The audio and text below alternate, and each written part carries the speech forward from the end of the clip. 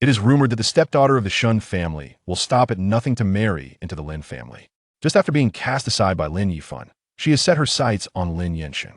However, what they do not realize is how ruthlessly Lin Yansheng had schemed against Bei Lin prior to their marriage.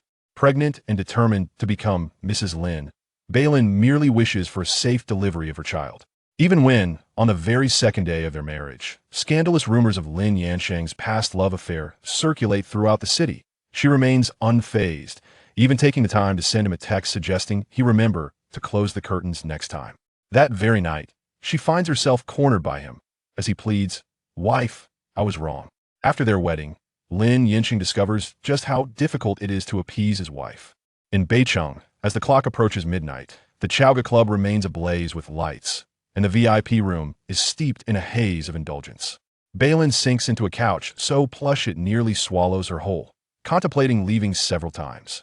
After a week of waiting, she had thought the audition she attended was a lost cause. Yet, an hour ago, she received a call from the producer, stating that if she could secure a crucial investor, the position of assistant director would be hers. Bei Lin. In a moment of distraction, someone jostles her arm, and she snaps back to reality to see the producer gesturing frantically at her. "Why are you in a daze? Mr. He is asking you something." Bei Lin struggles to regain her composure, but the bewilderment in her eyes betrays her she indeed did not hear what He Mingguang had inquired. Seizing the opportunity, He Mingguang presses on, "Producer Liang, are all your employees this arrogant? I doubt the investment will materialize. Please, Mr. He, you are magnanimous. The young lady is simply inexperienced. Kindly bear with her." Producer Liang chuckles while looking up. "Bei Lin, hurry and apologize to Mr. He." Casting a glance at He Mingguang's glistening forehead, a wave of distaste washes over her. But in an instant, her face is adorned with a smile. "Please do not be angry, Mr. He. I am merely overwhelmed to meet such a distinguished entrepreneur from Beicheng. My excitement caused me to lose focus." Bei Lin almost retches at the sweetness of her own voice. Quickly, she raises her glass, attempting to suppress the nausea rising in her throat. "Allow me to pour a drink for myself, please. Mr. He, calm your temper." The red wine slides down her throat, but the discomfort does not abate. One drink is hardly sufficient. Producer Liang insists, thrusting a bottle of red wine into her hands. "Bei Lin, pour a glass for Mr. He as well, since he has no female companion tonight. Do make his evening enjoyable." Enjoyable? The smile on Bei Lin's face falters. It is common knowledge that He Mingguang's intentions toward her are anything but innocent. Previously, with Lin Yifan shielding her, he would often attempt to intrude. Now, however, having buried her head in the sand for long enough, Bei Lin finally awakens to the reality. Lin Yifan no longer desires her. "Producer Liang, I am feeling unwell. Please find another companion for Mr. He," she states, her heart aching as she places the wine bottle and glass down on the table, turning to retrieve her bag from the sofa. Before arriving, she had no inkling that the investor she was to meet tonight was He Mingguang, and she was unaware that, as her peripheral vision caught a glimpse of a corner of the private room, she had no time to ponder further when producer Liang grasped her arm. "Bei Lin, what do you mean? Do you not want the assistant director position anymore? Why are you being so rude, producer Liang?" Bei Lin's arm was yanked away, and the corpulent figure of He Mingguang loomed closer, his intentions laid bare, devoid of any pretense. "Deputy director? All you need to do, Xiao Bei, is nod, and he'll have you leave with me tonight. I will immediately invest in this project. Don't think that just because you're not the deputy director, no one would dare to speak against you if you wish to be the female lead." Bei Lin dodged his lecherous hand at her waist, desperately trying to free her arm from his grasp, her movements somewhat awkward. "Mr. He, please conduct yourself appropriately." Her defiance rendered He Mingguang momentarily at a loss. "Bei Lin, you would do well to be sensible while I am still being courteous." He Mingguang lowered his voice in warning. "Now that you've entered this establishment, you must fulfill your obligations. Do you really think you are still the apple of Lin Yifan's eye?" Bei Lin tilted her head back slightly to avoid the unpleasant odor emanating from his mouth. "I thought I was merely here for social engagement." "Oh, a social engagement, is it?" He Mingguang sneered, releasing her but swiftly turning to grasp a bottle of white liquor from the table. "Isn't a social engagement supposed to involve drinking? Hey, race my proposition. You finish this bottle, and I will invest an additional 10 million. Bei Lin had a moderate tolerance for alcohol.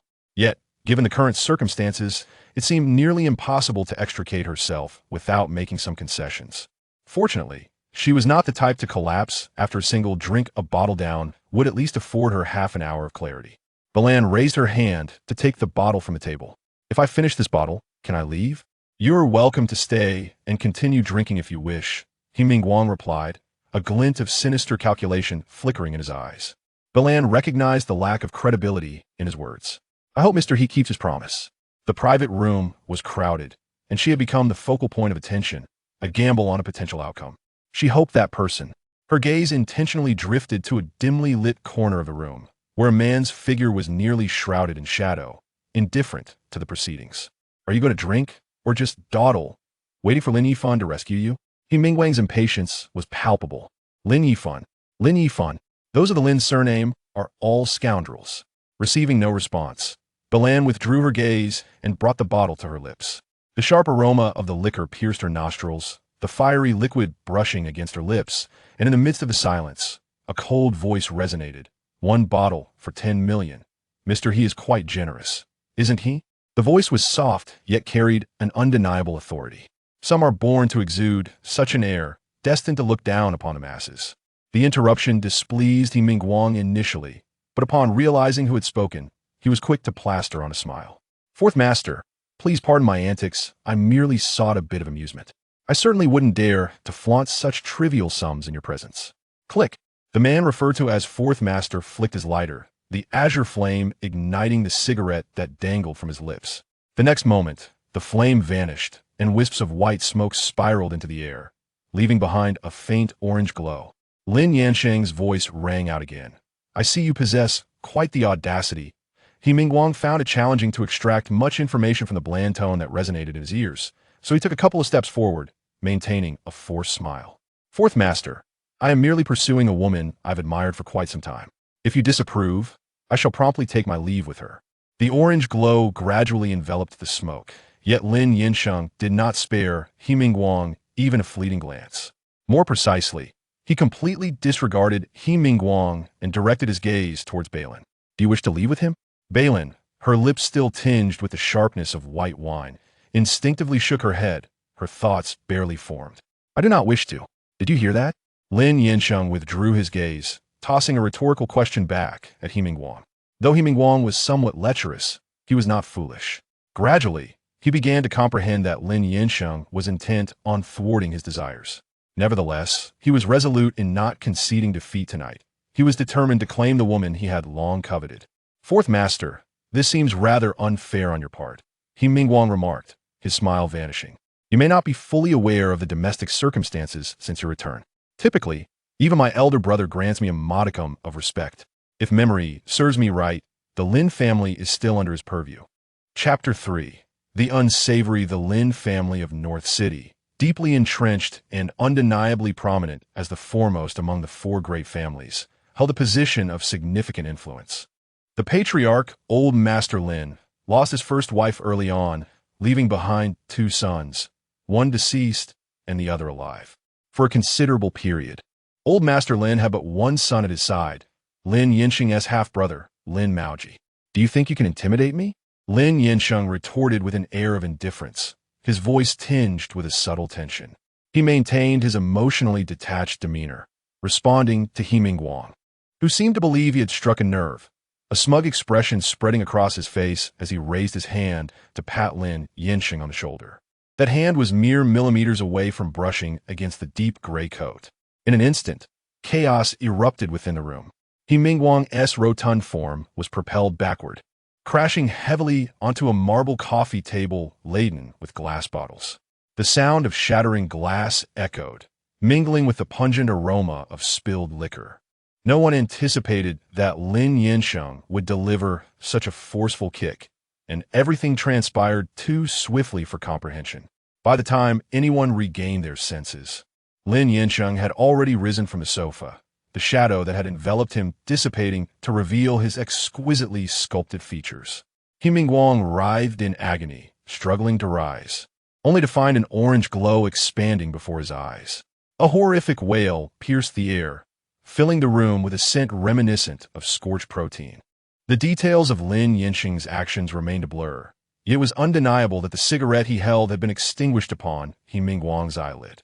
It had been years since Lin Yansheng had engaged in such physicality. He released the cigarette, his hand slipping into the pocket of his tailored trousers. "Since you invoked my brother, surely this is enough of a concession, Mr. He?" He Mingguang, now too terrified to utter a single word, suddenly grasped the gravity of his miscalculation. It was no wonder whispers of Lin Yansheng's return had circulated. Lin Maoji had hastily arranged for his only son, Lin Yifan, to marry a scion of the Zhou family to fortify their standing. Yet, He Mingguang remained perplexed as to why his dalliance with a woman would provoke the ire of this formidable figure. Was it solely because Bei Lin was his nephew's former girlfriend? What He Mingguang could not fathom, Bei Lin understood all too well. At that moment, she followed Lin Yansheng out of the private room, traversing the serene corridor where a waiter had already summoned the elevator. Lin Yansheng strode forward without a hint of hesitation, stepping inside. Bei Lin, however, remained rooted in place. Upon entering the elevator, Lin Yansheng turned to face her. As their eyes met, Bei Lin instinctively averted her gaze, caught in a dilemma, until she heard his voice command, "Step in."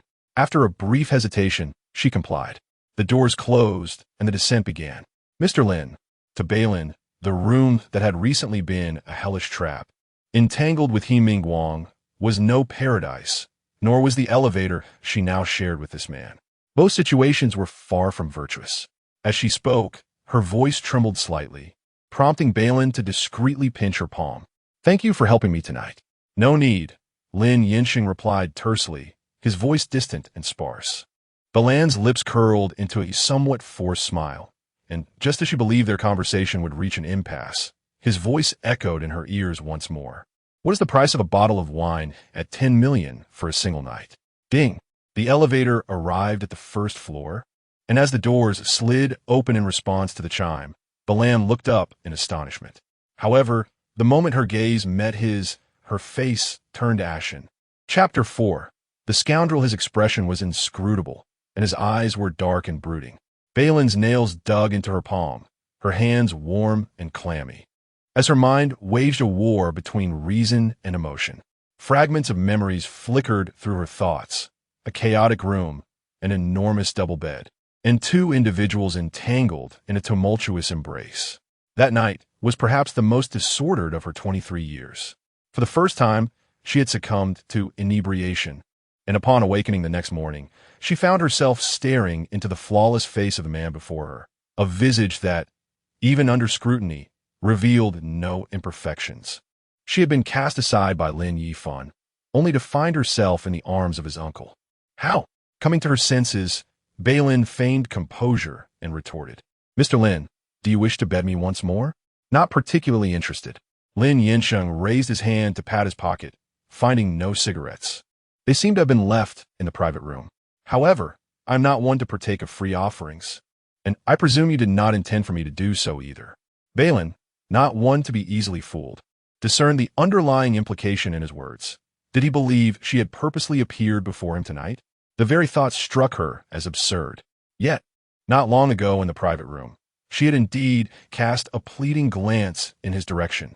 A surge of indignation welled within her. As she finally grasped the futility of her predicament, there was no way to cleanse herself of this situation. Lin Yansheng seemed disinclined to elaborate on the matter. "How much do you desire? Or shall I regard you as the director?" In truth, had it not been for their unexpected encounter this evening, Bei Lin would have long since resolved to forget the events of that night. A mix of embarrassment and fury welled inside her, and she found herself laughing in exasperation. "Mr. Lin, if you're so fond of putting a price on things, how much do you intend to ask of me?" In her vexation, a cold laugh escaped her throat. "Were you so concerned that you might not satisfy me that night, fearing I would renege on your compensation?" Neither of them had exited the elevator. As Bei Lin spoke, the doors closed once more. The space was not overly cramped, yet it felt confined.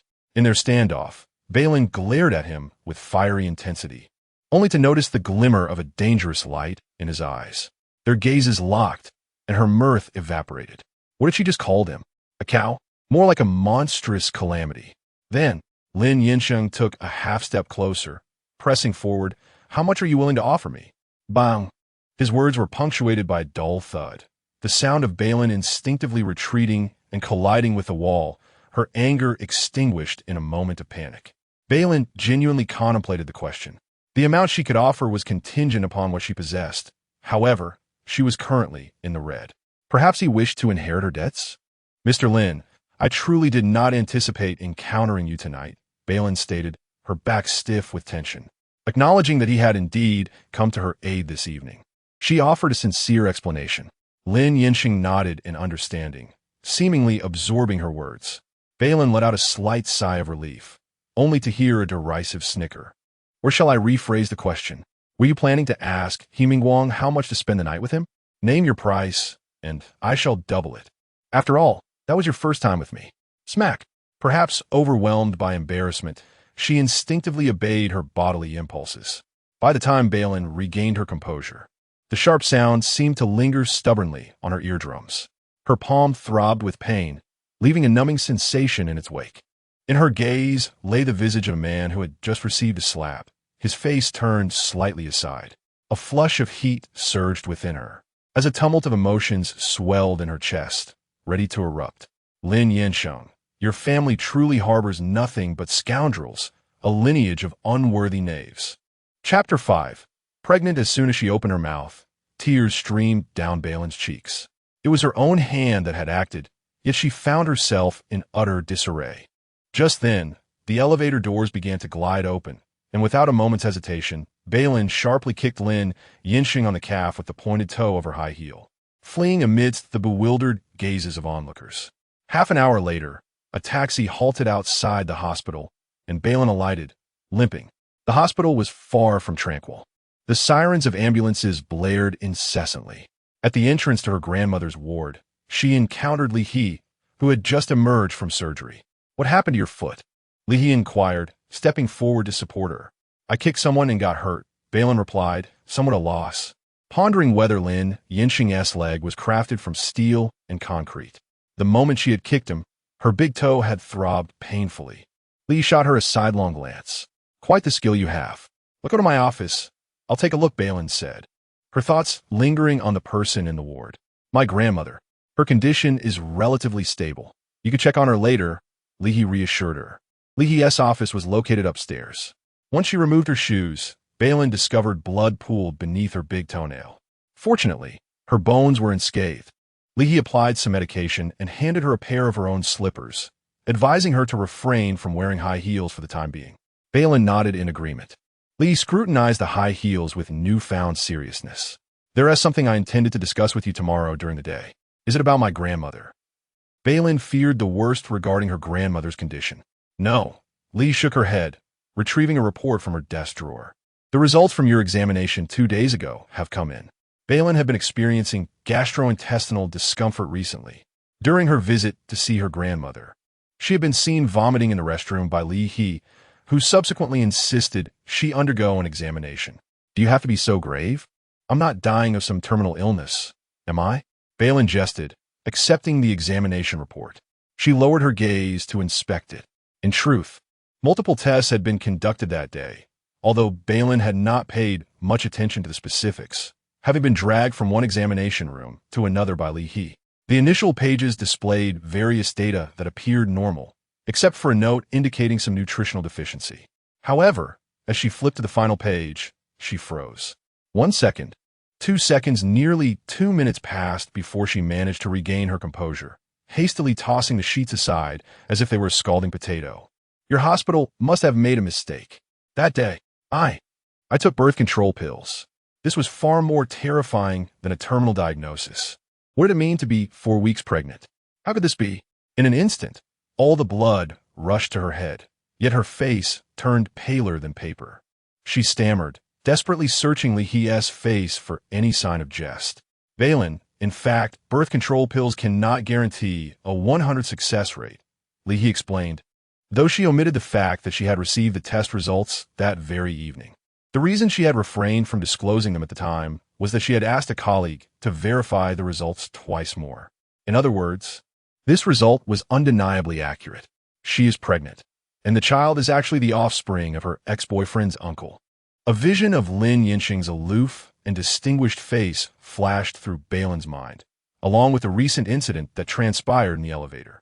If he were to discover her pregnancy, he would likely conclude that her intentions were dubious and sinister. Bei Lin? Noticing her prolonged silence, Li waved a hand in front of her with a hint of concern. What are you pondering? Chapter 6. The funeral. Bei Lin snapped back to reality and recounted the events of the previous evening. I pondered to myself, if Lin Yansheng were to discover my pregnancy, would the financial repercussions multiply? Li remarked, to be honest, if you're truly the kind of person who would barter a child for money, I would be less concerned. She furrowed her brows, gazing at Bei Lin's belly. What do you intend to do with this child? Bei Lin's mind was in turmoil, yet regarding the child, she had scarcely a shred of doubt. She would terminate the pregnancy. In truth, there was no room for choice. This child was something she could neither afford to keep nor bear. Li was momentarily rendered speechless. She wished to say something, but as the words formed on her lips, she realized that, in this situation, any utterance would be superfluous. Ultimately, she could only nod. Very well, I will assist you in arranging the procedure. Okay, Bei Lin muttered, her thoughts adrift. I'll head back now. Li, uneasy about her state, insisted. Wait a moment. I'll take a leave to escort you home. Bei Lin slept for an indeterminate period, plagued by nightmares throughout. Most absurdly, she dreamt of being in a delivery room, enduring excruciating pain as she birthed a tiny being who bore an uncanny resemblance to Lin Yansheng. This child, with a voice identical to that of his father, mockingly inquired, You brought me into this world, and how much do you plan to extort from my father? Bei Lin awoke, terror-stricken, just before noon. The glaring sun streamed through the window, yet her nightgown was completely soaked with cold sweat. Disoriented, she was startled by the shrill ring of her phone. You must return immediately, came the unsympathetic tone of besting. Bei Lin, if I do not see you within the hour, your grandmother's treatment will cease. The call ended abruptly at the 7th second, providing Bei Lin no opportunity for refusal. With a face that was undeniably striking, Besting had successfully navigated the complexities of life in the Shen family over the years. Following her parents' divorce, the court had awarded custody of Bei Lin to Besting, resulting in her residing with him in the Shen household for several years. At the villa on Qiaoyuan Road, Bei Lin entered with familiarity and was promptly escorted by a servant to Besting's study. What is it you require? She inquired as the servant departed. Besting, a middle-aged man, was engrossed in practicing calligraphy with a brush. Without hesitation, Bei Lin cut to the chase. Besting wielded the brush with an imposing grace, his fluid movements reminiscent of an adept immortal from a television drama. Yet the characters he inscribed were so poorly formed that Bei Lin felt compelled to draft a complaint to the court for his disgraceful treatment of ink and paper. After 3 minutes, he finally set down the brush, appearing quite pleased as he stamped the corner of the paper with the inscription Besting's masterpiece, unable to suppress a roll of her eyes. Bei Lin observed him retrieve a thick envelope made of leather from a nearby drawer. Take this money, he declared, placing the envelope on the table and pushing it toward her. Its thickness suggested a sum that, if in renminbi, would not exceed 50,000, given that her grandmother's daily treatment costs over 10,000. Not to mention the exorbitant surgical fees that loomed ahead, Bei Lin did not take it. What do you mean by this? She asked. Nothing in particular, Besting replied, his gaze returning to the still wet ink on the paper, a touch of pride evident in his self-admiration. Did you drink with He Mingwang yesterday? While I do not oppose your closeness with your grandmother, I must intervene when it comes to the extent you are willing to sacrifice for her treatment. It has been the Shen family who has supported your education and sustenance over the years. One must not be ungrateful, taking from one side while giving to another. Now that there is still an opportunity to rectify the situation, it is prudent to minimize losses. This sum should suffice for a dignified farewell for her. Chapter 7. As Shen Fanfan's words lingered in the air, Biting felt an overwhelming wave of darkness approaching him, followed by a chill that pressed against his cheek and trickled downwards. Just moments ago, the antique inkstone had been sitting on the table, but now it was firmly grasped in Bei Lin's hand. The ink within it splattered everywhere. Realizing what had transpired, Biting's face, now smeared with ink, twitched as veins pulsed at his temples. Before he could react, a hand thrust across the table, nearly colliding with his nose. Bei Lin refrained from smashing the inkstone over his head out of respect for her grandmother. Do you know why I splashed ink on your face and not your writing? Because while your characters are ugly, they're not nearly as repulsive as your face, which could make anyone want to retch at a mere glance. With a thud, the inkstone was turned upside down on the table, destroying the writing along with it. Bei Lin, now with ink-stained fingers, audaciously wiped them across the blank areas of the rice paper, finding it much more pleasing to the eye. You. Biting stuttered repeatedly, his blood pressure skyrocketing, nearly becoming the subject of a dignified funeral. Bei Lin, uninterested in prolonging the confrontation, turned on her heel and walked away. Someone, give me someone. Biting finally managed to shout a complete sentence. The conclusion of this farce in the study was that before Bei Lin could reach the staircase, she was apprehended by the person Biting had called for, and subsequently locked in a small attic on the top floor of the villa, devoid of windows. This attic was essentially a storage room for the villa. After banging on the door for a while without receiving any response, Bei Lin rummaged through a cardboard box and found a treasure doll from Shen Fanfan's childhood, tossing it aside before sitting down on the floor. Based on her past experiences, Biting would only confine her for 2 or 3 days at most. However, she grew somewhat anxious about her grandmother, as her phone had been confiscated, leaving her unable to contact the outside world. The attic was shrouded in darkness, particularly oppressive at night. Bei Lin curled up in a corner, enduring the stifling heat, forcing herself to sleep. In the early hours of the morning, she was startled awake by a series of faint sounds. Creak! It sounded like a door being pushed open. Bei Lin looked up, momentarily blinded by a white light. She raised her hand to shield her eyes, regaining her senses just as footsteps halted before her. Oh, how tragically I have died. The flashlight beam illuminated a face contorted in a ghastly expression, eyes wide and tongue outstretched. Bei Lin couldn't help but roll her eyes. Shen Fanfan, have you lost your mind? How dull. Shen Fanfan pouted, twisting her wrist to direct the flashlight straight at Bei Lin. What have you done to provoke old Bei? Bei Lin was nearly blinded by the light, responding irritably.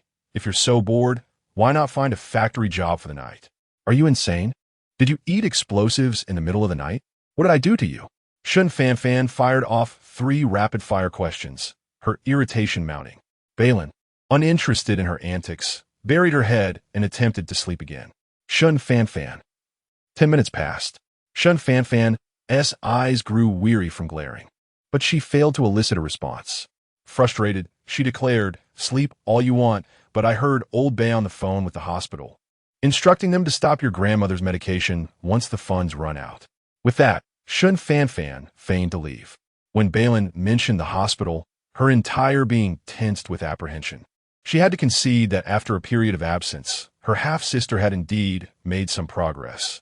At least now her threats were more pointed, no longer echoing the childish refrain of, if you do this, I will tell her mother. Chapter 8. Going on a blind date speak. What do you wish for me to do? Shen Fanfan had reached the threshold, nearly stepping outside, when she found herself perplexed as to why Bei Lin had yet to call her back. At last, a voice emerged from behind her.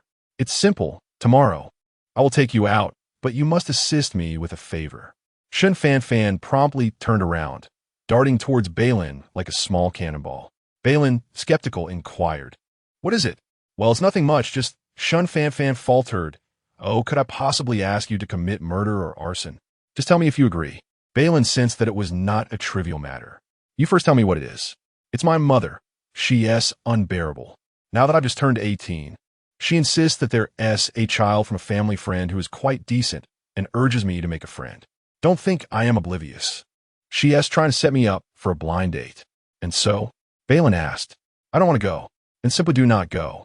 It's not as easy as you say. We cannot afford to offend that family. Sister, dear sister, can you bear to see me living the latter half of my life in ruin, wandering the streets? Bei Lin remained unfazed, her gaze steady. The conversation stagnated. Bei Lin, uninterested in further debate, decisively stated, So you want me to go in your stead? Yes. Absolutely not. Shen Fanfan. In matters of blind dates, both parties likely had already discerned each other's backgrounds. If she and Shen Fanfan attempted to swap places, the other party could easily turn hostile, exacerbating conflicts and potentially leading to the Shen family's quicker downfall. Having failed to persuade Bei Lin, Shen Fanfan ultimately left in tears.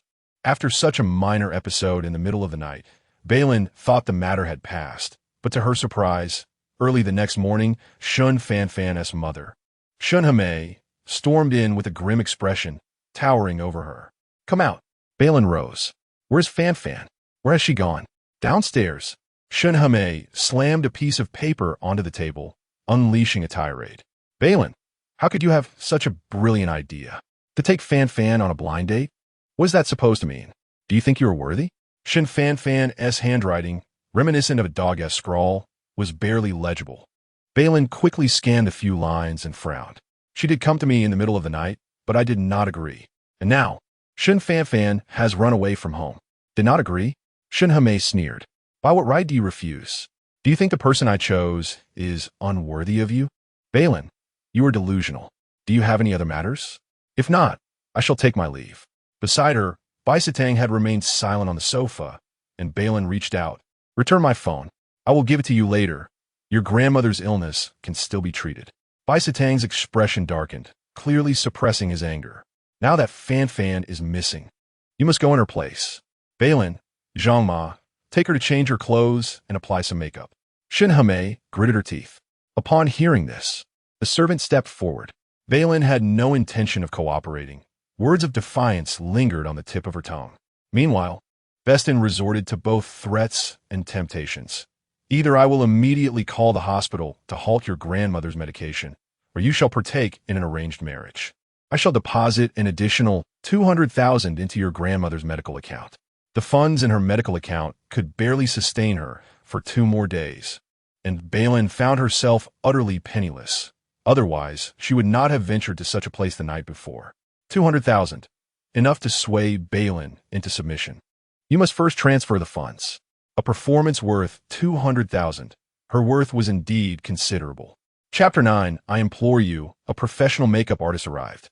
After a night spent in the small attic, Bei Lin felt somewhat weary, her face having been subjected to various alterations. At this moment, she tilted her head and succumbed to slumber. When a makeup artist finished and roused her, Bei Lin gazed into the mirror, momentarily bewildered.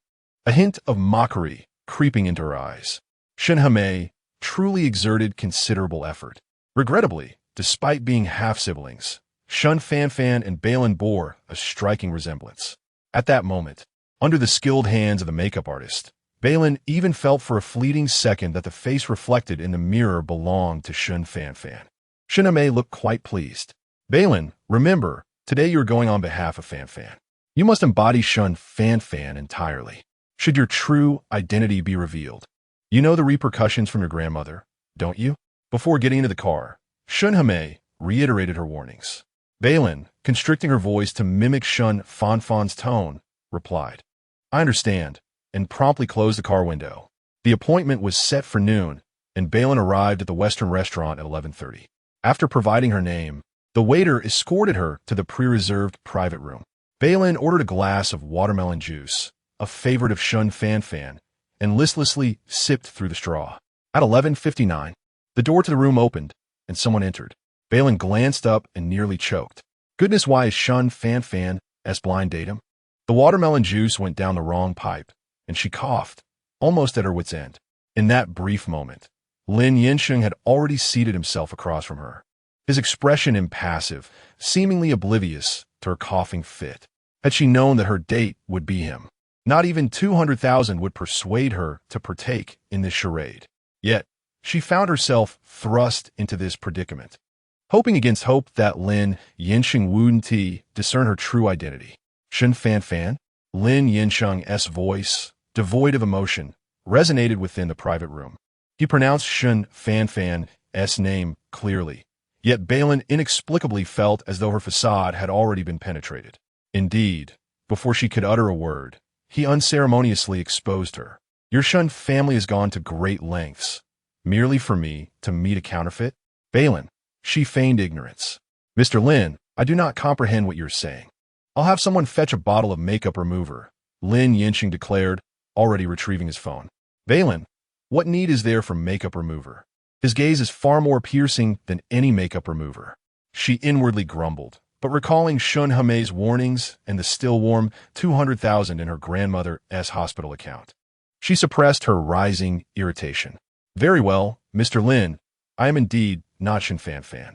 Upon hearing this, Lin Yansheng showed no desire to waste time, rising to depart. Mr. Bei Lin noticed he was not pausing, so she sprang to her feet to pursue him. At the doorway, in a moment of desperation, she seized the cuff of Lin Yansheng's suit. Mr. Lin, could you allow me to finish my words? His gaze fell upon her slender fingers tugging at his suit, and the refusal that hovered on the tip of his tongue was inexplicably swallowed. His lips formed a thin line as he awaited her continuation. Bei Lin let out a slight sigh of relief. Mr. Lin, could you please pretend that you did not recognize me as Shen Fan today? This is very important to me. She tilted her head back, her eyes filled with earnest pleading. How important could it be? In Lin Yansheng's view, it was inconsequential who showed up today. He was merely going through the motions, hoping to enjoy a few days of tranquility away from his mother. Yet, in that moment, as he met the faint, fragile light in Bei Lin's eyes, he couldn't help but recall the slap she had delivered to him in the elevator. What she called him? Chapter 10. The fairy daughter Lin Yansheng withdrew the cuff of his suit from her grasp, revealing his utter lack of sympathy. Bei Lin, belatedly recalling the incident in the elevator, offered a timely apology. I'm so sorry, Mr. Lin. It was my fault in the elevator. I shouldn't have struck you, nor should I have insulted you. Please, in your magnanimity, do not hold it against me. Primarily, she had not anticipated that merely a day later, she would find herself once again in his clutches. Lin Yansheng could easily see through her insincere apology. What if I chose to hold it against you? He inquired, fully aware that she had not expected him to be so agreeable. Steeling herself, Bei Lin resolutely leaned closer. Why not strike me across the face and relieve your frustration? Strangely, she was not afraid of his retaliation. Rather, she feared his refusal to comply. This yearning for punishment was an unprecedented experience for her. While she awaited his slap, she was instead met with the sound of his phone ringing. Lin Yansheng did not shy away from taking the call. Mr. Lin, we've apprehended a spy on the opposite building, dispatched by the Shen family. In a mere 10 seconds, the conversation unfolded, and Bei Lin could visibly detect the darkening of his expression. Following the usual protocol, it seemed he was weighing whether to utilize his fingers or his eyes for retribution. Upon concluding the call, he hung up decisively. Fingers, eyes. Unexplainably, a chilling image flashed through Bei Lin's mind, of that day when he had pressed a cigarette against He Mingguang's eye. Who, she pondered, had provoked him this time? As she momentarily lamented for that unfortunate individual, he suddenly drew closer. Her jaw teetered on the brink of dislocation, and she cried out in pain. Yet Lin Yansheng showed no sign of easing his grip. It appears I have underestimated your ambition. Bei Lin found herself inwardly questioning. Was she truly the fool in this scenario? But what had she done to incite his ire? Go back and inform Shen Himai that whether it be you or Shen Fan, entering the Lin family is far less expedient than reincarnating. With that, Lin Yansheng released her, casting not a single glance back as he exited. Bei Lin felt as though she had invoked a curse, pondering who would desire to enter his household.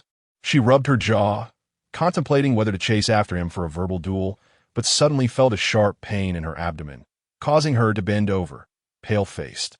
Once Lin Yansheng departed the restaurant and settled into his car, he received a call from his mother, Ding Xin. My son, how do you find her? I didn't deceive you, did I? Shen Fan is the most stunning beauty in the high society of North City. Most stunning? The individual responsible for such rankings might as well have their eyes gouged out to clear a clogged drain, he thought, as another less appealing visage flickered in his mind. Lin Yansheng tugged at his tie, his expression remaining notably grim. Are you listening, son? Ding Xin pressed, her enthusiasm unwavering. Lin Yansheng finally mustered the patience to respond. Let us discuss this later. I currently have no intentions of marrying. I merely wanted you to meet her. I hadn't anticipated you were already considering marriage. I truly did not misjudge. Fan is indeed a fairy. Lin Yansheng contemplated hanging up the phone. How about tonight? Bring Fan home for dinner, Ding Xin continued, overflowing with eagerness. Lin Yansheng was plagued by a headache, as he had a meeting scheduled for the evening. Then I shall call Fan myself, he remarked. Lin Yansheng's patience had worn thin. You can dine with whomever you please, he retorted. Dingson discerned that he was indeed indifferent towards Shen Fan. After a moment of silence, she inquired, "To be honest, are you still thinking about Shi Si? I assure you, I would have no objection even if you found another man, but I absolutely disapprove of Shi Si." The mere mention of those two characters ignited Ding Sin's fury, and Lin Yansheng feared that any utterance on his part might trigger her heart condition. Just then, a throbbing pain surged at his temples, while an ambulance wailed in the distance. A group of medical personnel rushed into the restaurant, carrying an empty stretcher, and soon emerged with a patient. His assistant spotted this and called out, "Mr. Lin, is that Miss Bei on the stretcher?" Chapter 11.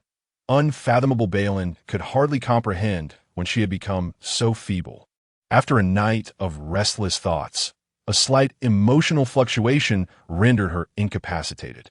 It was likely the restaurant staff who summoned the ambulance. Upon awakening, she found herself in a hospital. Just as a nurse finished administering her she inquired, "Awake? How do you feel?" "Much improved," Bei Lin replied, though her spirit appeared rather diminished. "You are experiencing significant hypoglycemia. You must take better care of yourself, especially since you are in the early stages of pregnancy. Today's timely intervention was critical. Otherwise, the baby would have been in jeopardy." The nurse tidied her belongings and, after a brief explanation, gently reminded Bei Lin to contact her family. "You will need to be observed in the hospital for a couple of days." Understood. However, Bei Lin had no intention of reaching out to her family. Instead, she dialed Li He. Li He arrived promptly, having consulted with the doctor regarding Bei Lin's condition, and swiftly assisted her in arranging for a transfer to another hospital. "Let us go to our hospital. It will be easier for me to care for you, and our obstetrics department in Beicheng is particularly renowned." After a quick tidying up, Li He accompanied Bei Lin as they exited. "Given the delicacy of your first pregnancy, we must approach the possibility of a miscarriage with utmost caution. I've scheduled an appointment for you with our obstetrics department head, Liang Jing, for the procedure. However, she is currently abroad attending a seminar and will return in about a week. This period will allow you to recuperate." Bei Lin nodded, acquiescing to her arrangements. Li He, having driven herself, parked the car downstairs, and the two swiftly departed. Unbeknownst to them, they were being followed by a trained bodyguard. The man watched as Li He's vehicle pulled away before retreating to a secluded corner to call Lin Yansheng. Lin Yansheng had not accompanied them to the hospital. After leaving the restaurant, he returned directly to the company. When he received the call, he was listening to Lin Yifan and several other managers report on the progress of a multinational project. Making a gesture to pause, he moved to the window to answer the call. "President Lin, I have obtained Miss Bei Lin's medical record from the hospital. Her fainting was attributed to hypoglycemia and nutritional deficiencies during her pregnancy." Upon hearing the last few words, Lin Yansheng's dark eyes narrowed slightly. "She is pregnant?" "Yes. She is confirmed to be over 4 weeks along. When her friend came to collect her for discharge, I overheard them discussing the matter of a miscarriage. The procedure is scheduled for a week from now." It had been a month since the unexpected incident, during which she had been intoxicated, and he found himself ensnared in a plot at a banquet, having consumed spiked alcohol that left him in a daze. In that moment, the heat of the moment had overshadowed any thoughts of contraception. However, following that night, he had indeed reminded her to take precautions. After a month, she had repeatedly presented herself before him due to various incidents. To be frank, Lin Yansheng found it difficult not to question her motives. Yet, during their two encounters, she had not uttered a word regarding her pregnancy, even having scheduled a termination. This woman remained an enigma to him. "President Lin?" The bodyguard, noticing his prolonged silence, ventured to inquire, "Is there anything else? Should I continue to follow Miss Bei Lin?" "Yes, continue."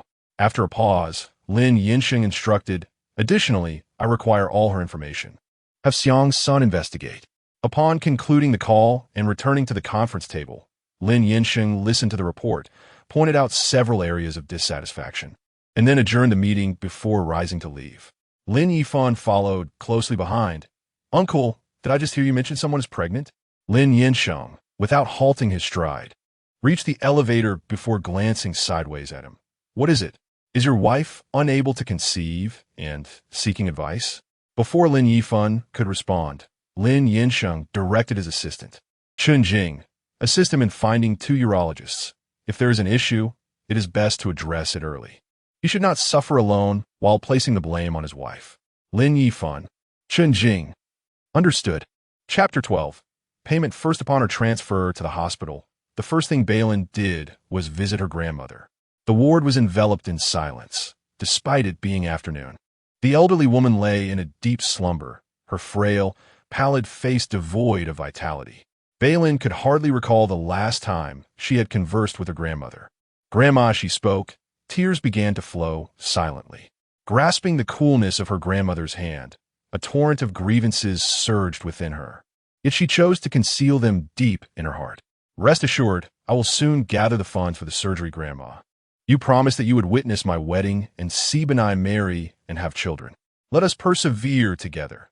Everything will be all right." Before Bei Lin could finish her words, her grandmother's body suddenly convulsed slightly, and in the next moment, the monitor at the head of the bed emitted a piercing alarm. "Grandma!" Panic surged within Bei Lin, but she was quickly pulled back by a nurse. "Family members must wait outside. We will do everything possible to save the patient." The door to the ward closed, and though it was merely a door, it felt as though it separated 2 distinct worlds. Bei Lin slumped against the door, her only solace being a silent prayer for her grandmother's safety. Half an hour later, the door opened. Bei Lin's legs felt weak, rendering her unable to rise, and it was only with the nurse's assistance that she managed to stand. The doctor's expression was grave, and Bei Lin could hardly summon the courage to inquire. The doctor spoke first, stating that there was no immediate danger to life, but the patient's condition had severely worsened. If surgery was not performed within a week, they would have to prepare for the worst. In other words, she had to secure the surgical funds within a week. With her eyes swollen from tears, Bei Lin pleaded, "Doctor, could you possibly make an exception and allow my grandmother to undergo surgery? I assure you that I will find a way to repay the surgical fee. I'm afraid that against hospital policy, payment must be made up front. It is a common occurrence in our line of work, and if we made exceptions for everyone, the hospital would become a charity rather than a medical institution." After the doctor departed, Bei Lin sat alone at the bedside. The nearly 200,000 yuan required for the surgery weighed heavily on her mind. She had exhausted every conceivable means of obtaining the funds and ultimately resolved to seek help from Besting, almost as if they shared a telepathic connection. As soon as the thought crossed her mind, his call came through, furious, "Get back here at once." Bei Lin frowned, wondering if it was related to the matchmaking event. However, before she could inquire, Besting had already hung up. Regardless, she had intended to go there anyway. Bei Lin tucked her phone away, washed her face in the restroom, and departed the ward. At the villa on Xiao Yuan Road, when Bei Lin arrived, several servants were washing the floor, yet the pervasive stench of blood lingered stubbornly. Inside the villa, the atmosphere was even more lively. Shen lay on the sofa, her complexion ashen, clutching her chest, while a servant attended to her with water. And the family doctor was present, measuring Besting's blood pressure on the opposite side. To be frank, Bei Lin felt somewhat bewildered. What could have transpired to incapacitate this seemingly virtuous yet selfish couple simultaneously? What did you do to offend the person during today's matchmaking? Upon seeing Bei Lin, Shen seemed to be invigorated, as if suddenly filled with energy. She pushed aside the servant who was offering water and rushed towards Bei Lin, pushing her shoulder. "How could you have assured me before that this wouldn't happen? If you hadn't offended him so deeply, how could he have sent someone, nearly beaten to death and with 3 fingers broken, to our doorstep?" Chapter 13. Your understanding, 3 fingers severed. Bei Lin immediately recalled the events of noon, when Lin Yansheng, after finishing a phone call, had exhibited a clear and violent temper. The conversation had indeed touched upon eyes and fingers. However, it was evident that this was not her fault. Bei Lin was pushed back several steps, managing to steady herself against a low cabinet to avoid fall. One should not solely seek reasons in others. Rather, one ought to reflect on their own actions during such moments. Shen was acutely aware of her own misdeeds. Yet, at the heart of the matter lay Bei Lin's inability to placate a man. "Do you dare to retort?" Shen quickly suppressed the flicker of guilt in her eyes. Had it been Fan on the blind date today, such an outcome would have been unthinkable. Bei Lin could not contain her laughter. What are you laughing at? Bei Lin was, of course, amused by Shen Himai's words. Shen Fan possessed a temperament that was anything but ordinary. Did you think I was unaware of that? Furthermore, I advise you to abandon the notion of marrying Shen Fan into the Lin family, where you may find yourself in a position where you cannot even retrieve the remains. Smack! No sooner had Bei Lin finished speaking than a slap landed on her face. Yet, it was not Shen Himai who struck her. Biting's eyes bulged in disbelief. Bei Lin, you will apologize immediately. Shen Himai had already endured enough frustration from raising a simpleton who only knew how to spend money and create chaos. At this moment, being chastised by her stepdaughter left her feeling both enraged and humiliated, her eyes reddening. Fortunately, her husband still stood by her side. Biting's strength was such that Bei Lin felt no pain, her head tilted to one side, half her face numb and devoid of sensation, while she tasted the metallic tang of blood in her mouth. The one who truly owed an apology was not me. Shen Himai's genuine concern lay elsewhere. Bei Lin, if you possess even an ounce of conscience, go and apologize to Lin Yansheng, beseeching him to spare our Shen family. Oh, what does Mrs. Shen wish for her to apologize to me about? Almost as soon as Shen Himai's words fell, a languid yet slightly deep voice resonated through the living room. Lin Yansheng had just entered, accompanied by a man who resembled an assistant, along with several bodyguards clad in black. They were not the fearsome types, but Bei Lin's gaze briefly met that of the leader before she quickly averted her eyes, thinking it would have been better to face a group of menacing figures. At least they would devour their prey whole. Shen Himai stood frozen in place. However, her reaction was swift. She quickly donned a composed smile. Yansheng, why didn't you inform me of your arrival in advance? Look at the mess in my home. Zhang Ma, please tidy this up quickly. Chui Jia, prepare some coffee with the beans I brought back from my business trip to Brazil last month. A flurry of chaotic activity ensued. Lin Yansheng, appearing indifferent, took a seat on the sofa, reiterating the same question. What do you wish for her to apologize to me about? Unable to discern his intentions, Shen Himai found herself at a loss for an answer. Lin Yansheng, with little patience, turned directly to Bei Lin. You speak. Bei Lin nearly rolled her eyes in exasperation. Why is he everywhere? He was fully aware of the situation, yet Bei Lin shamelessly fabricated lies. I hope you can forgive her. She is oblivious to which scoundrel discarded a bloodied, half-dead individual with severed fingers at her doorstep. My mother may have been traumatized, leading her to confuse me with Shen Fan. Perhaps she has inadvertently offended you in some way, considering she had only recently been introduced to you. She surely knows who left that person at our entrance. Upon hearing the term scoundrel, Shen Himai's face instantly turned pale, her desire to confront the source of her ire nearly overwhelming her. However, before she could act, she heard Lin Yansheng inquire about Shen Fan's absence from home. Chapter 14. How many times has Shen Fan? Not long before the humiliation at the entrance, news surfaced that Shen Fan had pursued the impoverished school heartthrob to America for some competition. Reflecting on this, Shen Himai felt an uncontainable anger, yet found herself at a loss for words. To be honest, she still struggled to grasp the situation. Did Lin Yansheng truly recognize that the person was Bei Lin in disguise during the matchmaking? Fan had classes and had already gone to school, instigated by besting. Lin Yansheng seemed indifferent to Shen Fan's whereabouts, bluntly stating that the matchmaking was concluded, expressing his lack of interest in Shen Fan, and advising her not to expend any further effort. She merely blamed Bei Lin for the failed arrangement. Shen Himai shot a glare at Bei Lin and forced a smile as she stepped forward. Yansheng, as someone with experience, I understand that a lack of interest now is inconsequential. With time, feelings can develop, as the saying goes. Lin Yansheng appeared to find those words amusing, yet his demeanor shifted, leaving only a chilling coldness in his gaze. Are you suggesting I continue to have someone spy on you? Shen Himai's heart sank, and she hurried to defend herself. Yansheng, is there some misunderstanding here? If you continue to feign ignorance while being fully aware, then this conversation holds no value. Lin Yansheng's warmth dissipated, and he spoke directly.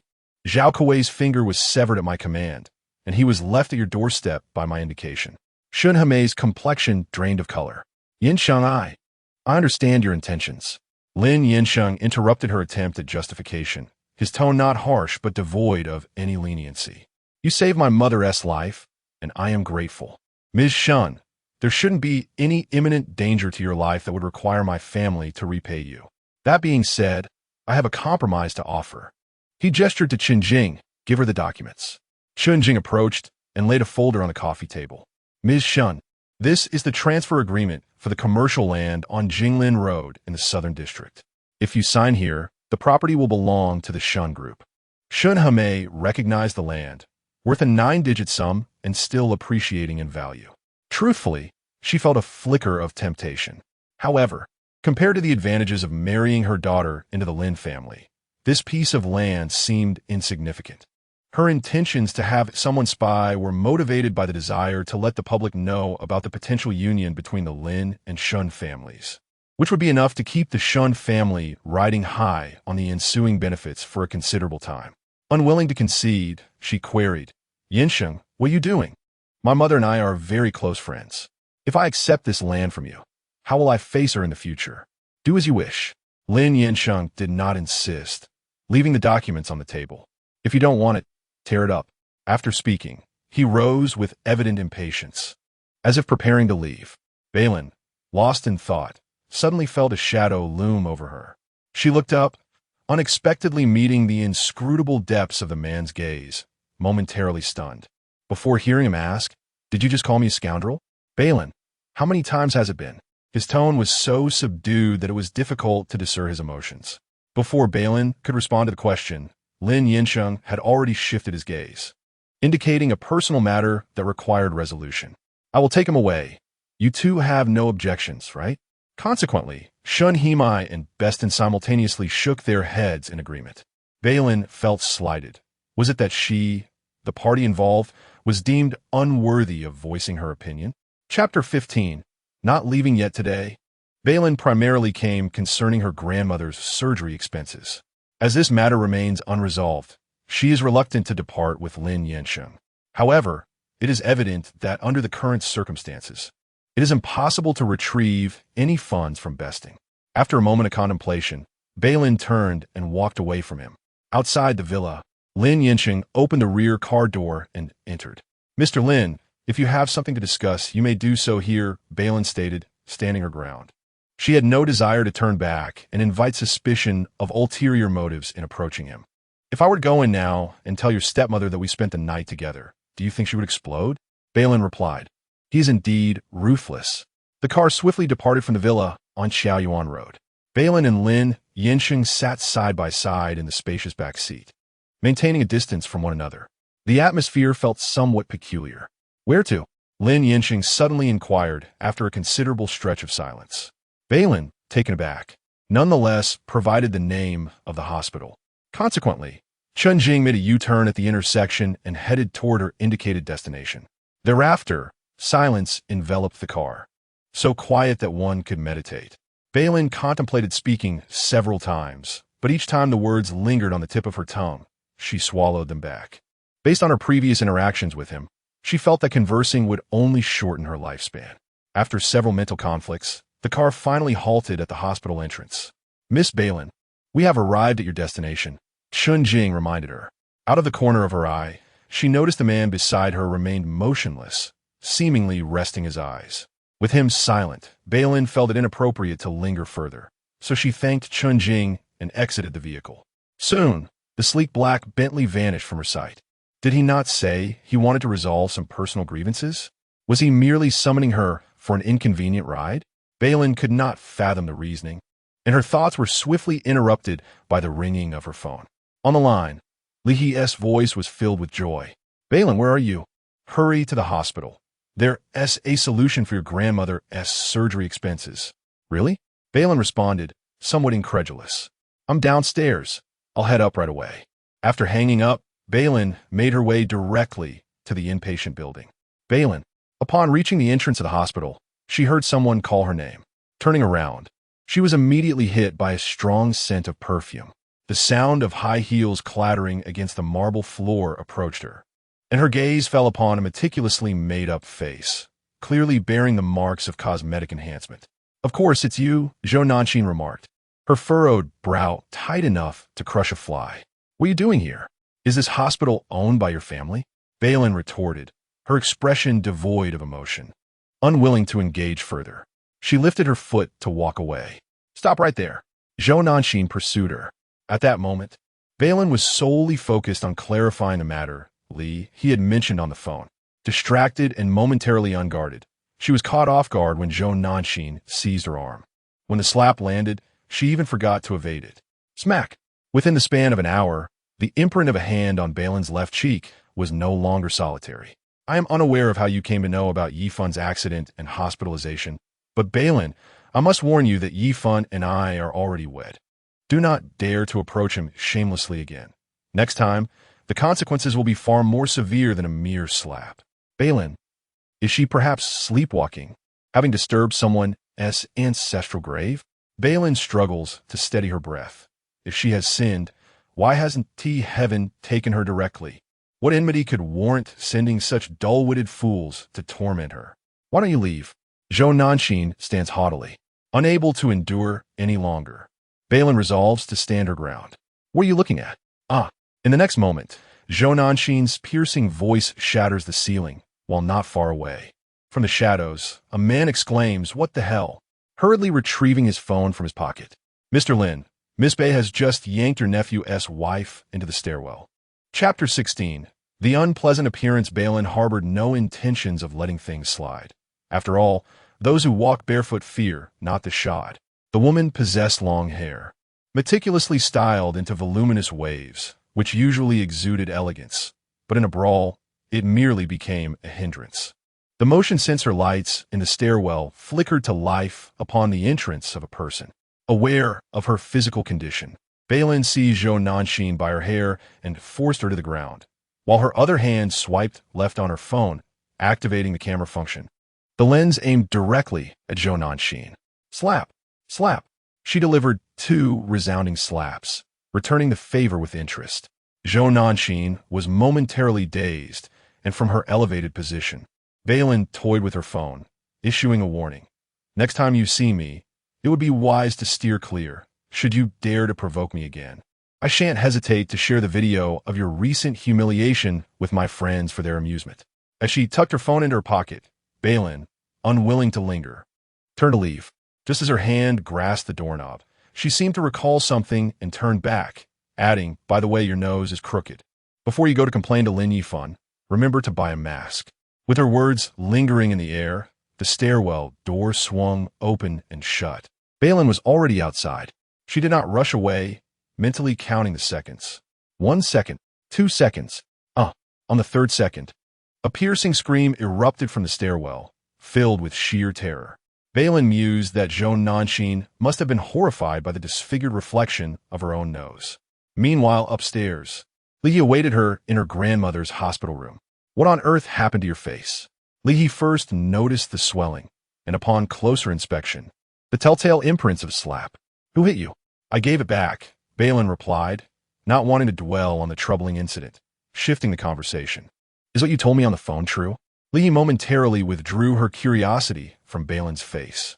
"Indeed, a pharmaceutical company from abroad is planning to enter the domestic market and has invested 20 million into our hospital for charity.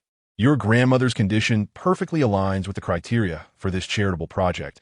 Hence, the hospital has decided to perform her surgery free of charge." Not long ago, Bei Lin had been engulfed in despair over her inability to afford the surgical fees. Now, an immense stroke of fortune had seemingly fallen upon her, and while relief washed over her, she couldn't help but wonder if it was all too fortuitous. "Do you know which company it is?" Bei Lin asked instinctively. Li Yi shook her head. "I don't know much either. I called you as soon as I heard the news." "Then please inquire further for me. What's wrong? Do you sense something amiss?" "Not exactly." Bei Lin struggled to articulate her feelings. Perhaps she was simply overthinking it. "The surgery is already in the works, and the specific date should be set soon. If all goes well, the director himself will perform the operation." Li Yi continued discussing the surgery, but as the conversation progressed, a hint of hesitation crept onto her face, as if she were deliberating whether to voice something unspoken. Bei Lin could surmise what Li was hesitant about. Are you about to tell me that Lin Yifan is hospitalized? How did you know? Li's eyes widened, clearly astonished that Bei Lin had guessed correctly. Beryl shrugged nonchalantly. She had just encountered his wife downstairs, who mistakenly assumed she came to the hospital to desperately cling to Lin Yifan. Li wore an expression as if she had just tasted something vile, visibly suppressing a wave of physical revulsion. It was utterly repulsive. Did that woman truly believe everyone shared her depraved tastes, rummaging through filth like some scavenger? So that wretched woman struck you across the face? Chapter 17. Taken away, Bei Lin exerted considerable effort, ultimately producing the video captured in the stairwell, which successfully restrained Li, who was ready to confront Zhou Nanxin. Moreover, it was not solely Zhou Nanxin who had instigated this. She gestured toward her left cheek, stating, "This is the handiwork of Bestin. Did you retaliate? Did you record it?" Li couldn't help but roll her eyes in response. "I didn't have the chance." Bei Lin recalled the moment vividly. An unexpected interloper had disrupted the atmosphere, preventing her from retaliating. Which fool lacks such insight? The next time he comes to our hospital, I might just add a little pesticide to his medication. Lin Yansheng. Forget I mentioned it. Li stepped out to fetch some ointment, delicately applying it to Bei Lin's face with a cotton swab. She then shifted the topic, subtly masking her earlier apprehension upon hearing the name Lin Yansheng. "I sense this matter is far from over. Given Zhou Nanxin's temperament, she will not let it rest. For the next few days, stay in the ward and try not to be alone. Who knows what she might do in a fit of rage. It will likely take her several days to recover from her nose job, so she might not be able to plot her revenge immediately." Bei Lin, however, was not overly concerned. Just as she finished speaking, there was a knock at the door. It was almost a mere formality, 2 light taps, and before any response could be given, the door swung open. 4 police officers entered, making the previously spacious room feel somewhat cramped. "Who is Bei Lin?" The lead officer, his gaze wavering uncertainly between Bei Lin and Li, inquired. Bei Lin had a sinking feeling about the situation. "I am. We received a report indicating that you intentionally caused serious injury at the hospital. Please accompany us to the station for an investigation." As expected. "Officers, this seems rather unjust. How can you accuse my friend of intentional harm? Just look at her face. That vile woman struck first. Does self-defense not count for anything?" Li was almost driven to laughter by Zhou Nanxin's audacity. By that logic, she did indeed strike someone, did she not? Li was left speechless. "Is this how you conduct your investigations? How much did Zhou Nanxin pay you to act so unscrupulously?" "Miss, defaming public officials carries legal consequences. Am I defaming you?" "You." "Enough, Li. This situation could not be resolved through argument, and Bei Lin feared involving Li further. "I may need you to help care for my grandmother in the coming days. I will go with them. It was just a couple of slaps. I will clarify the situation. It's not as simple as you make it sound. You mustn't go. Have you two finished your conversation?" One of the officers interrupted their exchange, impatience evident in his demeanor. "It would be wise to cooperate with us. Otherwise, we can take you directly to the police car." Bei Lin offered Li a reassuring glance, then cast one last look at her grandmother, who lay unconscious in the hospital bed, and proceeded toward the exit. "But Li rushed to intercept her, but was blocked by 2 officers, helplessly watching as Bei Lin was taken away. Behind Zhou Nanxin lies the Zhou and Lin families, and the trouble that Bei Lin has stirred up is considerable. Li mentally replayed the entire situation, realizing that neither she nor those around her could resolve it. Moreover, Bei Lin is pregnant and in poor health. Who knows how those people might torment her? After much contemplation, Li left the hospital room, approached the nurse's station to inquire about Lin Yifan's room number, and with a surgical knife concealed in her pocket, she made her way toward the elevator. Chapter 18. Too indulgent after being taken to the police station, Bei Lin was immediately confined to a bare, small room of 5 or 6 square meters, devoid of even a single chair. The surveillance camera overhead was operational, reminiscent of the loft where she had spent the previous night. Having left the hospital without dinner, Bei Lin now felt both exhausted and famished, clearly aware that no one would be bringing her food this evening. She pressed a hand against her stomach and stood still for a moment before ultimately finding a corner to sit down, turning her back to the camera. The little one inside her was pitiful, seemingly destined for a life devoid of joy. Bei Lin curled her body slightly and soon succumbed to fatigue, drifting into a deep sleep. When awakened, she was still dazed and unsure of how long she had been asleep. A strange female police officer shook her shoulder, urging her to wake up quickly as someone outside wished to see her. Bei Lin's complexion paled. Perhaps it was due to having been curled up for so long, but her chest felt heavy and a wave of nausea washed over her. "Hurry up," the officer said, her impatience evident. Supporting herself against the wall, Bei Lin took a deep breath to quell the nausea before following the officer out. They moved from one room to another. The officer brought her to the door and said, "Go in." Bei Lin entered alone. This room resembled an office, spacious and well-equipped. The individuals waiting for her were seated on a sofa, two figures, one male and one female. Zhou Nanqing wore a mask, indicating that her nose had yet to heal. As for the other, Bei Lin believed her heart was strong enough. Yet the moment her gaze met Lin Yifan's, it felt as though her heart had been gripped by a fist covered in barbs, causing a sharp, painful sensation within her. "What is it?" Bei Lin averted her gaze and spoke first. Zhou Nanqing's eyes were red and swollen, appearing frightened as she huddled closer to Lin Yifan, trembling as if unable to shake off the psychological shadow Bei Lin had cast upon her. Her voice quivered with tears. "Husband, I'm scared." Lin Yifan, with his left arm in a cast, retrieved his gaze from Bei Lin to comfort the woman in his embrace. "It's all right, I'm here." Bei Lin pressed a hand against her chest. The nausea she had managed to suppress now roiling violently within her. Lin Yifan, catching sight of her action from the corner of his eye, said, "Bei Lin, come sit over here. You can speak directly about whatever it is." Bei Lin remained standing, unwilling to draw closer to the pair. An uncomfortable tension hung in the air. "All right, I'll be brief." After a moment of silence, Lin Yifan explained the situation. "You've seen Nanqing's condition. She has been left with significant psychological trauma from your actions last night. However, regardless of the reasons, she did strike you first. And we don't intend to pursue this matter excessively. We only ask that you delete the video from your phone and sincerely apologize to her." Upon hearing this, Bei Lin's mind was clouded with a single thought. Then you might as well hold me accountable directly. Bei Lin was indifferent.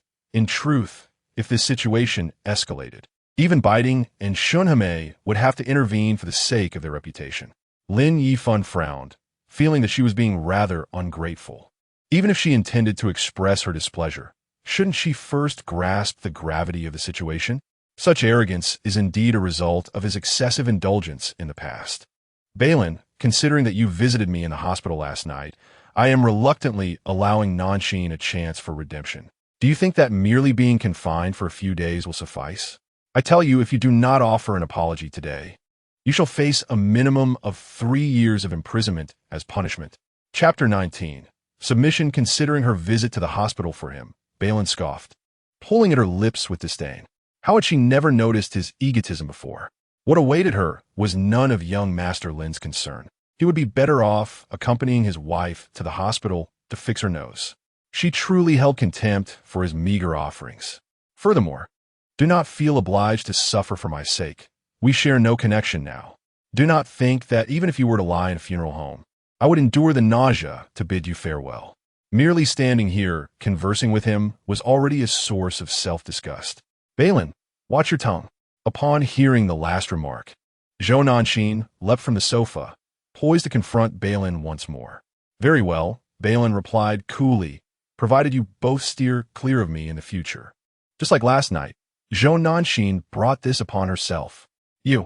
Zhou Nanqing stammered in anger, her face contorted, but suddenly, as if struck by a thought, she stamped her foot, tears flowing freely. "Look at her, husband." Without her prompting, Lin Yifan had not diverted his gaze from Bei Lin. She had lost considerable weight, and the once exquisitely beautiful face now bore no trace of color, yet it remained captivating. The time apart from him had evidently been difficult for her. Stubbornness. If only she would lower her pride and concede, he could restore her life to what it once was. Yet, she persistently refused to learn. Lin Yifan yearned to strip away her arrogance, to make her recognize the harsh reality of life without his protection. "Bei Lin, I'm not jesting when I speak of prison. Neither the Shen family nor He Mingguang will stand against the Lin family for your sake. So I ask you once more, will you apologize? Bei Lin had thought his infidelity and remarriage were already despicable. Now, she perceived how he could continually lower the bar. What did he mean by mentioning He Mingguang? That night's events were known even to Bei Lin, who had summoned her for a reprimand. She suspected Lin Yifan must have caught wind of some gossip. However, he likely had not heard the complete version. One should not speak too soon.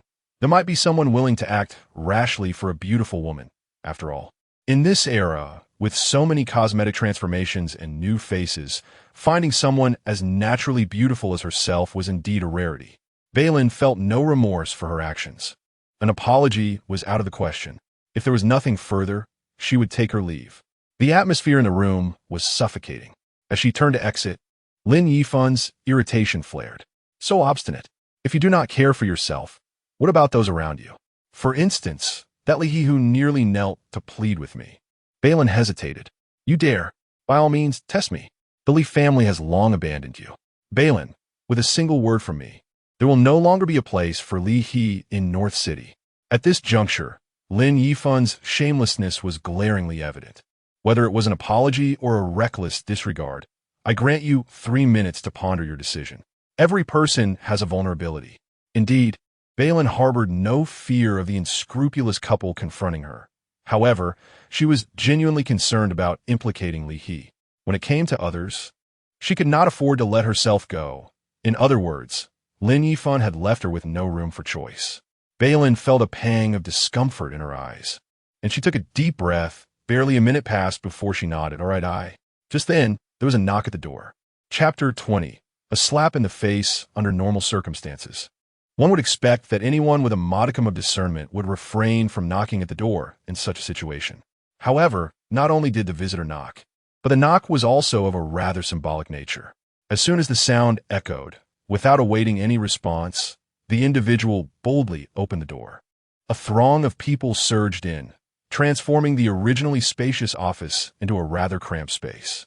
At the forefront stood a rotund man with an air of authority, whom Lin Yifan recognized as Bei Lin, the head of the Public Security Bureau of Beijing. Lin Yifan could surmise the purpose of Bien's visit, though he was somewhat irked by the lack of discretion shown. Even if he sought to curry favor with Bien, one would think he would choose a more appropriate moment. With a displeased expression, Lin Yifan awaited Bei Lin's words, only to see him beam amiably and approach Bei Lin directly. The wait was in vain. Miss Bell, you have suffered, Bei Lin began, his tone ingratiating. I have thoroughly investigated yesterday's events.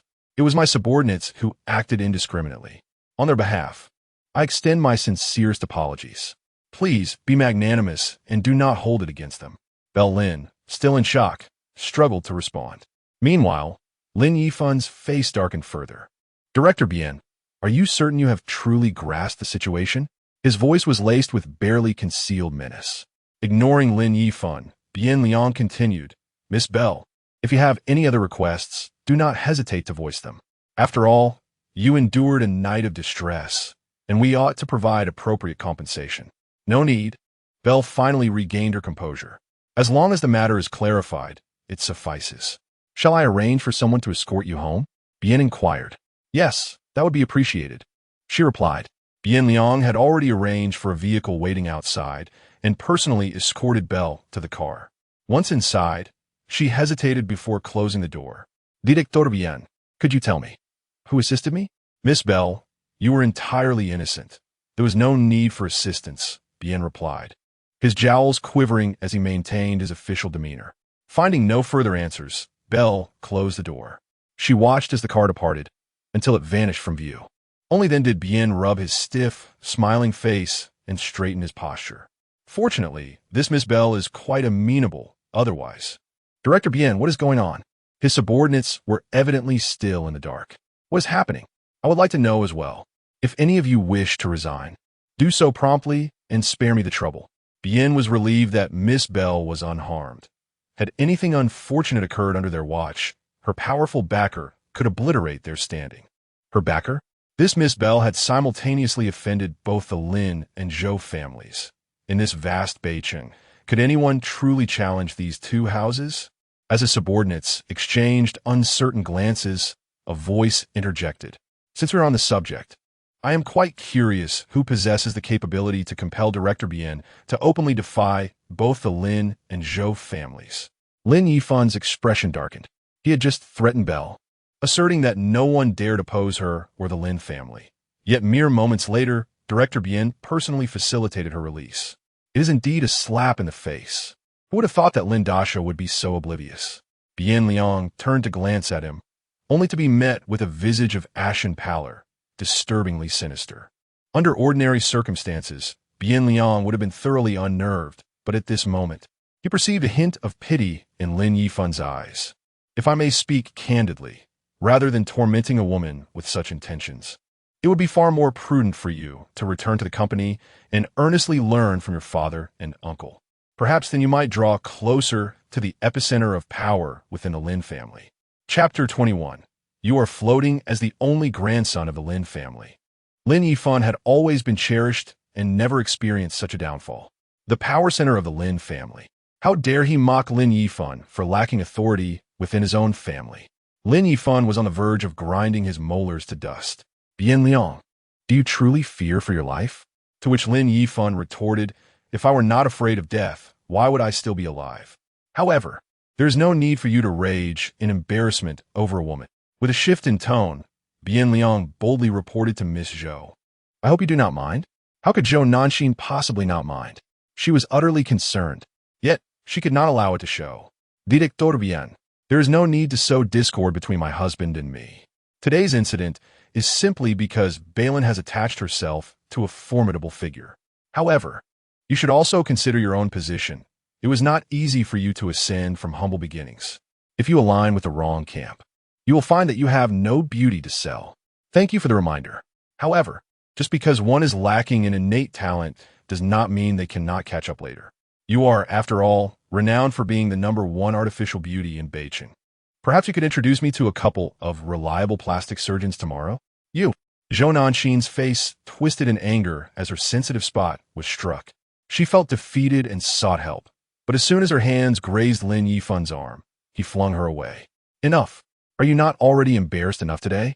With a final glare at Bien Liang's corpulent face, she muttered, I will remember this debt, before summoning the driver waiting nearby. She got into the car without any intention of taking Zhou Nanxin along. After leaving the police station, Bei Lin headed directly to the hospital. On the way, she called Li He to assure her of her safety. So by the time she arrived at the hospital, Li He was already waiting at the entrance. Are you all right? Li He asked, deeply concerned about Bei Lin's well-being. I'm fine, just a bit hungry, Bei Lin replied. Come, let me show you our hospital canteen's famous nourishing meal. After eating, I guarantee you could bear 10 children without a hitch, Li He boldly declared, patting her chest. Bei Lin responded, You can take me to see it when I actually have children. She quickly pulled out her phone and opened a food delivery app. While waiting for the delivery, Bei Lin recounted the events that transpired before she left the police station, concluding, Do you think if I were to rob a bank now, someone would clean up after me too? Li shot her a sidelong glance. I think you have lost your senses.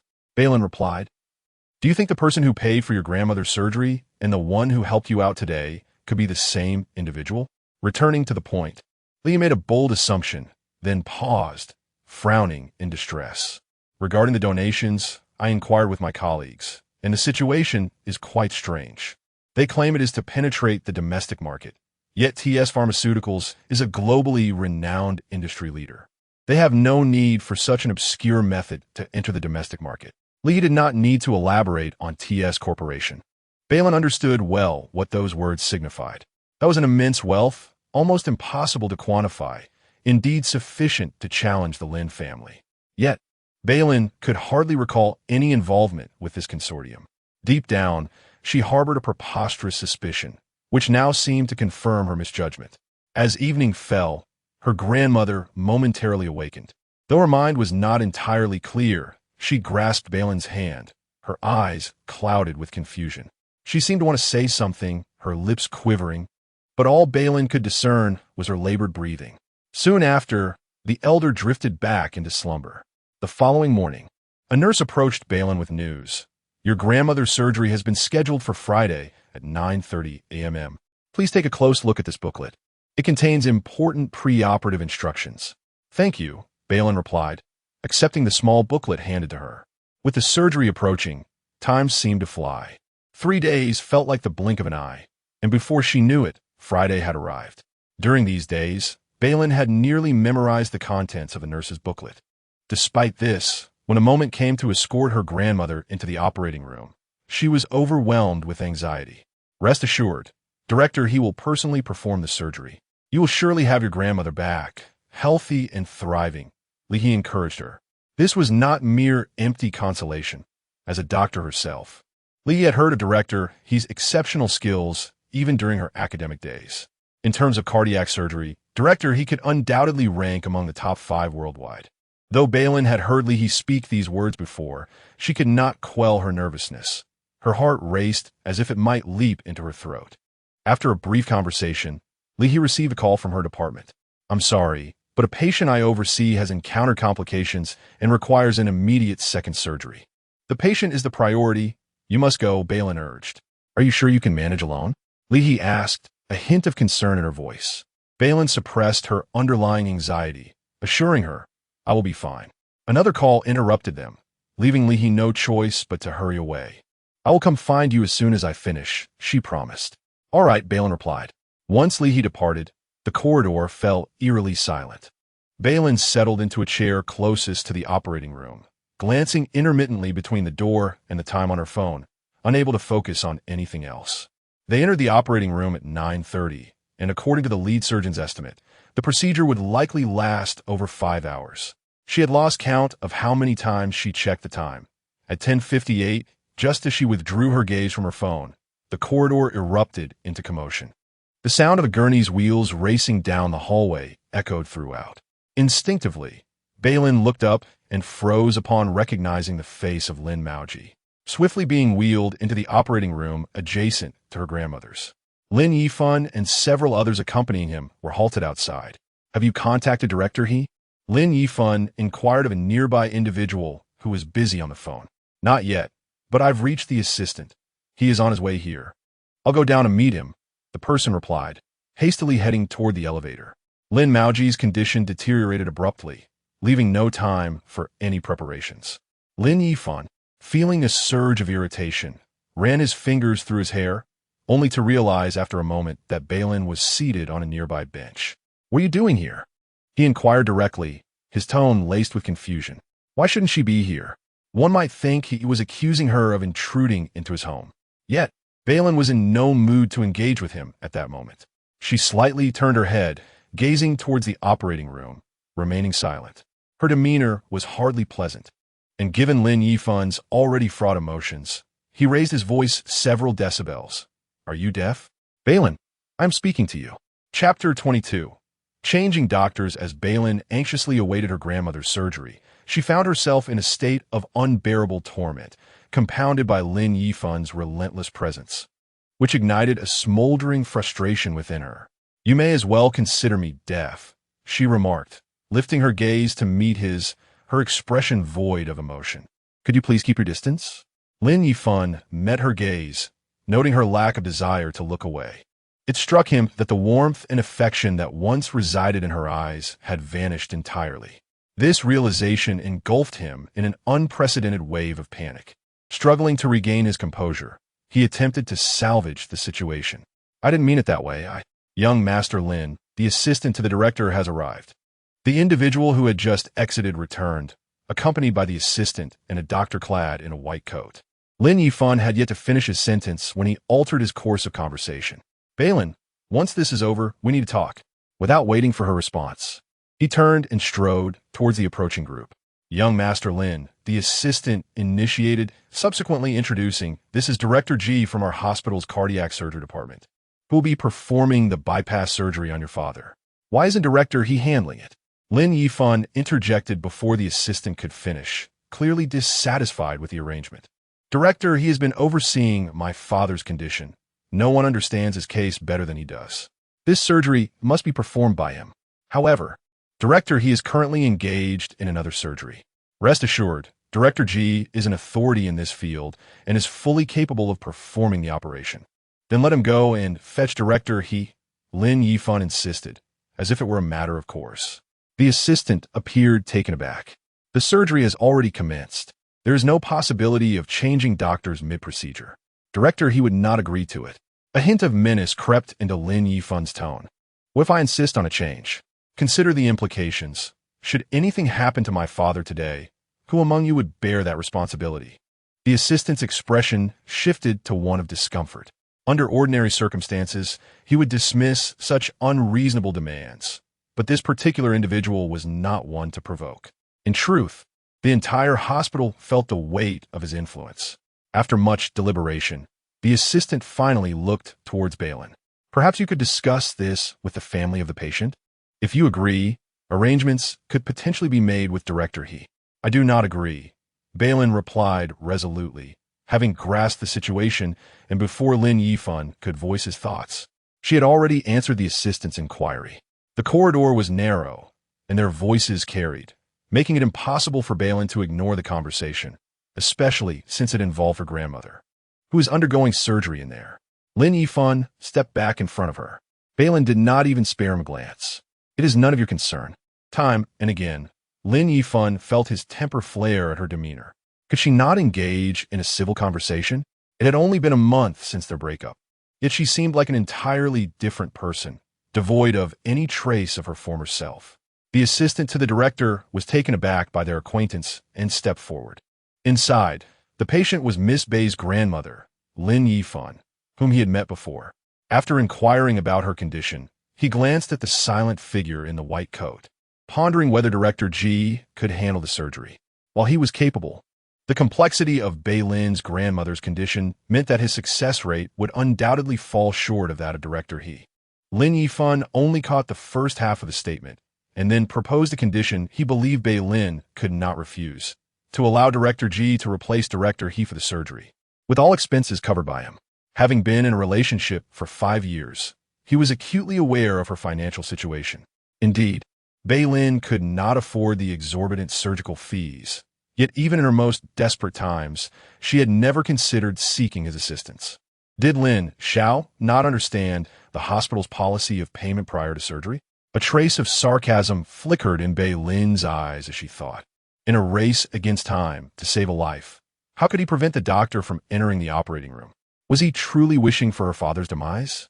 Lin Yifan's temples throbbed with suppressed rage as he insisted on having Director Ji enter and replace Director He, stating that the family had already consented. What family has agreed? Director Ji hesitated, and Lin Xiao pressed on. I command you to go at once. With impatience, Lin Yifan shouted, kicking the row of chairs where Bei Lin sat. Though the chairs were fixed to the ground, the force caused Bei Lin to jolt, nearly losing her balance. Director Ji looked to the assistant for guidance. Under Lin Yifan's piercing gaze, the assistant reluctantly nodded in acquiescence. Thus, Director Ji proceeded toward the operating room. I did not consent. You cannot change doctors mid-surgery. Bei Lin rushed forward to obstruct them, but Lin Yifan was quicker, gripping her arm tightly so that she could not even brush against Director Ji's coat. Lin Yifan, let go of me. Bei Lin instinctively struck out, her nails digging into Lin Yifan's neck, drawing blood. However, the disparity in their physical strength rendered her efforts futile. As Director Ji's hand brushed the door to the operating room, in a moment of desperation, Bei Lin bit down hard on Lin Yifan's wrist. With a gasp of pain, Lin Yifan instinctively jerked his hand away. Bei Lin staggered back into the chair, the impact shaking her insides. Yet her determination to stop Director Ji remained unyielding. Lin Yifan, his wrist marked with her crimson bite, pressed down on her shoulder, tried to bring her to her senses and prevent her from causing a scene. Almost reflexively, he raised his other hand to slap her. At that moment, Bei Lin was oblivious to everything else. All she knew was that Director Ji had opened the door to the operating room and was stepping inside. The slap hung suspended in the air, unresolved. It was not Lin Yifan who ceased his actions of his own volition. Rather, he was obstructed by an external force. The sound of a slap had just echoed against Bei Lin's cheek, and the distance between Lin Yifan's palm and her face was reduced to a mere centimeter. In that fleeting moment, time seemed to come to a standstill as a large, bony hand seized Lin Yifan's arm. It was not surprising that any member of the Lin family would appear here, considering that Lin Maoji had recently been taken into the operating room. Lin Yansheng's face bore no superfluous expression. He merely furrowed his brow slightly, his tone tinged with sternness as he admonished, "Yifan, has your father not taught you never to raise your hand against a woman?" Chapter 23 is rather disappointing. In all fairness, Lin Yansheng is but 3 years the senior of Lin Yifan. However, the disparity in their status and the chasm in their demeanor are as profound as a generational divide. "Uncle." Lin Yifan paused, instinctively parting his lips, yet found himself at a loss for words. As the tension in his shoulder eased, Bei Lin finally dashed to the entrance of the operating room. Seizing Director Ji, "You cannot go in. I never consented to a mid-surgery change of doctors." Director Ji had no intention of substituting anyone. Initially compelled by circumstances, he perceived a shift in the atmosphere and thus hesitated, refraining from entering. "What is happening?" Lin Yansheng inquired. Having released his grip on Lin Yifan, his gaze now turned towards Bei Lin. Being part of the Lin family, Bei Lin felt no particular admiration for him. She boldly positioned herself at the operating room's threshold, declaring, "No one is permitted to enter until my grandmother's surgery is complete." She offered no response to his inquiry. Lin Yansheng's brow furrowed deeper, his displeasure evident. The assistant to the hospital director, astute and concise, recounted the recent developments, concluding with a sigh, "This deadlock is untenable. The patient cannot afford such delays. Shall you make a decision?" At this, Bei Lin's face hardened, every nerve in her body taut with vigilance. To her, these two relatives were akin to two sides of the same coin. Understanding the situation, Lin Yansheng found her stance rather amusing. Did she genuinely believe her petite frame could obstruct anyone here? "Is this how your hospital conducts its affairs?" With a hint of disdain, Lin Yansheng shifted his gaze. The latter part of his statement directed at Lin Yifan. "Your father certainly did not teach you well." Lin Yifan's complexion fluctuated between red and white. His hands clenched in a fist to the sides. "This matter can be discussed with my father once he awakens," he retorted, his words laced with suppressed fury. In response, Lin Yansheng merely let out a derisive chuckle. "You still think there's hope for yourself?" How utterly lacking in self-awareness. Understanding the underlying implications of his words, Lin Yifan's face darkened considerably. At such a moment, how could he side with an outsider? How much did he truly wish to see his father fail? After a brief pause, he turned to Director Ji. "Why are you not entering to replace Director He?" This was a clear case of divine beings clashing while mere mortals suffered. Director Ji remained silent and motionless, seemingly disregarding him. This blatant disregard ignited Lin Yifan's fury. "Uncle, what is your intention?" Yet, Lin Yansheng simply took a seat precisely where Bei Lin had sat moments before. Raising his gaze slightly, he regarded Lin Yifan as one might observe a fool. "Either join me in waiting for your father to succumb in there, or allow Director Ji to proceed with the surgery. The choice is yours." "What if I choose neither?" Lin Yifan was reluctant to concede. "Suit yourself," came Lin Yansheng's indifferent response, and he fell silent. Clearly, this was not an invitation to act recklessly, but rather an indication that there was no alternative path available. Lin Yifan was seething with frustration, contemplating a call to his grandfather to complain, but before he could retrieve his phone, a nurse rushed out from the operating room where Lin Maoji was. "Director Ji, why aren't you going in? The patient's condition is deteriorating. If we don't operate soon, it will be too late." The urgency was palpable, yet the decision to enter was not his to make. Director Ji's gaze briefly passed over Lin Yifan and settled on the seated figure. "Fourth Master, what do you think?" Lin Yansheng nodded. "I entrust my elder brother to you." Director Ji exhaled in relief and hurried inside with the nurse. Lin Yifan barely had time to intervene. "Uncle," given the gravity of the situation, all he could do was await the outcome of the surgery. However, he intended to pursue this matter further. "After the operation, I shall recount everything to grandfather. Seeking external assistance, perhaps?" At this, a mocking smile tugged at Lin Yansheng's lips, clearly dismissing the threat as trivial. He eagerly anticipated the day his grandfather would confront him. Lin Yifan, nearly grinding his teeth in frustration, felt as though the situation had reached an impasse. Outside the operating room, Bei Lin stared at the resting chair she had occupied just moments ago, her surprise evident on her face, clearly not expecting him to stand in opposition to Lin Yifan. As if sensing something, Lin Yansheng suddenly looked up, their eyes meeting. Bei Lin froze momentarily before quickly averting her gaze. Yet, her wariness was not entirely dispelled. She stood by the door, determined not to leave until her grandmother's surgery concluded. Ironically, it was Lin Maoqi's surgery that ended first. Director Ji emerged alongside Lin Maoqi, announcing the operation's success, while a throng of people gathered around the moving bed, preparing to transfer him to the ward. Bei Lin's anxiety began to mount as news from her grandmother's surgery remained absent. The corridor fell silent again, and with her head bowed, Bei Lin was distracted until a pair of black leather shoes entered her line of sight. Lost in thought, she hadn't even heard any footsteps. "Do you need something?" she inquired, meeting his calm, dark eyes. Given that he had once assisted her, she took the initiative to speak, though she was somewhat puzzled as to why he and T left with Lin Yifan and the others. Lin Yansheng scrutinized her pale face for several seconds. From the wisps of hair on her forehead to her guarded yet beautiful eyes, her delicate nose, finally resting on the glaring red mark at the corner of her mouth. It was blood. He remained silent, and Bei Lin, feeling disconcerted under his gaze, was about to turn away when his left index finger, cold as ice, touched the corner of her mouth, then began to trace it. Bei Lin held her breath. "You don't find it dirty?" The tone was laced with disdain, and by the time Bei Lin regained her composure, he had already turned and walked toward the elevator. Finally, Bei Lin exhaled the breath she had been holding, her mouth feeling hot in the aftermath. Is this propensity for physicality a hereditary trait of the Lin family? Lin Yansheng did not head to Lin Maoqi's ward.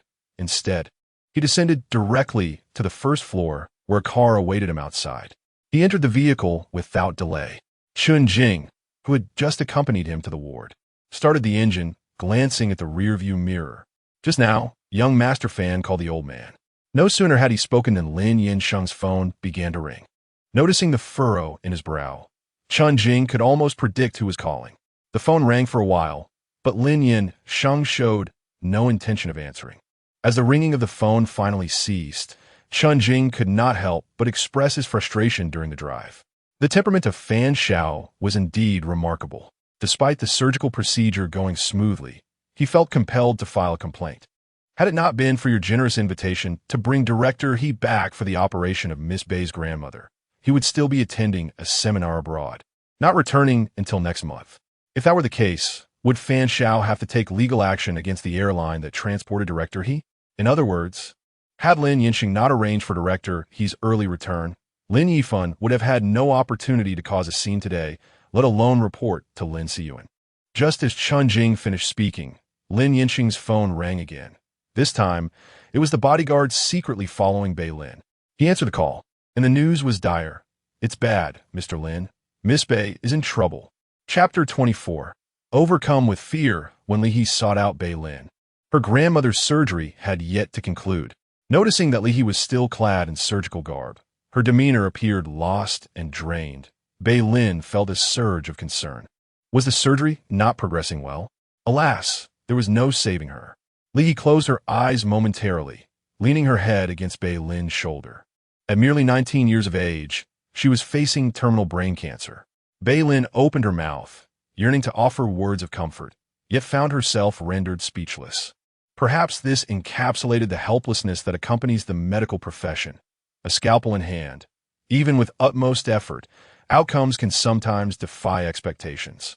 Dr. Li, a frail, middle-aged woman with graying hair, approached Li He. Bei Lin sensed an instantaneous rigidity in Li He's form as she opened her eyes and stood. "I'm sorry. I couldn't. What use is your apology now?" The woman stood rigidly, her voice devoid of emotion. "I heard from your colleague that it was your surgical error that led to my CC's death. You are the one who has taken her from me." Bei Lin witnessed the woman's face contort in anguish. Her eyes, wide and desperate, seemed on the verge of spilling from their sockets. "Return my daughter to me? You incompetent doctor." Before the last syllable had left her lips, the woman drew a fruit knife from her pocket and lunged at Li He. Caught completely off guard, Li had no time to react. Bei Lin, unable to warn her in time, instinctively pushed Li He aside, but by the time she regained her senses, the blade had already buried itself into her own shoulder.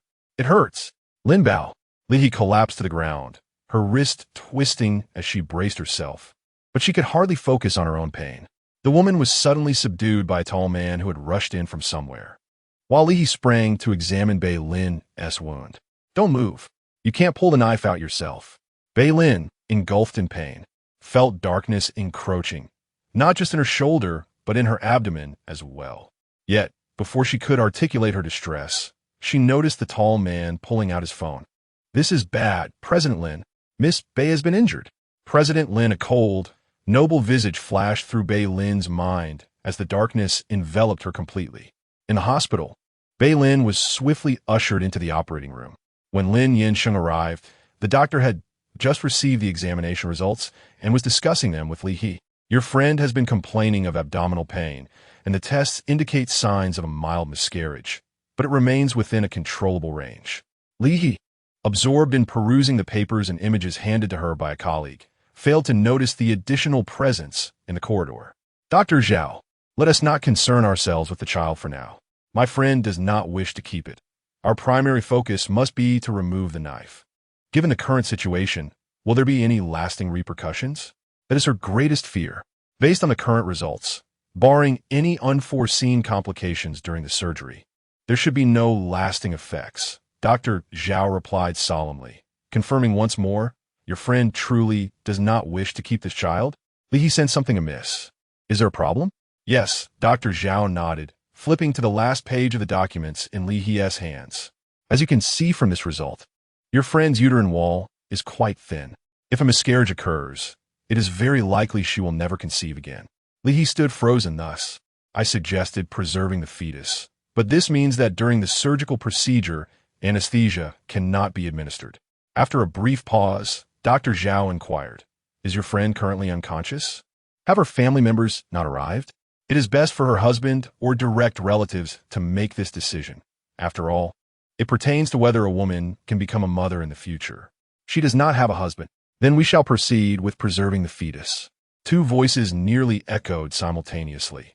Li He could not complete her sentence, turning her head to be overshadowed by the man's innate, formidable presence. You are. Doctor. Zhao was puzzled. Lin Yansheng's voice was calm, the child's father. Dr. Zhao automatically interpreted this statement as the patient's husband, handing him a surgical consent form. Please sign here.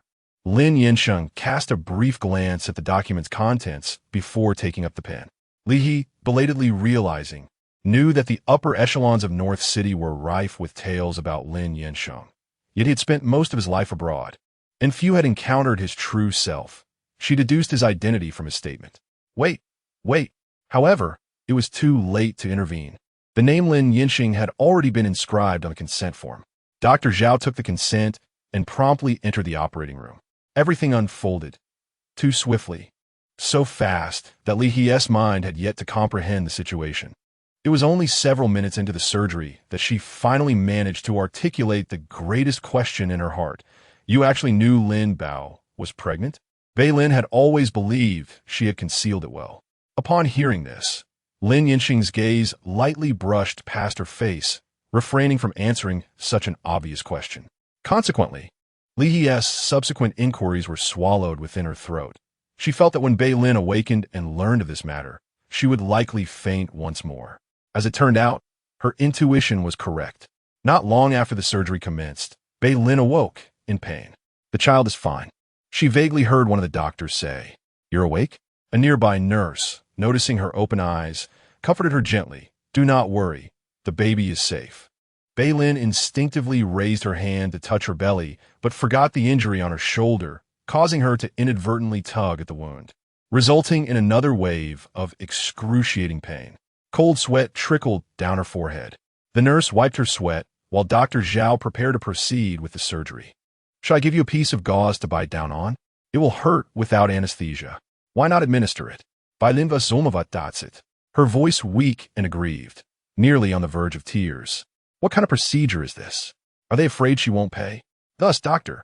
Zhao briefly explained the rationale behind not using anesthesia, and in an attempt to lighten the atmosphere and alleviate her anxiety, added, "Your husband is still waiting outside. If the pain becomes unbearable, we can call him in to support you. After all, you are suffering for him." Husband?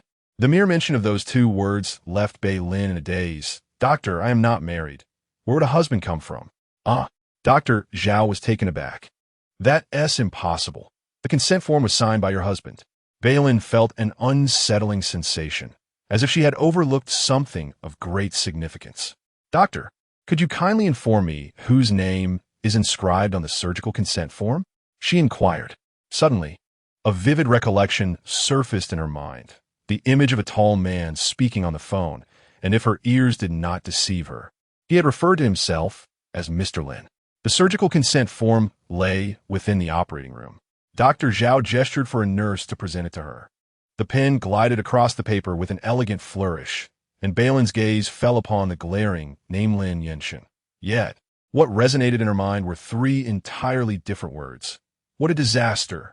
He was aware of her pregnancy. Realizing this, Bei Lin felt herself plummeting into a terrifying abyss. Her head swayed, and this time, she fainted from sheer fright. Chapter 25. The Unborn. When Bei Lin awoke once more, she found herself in a hospital room. The outside was shrouded in darkness, making it impossible to discern the exact time. She felt unwell, her shoulder aching to the point of numbness, and her body was drenched in sweat, leaving her in considerable discomfort. After lying there for a while, her thoughts gradually began to clear. However, recalling the events that transpired before her unconsciousness made her wish she could slip into eternal slumber. Just then, someone entered the room. Hearing the noise, Bei Lin turned her head and saw a middle-aged woman carrying a thermos. "Miss Bei Lin, you're awake?" the woman said as she approached the bedside, placing her belongings down. "My surname is Chun. Mr. Lin sent me to take care of you." Upon hearing the name Lin, Bei Lin felt an overwhelming desire to depart from this world. "How are you feeling now? Would you like me to call a doctor?" Auntie Chun gently elevated the bed slightly. Bei Lin shook her head. "Would you like something to eat? I've just made some nutritious porridge. May I feed you?" Although Bei Lin truly longed for a bath, she was acutely aware that her condition rendered that impossible. "I'll eat later," she replied. Another thought crossed her mind. "Auntie Chun, do you have any news about my grandmother?" "Rest assured, Mr. Lin instructed me about her. Her surgery was very successful. Once you're able to get out of bed, you can go visit her." "That's good to hear." Bei Lin breathed a sigh of relief. "Auntie Chun, could you please hand me my phone? I'd like to make a call." Her right arm was entirely immobile, making movement quite challenging.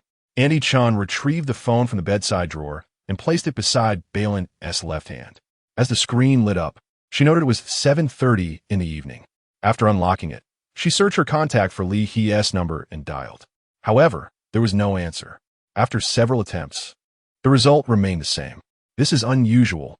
Concerned about the events of the day, Bei Lin asked, "Auntie Chun, have you seen my friend, the doctor named Li?" Auntie Chun nodded. She had seen Lin Yi during the surgery and remembered that she had been called away by hospital staff afterward. Beyond that, she had no further information. Bei Lin thought she could try calling again later. Setting the phone down, she hesitated for a few moments before voicing a question she dreaded. "Auntie Chun, did your husband leave any messages for me? He mentioned that you would be quite curious about his intentions." Auntie Chun recalled carefully, relaying his words verbatim. "However, this is something you must come to terms with yourself." Bei Lin remained silent. Come to terms? In that moment, she made a decision, since he would not speak. Why should she ponder it? She excelled at playing dead, like an ostrich burying its head in the sand. But what about the life growing within her? She lifted her uninjured arm, pressing her palm against her abdomen through the hospital gown. There was no significant sensation, yet she was acutely aware of the tiny being residing within her, a realization that had never prompted her to consider keeping it until now. Yet now, it seemed that an abortion was no longer an option. Regarding the decision of whether to keep the child, she must ponder it deeply. One cannot simply bring a child into the world irresponsibly due to concerns about future difficulties in conceiving. She is neither prepared to provide a complete family for the child nor ready to embrace motherhood. Both from an emotional and rational standpoint, she ought not to give birth. Bei Lin spent a week in the hospital, and at last, her stitches could be removed. Throughout the week, she was unable to reach Li He. Upon inquiring in the department where Li He worked, she learned that Dr. Li had begun her annual leave a week prior. This was something Li He had never mentioned to her, and how could she be unreachable during her time off? The day after Bei Lin had her stitches removed, she completed her discharge procedures and headed directly to Li He's small apartment. Li He had left her a spare key, and when no one answered her knocks, she let herself in. The apartment was empty. It appeared that Li He had not returned for quite some time, as Bei Lin noticed that several oranges on the coffee table had begun to mold. Where could she have gone? After some contemplation, Bei Lin realized that there was indeed someone who might know her whereabouts, and it was quite likely that Li He's disappearance was related to him. After clearing the moldy oranges from the coffee table, Bei Lin visited the Li family home. Having played with Li He since childhood, she had been a frequent visitor to the Li residence before Li He was ousted from the family. The villa was situated halfway up the mountain, and as Bei Lin reached the base, she was stopped by a security guard at the private road. "Whom are you looking for?" The newly assigned guard did not recognize Bei Lin. She mentioned the name Li Juan. Upon inquiring her name, the guard made a call to the villa. After hanging up, he coldly dismissed her, stating that their young miss had said she was not welcome there and requested that she leave immediately.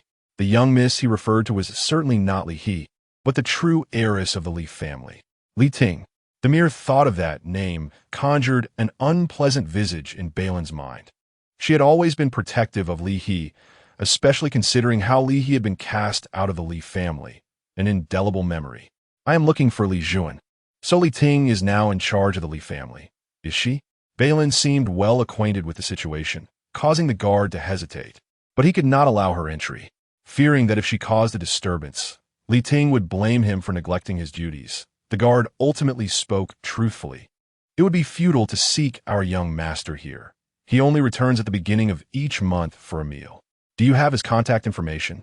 Or do you know where he resides now?" Bei Lin inquired further. The guard shook his head. "I truly do not know." "Very well." Bei Lin frowned, standing there for a moment before deciding to leave. Shortly after she departed, a red sports car approached. The guard recognized the license plate and promptly allowed it through. Zhou Nanxin drove the car up to the villa. Upon exiting, a servant was already waiting for her with an umbrella. Once inside the living room, Li Ting immediately asked, "Did you happen to run into someone named Bei when you arrived? What does she want?" Zhou Nanxin removed her sunglasses, her distaste unmistakable. "She claims to be looking for my brother. Who knows what she and that illegitimate child are up to now? Be more cautious. After all, your brother and she." "Nanxin." Zhou Nanxin's words were abruptly interrupted by Li Ting's elevated tone. "You know that this matter cannot be mentioned in my household." "Fine. I shall refrain from speaking of it." Zhou Nanxin found herself perplexed. There were no outsiders present, so whom was she being so cautious for? Nevertheless, she had other matters to discuss today. "What about the issue I mentioned to you last night? Have you made any progress?" Li Ting, while speaking, opened WeChat and sent her a number. "Everything is arranged. You simply need to reach out to this person." Zhou Nanxin's curiosity was piqued. "Why on earth are you enlisting so many hired voices? Are you planning to propel someone into the trending topics? Which little vixen has been enticing your husband? Indeed, she is quite the vixen, but not in the way you think." "I don't quite understand," Zhou Nanxin remarked, a wicked smile curling at the corners of her lips. Yet she offered no explanation. "No matter, you will soon comprehend." Chapter 26. Ingrained flaws having failed to locate Li He, Bei Lin returned to the hospital. Although she had already completed the discharge procedures, her grandmother remained hospitalized. Day by day, following the surgery, the elderly woman's condition improved.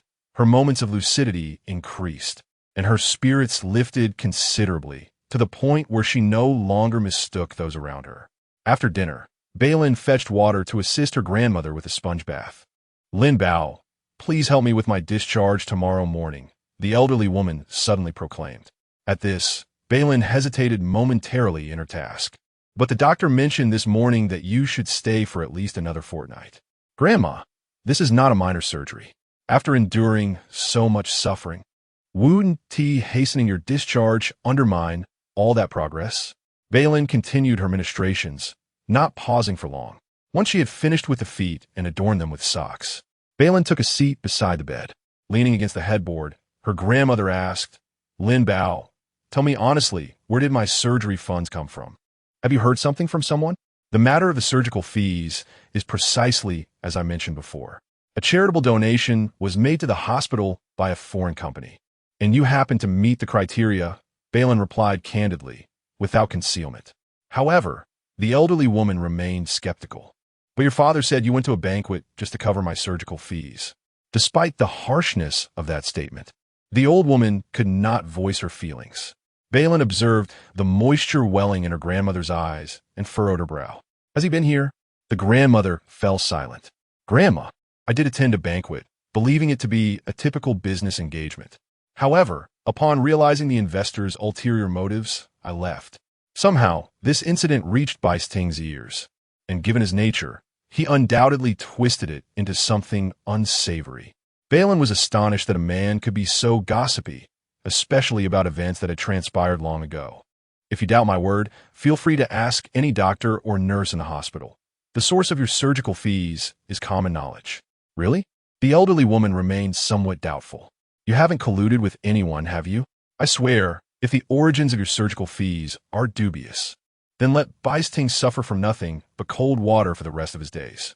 Now that you mention it, I do find myself somewhat hopeful that the funds are indeed questionable, her grandmother replied, feigning distress with a sigh. What shall we do then? This matter is destined to disappoint you. Listening to her banter, the elderly woman visibly brightened. Yet, it was true that her energy waned swiftly. As her eyelids began to droop, Bei Lin covered her with a blanket. You should rest now. We can continue this conversation in the morning.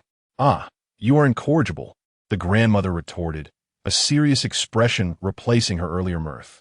Lin Bao, at my age, I have lived long enough. I need you to promise me that, regardless of the circumstances, you must never barter your well-being for anything else. Otherwise, may the heavens strike me down. Grandma, Bei Lin could not bear to hear such words. What are you saying? The elderly woman insisted. I need your promise. Grandma, let's think positively. Nothing else will happen. Everything will be all right. Do not fret unnecessarily.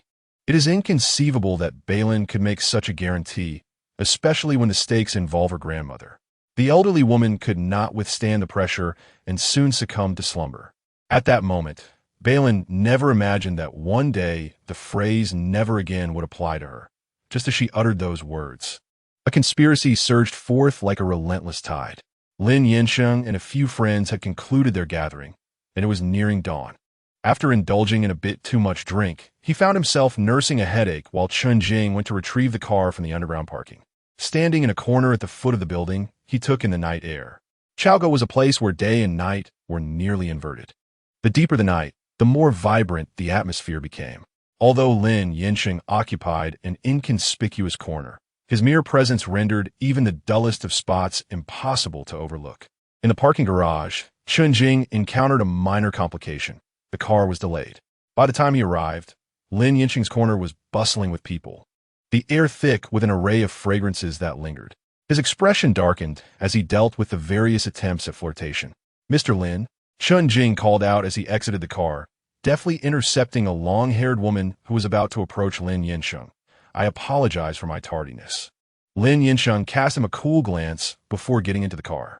The long-haired woman, initially disappointed at failing to attract Lin Yansheng's attention, soon noticed that Chen Jing was tall and refined, prompting her to feign a stumble. With a breathy "oh," she collided into his chest. Sir, you hurt me. Chen Jing remained unfazed. After years of serving as Lin Yansheng's assistant, he had been transformed into a resolute man, indifferent to feminine fragility. As the long-haired woman focused on feeling the firmness of Chen Jing's physique, her hands unexpectedly found themselves restrained behind her back. With an impassive expression, Chen Jing summoned a security guard from nearby, stating, "Please call the police. She was just groping me. She is likely a habitual thief." The guard, taken aback, exchanged bewildered looks with the long-haired woman. 5 minutes later, a black Bentley departed from the entrance of Chaoga. Chen Jing drove, while Lin Yansheng reclined in the back seat, eyes closed in repose. The car remained silent throughout the journey. It was only when they arrived at Lin Yansheng's frequently visited apartment that Chen Jing spoke up. Mr. Lin, I have discreetly informed Fan Xiao about the scheme that Zhou Nanxin has been plotting. As you suspected, he shows no intention of intervening. In fact, He has been establishing connections in T-City, seemingly intent on complicating matters for Miss Bei. In the business world, there is no shortage of underhanded dealings. Chen Jing, having witnessed enough, could easily discern the inherent flaws within men. Lin Yifan's marriage to Zhou Nanxin effectively secured a formidable ally in the struggle for family assets. Yet he had no intention of relinquishing his other pursuits. Now that Zhou Nanxin sought to make things difficult for Bei Lin, not only did Lin Yifan refrain from stopping her, but he also covertly stoked the flames. What could be the motive? A shared vendetta with Zhou Nanxin? Nonsense. Chen Jing mused that had Bei Lin not caught Lin Yansheng's attention, Lin Yifan would likely have devoured her without leaving a trace. With this thought in mind, he naturally assumed Lin Yansheng would take action. Mr. Lin, while the situation has yet to escalate, should I make a trip to T-City tonight to resolve this matter preemptively? With such awareness, Chen Jing felt he was exceedingly dedicated. His heart was already envisioning a bright future filled with promotions and salary increases. But Lin Yansheng doused him with a bucket of cold water, leaving him somewhat disoriented. Are you quite idle? Indeed. Far too idle, he thought. Perhaps he should seek out the property management to procure a hose and wash the cars in the community. Chen Jing. Lin Yansheng opened the door and exited the vehicle without a backward glance. As Chen Jing watched his cold and unfeeling silhouette vanish into the building, he suddenly grasped the situation. If Lin Yifan had stoked the flames, it was Lin Yansheng who had handed him the kindling. Alas, Miss Bei's plight was indeed more tragic. Chapter 27. The homicide case the following day. The first thing Bei Lin did upon waking was to call Li He. But the outcome was the same as in previous days. No one answered. To be honest, she was even contemplating whether to report it to the authorities. Lin Bao, what is the matter? Is something wrong? The elder, noticing her troubled expression, expressed concern. Bei Lin set her phone down, unsure of how to explain her predicament. I haven't been able to reach Li He these past few days. Just as she finished speaking, her phone rang. Upon answering, a voice on the other end was filled with urgency. Bei Lin, you must return at once. Something has happened to your brother. Under the watchful gaze of the elder, Bei Lin felt it inappropriate to divulge too much. After hanging up, she noticed the elder looking at her expectantly and instinctively fabricated a lie. I have news about Li He. I need to go. Then hurry along and don't worry about me. All right, if anything arises, please have the caregiver assist you. After hastily conveying her instructions, Bei Lin exited the hospital room and immediately purchased a plane ticket to T-City. By the time she arrived in T-City, it was already afternoon, and meeting with teacher Benai revealed a situation far more complex than she had anticipated. It was a homicide case. 2 days prior, a female student from the first year of high school had committed suicide by jumping off a building. The autopsy results indicated that the deceased had suffered severe sexual abuse prior to her death. Initially, the school was in a state of panic, with suspicions directed at the deceased's romantic partner. However, starting from the previous afternoon, several classmates reported having seen Benai with the deceased alone in a small grove for nearly 2 hours about a week ago. When the deceased exited the grove, her skirt was wrinkled and her eyes were notably red. Some even produced photographs, alleging that Benai had stalked the deceased multiple times at school. Earlier that morning, while Bei Lin was in the hospital room, Benai had just been taken away by the police. Teacher Zhao, Benai could never do such a thing. After hearing the details of the incident, Bei Lin was convinced of Benai's innocence. Teacher Zhao, Benai's homeroom teacher and a close friend of Bei Lin's mother during her lifetime, had been particularly attentive to Benai's needs throughout the past 2 years of high school. Bei Lin had minimal contact with her brother, not out of indifference, but due to Benai's autism. I know the child well. However, the school has already reviewed the surveillance footage, and it confirms that Benai and Zhang Jiejia indeed entered the grove together, as the classmates claimed. There are no cameras in the grove, and our immediate priority is to ascertain what transpired between them there. Sighing in resignation, Teacher Zhao continued, Benai is a rare genius among those with autism. But as you know, he is extraordinarily reclusive. Since the incident, he has offered no explanation. Even before being taken by the police, he wouldn't respond when I spoke to him. I fear that if this continues, regardless of his innocence, it will ultimately lead to him being perceived as guilty. Bei Lin shared this concern. I will head to the police station to see if I can meet with Xiao Nai. Just as she uttered these words, a teacher in the office suddenly stood up, holding a phone. Teacher Zhao, look at the trending topics on Weibo. A sense of foreboding washed over Bei Lin as she opened the app, and indeed, it was about Benai. The headline read Zhang Jiajia's suicide note, followed by a deep red tag proclaiming breaking news. Someone has disclosed Zhang Jiajia's diary online, revealing several images with haphazard handwriting, each chronicling the atrocities committed by Benai. The situation has escalated dramatically on the internet, and soon, the name Benai surged to the forefront of trending topics. As Bei Lin gazed upon the myriad of vile insults, a singular truth crystallized in her mind. There was an orchestrated campaign at play.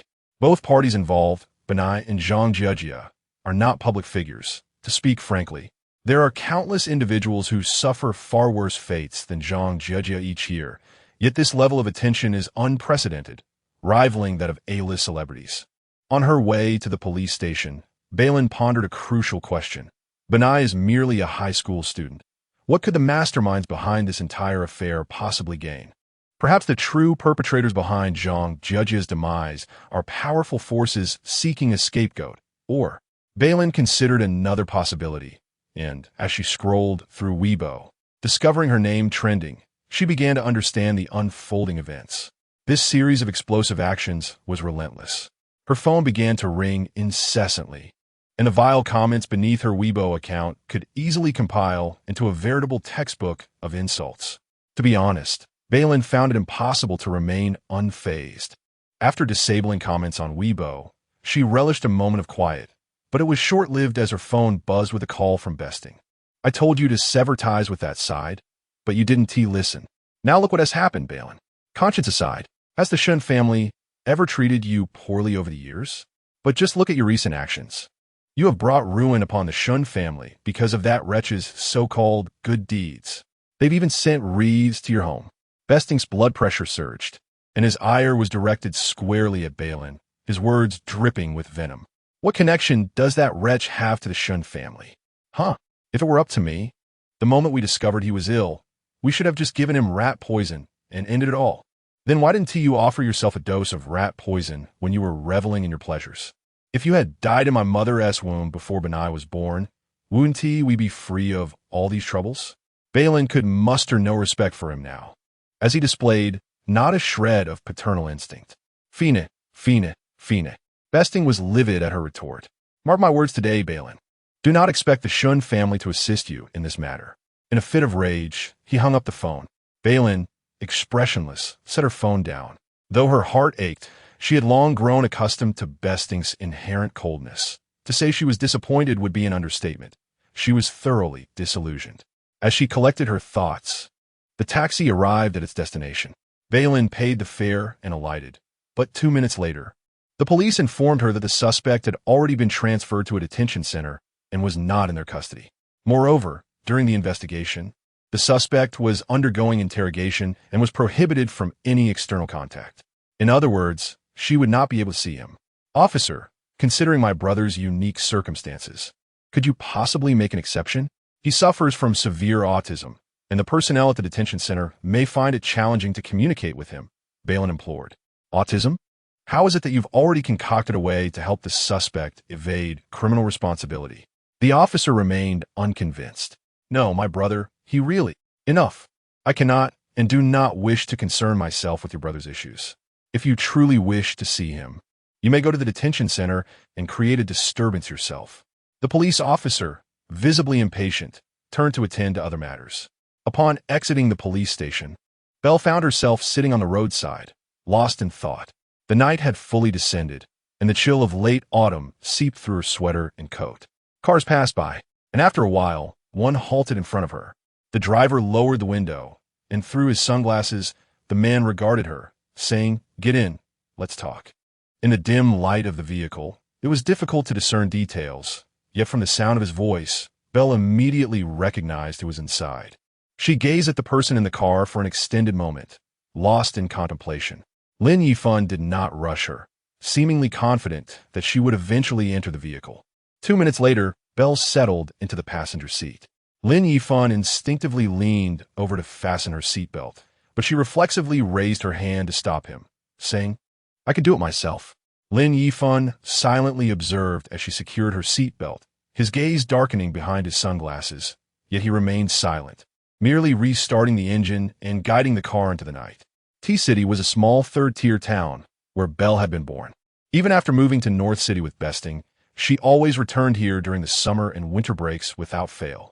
Thus, as they drove through 2 streets, she quickly deduced where he intended to take her. Half an hour later, the car stopped at the entrance of a narrow alley, leading to the old house where Belle's grandmother lived. Lin Yifan unbuckled his seatbelt and prepared to exit the vehicle. Noticing this, Belle frowned. "You can speak your mind here." "I thought you weren't going to talk to me," Lin Yifan replied, hesitating to leave the car. He removed his sunglasses and turned to her leisurely. "Wouldn't you invite me in for a moment?" "I don't have the key," Belle replied, her expression impassive. In truth, before taking her grandmother to North City for medical treatment, she had entrusted a spare key to her neighbor, Aunt Lee, to keep an eye on things. She had once brought Lin Yifan here, believing he was the one she wanted to spend her life with, eager to show him her home and introduce him to her family. However, time had passed, and they were no longer on the same path. She could not allow him into her grandmother's small courtyard anymore. "How about we get out and take a walk?" Lin Yifan suggested again. Belle lacked the desire for such an outing. "If you have nothing to say, let us not waste each other's time." She genuinely did not wish to be alone with him. Had she not sensed that he was here regarding Benai's matter, she would not have stepped into his car outside the police station. "Still angry with me?" Lin Yifan seemed unfazed by her sharp words. "Lin Bao, I haven't sought you out because I felt you needed time to calm down. I haven't abandoned you. Please allow me to explain, all right?" Lin Bao, Lin Bao. As a child, both her mother and grandmother had affectionately called her that. After her mother passed away, only her grandmother remained. Belle had brought him to her grandmother's house, and he had naturally heard her grandmother call her by those 2 names, finding it endearing, and thus had taken to calling her the same. At that time, the two were deeply in love.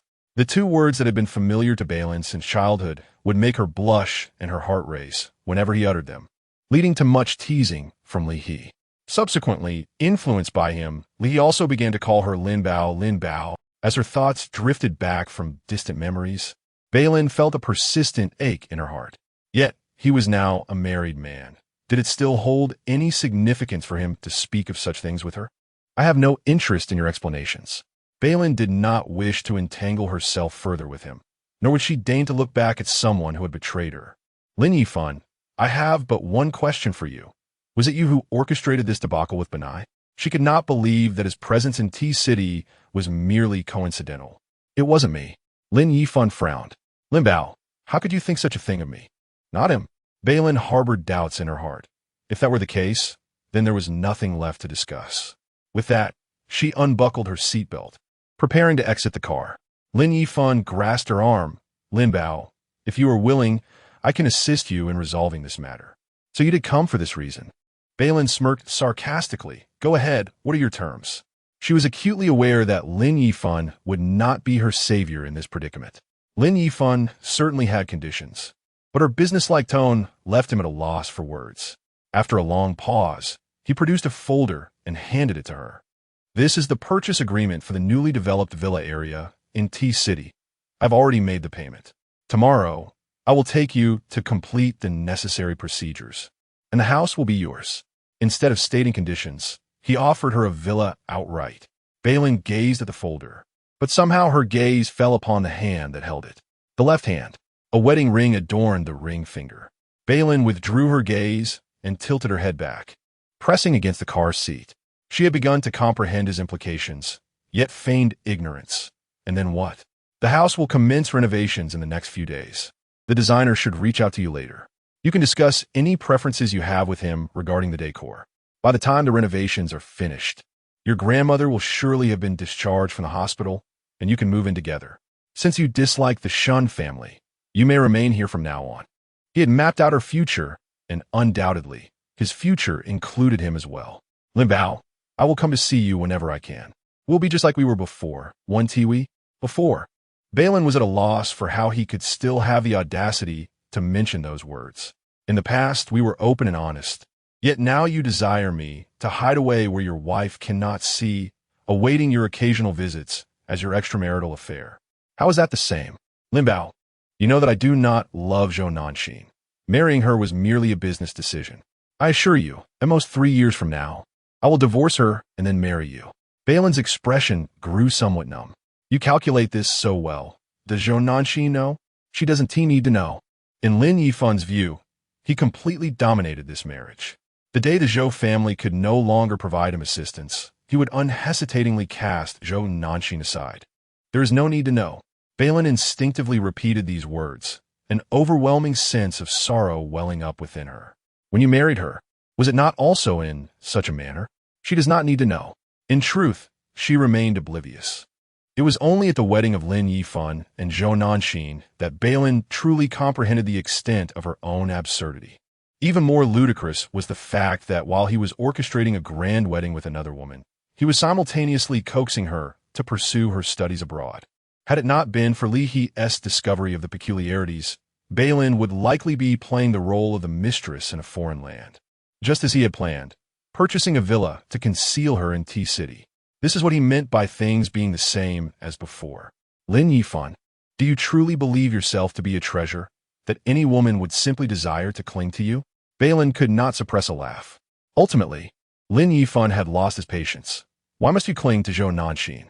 Yes, I married her, and that wronged you, but what about you? For your grandmother's surgical fees. Whom did you solicit, and with whom did you share your bed? Bei Lin, do you genuinely believe it is possible to delineate who has wronged whom between us? Chapter 29. Seeking no one, Bei Lin suddenly realized something profound.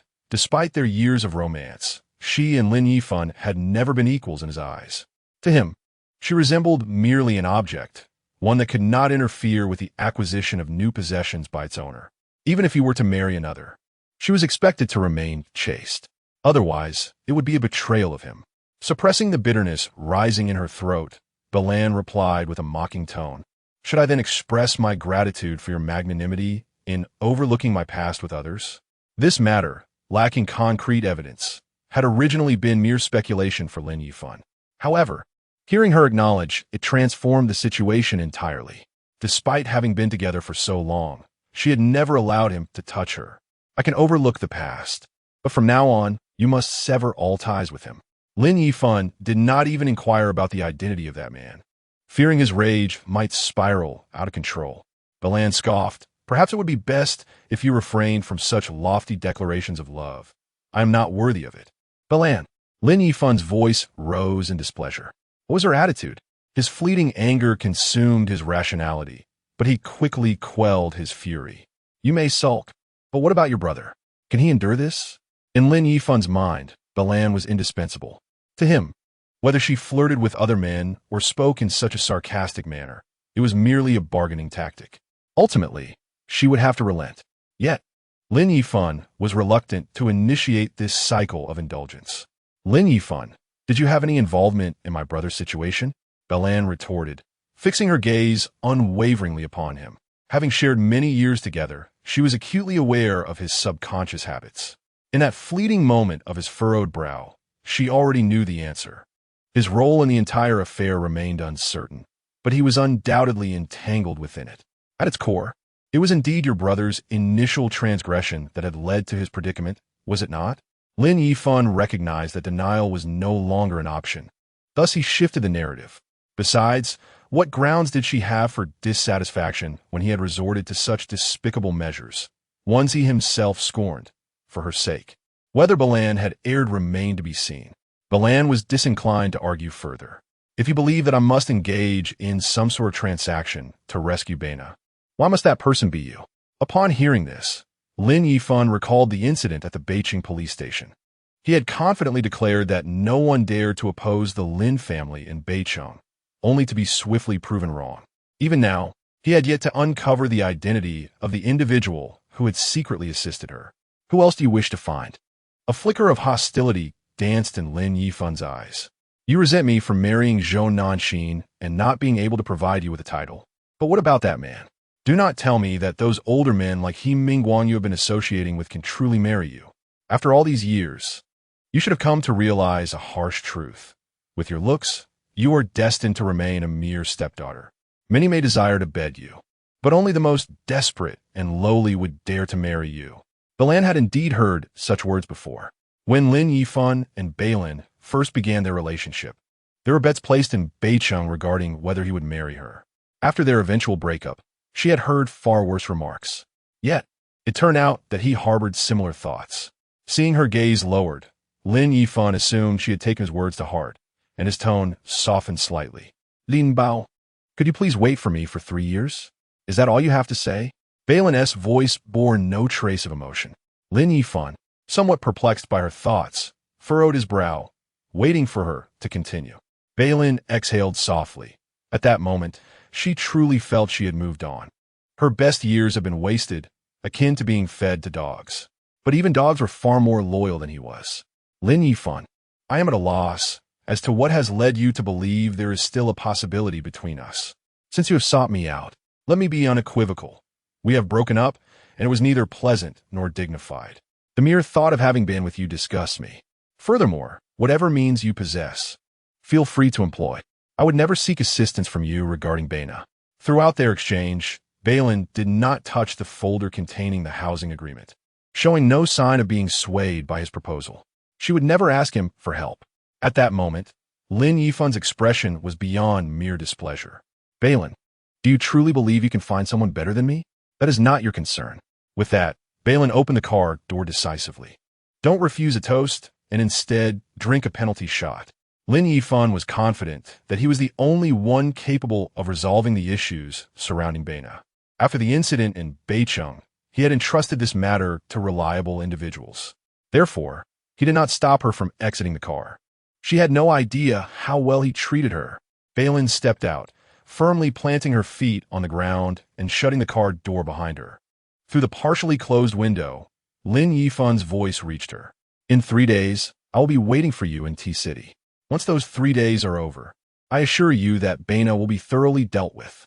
Without turning back, Bei Lin entered a narrow alley, entirely disregarding her earlier mention of not having a key. She knocked on Aunt Lee's door to retrieve her key and return to her grandmother's small courtyard. Her grandmother had been in T-City for over a month, and the flowers and plants in the courtyard had been neglected, presenting a desolate sight as autumn deepened. Only the orange tree in the center, older than Bei Lin herself, thrived wildly. The tree bore fist-sized orange fruits that made her mouth water. She casually plucked a couple, settled into a rattan chair, peeled them, and meticulously removed the white pith. Just as she was about to take a bite, a drop of juice splattered onto her hand, followed by 2 or 3 more. Aunt Lee knocked twice on the door, but receiving no answer, she pushed it open. Upon entering, she was startled by the sight of Bei Lin sitting in the rattan chair, crying while eating oranges. Look at how hungry you've made yourself, crying like this. Here, I made you some hand-pulled noodles with 2 fried eggs added. Bei Lin, overwhelmed with emotion, could not help but cry harder at the sight of the bowl of noodles. How embarrassing. Oh dear, what has happened? If you keep crying, my heart will break. Aunt Lee had spent the majority of her life in solitude, cherishing the presence of her neighbor, Grandma Song's beautiful granddaughter. As thoughts of Grandma Song, who was visiting the northern city for medical treatment, crossed her mind, Aunt Lee felt a sudden pang of concern for Lin Lin, who was weeping so sorrowfully. Could it be that your grandmother? No, Bei Lin shook her head, taking a moment to compose herself before managing to suppress her tears. The operation was highly successful, and she would return shortly. I simply miss my mother. Offering a hesitant rationale, Bei Lin set aside the orange and began to devour the bowl of hand-pulled noodles topped with 2 fried eggs. Aunt Lee engaged her in conversation, anxious that she might spiral into troubling thoughts alone. Before departing, she extended an invitation for Bei Lin to stay at her home. Bei Lin graciously declined, stating, "Thank you for your kindness, but I will stay a little longer to help my grandmother with some belongings before heading back to the northern city. Please convey my regards to your grandmother." "Certainly, I will." Bei Lin spoke truthfully. Over 5 hours later, shortly after 2 in the morning, the flight she was on touched down at the northern city airport. Chapter 30. Missing her, it was not quiet at Beicheng Airport in the early hours of the night. As Bei Lin disembarked from the plane, she discovered it was raining. After taking a few steps, a black umbrella was held over her head. Startled, she looked up to see a somewhat familiar face. "Miss Bei, good evening." My name is Chen Jing, sent by Mr. Lin to escort you. Bei Lin recalled having seen him a few times, always in the company of Lin Yansheng. Thank you, she replied. Chen Jing guided her through the terminal, and within moments, a sleek black Bentley, oblivious to the curious gazes of other passengers, stopped almost at the foot of the aircraft.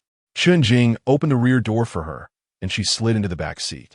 With airport security providing an escort, the vehicle swiftly departed. Having been caught in the rain upon her arrival, Bei Lin was handed a towel by Chen Jing, which she used to dry her face.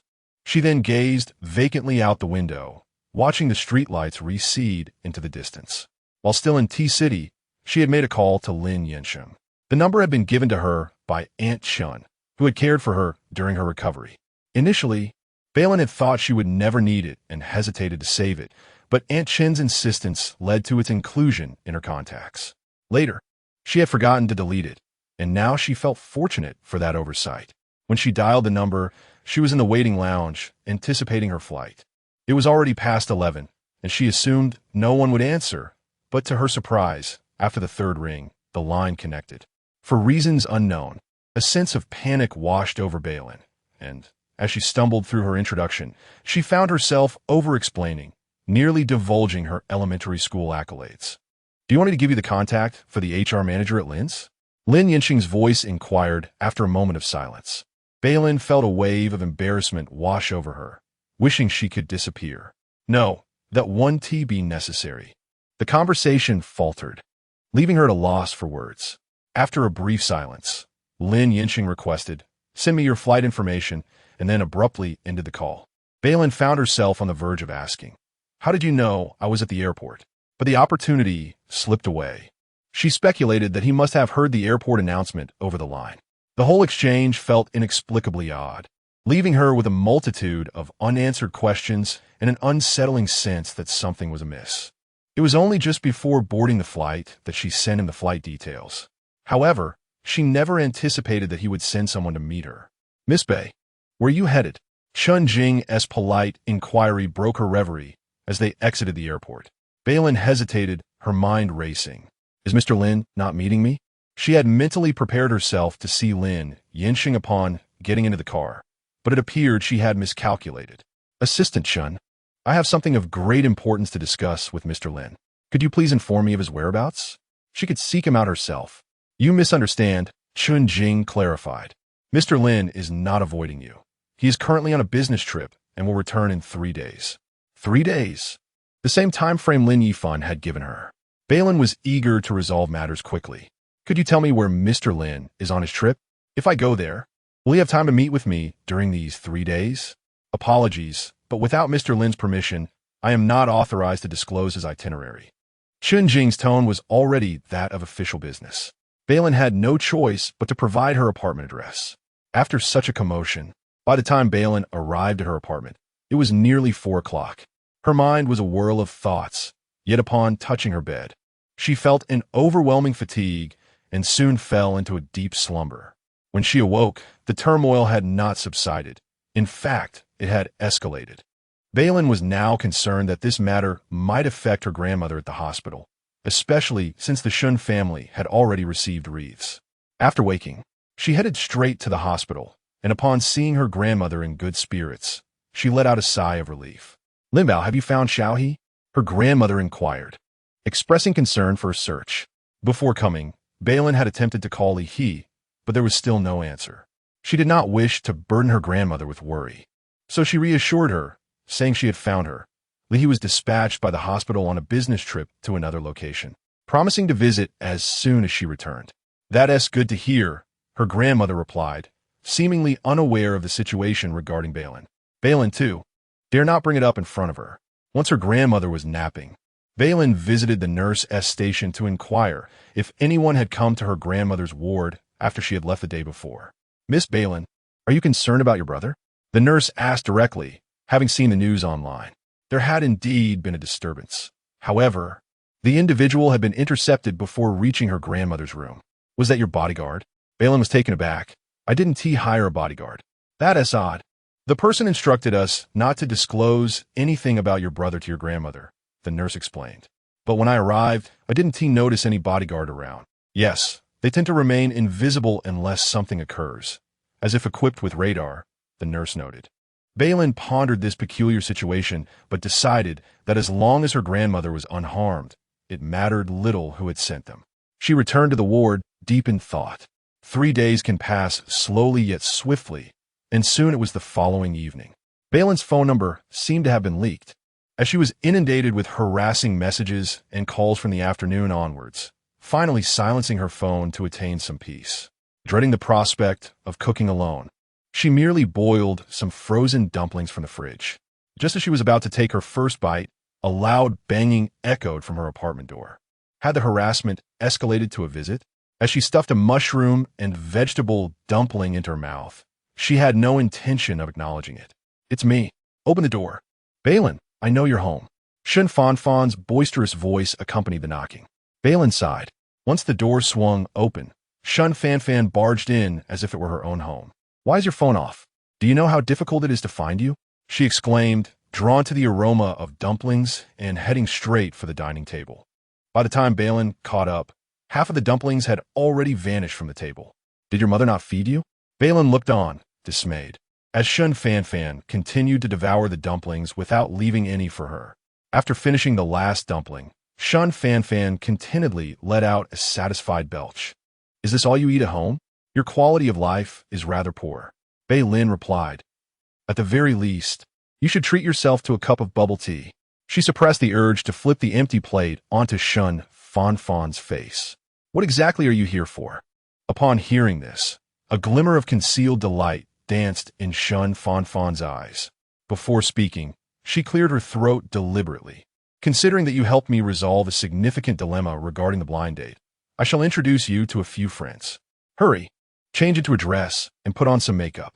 Hearing this, Bei Lin frowned, preparing to dismiss her, but Shen Fanfan added, "They should be able to assist you with the Bana matter." Chapter 31. What for more than an hour later? Shen Fanfan's petite sports car entered the underground parking lot of Chaoga. The two of them ascended directly to the private room via the elevator. As soon as they stepped out, Shen Fanfan's phone began to ring. After answering, she seemed oblivious to what was being said on the other end. Suddenly, she erupted. "What did you say? Who initiated the altercation? Where are you now?" "Fine. I shall be there immediately." Once the call ended, she swiftly turned and re-entered the still open elevator. Gesturing to Bei Lin, "My boyfriend has been attacked. Could you please head to room 1823 and find my friend? Rest assured, I have already informed them." Bei Lin was left speechless. Could she not be a tad more reliable? Moreover, when had she even started dating someone? Before Bei Lin could voice her thoughts, the elevator doors closed, and Shen Fanfan rushed off in a whirlwind.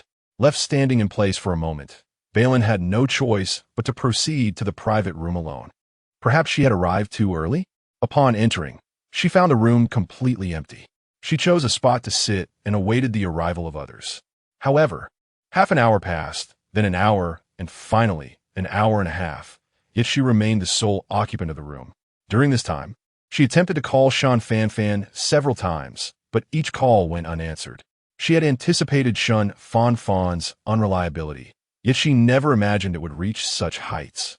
As the clock approached 11, Bei Lin tugged at her slightly crumpled dress in frustration and decided to leave the private room. Before heading downstairs, she made a quick visit to the restroom. Beautiful lady, alone? Just as Bei Lin exited the women's restroom, she was met with the overwhelming stench of alcohol. A drunken man, sporting a head of reddish-brown, tousled hair, resembling a teddy bear, grabbed Bei Lin and shoved her against the wall. Startled, Bei Lin reacted swiftly. As the man leaned in for a kiss, she thrust her knee up with all her might. The man groaned in pain, doubling over while clutching his possibly injured teddy bear. Seizing the opportunity, Bei Lin pushed him away and dashed for the exit. "Hey, you better stop right there." The man, having just emerged from the restroom, chased after her. With her belly preventing her from running fast, she could feel him closing in.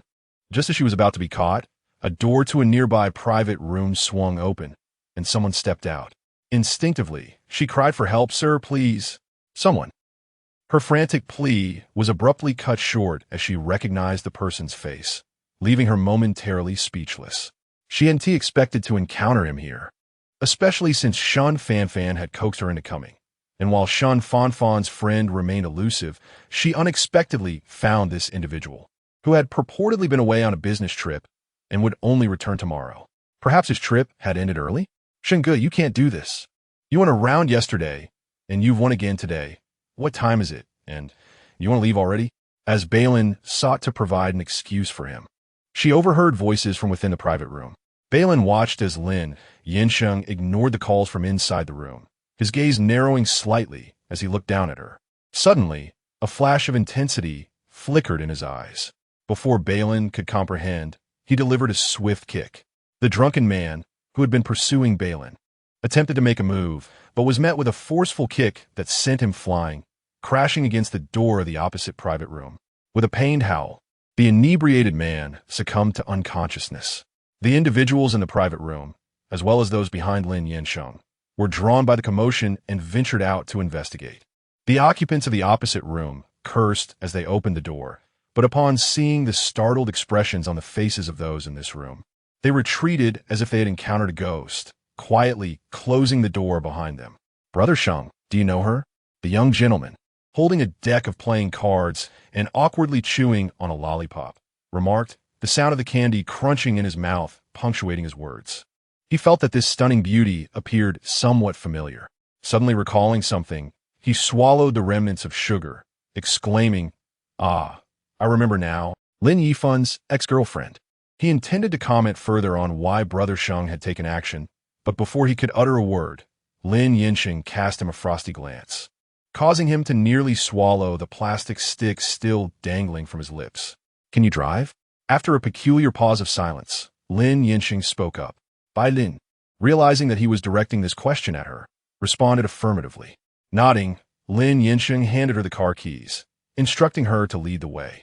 He proceeded towards the elevator, with Bei Lin trailing behind. In the elevator, an unspoken tension lingered between them. Upon reaching the parking lot, he settled in the passenger seat while Bei Lin took the driver's position. "Mr. Lin, where are we headed?" Bei Lin inquired as she started the engine. Lin Yansheng leaned back against the seat, his eyes closed in contemplation. "To your home." Bei Lin felt a twinge of discomfort. Seeking an excuse, she replied, "My place is a bit far. Perhaps we should." But he interrupted, "There's enough fuel." Relenting, she acknowledged that she indeed had matters to discuss with him. As she focused intently on driving, a sudden jolt occurred. Mistaking the accelerator for the brake, the car surged forward, colliding with a quietly parked black Mercedes. Bei Lin's mind went blank, caught in a state of shock. Beside her, Lin Yansheng opened his eyes, his voice cool and detached. "Did you obtain a bumper car license?" Bei Lin could only respond with silence. Afterward, he made a call, "Chun Jing, Kamichauga." Having concluded the call, he unfastened his seatbelt and exited the vehicle. Although she had not sustained any injuries, the reality of the accident left Bei Lin feeling unsteady on her feet. They both returned to the elevator and descended to the first floor. Once outside Chauga, Bei Lin finally regained her composure and cautiously suggested, "Mr. Lin, perhaps I should invite you to take a taxi?" At her words, Lin Yansheng regarded her with a peculiar expression, yet he remained silent. Moments later, a phantom drew up before them, the driver exiting to open the rear door, awaiting their entry. Bei Lin was taken aback. Was he utilizing some form of telepathy? He had merely uttered that single line to Chen Jing, and since then, he had not contacted anyone else. Where had this car come from? With a mind full of questions, she entered the vehicle. As they departed from Chauga, Lin Yansheng remained reticent, only instructing her to provide the driver with the destination. Seated beside him, Bei Lin maintained an impeccably poised demeanor, yet her thoughts were in turmoil, grappling with the ambiguity of his intentions. He was undoubtedly aware of the reasons behind her seeking him out and had shown signs of willingness to assist her, yet following that phone call, he had seemingly chosen to disregard her. 3 days. Had it not been for their impending encounter tonight, would he truly assist her by the deadline he set 3 days hence? And what basis did he possess for offering her help? Bei Lin's hands, initially resting upon her knees, instinctively moved to her abdomen as these thoughts crossed her mind. During her convalescence in the hospital, Aunt Shun had conveyed his intentions to her. What was it that he truly desired? She had initially resolved not to ponder this matter, yet since that day at the airport when she called him, She found herself compelled to reflect upon it. Perhaps it was this child. After all, families of wealth often place great importance on heirs. Or could it be that his family had some long-standing tradition dictating the sum of money bestowed for the birth of a child? At this juncture, Bei Lin felt as though a heavy golden lump resided within her womb. Chapter 32. The illegitimate child. When the car came to a halt beneath Bei Lin's apartment, it was already past midnight. Aside from a few stray cats mewing in the shadows, the neighborhood lay shrouded in silence. Bei Lin had only moved here after graduation, and due to her financial constraints at the time, she had little in the way of demands. Any place suitable for habitation would suffice. Initially, she had sought out a more secluded location, but it was her friend Li He who, unable to bear the thought, assisted her in finding a better option. This apartment belonged to a colleague of Li He's who had vacated it after marrying, leaving behind a modest studio fit for a single occupant. Although the area was not particularly desirable and the complex bore signs of age, it was infinitely better than the previous places Bei Lin had considered. The landlord was a person who cherished life, having decorated the apartment with warmth and even leaving behind some potted plants for a balcony. Bei Lin felt quite comfortable living here. However, as she observed the man who had alighted from the car behind her, she couldn't shake the feeling that he exuded an air of refinement that clashed profoundly with her surroundings. For a fleeting moment, she feared that bringing him here might shorten her lifespan. Most troubling of all was the fact that she was bringing a man home at such an hour. Thus, she devised a compromise. Mr. Lin, there's a cafe outside the neighborhood that operates 24 hours. May I invite you for a cup? The neighborhood may not have been charming, but the streetlights illuminated it adequately.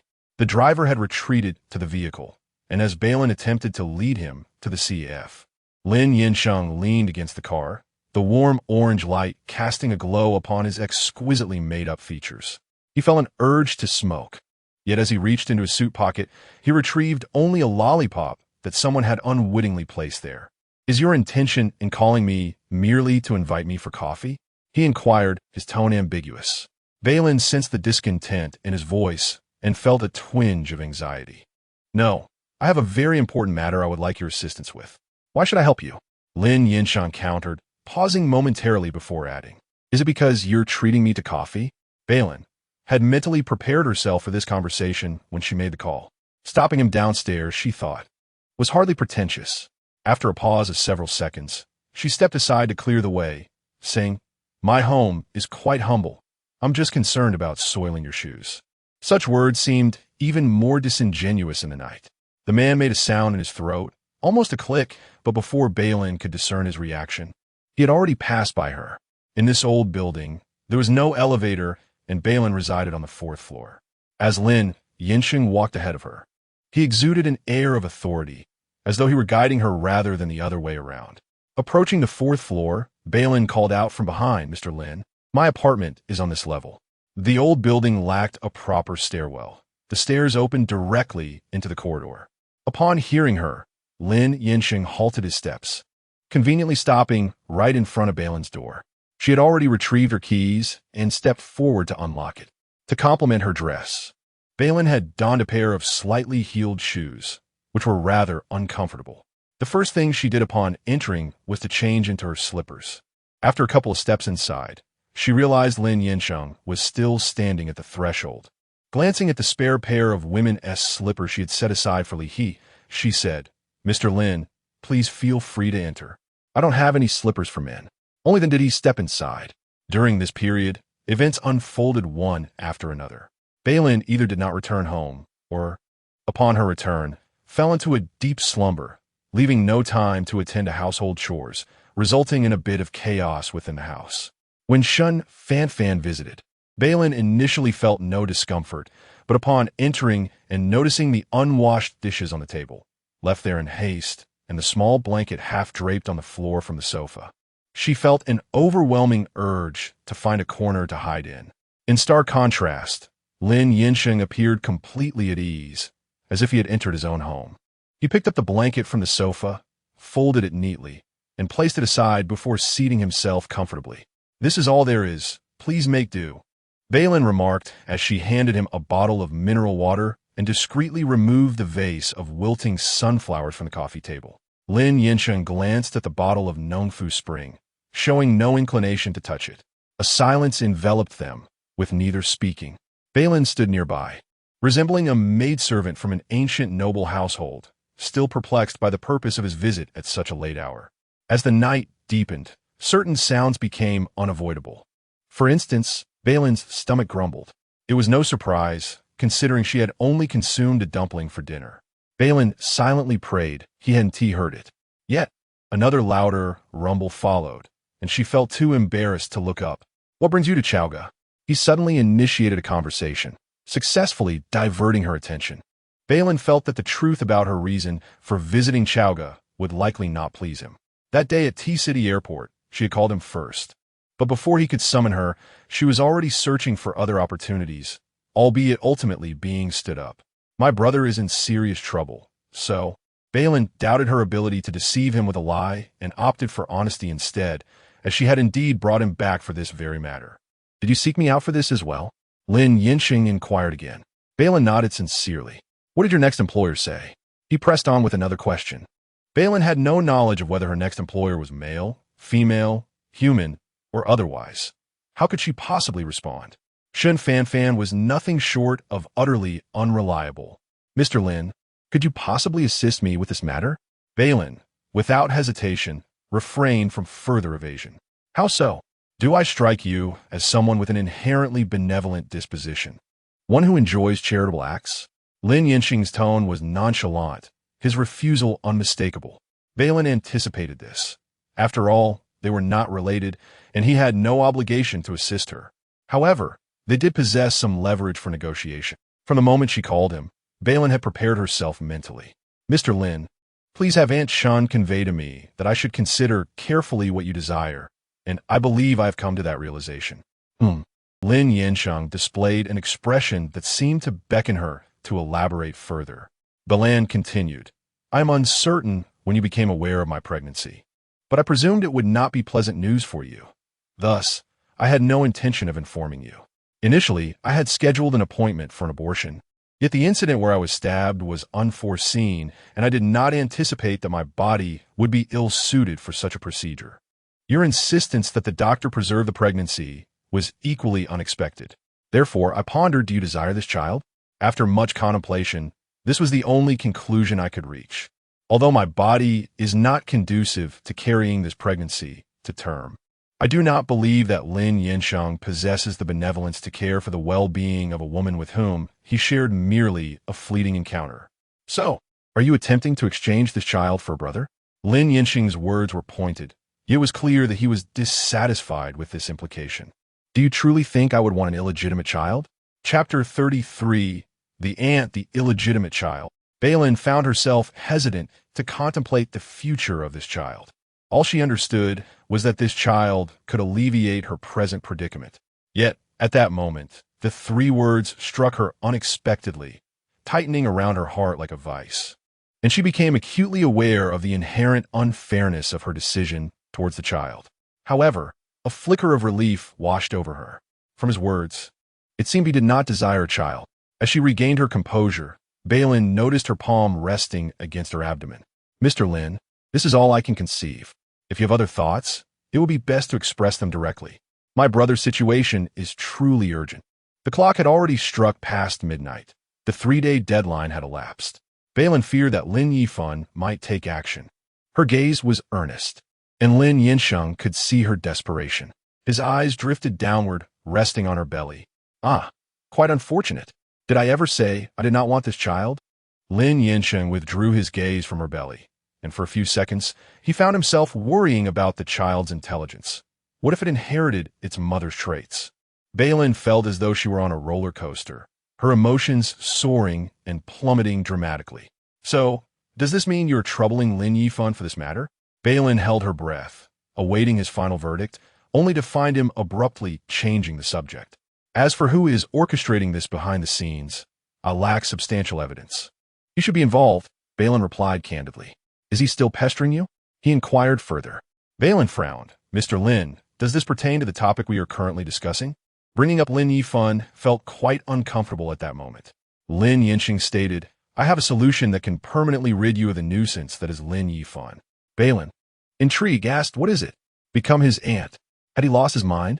Perhaps he had dreamt a ridiculous dream and had yet to awaken. Or maybe Bei Lin thought she was experiencing auditory hallucinations. To become Lin Yifan's aunt. Implied marriage. To whom? After a prolonged silence, Bei Lin processed this statement. Her first instinct being to seek clarification. Aside from you, does Lin Yifan have any other uncles? I will provide you with a number. You can call and ask my father if he has any illegitimate children. Lin Yansheng replied nonchalantly. Bei Lin desperately wished to support him, to say that his joke was indeed amusing. Yet, when the words reached her lips, they transformed into a cautious inquiry. Are you jesting? I'm not so idle as to engage in frivolity. Bei Lin, this is not a joke. Lin Yifan had only one uncle. He was suggesting she become Lin Yifan's aunt. Going around in circles, Bei Lin felt dizzy, unable to extract a second meaning from his words. Have you thought this through? Lin Yansheng pressed for an answer. This situation had escalated beyond her expectations. But what could she do? She could only surrender to the absurdity. Mr. Lin, do you not think your proposal is utterly ridiculous? I do not, but I find it exceedingly absurd. To speak of absurdity is to use a euphemism. At this moment, Bei Lin is already doubting the soundness of his mind. Apart from the unexpected encounter on that fateful night, we have had no interaction whatsoever. You do not know me, and I do not know you. Under such circumstances, how can you propose marriage? What is it that you wish to understand? Please ask now. Lin Yansheng's tone remained indifferent, showing no inclination to reconsider. Bei Lin felt weary. You do not grasp my meaning. Must I elucidate? Leaning against her rather uncomfortable sofa, Lin Yansheng treated marriage as a mere transaction. Bei Lin, shall I remind you that it is you who seeks my assistance? Ultimately, it was a matter of him being able to aid her, but only on the condition that she exchange her marriage for his help. Bei Lin was fully aware of her desperation. Yet, even if he were as sordid as Lin Yifan, seeking her as a lover or a bed partner, she could still accept that more easily. Mr. Lin, is there anything else you desire besides this? Bei Lin attempted to sway his perspective. Let me be clear, Lin Yansheng replied, unyielding and even somewhat cold-hearted. What I desire is a child.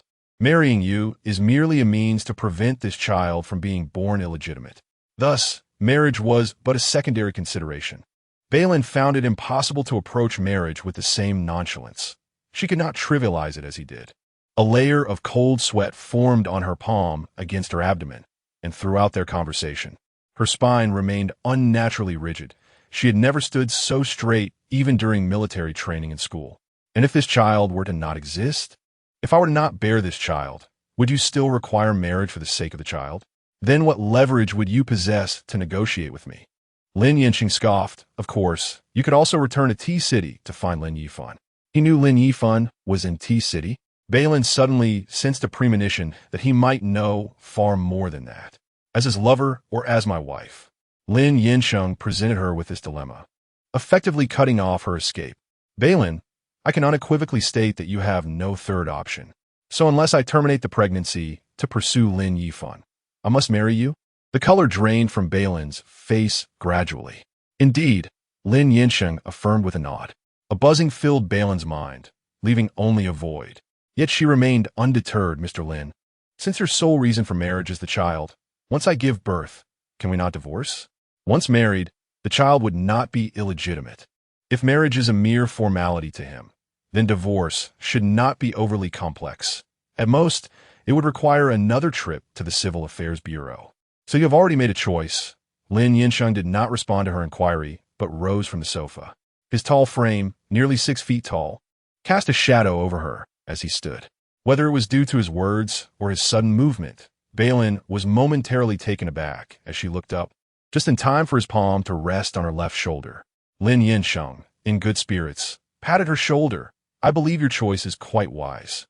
Bei Lin, what choice had she made that she was unaware of? Lin Yansheng withdrew his hand and stated, I will come and pick you up at 10 o'clock tomorrow morning. For what purpose? Bei Lin inquired, perplexed. Lin Yansheng's response was succinct and clear, to obtain the marriage certificate. A metaphorical bomb was dropped into Bei Lin's muddled mind. rendering her too disheartened to even struggle against the situation. Noting her acquiescence, Lin Yansheng strode towards the door.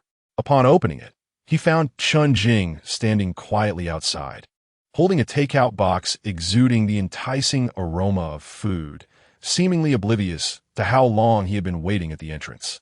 Lin Yansheng took the bag and casually placed it on the shoe rack beside him, reminding her, "Do remember to eat. Your stomach has grumbled 7 times already."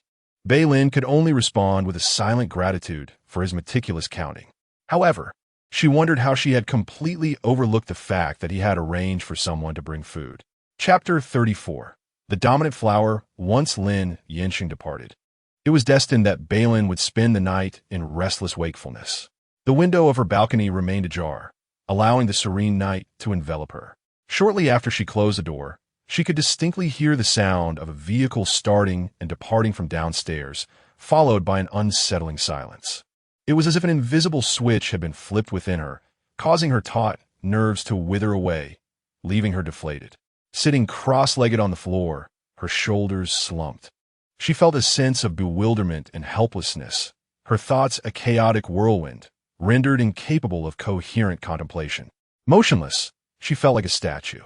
Bei Lin struggled to comprehend how events had culminated in such a manner. With her gaze cast downwards, she noticed her abdomen, where a quietly emerging life seemed to have irrevocably altered the course of her existence. How could she ever have been entangled with Lin Yansheng? It was something she neither desired nor anticipated. Yet now, to marry him, to become his wife. The mere thought of such a relationship sent shivers down her spine. At that moment, her phone, which she had carelessly placed on the shoe rack upon entering, vibrated briefly, accompanied by a notification sound, indicating an incoming message. Her already disordered mind was further distracted by this interruption, rendering her utterly incapable of thought. Was there no end to the harassing calls and messages she received? Irritated, Bei Lin rose to turn off her phone. However, a glance at the message revealed it was from Lin Yifan. "Lin Bao, I'll pick you up to see our new home as soon as dawn breaks." Lin Yifan likely believed he had cornered her into a state of desperation, leaving her with no choice but to acquiesce. Indeed, this was a dire predicament. As for the path ahead, it was fraught with even greater challenges. Bei Lin reflected on how she had arrived at this juncture, entirely due to the machinations of his former lover. The thought ignited a fierce resentment within her, a desire to immediately purchase a ticket back to T-City and confront Lin Yifan head-on. How blind she must have been to have ever loved such a scoundrel. Standing beside the shoe rack, Bei Lin took a deep breath, inhaling the tantalizing aroma of food wafting through the air. It seemed they had even prepared sweet and sour fish. A glance at the takeout box emblazoned with the Suji logo stirred her appetite. She had always relished their cuisine. Her thoughts began to wander.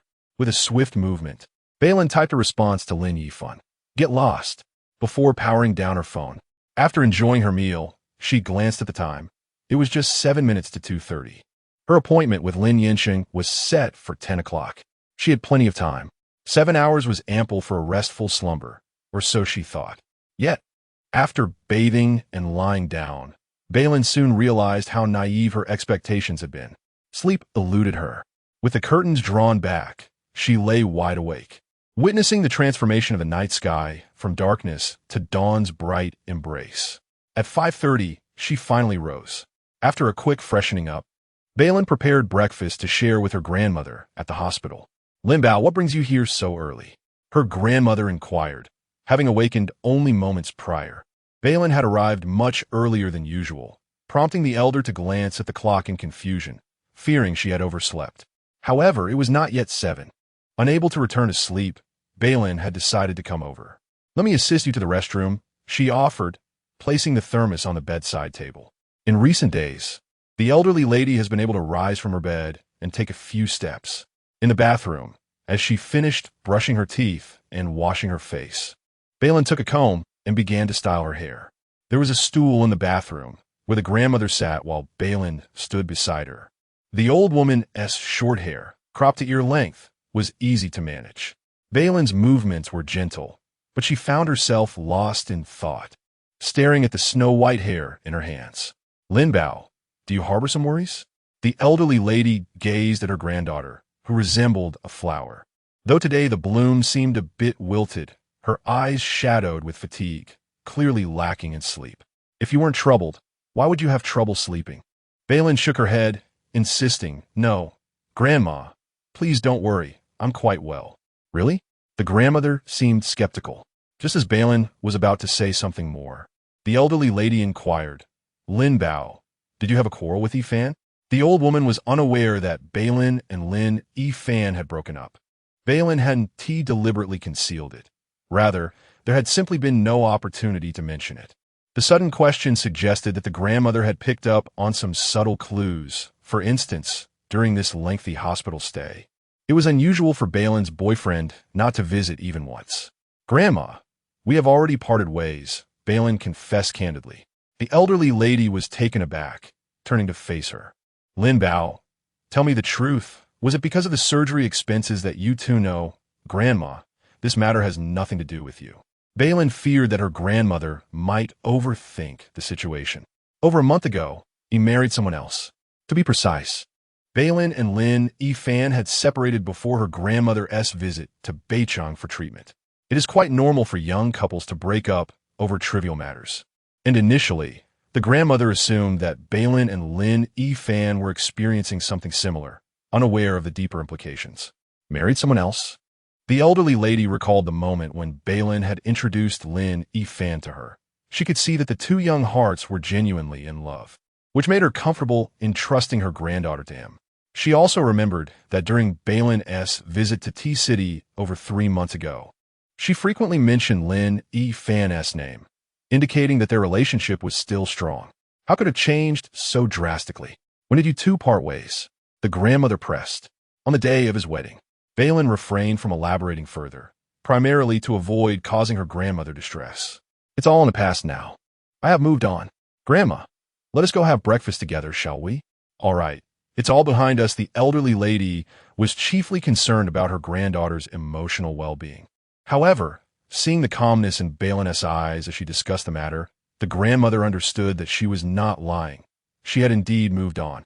"Our Lin Bao is so beautiful and wonderful. She need not worry about finding a partner." Bei Lin mused that she truly need not worry, though perhaps a bit too much so.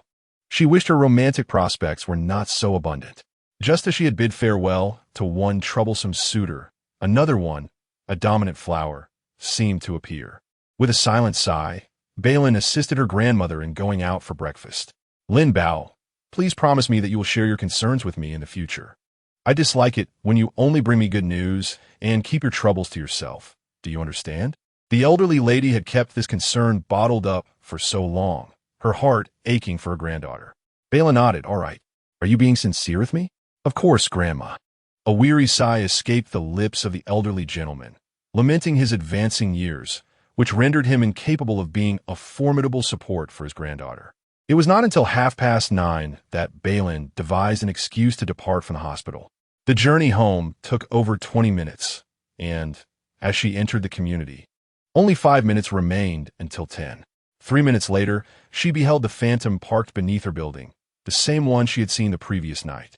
Lin Yansheng was clad in a deep gray suit, with a white shirt beneath. Leaning casually against the car, he met Bei Lin's gaze briefly before lowering his eyes to check his watch, his demeanor somewhat indifferent. The Shen Corporation was mere 2 minutes away from bankruptcy. Chapter 35, Mrs. Lin Bei momentarily found herself at a loss, unable to comprehend how Lin Yansheng suddenly brought the Shen family into their conversation. However, her thoughts swiftly aligned, and with a hint of regret, she proposed, "Perhaps you could simply overlook my presence while I take a moment to hide?" She tilted her head, her innocent gaze appearing rather incongruous upon her countenance. Lin Yansheng narrowed his dark eyes slightly, dismissing the need for such complications. "If you wish, I can have Qinjing handle it." His tone was earnest, devoid of any trace of jest, as if her mere nod would compel him to act on his words. Bei Lin felt a momentary daze, yet quickly regained her composure. Why expend such effort? This honorable task should be left to Shen Fan. Bei Lin still harbored resentment from the previous night's disappointment, and she directed her ire towards Shen Fan without hesitation. Nevertheless, she refrained from voicing her grievances. With such an unreliable heir as Shen Fanfan, the future of the Shen family appeared bleak. Lin Yansheng seemed to concur with her sentiment, opting not to pursue the topic further. "Have you retrieved your identification?" he inquired. Bei Lin understood the reason for his question. It was required for their marriage certificate. Moreover, she was aware that she needed not only this but also her household registration book, which resided at Besting. Today, Lin Yansheng had driven himself without a chauffeur. Hearing her response, he reached through the car window and retrieved a booklet. "Is this what you meant?" Bei Lin's lips twitched in frustration. "Why on earth is my household registration book with you? Your father gave it to me." Lin Yansheng succinctly disclosed the outcome, pausing momentarily before inquiring, "Do you have any other excuses?" Bei Lin fell silent. Her motives had been unmasked, and she tired of resisting. "Mr. Lin, could we refrain from making our marriage public immediately after obtaining the certificate?" She did not perceive their union as enduring. Thus, rather than commencing with a fanfare, a discreet beginning seemed preferable, allowing for a quiet conclusion when the time came. The reasoning was negotiable, yet it required persuasion. Bei Lin certainly would not divulge her true thoughts. "I do not wish to worry my grandmother. Her health is not robust." This was not a baseless assertion. After all, she had only recently ended her relationship with Lin Yifan, and marrying his uncle at this juncture would undoubtedly raise eyebrows. Moreover, her grandmother remained unaware of the situation with Benai. She pondered whether this rationale would suffice in his eyes. Meeting his gaze, she found Lin Yansheng's dark eyes inscrutable, offering no useful insight into his thoughts. The silence lingered until, just as she was racking her brain for alternative reasons, he finally spoke. "Very well." Bei Lin exhaled in relief. "For half a year," he added. Bei Lin was taken aback. "What do you mean half a year?" Lin Yansheng clarified. "In 6 months, your grandmother should have recovered, and your condition will be undeniably evident." So, the term for their concealed marriage was half a year? But, either half a year or now. Bei Lin wished to protest, but his authoritative voice silenced her. "All right then, half a year is certainly preferable to the present." Bei Lin had made a plan to take things one step at a time, so she went to retrieve her identification card. This was an experience she had never undergone before. Yet the entire process proved to be far simpler than she had anticipated. Upon entering the Civil Affairs Bureau, everything unfolded as smoothly as if someone had pressed the fast-forward button. As she passed through the door, her marital status instantly changed to married. The sensation of being wed felt surreal, especially considering that the person with whom she shared this certificate was Lin Yansheng. Meanwhile, in T-City, Lin Yifan received Bei Lin's text message late at night, after which her phone remained switched off. The following morning, he found himself delayed by various matters, and when he finally managed to seek her out, he was met with disappointment. The old house was vacant, and it was only through the neighbor, Aunt Li, that he learned Bei Lin had returned to Beijing 3 days prior. "Excellent." He maintained a stern expression as he called Bei Lin from his car, and this time, the call went through. At that moment, Bei Lin had just exited the Civil Affairs Bureau. Initially, she had no intention of answering the call, yet she was weary of his incessant harassment and decided it was best to clarify things once and for all. "Bei Lin, have I been too kind to you, leading you to believe that I wouldn't take action against Benai?" Lin Yifan's voice on the other end was irritable and menacing. "Will you obediently return to T-City? Or should I come to Beicheng to find you? Where I am is of no concern to you," Bei Lin succinctly replied. "Who have you turned to for help?" Lin Yifan inquired ominously. "That is none of your business." "Is it the same person who got you out of the police station last time?" Lin Yifan surmised. "Bei Lin, are you sure he can extend his reach to T-City so swiftly? Think carefully. My actions will undoubtedly be quicker than his." With just a phone call, Benai could lose half his life. He is already a mental cripple. Do you wish for him to suffer further disabilities before you feel satisfied? Lin Yifan, are you unwell? Bei Lin began to speak, but her phone was abruptly snatched away, and Lin Yansheng spoke directly to the caller. "Yifan, come back to the manor for dinner tonight." His tone was calm, yet laced with an unmistakable command, leaving no room for refusal. Lin Yifan was taken aback by the sudden change in the conversation. In his anger, he momentarily failed to recognize who he was speaking with, but as realization dawned, he found it improbable. "Uncle?" He ventured cautiously. "It is I." Lin Yansheng did not conceal his identity. The astonishment in Lin Yifan's voice was palpable. How could you? Bei Lin was unaware of the exchange on the other end, only hearing Lin Yansheng say, "Will you return on your own? Or shall I send someone to Beijing to fetch you? I will return myself." Lin Yifan made this decision with such intensity that he nearly ground his teeth. Upon hearing this, Lin Yansheng promptly ended the call and returned the phone to Bei Lin. Taking the device, Bei Lin asked, "What did he say, Mr. Lin? Are you confident you can resolve my brother's situation?" Indeed, as he had mentioned on the call, the distance from the emperor to the mountains was vast, and even if Lin Yansheng wished to assist, it would require time. "Let's have dinner together tonight," was Lin Yansheng's non-answer to her inquiry. Bei Lin had indeed just overheard his conversation with Lin Yifan on the phone, mentioning dinner at the grand residence that evening.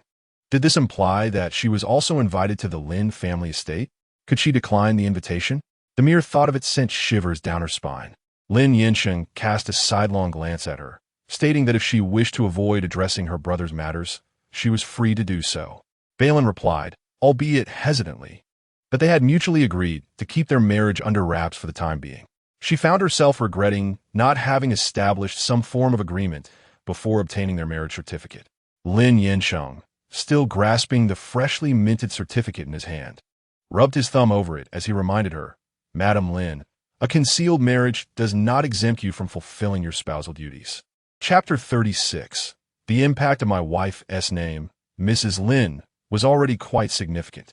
To add to that, there was a mention of marital obligations. Bei Lin felt a wave of darkness wash over her, pondering whether he could truly be so beastly. "Mr. Lin, I am currently with child. Discussing marital duties at this moment seems quite inappropriate, does it not?" The notion of marital obligations she was considering indeed felt unsuitable. Lin Yansheng conceded that her reasoning held merit. Bei Lin remained wary then. "Your mother is quite insistent on marriage." Lin Yansheng's tone bore a hint of exasperation. After a pause, he suggested, "On your first day at work, could you perhaps show a little pity for me, Mrs. Lin?" Bei Lin unexpectedly recalled the time she had stood in for Shen Fanfan during a blind date with him, which made the urgency for marriage seem more credible. Thus, was he expecting her to return with him to report to his family? As for his plea for her sympathy, Bei Lin quickly scrutinized him from head to toe, from the tips of his polished shoes to the strands of his hair. To feel pity for him seemed to invite divine retribution. "I can accompany you back." She finally relented, her mind shifting gears, "But I fear I may not meet your mother's standards for a daughter-in-law." Given Lin Yifan's unfortunate precedent, it was evident that unions among the affluent were particularly scrutinized for social compatibility, and the Lin family was the epitome of high society. "You need not worry about that." A flicker of derision crossed Lin Yansheng's eyes as he replied, "You meet her only requirement perfectly." Bei Lin was taken aback. Was her mother-in-law's expectation truly so minimal? What else could there be? Lin Yansheng intended to dismantle her objections one by one. Bei Lin sighed in resignation. "Must I go?" "Yes, there is no room for negotiation." She could only pray that it would not be her final supper. As their vehicle departed from the Civil Affairs Bureau, Lin Yansheng inquired about her lunch preferences, implying he wished to dine with her. "I still need to visit my grandmother at the hospital," Bei Lin subtly declined. Lin Yansheng did not press the matter further. At the intersection, he turned the car around and took her directly to the hospital. Just before she exited the vehicle, Bei Lin recalled something. "Mr. Lin, may I trouble you with another request?" Lin Yansheng responded affirmatively, awaiting her elaboration. "My friend, Li He, has been missing for several days, and I haven't been able to reach her by phone. Could you possibly assist me in locating her?" Bei Lin pondered that even escalating the matter to the police might not yield results. Lin Yansheng replied with a nonchalant tone. "Was that an agreement?" Bei Lin dared not inquire further, unbuckled her seatbelt, and as she stepped out of the car, she politely leaned toward the half-open window to thank him. "Thank you for bringing me to the hospital. Please drive safely."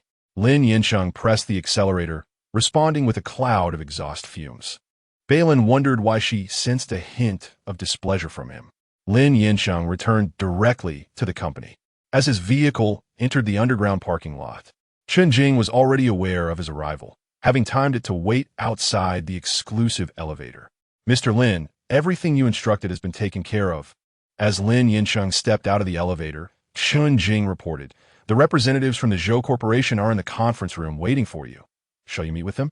"No," Lin Yinsheng replied without a moment's hesitation.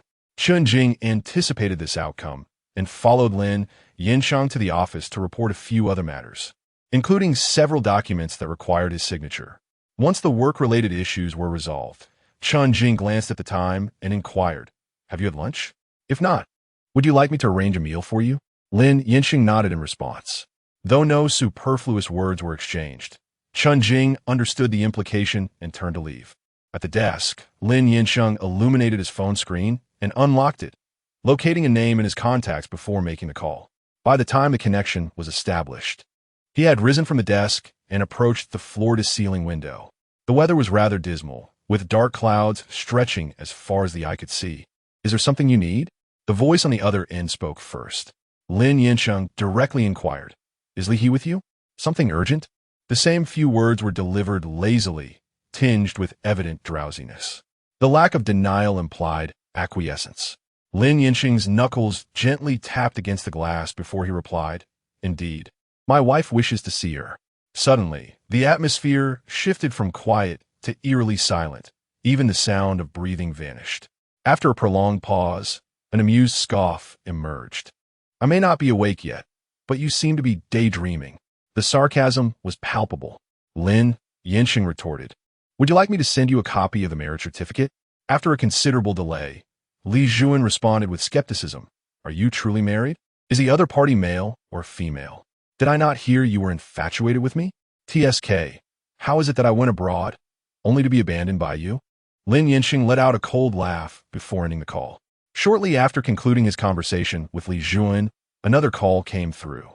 He glanced at the caller ID, switched his phone to silent mode, and set it aside, ignoring it. Subsequently, this number persisted in calling every few minutes, demonstrating an unwavering determination. Bei Lin spent the entire afternoon in the hospital, keeping her grandmother company. Having not slept the previous night, she nestled into the small sofa in the hospital room after lunch and quickly succumbed to a deep slumber. "Lin Bao, wake up, Lin Bao." Around 4 o'clock, Bei Lin was roused by her grandmother's voice. Groggily opening her eyes, it was evident she had not yet had enough rest. "What is it, Grandma?" she murmured. "Your phone is ringing," the elderly woman reminded her. Bei Lin lazily reached for her phone, stifling a yawn that nearly brought tears to her eyes. After a moment, she recognized the caller ID, Shen Fanfan. Was she calling to berate her? Suddenly wide awake, Bei Lin prepared herself for a confrontation, but upon answering, Shen Fanfan spoke first. "Have you offended someone?" Her tone was notably serious. "I have offended more people than you have strands of hair. Which one are you referring to?" Bei Lin replied irritably, "I'm being serious here. Why are you being flippant?" Shen Fanfan responded, her dissatisfaction evident. "I noticed that the situation with Bei Nai online hasn't been resolved, and I just found out that my friends didn't even meet you yesterday." Bei Lin frowned, waiting for her to elaborate. "So, I can't pinpoint it exactly, but several people have had the same experience. They encountered issues before and after going out. Don't you find this coincidence a bit excessive?" After a brief pause, Shen Fanfan added, "Including myself, I also went to Chaoga with you, but I was summoned away by a phone call. I truly believe there is something sinister behind this matter." Her words were indeed quite suspicious. As for the potential culprits, Bei Lin had 2 suspects in mind, yet she was uncertain which one it could be. Nonetheless, pursuing this matter further seemed futile now, as the evidence was already present. Reflecting on this, Bei Lin advised her, "You needn't concern yourself with this any longer." In the hospital room, wary of her grandmother overhearing and becoming suspicious, Bei Lin refrained from elaborating too much. "Have you found someone to assist you?"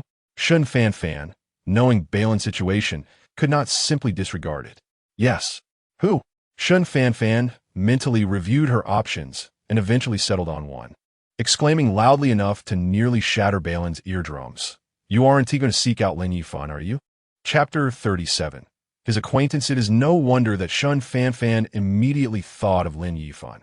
She was far too familiar with Bei Lin's social circle. Moreover, given the magnitude of the situation, there were hardly a few individuals in Beijing capable of resolving it. Coupled with her willingness to go to great lengths for Benai. "Are you out of your mind? If Lin Yifan were capable of selflessly assisting you without any expectation of reward, would he have silently married Zhou Nanxin in the first place? What had you promised him? An extramarital affair? If Shen Fanfan possessed supernatural abilities, she would emerge from the phone to spit in Bei Lin's face in indignation. Bei Lin, with a headache, thought, "You are the one whose mind is troubled." Did I ever say it was him? Shen Fanfan, however, remained unconvinced, responding, "Who else could you possibly turn to?" Bei Lin, recalling the marriage certificate, reiterated, "I have told you. Do not concern yourself with this matter. I see you're merely feeling guilty." Annoyed, Bei Lin dismissed Shen Fanfan's incessant chatter and hung up the phone.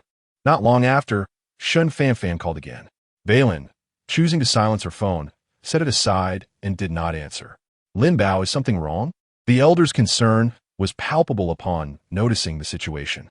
"Nothing is amiss. It is merely Shen Fanfan being bored, calling to provoke me." Bei Lin naturally did not reveal the truth. "Fanfan, I have not seen her in quite a while," the elder reminisced. "I remember she once secretly came to Tea City with you when she was little. Her eyes were so bright, always eager to follow you." Indeed, there was such an event. During a winter vacation in Tea City, Shen Fanfan, who was supposed to attend a summer camp that year, inexplicably appeared in Tea City. However, before 24 hours had elapsed, Shun Hume and Bei Ting arrived with stern expressions. The outcome was, of course, unpleasant. "Lin Bao, parents are one thing, but Fanfan is truly a good child. After all, you are sisters. Do not let the grievances of the previous generation create distance between you." "I understand, Grandma." Bei Lin pondered the peculiar nature of her relationship with Shun Fanfan. Although they often found each other intolerable in daily life, when faced with adversity, as in this instance, she recognized deep down that Shun Fanfan was doing her utmost to assist her. "By the way, Lin Bao, have you been in contact with Benai's homeroom teacher lately?" The elder's sudden shift in topic caused Bei Lin's heart to skip a beat, fearing she might be aware of something. However, she quickly reassured herself, refusing to frighten herself unnecessarily. "Benai is doing well. I contact his teacher every few days," Bei Lin replied, maintaining her composure. The elder did not appear suspicious. As dusk approached, Bei Lin received a text message prompting her to leave the hospital room. Awaiting her downstairs was Chun Jing. "Madam, I will escort you to the mansion, Mr. Lin will meet you there shortly." Given the circumstances, Bei Lin understood that there was no escaping the situation. Thus, she ceased to struggle. "All right, thank you. You are too kind." Lin Yansheng had initially intended to head directly to the mansion after his meeting, but his secretary approached him. "Mr. Lin, President Zhou from Zhou's group has personally arrived. Would you like to meet him?" The President Zhou mentioned by the secretary was Zhou Siqing, the head of Zhou's group and Zhou Nanxin's father. Lin Yansheng raised his hand to check the time. "Where is he?" In the conference room on the 28th floor, a steady stream of individuals from the Zhou group, ranging from junior staff to managers and executives, had assembled today. However, without exception, they were left unattended.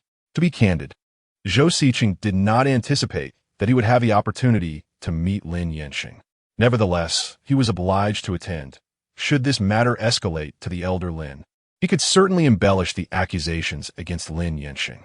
Contemplating this, Zhou Siqing found himself glancing at the clock every few moments.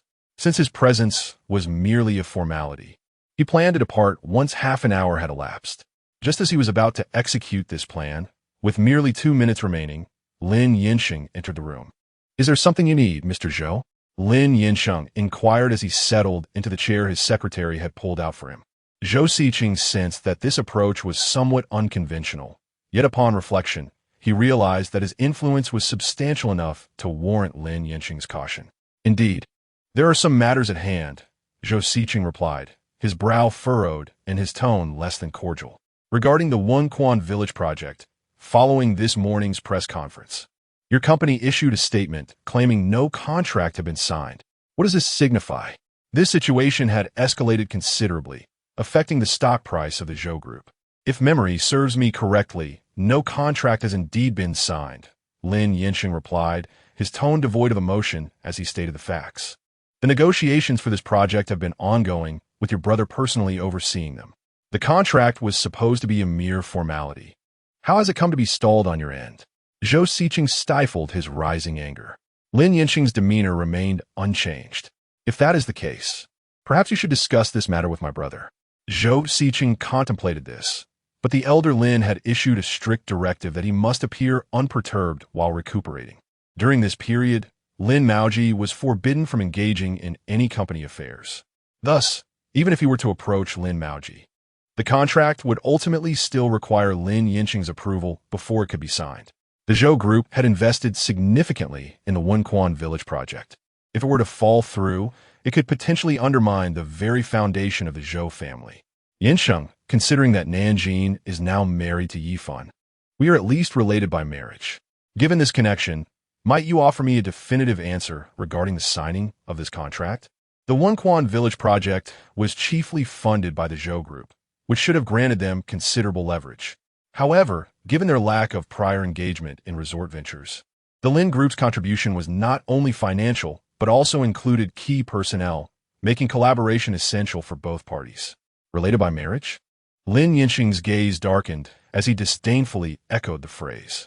His voice, now devoid of warmth, inquired, "Your daughter dares to meddle with my people. Do you truly believe I should continue to regard you as family?" Zhou Siqing was taken aback, having not anticipated that this was the crux of the issue. Nanjing has been spoiled by my indulgence, but she has always shown the utmost respect for her elders. Surely, there must be some misunderstanding? You would do well to hope for a misunderstanding, Lin Yansheng scoffed coldly. We have already squandered enough time. With that, he rose and left the conference room. When Zhou Nanjing received her father's call, the car was already nearing the Lin family's grand estate. Old Master Lin had established a rule that every month, at the beginning and the middle, regardless of circumstances, the family must gather for a meal. However, today was neither the start nor the middle of the month, leaving Zhou Nanjing puzzled about the reason for this gathering. When she received her father's call, her mind was elsewhere. What have you been up to lately? Zhou Siqing's voice was somewhat harsh on the other end. This tone was rare for him in their conversations, causing Zhou Nanjing to pause. Father, what's the matter? What's the matter? Don't you know there's trouble at the company? Think carefully. Lin Yansheng claims you've interfered with his people. Who have you had conflicts with recently? Hurry and go apologize. As he spoke, the driver pulled up to the grand entrance of the Lin residence, and Zhou Nanjing's keen eyes spotted someone standing at the door. Bei Lin. Chapter 38. The superior Zhou Nanjing's initial reaction was disbelief, but upon closer inspection, she indeed recognized the figure, even in a state of disarray. What was she doing here? Was it related to the recent events concerning Benai, perhaps seeking out Lin Yifan? With this thought in mind, Zhou Nanjing immediately signaled the driver to halt, simultaneously informing her father over the phone, "Dad, I have something to attend to. I'll call you back later." Zhou Siqing was about to say something further, but she had already ended the call. Tossing her phone onto the seat, Zhou Nanjing opened the door and stepped out. Lin Yansheng had not yet arrived, and Bei Lin lacked the courage to enter the Lin family mansion alone. Therefore, she instructed Chun Jing to park the car outside the estate, waiting for Lin Yansheng to arrive so they could enter together. Initially, she had planned to wait in the car, but for reasons unknown that day, she felt a bit queasy, perhaps from motion sickness, and the stifling atmosphere made her uncomfortable, prompting her to step out for some fresh air.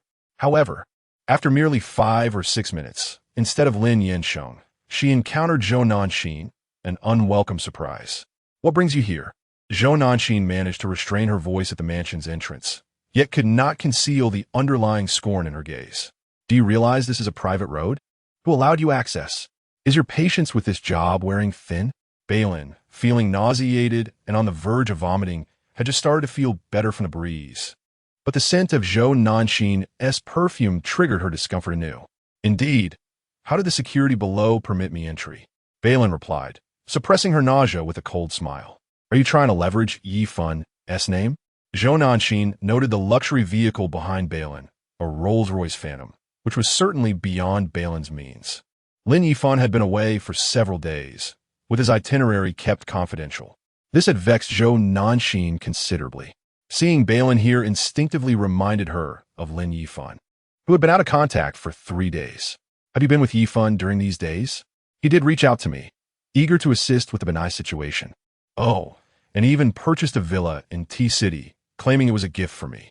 The way he acted, One might think he was prepared to divorce you on the spot, Bei Lin retorted, refusing to be a silent victim of Zhou Nanxin's provocations. Are you satisfied with that response? Zhou Nanxin was taken aback by Bei Lin's brazen audacity, her presence here only amplifying her ire. Bei Lin, have you no shame? Your husband sought me out. If anyone lacks dignity, it's surely Isantimi. Bei Lin shot back, a smirk on her face. Do you honestly expect me to believe your fabrications? Zhou Nanxin managed to retain some semblance of composure. Your brother is still online. Is this the outcome of Yifan's assistance? Let us be clear, your husband wanting to help me and my willingness to accept his aid are entirely different matters. Bei Lin's tone dripped with disdain. So, you're implying that Yifan wanted to help you, yet you turned him down? Then what are you doing here now? Regretting your decision? Or seeking Yifan's assistance? Zhou Nanxin understood that not being able to locate Lin Yifan was one matter, but discovering whether he had traveled to T-City was not particularly challenging. For any such visit would inevitably leave traces behind. She has loved Lin Yifan for many years, long before Bei Lin made her entrance into their lives. To her, Lin Yifan is as essential as air. Without him, her existence would be unbearable. From the day Bei Lin became Lin Yifan's girlfriend, she has become a thorn lodged in her heart. She has witnessed the way Lin Yifan cherishes Bei Lin, holding her delicately in his palm. Even if she were to marry Lin Yifan now, she would never possess the same version of him that Bei Lin does. Zhou Nanxin feels an intense jealousy towards Bei Lin, wishing fervently that she could vanish from the earth in an instant. Bei Lin, do you still wish to resolve matters regarding your brother? Of course, why wouldn't I? Bei Lin replied, following her lead. I can help you, Zhou Nanxin said with an air of condescension. Oh, Bei Lin feigned interest, though a hint of worry crept in. But why would you help me? Assistance comes with conditions, Zhou Nanxin stated. What conditions? I want you to leave Beicheng and never return, particularly. You must not have any contact with Yifan. I see. Bei Lin seemed to ponder this, then sighed. I must admit I'm a bit weary of Beicheng. Your proposal is appealing, but I fear someone might object. Who? Zhou Nanxin frowned. Bei Lin smiled at her, a touch of provocation in her gaze. Guess. Are you playing with me? Zhou Nanxin finally caught on. Bei Lin crossed her arms, not denying it. You practically delivered yourself to me for humiliation. I can acquiesce to this request. Aren't you afraid your brother will end up in a situation from which he cannot escape? From what I know, his time in detention is quite grim. A cruel glint flashed in Zhou Nanxin's eyes. Bei Lin remained unconvinced from what you know. Don't speak as if you have witnessed it firsthand. You would do well not to doubt my words, or your brother's situation will worsen, Zhou Nanxin warned. Bei Lin feigned curiosity. What? Can you manipulate the T-City police? Are you and your husband in cahoots? Your stories remain unchanged. Oh, does that mean you and Lin Yifan also conspired against my brother? What did you say? Yifan was involved? Zhou Nanxin's eyes widened in disbelief. Ah, Bei Lin scolded. So, Zhou Nanxin, you orchestrated everything regarding my brother? Zhou Nanxin snapped back to reality, realizing the implication of Bei Lin's words. So all this talking was merely an attempt to extract information from me? After a pause, she wore an unabashed expression. Yes, it was me, and so what? I orchestrated the entire affair, leading to your brother's arrest and the scandal being aired online. I could even tell you that your brother is innocent, but Bei Lin, what can you do about it? Zhou Nanxin was entirely unrestrained, knowing full well Bei Lin's limitations. No matter what evidence she held, it would never outweigh the influence of the powerful. She regarded the entire Shen family with disdain, let alone this uncherished daughter of the Shen clan. Bei Lin, I advise you to recognize your circumstances. Perhaps during your association with Yifan, you held the prospect of ascending to greatness, yet sadly, fate has not favored you. Even Yifan succumbed to reality and wed me. What right do you have to defy your destiny? As Zhou Nin uttered these words, an unparalleled sense of superiority swelled within her, reaching unprecedented heights. Bei Lin found herself at a loss for words. How could one be so smug simply for marrying Lin Yifan? Surely, if she were to wed Lin Yansheng, she would be soaring to the heavens. Were it not for her intention of a clandestine marriage, Bei Lin would have relished the opportunity to thrust their marriage certificate into Zhou Nan's face, compelling her to address her as aunt. Why should she accept her fate? Rolling her eyes, Bei Lin was about to retort when a cold, indifferent male voice interjected. Chapter 39. Seeking amusement while Bei Lin was outside the car to catch some fresh air, Shen was inside, engaged in a phone conversation with Lin Yansheng regarding work matters. He had taken note of Zhou Nanxin's sudden appearance. As he was conversing with Lin Yansheng, he casually inquired whether he should go down to address the situation. Lin Yansheng's response was a firm no. At that moment, Lin Yansheng's vehicle was nearing the private winding road, prompting him to switch the phone to speaker mode, thus allowing Shen to listen in almost as if it were a live broadcast. Why must she resign herself to fate? With the driver's side window partially lowered, Shen extended a hand from within, holding the phone that was still in conversation. Although Lin Yansheng had yet to arrive, his voice emerged from the device first. Recognizing the voice, Bei Lin was taken aback. When she had exited the car, the window had indeed been shut.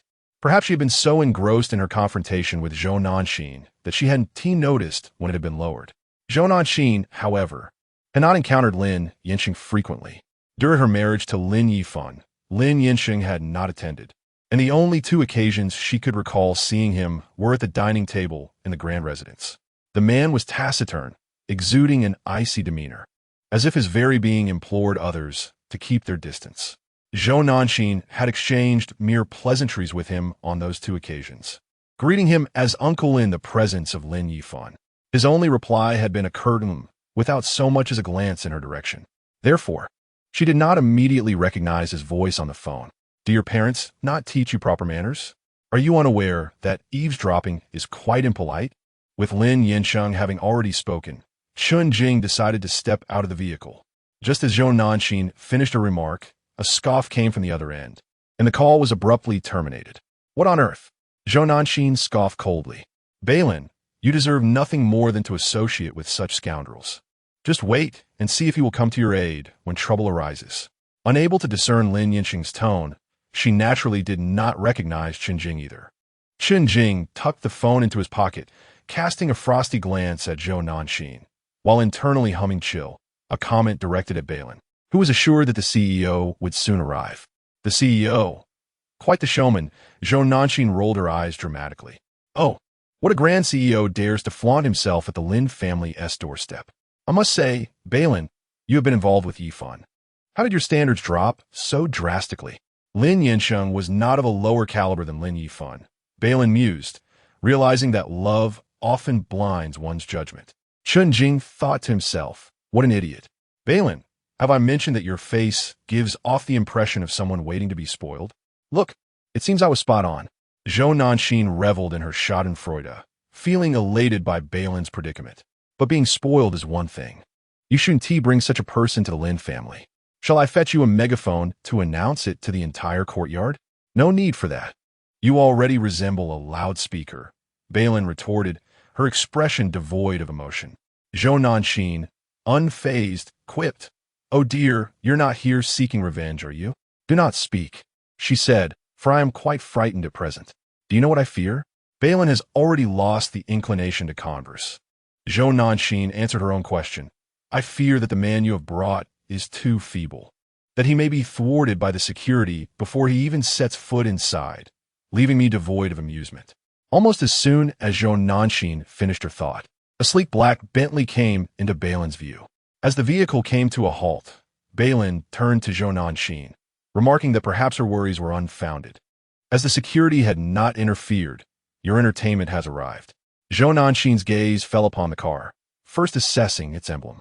She was acutely aware of the value of both the vehicle Bei Lin occupied and this one, leading her to conclude that the man Bei Lin had procured must possess some significance. The car came to a stop and the engine was silenced. Shen had already approached, respectfully opening the door for the driver. Ah, there is not even a chauffeur. Zhou Nanxin scoffed at the sight. Simultaneously, Lin Yansheng emerged from the vehicle. The man was tall, clad in dark dress pants and a white shirt, unadorned by a tie, with the top two buttons of his shirt undone, revealing a hint of his collarbone. He wore sunglasses, and beneath his sharply defined nose, his thin lips were nearly pressed into a straight line. A familiar hoja. Zhou Nanxin's smile faltered, her disdain cracking like ice in her gaze. And for a moment, Her legs felt weak, threatening to give way beneath her. Lin Yansheng had said that you had encroached upon his territory. A phrase spoken by Zhou Siqing over the phone not long ago flashed through her mind. His people. Lin Yansheng's people. Bei Lin. Zhou Nanxin felt as though an invisible hand had seized her throat, rendering her breathless. Uncle, she heard her voice tremble. Lin Yansheng did not respond. Instead, striding directly toward Bei Lin, his tone soft. I apologize, there was some traffic on the way. I've only just arrived. Indeed, Bei Lin had not been there long. Had she not encountered Zhou Nanxin, she would have found the scenery quite delightful. Well, shall we go inside? After a pause, he inquired further, shall we take the car or walk? Bei Lin had never been to this place, but a glance revealed that the intricately wrought iron gate led to a lovely view. Coupled with her motion sickness, she opted for the latter. I would like to walk. Very well. The security guard had already opened the grand entrance, and Lin Yansheng led Bei Lin inside. Uncle, Zhou Nanxin's heart raced as she watched them converse with untroubled ease. Fearful that Lin Yansheng might suddenly seek to confront her, but he did not acknowledge her until they had both entered. Gathering her courage, Zhou Nanxin approached. Pretending that nothing had transpired, I will accompany you inside. Lin Yansheng remained indifferent to her presence. As night descended, the illumination from the street lamps did not diminish the beauty of the Lin family estate. This beauty was crafted with ingenuity, yet without pretense. Bei Lin found herself with a newfound appreciation for the phrase seen at every step. The walk continued for over 20 minutes. The brightly lit main building came into view as Bei Lin followed Lin Yansheng through the entrance. Sheng, you have returned? Almost simultaneously, a refined female voice graced his ears. Dingtsen, still clad in an apron, had personally taken to the kitchen today, preparing several of her signature dishes. Just as the servant mentioned that she had arrived at the door, Dingtsen wondered why it had taken her so long. Dingtsen was a beauty, and her allure, deepened by the passage of time, only grew richer, exuding both nobility and elegance. Bei Lin was neither surprised nor surprised. Unsurprised because Dingtsen was indeed a beauty, but astonished that her beauty surpassed her expectations. Upon meeting her mother-in-law for the first time, Bei Lin, despite her mental preparations throughout the journey, felt somewhat at a loss. As she grappled with whether to initiate a greeting, she overheard Lin Yansheng's cold voice remarking that she seemed quite curious about whether her parents were neglectful despite being married for 40 chapters. Lin Yansheng removed his sunglasses, his piercing gaze fixed on Zhou Nanxin, his words directed at her. Having trudged over 20 minutes in high heels, the pain in her feet was one matter, but the psychological torment of walking on eggshells was far worse. Ultimately, there was no escaping the inevitable. Lin Yansheng's accusations were indeed grounded in truth, as those words had indeed escaped her lips. Uncle, I didn't know it was you. Zhou Nanxin's face was awash with terror. The meticulously applied makeup she had donned before now felt like a cruel irony. She still couldn't fathom how Bei Lin had managed to ascend to such heights. Lin Yansheng was uninterested in her feeble explanations. Isn't it sufficient for my mother to be here alone? He stated, signaling a nearby servant to summon his father. No. Zhou Nanxin was now thoroughly terrified. I was wrong. I apologize. I'm sorry, uncle. I shouldn't have spoken so recklessly. Please forgive me. Tears were brimming in her eyes. If this matter truly reached the ears of old Master Lin, her standing in the family would be irrevocably compromised. Not to mention, even her own father would not support her if he learned of her transgressions. After all, she had insulted both patriarchs of the Lin family in a single breath. You owe an apology to more than just me, Lin Yansheng replied, his tone still icy. Zhou Nanxin immediately redirected her gaze toward Dingtsen grandma. Sorry. Dingtsen, well-preserved, appeared no older than 40 despite nearing 60. It was hard to believe she was the grandmother of someone like Zhou Nanxin. Yet, according to the family hierarchy, Zhou Nanxin was indeed expected to address her as such. What kind of uproar was this? Dingtsen, feeling a headache coming on, looked toward Lin Yansheng, but he was too preoccupied with the chilling intensity of his gaze fixed upon Zhou Nanxin. And what else? Zhou Nanxin was not foolish. Even after mentally dismissing everyone present, she knew who Lin Yansheng's and what else referred to. But why should Bei Lin be the subject of such scrutiny? This was the first time Zhou Nanxian had experienced such humiliation. Even the slap she had received from Bei Lin in the stairwell paled in comparison to this moment. Uncle, I truly understand my mistake. Zhou Nanxian would rather face death than bow her head before Bei Lin. As she spoke, tears welled up in her eyes, prompting her to seek assistance from Dingxin. Grandma, please intercede for me. I promise I will never dare again. Although Dingxin held the position of matriarch in the household, the truth was that her relationship with her stepson's family was not particularly intimate and could not be, considering that, to Lin Maoji, she and her children were seen as intruders poised to claim his fortune. For many years, the family had maintained only the barest semblance of civility to avoid becoming a laughingstock in front of outsiders, with no additional private interactions taking place. Despite the precariousness of this long-maintained balance now hanging by a thread, neither side desired to be the one to wield the hammer openly. Zhou Nanxin was well aware of this, which is why she turned to Dingxin for help.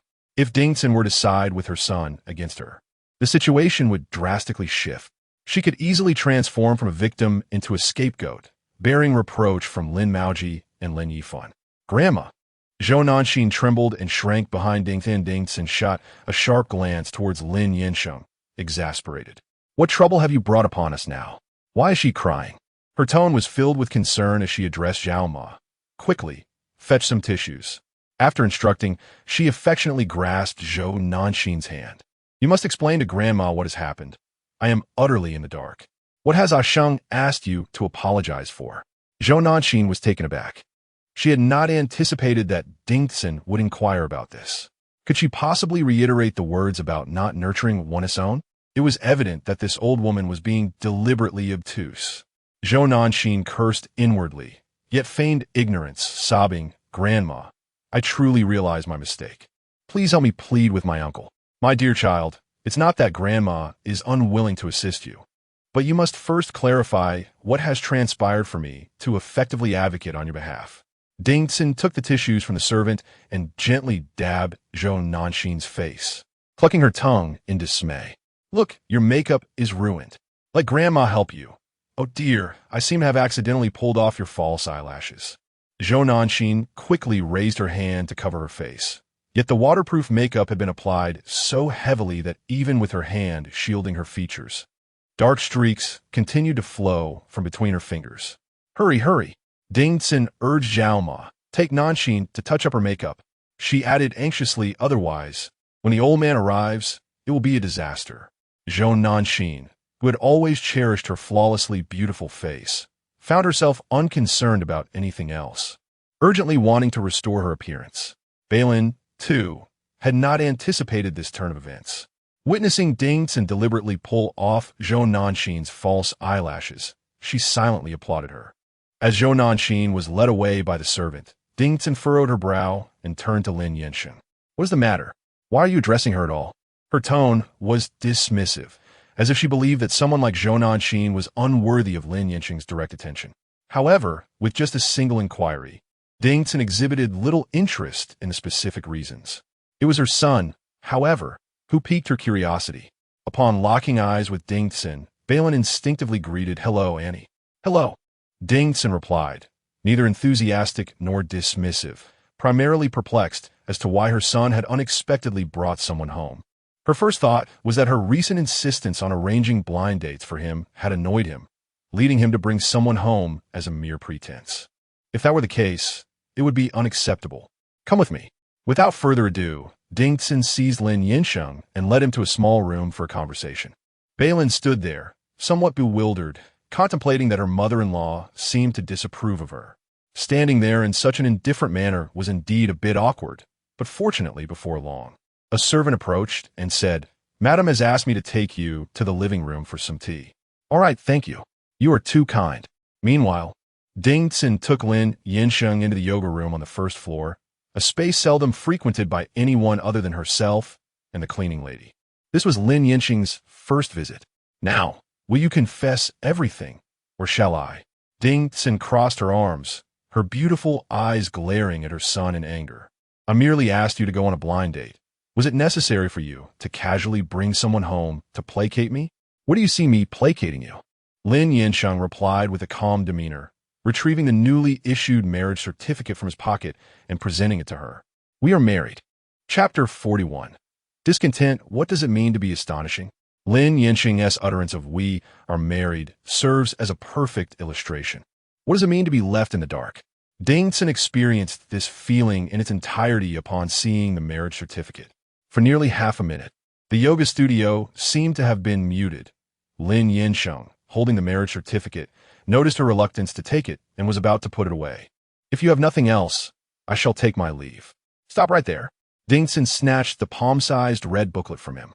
Had her capacity for endurance been any weaker, she might have suffered a heart attack from the shock.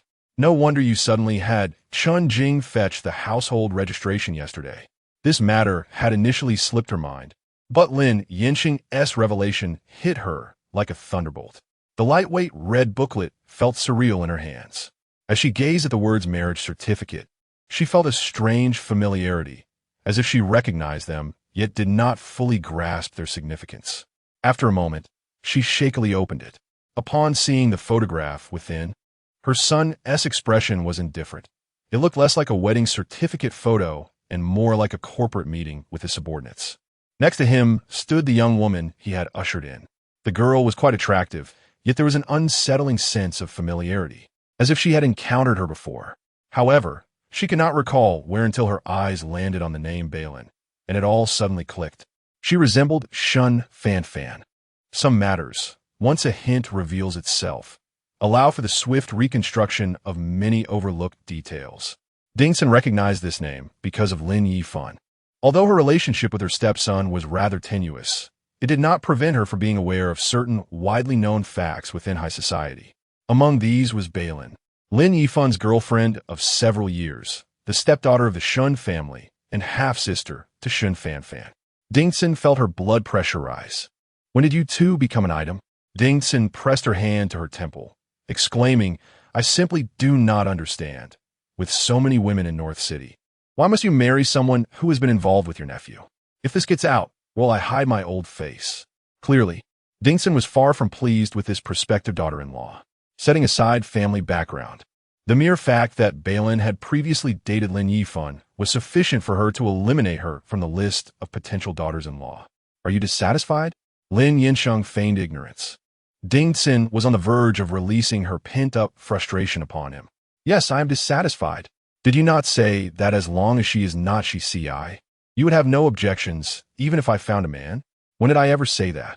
Dingson began, only to remember that she had indeed uttered those words in a moment of anger. That was said in jest. Do you not understand what jest means? Lin Yansheng pressed his lips into a straight line, leaning against the wall in silence. Dingson's irritation only intensified at his demeanor. Furthermore, how long had it been since she and Lin Yifan had parted ways, and how recently had he returned to the country to hastily obtain a marriage certificate? Did they treat marriage as a trivial matter?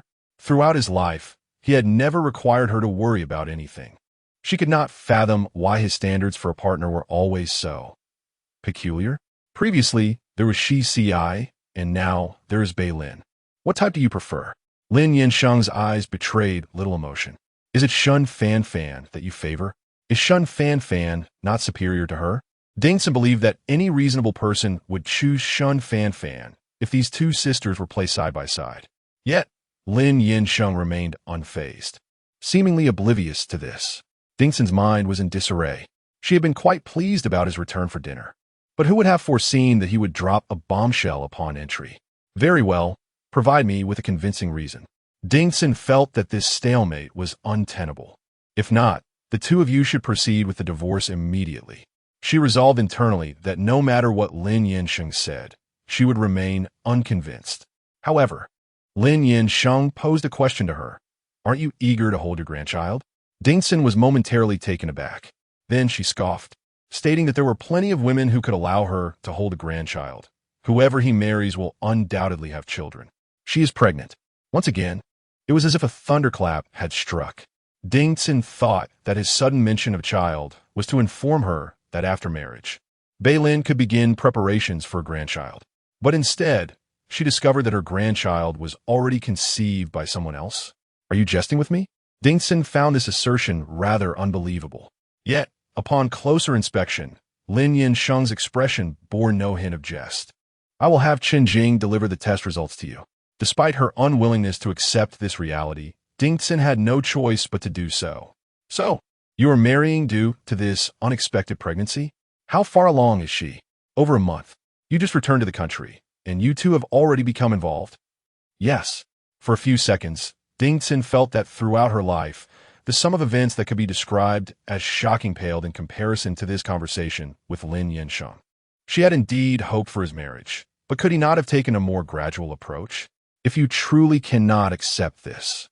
Lin Yansheng noticed her pressing her temples in distress, and for once, displayed a semblance of consideration. I can take her abroad. During holidays, it could be as it was before. I will return to see you, or you may visit me overseas. How absurd. Do you hear how that sounds? Dingson no longer cared about appearances. I see this as a threat. Your father has longed for your return, now that he has finally brought you back. If he discovers that I have driven you away again, will he not drive me to madness? Speaking of Lin Yifan, Dingson cast him a fierce glare. You speak to your father yourself, and be sure to prepare a quick-acting heart remedy beforehand. He is not as weak as you think. Lin Yansheng calmly stated the facts, thinking to himself that Lin Yifan would never react as dramatically as Dingson was disinclined to argue with him. Since you have already obtained a marriage certificate and there is a child involved, when do you plan to hold the wedding? Her words carried a hint of probing. Lin Yansheng understood her implication, but offered no further explanation, simply stating that they would not be holding a wedding for the time being. Really? Dingson felt a slight sense of relief. Yes. Lin Yansheng nodded in acknowledgement, yet cautioned, but do refrain from entertaining any other notions. What other notions could I possibly entertain? Dingson replied, slightly displeased. Am I truly so despicable in your eyes? Lin Yansheng chose not to elaborate further as they exited together. Just as they stepped out of the yoga studio, Lin Yifan and his son entered. Lin Maoji, recently recovered from serious illness, appeared to be in good spirits. He greeted Dingson before promptly addressing Lin Yansheng. What prompted you to invite everyone back for dinner today, Sheng? You are not typically one to foster familial bonds. Lin Yansheng, maintaining a calm demeanor, replied with an air of detachment as his dark eyes swept over Lin Yifan, who had remained silent throughout. Chapter 42. The ex-girlfriend in the living room. Bei Lin held a glass of orange juice provided by the maid, sipping it while lost in thought, gazing at a bouquet of flowers on the coffee table. It wasn't until the glass was nearly half empty that she heard footsteps approaching. She set down the glass and rose to her feet. It was Lin Yansheng. Not seeing Dingson, Bei Lin surmised that their discussion had likely been far from pleasant. Are you hungry?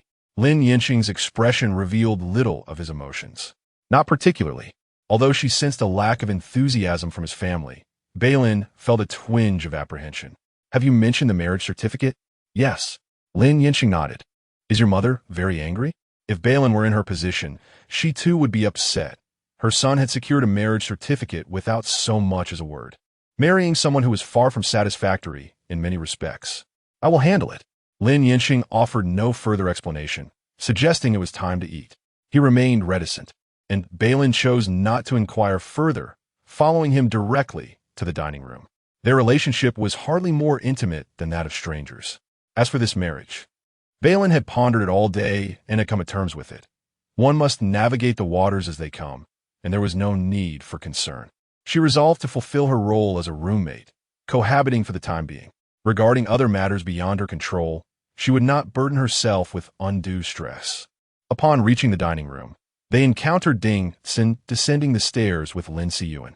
At over 80 years old, Lin Yifan was tall and slender, with a straight back and a vibrant demeanor.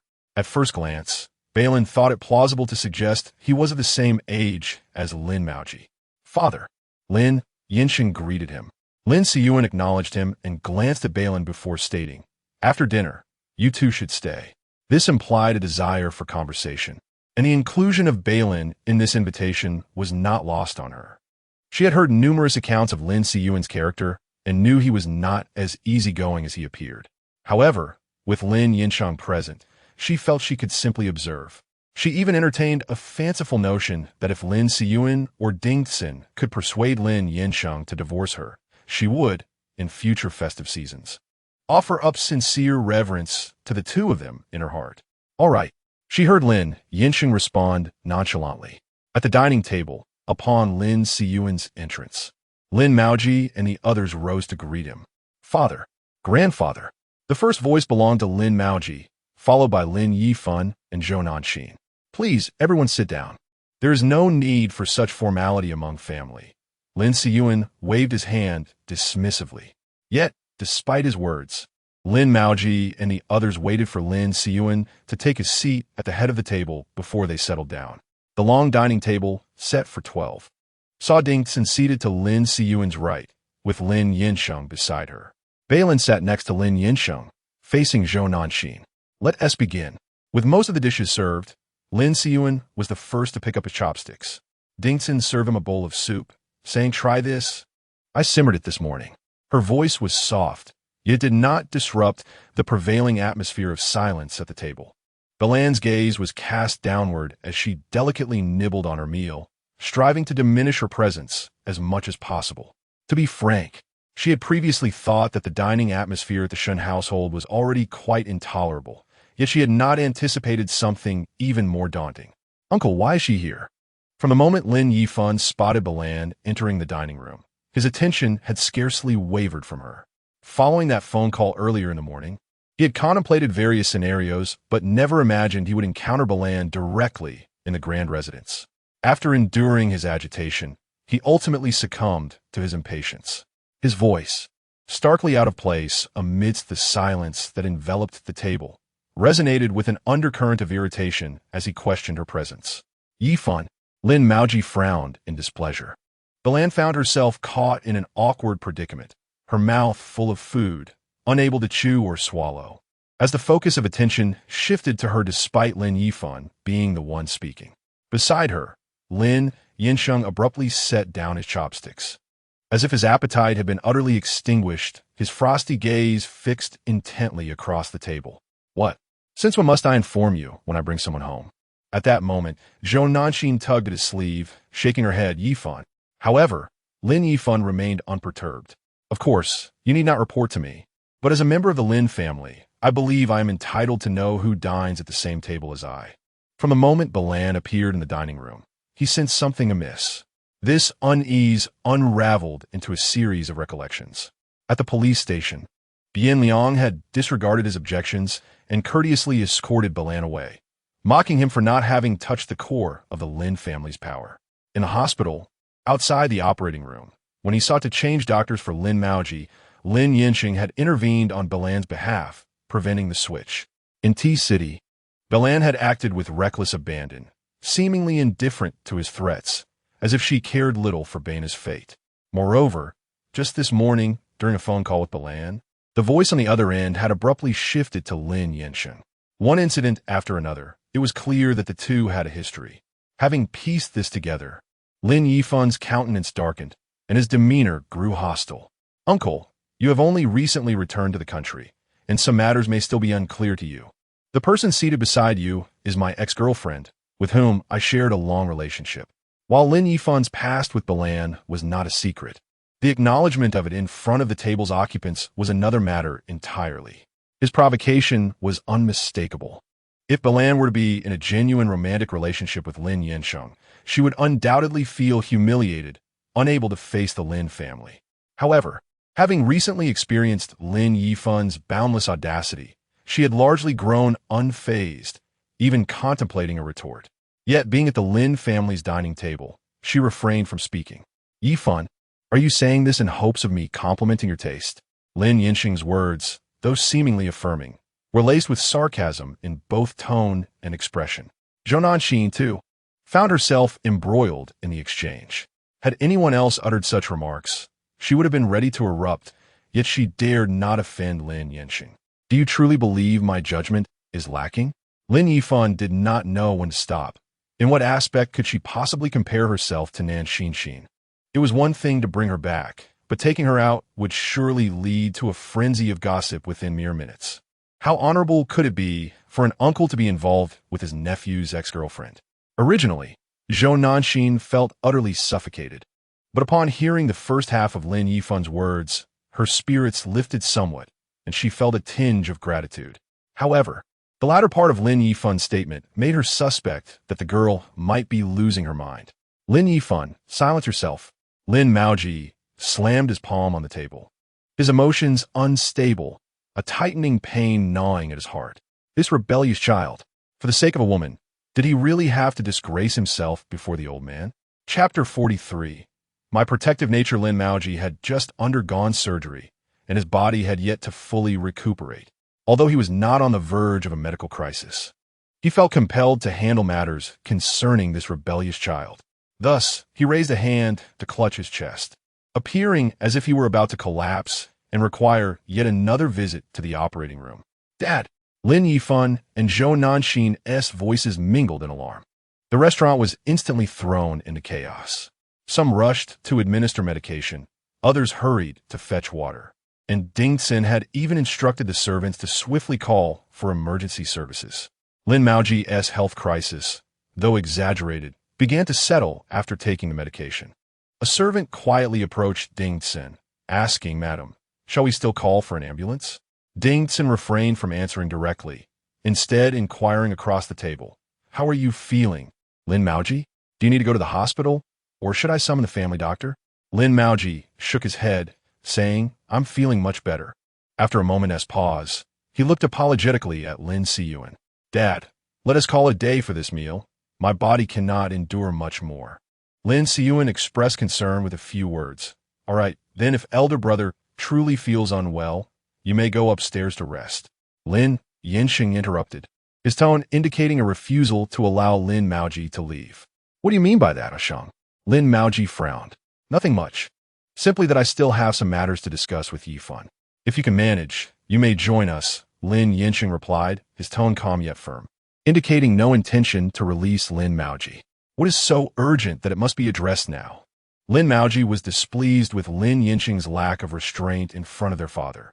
Was there anything more important than the health of the eldest brother? He pressed his hand to his chest, his expression unwell as he turned to his father.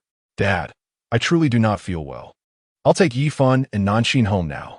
"There's no rush," Lin Siyuan replied in a neutral tone, his emotions unreadable but clearly siding with Lin Yansheng.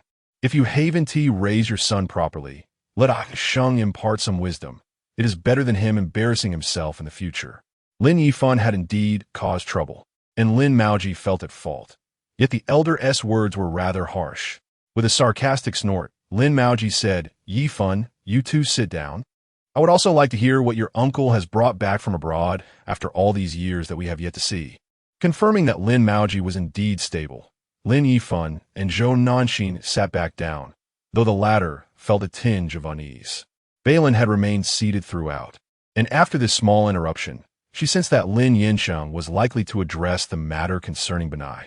"I have no reasoning to present to him," Lin Yansheng stated, resting one hand on the table, his index finger drumming irregularly against the surface as he spoke. Yet, the words seemed to convey a desire to avoid wasting time on two withered logs. His disdain was overt. If one were to scrutinize his faults, they would find none. Indeed, Bei Lin observed that Lin Maoji's expression had darkened further, brooding ominously, as if a storm were approaching. Lin Yifan clenched his palms, unlike Lin Maoji, who maintained his composure.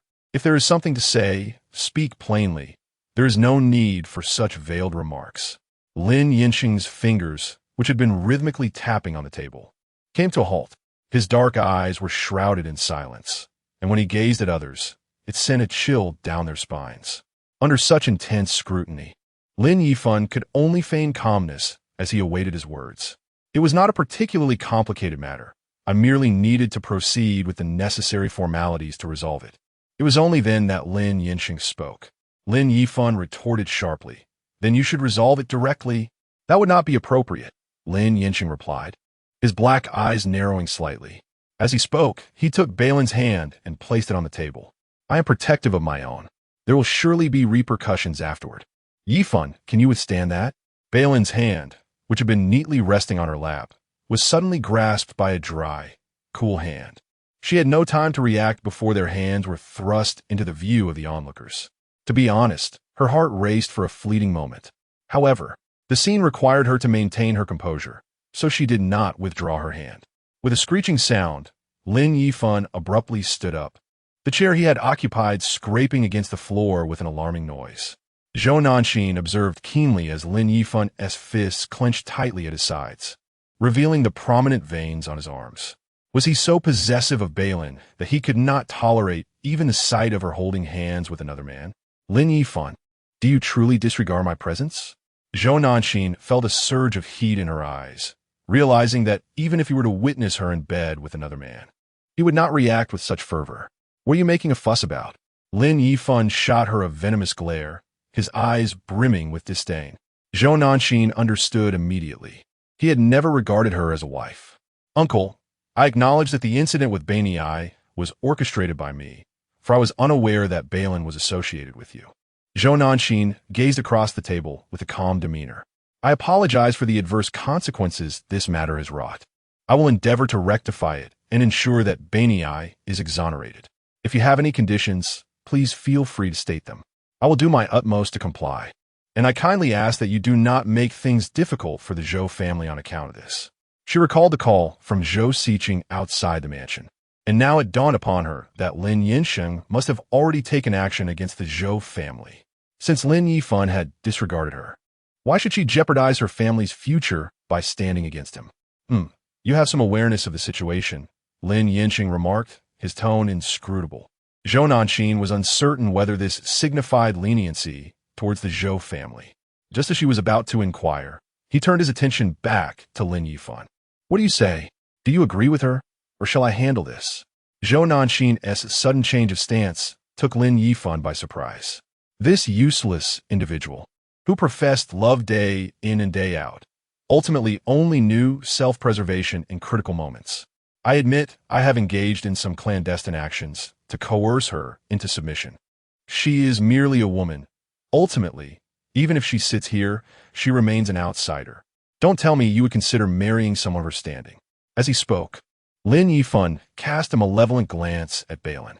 After a brief pause, his gaze shifted back to Lin Yansheng. She has such allure. I have no intention of letting go. In front of grandfather, you must clarify what you intend to do with me. Will you arrange for someone to assassinate me? His arrogance was palpable. The blood of the Lin family coursing through his veins served as his audacious capital. What could Lin Yansheng possibly do? He still had to contend for the family inheritance and present a semblance of obedience before the old man to leave a favorable impression. Could he truly resort to drastic measures for a woman who was merely a plaything? With a bold provocation glaring in his eyes, Lin Yifan barely had time to form the thought when a plate came hurtling towards him, laden with food that had yet to cool. Lin Yansheng's hand moved with precision as the ceramic plate struck Lin Yifan's face, shattering upon impact, its fragments creating a cacophony as they scattered across the floor. Assassination? Leaning back in his chair, Lin Yansheng regarded him coldly, his visage smeared with remnants of a meal, and mused that perhaps it was time to grant him his wish. Chapter 44. Unable to let go, Lin Yifan had enjoyed a life of ease and admiration for over 20 years.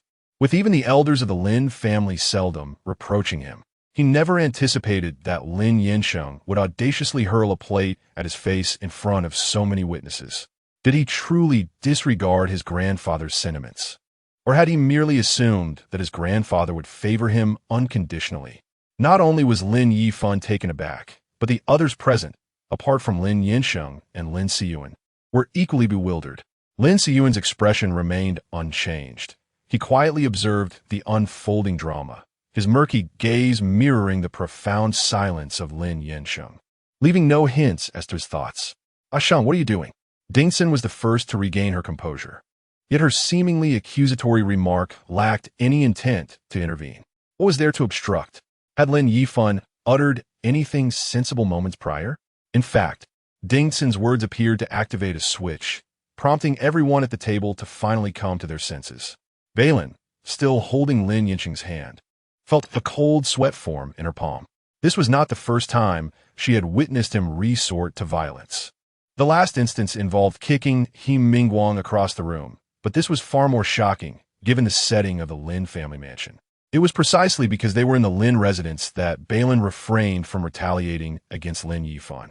Lin Yifan's left eye was grazed by shards of the plate. A fiery pain coursing through him as blood mingled with the remnants of the dish, trickling down his face. He remained motionless, his gaze fixated on Lin Yansheng, brimming with rage. In reality, only a few seconds passed before Lin Yifan raised his hand to wipe his face, clenching it into a fist, his knuckles cracking ominously as he prepared to retaliate against Lin Yansheng. Yifan, Lin Maoji's voice thundered like a bolt of lightning, halting Lin Yifan's motion just in time.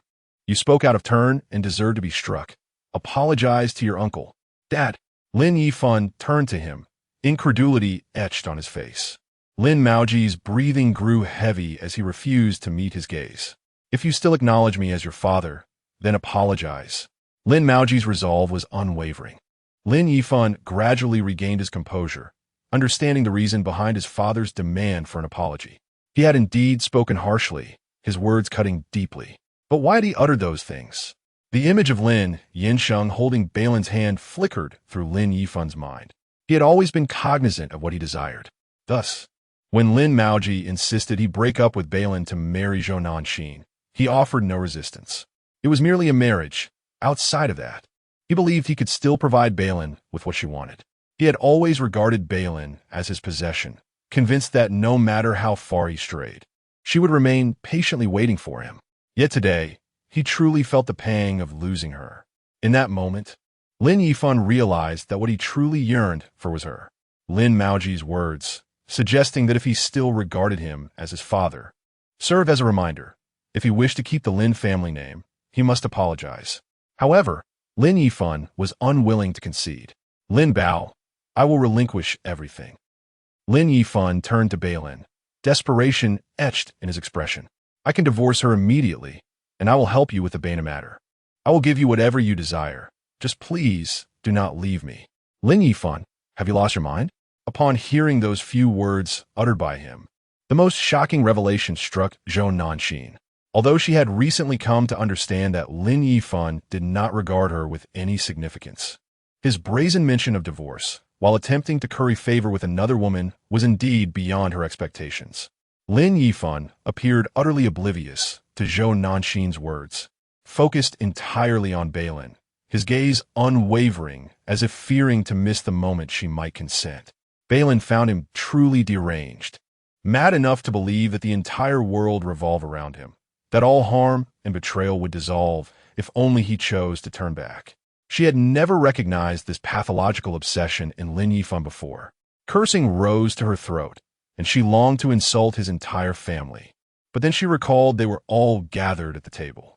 If she were to utter such words, she might never find her way out that day.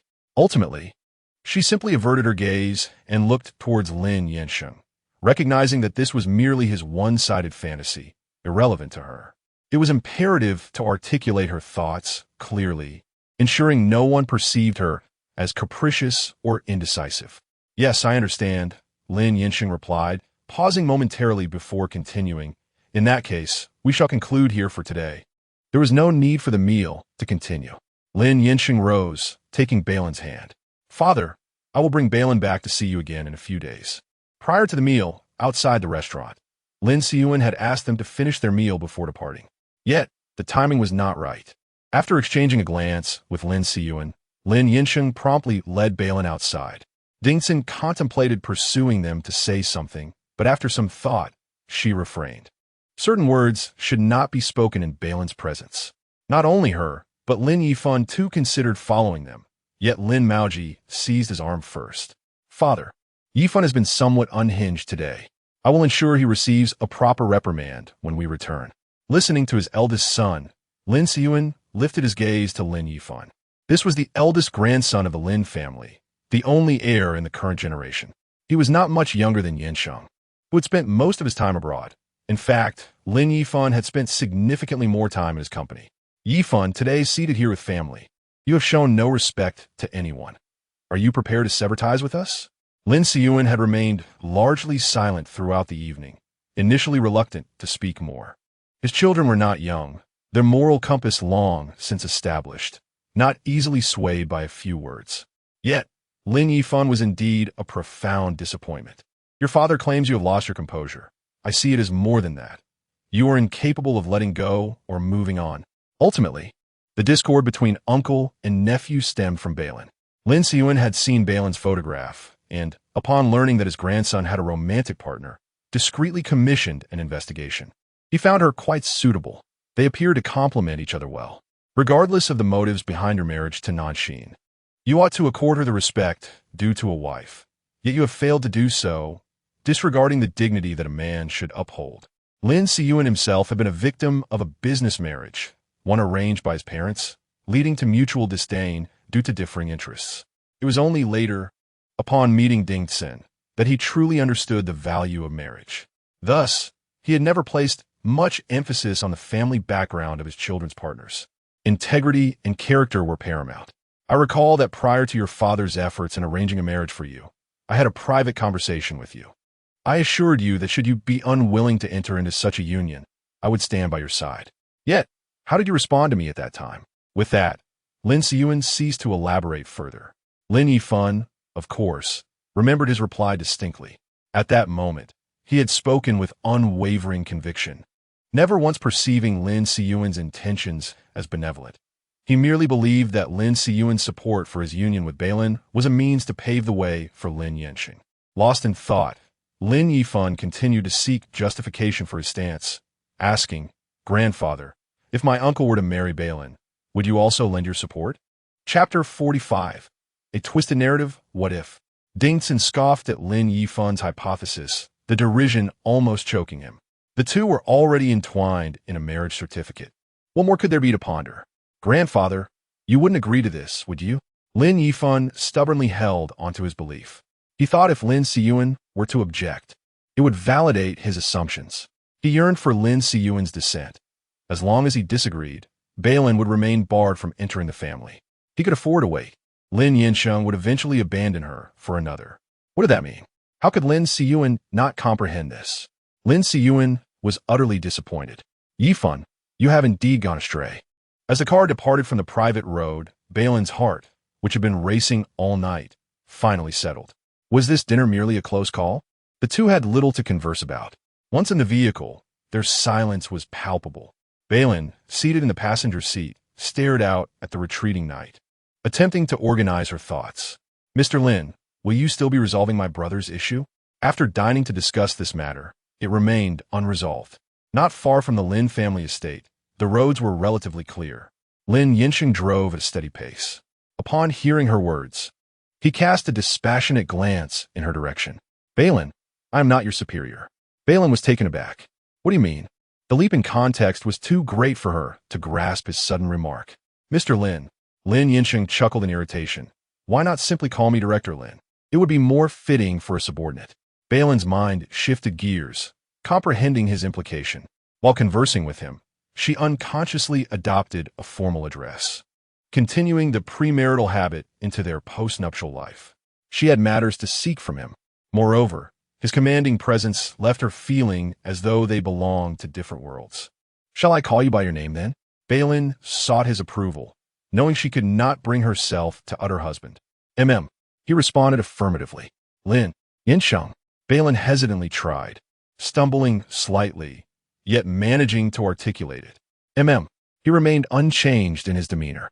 Bei Lin revisited her previous inquiry about my brother's situation. "We're heading to T-City tomorrow morning," Lin Yansheng replied, having already arranged flight tickets through Chunjing that afternoon. His assurance relieved Bei Lin, indicating progress on the matter. With that topic concluded, silence enveloped the car once more. Bei Lin continued to gaze out the window, concealing the discomfort etched on her face. When considering the night, it could be deemed their wedding night. The thought struck her unexpectedly, eliciting a sense of amusement. How was it portrayed on television? Romantic exchanges filled with poetry and prose, a touch of wine to set the mood, leading seamlessly to the bedroom. With the scene shifting to the following morning, everything implied without utterance. For those lacking affection, either they remained chaste or, in exaggerated tales, a bowl of water was placed between them on the bed, or they engaged in the act merely to fulfill familial duties. Bei Lin, with a child already nestled within her, and with them soon to return to their respective lives, found solace in the fact that they need not create barriers or entangle in the dark. The thought alone brought a sigh of relief. Yet wait. Bei Lin gazed out the window, lost in thought one moment, and then plunged into sorrow the next. Had he taken a wrong turn? He had just turned left at the intersection, heading in the opposite direction of her modest apartment. Lin Yansheng neither halted nor altered his course, indicating that he was not mistaken. It was rather late.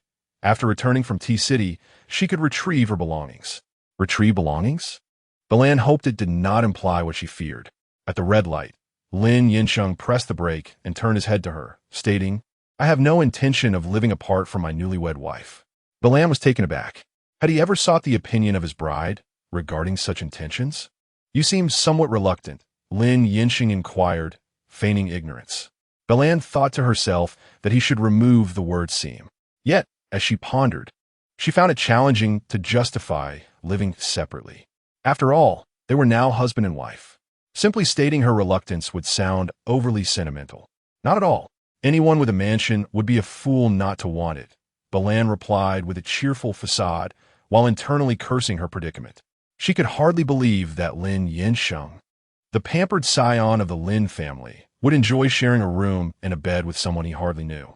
Lin Yansheng, with his keen insight into human nature, discerned her forced smile but chose not to expose it. As the green light illuminated, they drove onward. In contrast to the grandeur of the Lin family estate, Lin Yansheng's residence appeared rather ordinary. However, this ordinariness was relative, as Shenzhen had only constructed 7 villas, a location in Beicheng that was undoubtedly beyond the reach of mere wealth. Lin Yansheng drove directly into the villa's garage and, after disembarking, took the elevator upstairs. As the elevator doors opened, a shadow darted in, rushing towards her feet. "Ah!" Bei Lin gasped, startled. It was a dog, a small, elderly-looking black and silver schnauzer, about the height of her calf. "Rue." Lin Yansheng's voice came with a hint of warning. The little creature obediently sat down, its tail, barely the length of a thumb, wagging vigorously. "Is its name Rue?" Bei Lin, fond of dogs, was initially startled by its sudden appearance. But once she regained her composure, her eyes sparkled with excitement as she asked, "May I hold it?" "Yes," Lin Yansheng confirmed, realizing her fear of dogs was unfounded. And he exited the elevator first. Bei Lin, grappling with the complexity of their impending cohabitation, momentarily cast her worries aside upon seeing the dog. She crouched down, tentatively stroking its little head, and noticing its enjoyment as it squinted its eyes, she finally lifted it into her arms. As she stepped out of the elevator, Lin Yansheng poured her a glass of water. Upon seeing her cradling the dog, he placed the glass directly on the coffee table. "Which Rui is it named after?" Bei Lin only knew the pronunciation, but not the character. Having just finished his drink, Lin Yansheng succinctly replied, "It's the Rue from Schnauzer." Bei Lin remained silent, opting not to comment. Rue, do not bite," she cautioned, noticing the little one gnawing on the decorative embellishments of her clothing with great enthusiasm. "Is it hungry?" she wondered aloud. At her remark, Lin Yansheng reached down, grabbing the little creature by the scruff of its neck with a cold smirk. "It has never been full." "Why?" Bei Lin pondered to herself. He certainly could afford dog food. Lin Yansheng said little, casually placing the small creature on the ground before pouring a handful of kibble into its bowl. The little one devoured the food with unbridled enthusiasm, transforming into an insatiable eating machine, swallowing every morsel within mere seconds without even a hint of chewing. Bei Lin was taken aback by the sight. Once it finished, the little one circled around Lin Yansheng's feet a few times, playfully nibbling at his pant leg. Lin Yansheng ignored it, and only when he was certain there was no food left did the small creature scamper over to Bei Lin to play. At that moment, Lin Yansheng received a phone call. After exchanging a few brief words, he hung up and looked at Bei Lin, inquiring, "I have a video conference in 20 minutes. Shall I take you to see the room first?" Chapter 46. My wife just moved and Bei Lin exhibited little interest in his room, her attention diverted by the restless little creature in her arms. "Don't you need to walk your dog? If you're pressed for time, I could take it out for a stroll." A perfect diversion. "All right," Lin Yifan nodded, then added, "Let's walk the dog after we finish with the room." Bei Lin sighed, realizing there was no escaping the situation. Accepting her fate, she decided to surrender, for they had already shared a marriage certificate. What was the worry of sharing a bed? With this thought, she bravely followed him upstairs, clutching the dog tightly. Elevator or stairs? Lin Yansheng inquired. Bei Lin opted for the slower option, the stairs. Upon reaching the second floor, Lin Yansheng halted at the staircase's edge. Bei Lin, trailing behind, also came to a stop. "I reside on the third floor." He leaned against the railing. Momentarily perplexed by his abrupt statement, Bei Lin reminded him, "This is the second floor." Indeed, he nodded. In her mind, a flurry of questions arose. Unable to decipher his cryptic words, she opted for clarity. "Are you implying?" Lin Yansheng replied, "Second floor or third floor, you choose." At last, Bei Lin grasped the implication. Rather than simply choosing between the second and third floors, he was asking whether she preferred to share a room with him or occupy one alone. Naturally, she would opt for the second floor, but she couldn't resist a moment of jest, feigning disappointment. "Mr. Lin, don't you wish to share a room with me? Whether I desire it is inconsequential." The moment the words left Bei Lin's lips, she regretted them, but Lin Yansheng offered no chance for redemption. "It's evident you truly want to. In that case, let us proceed." He led her to the third floor. "Wait, hold on," Bei Lin called out, hastily stopping him. Lin Yansheng had already ascended the stairs to the third floor, and upon hearing her, he turned back. His tall figure towered over her, casting a shadow that left her feeling inexplicably parched. The matter of sharing a room was trivial. Her primary concern was the strain of climbing stairs for a pregnant woman. Bei Lin took the initiative. "May I choose any room on the second floor?" A subtle smirk appeared on Lin Yansheng's lips, and he didn't remind her of the elevator. "Yes, feel free. Then you may attend your meeting. I will manage myself," she said, clutching her dog as she set off to select a room. Lin Yansheng did not accompany her, heading to a study on the third floor instead. On the second floor, there were 2 rooms suitable for sleeping, while another was converted into a media room, and yet another housed fitness equipment, serving as a small gym. Bei Lin immediately favored the room with a large balcony, imagining how delightful it would be to bask in the winter sun there. After all, now that she had moved in, whether it was comfort or torment, both would last a day. She had no inclination towards self-punishment. Within the homeowner's permissible limits, she would naturally choose to live in a manner that brought her greater comfort. She had a particular fondness for the spacious terrace, although it felt stark and empty, resembling a model room devoid of warmth. During her exploration of the room, she spent most of her time contemplating which plants to cultivate on the expansive terrace. Having inspected the room thoroughly, she prepared to take her dog for a walk. However, after searching downstairs for the leash without success, Bei Lin hesitated for a moment, torn between going upstairs to find him or making a phone call. Ultimately, she resolutely opted for the latter. Yet, upon opening her contacts, she feared that he might already be in a meeting, which would impede his work. After some contemplation, she decided to send him a text instead. To her surprise, he responded rather promptly. "It's in the bottom drawer of the shoe cabinet." Following his instructions, Bei Lin located the leash and took her dog outside. The hour was quite late, and the gated community was eerily quiet. Bei Lin did not venture far, merely strolling around the vicinity of the villa before returning home with her dog. Upon reaching the entrance and gazing at the firmly shut gate, she realized she did not know the gate's access code. After standing there for quite some time, she resolved to send him another message inquiring about it. However, when she reached into her pocket, she found it empty. She had forgotten her phone. It seemed she had absent-mindedly placed it on the shoe cabinet while fastening the leash. What a predicament, Bei Lin thought to herself, letting out a sigh.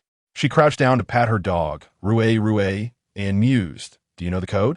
Rue Rue promptly flopped onto the ground, showcasing his ancestral digging technique.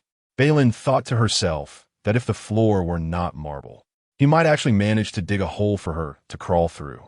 She had no idea when his meeting would conclude. Aware of how annoying it is to be interrupted while engrossed in work, she hesitated to ring the doorbell, but waiting idly was not a viable solution. As she circled the villa, she noticed that the kitchen window on the first floor was ajar. The window was not excessively high, reaching just about her shoulder. Bei Lin contemplated the feasibility of climbing through the window and, before taking action, secured Rui's leash to a nearby tree, saying, "Wait for me here. I'll go in first and come back for you." Rubbing her hands together, she commenced her ascent, just as Bei Lin grasped the window ledge. Before she could muster any strength, she felt two beams of light shining upon her. "Who are you? What are you doing?" The security at Xingjin was stringent, with guards patrolling the gated community around the clock. Although the community had been established for 4 or 5 years, it was the first time they had encountered a thief. Bei Lin removed her hands from the ledge and turned around, instinctively raising her hands above her head. "Do you believe I live here?" The two security guards exchanged glances, one of them scoffing, "I believe you. Do you believe her?" Bei Lin. Lin Yansheng's meeting was ultimately interrupted as he descended to investigate. "Mr. Lin, we discovered this young lady attempting to climb through the window while claiming to reside here. Do you recognize her?" The guard dutifully sought confirmation from Lin Yansheng. Bei Lin stood off to the side with her dog, feeling so awkward that she could almost dig a castle with her toes. "Yes," Lin Yansheng replied, retrieving his gaze from Bei Lin. "She is my wife. We just moved in today." "Ah, so she is Mrs. Lin." After a brief misunderstanding, the guard exchanged a few congratulatory remarks regarding their recent nuptials before departing. Only 2 people and a dog remained at the entrance. Bei Lin and her dog stood outside, while Lin Yansheng remained inside. "I apologize for interrupting your work," Bei Lin said, feeling a sense of guilt. "I didn't know the gate code, so you decided to climb through the window?" Lin Yansheng completed her unfinished words. Bei Lin hung her head, her ears flushed with embarrassment. It was truly mortifying.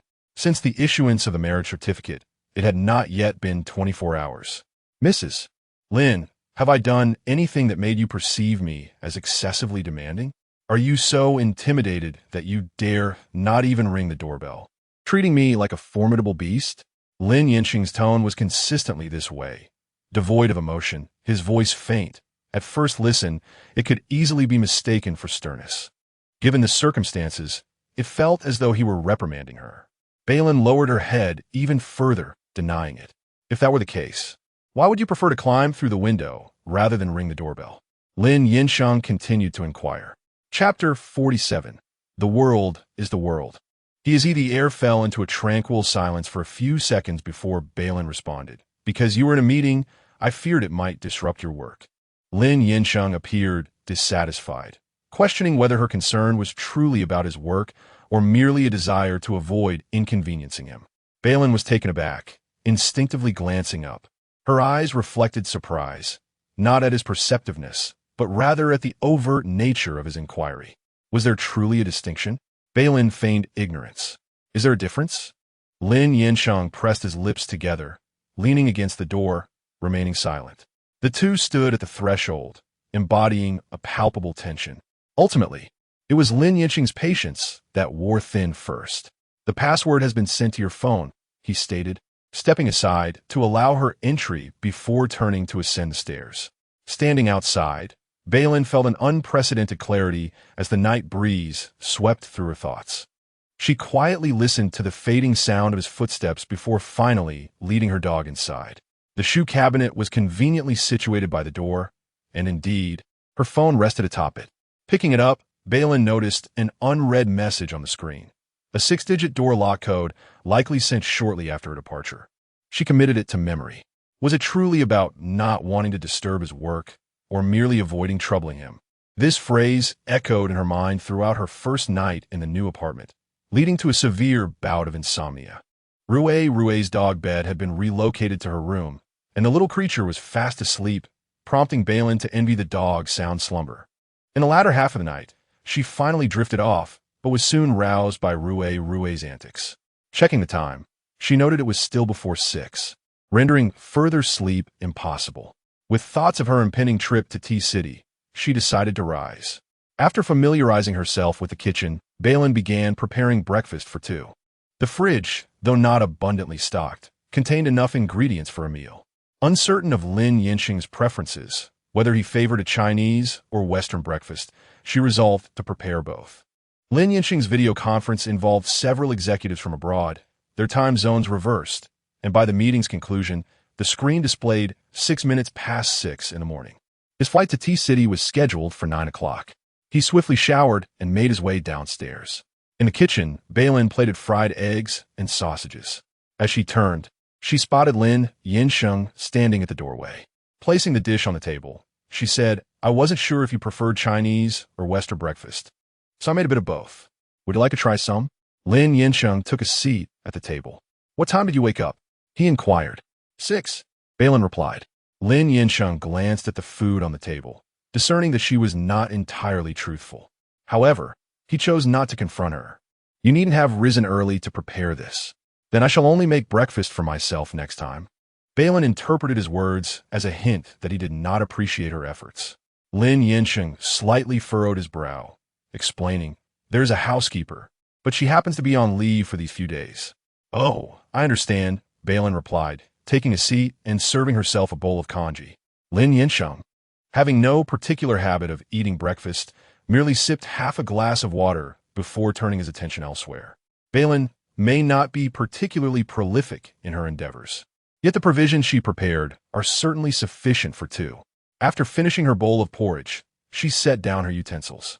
"If you have other commitments, I can make my own way to Tea City," she stated. Given that he had already promised to resolve the matter, Bei Lin felt assured that even in his absence, the issue would still find resolution. Thus, she deemed it unnecessary to complicate matters further. After all, he had little regard for the breakfast she prepared. Contemplating the situation, she realized that she likely had little to offer in return for his assistance.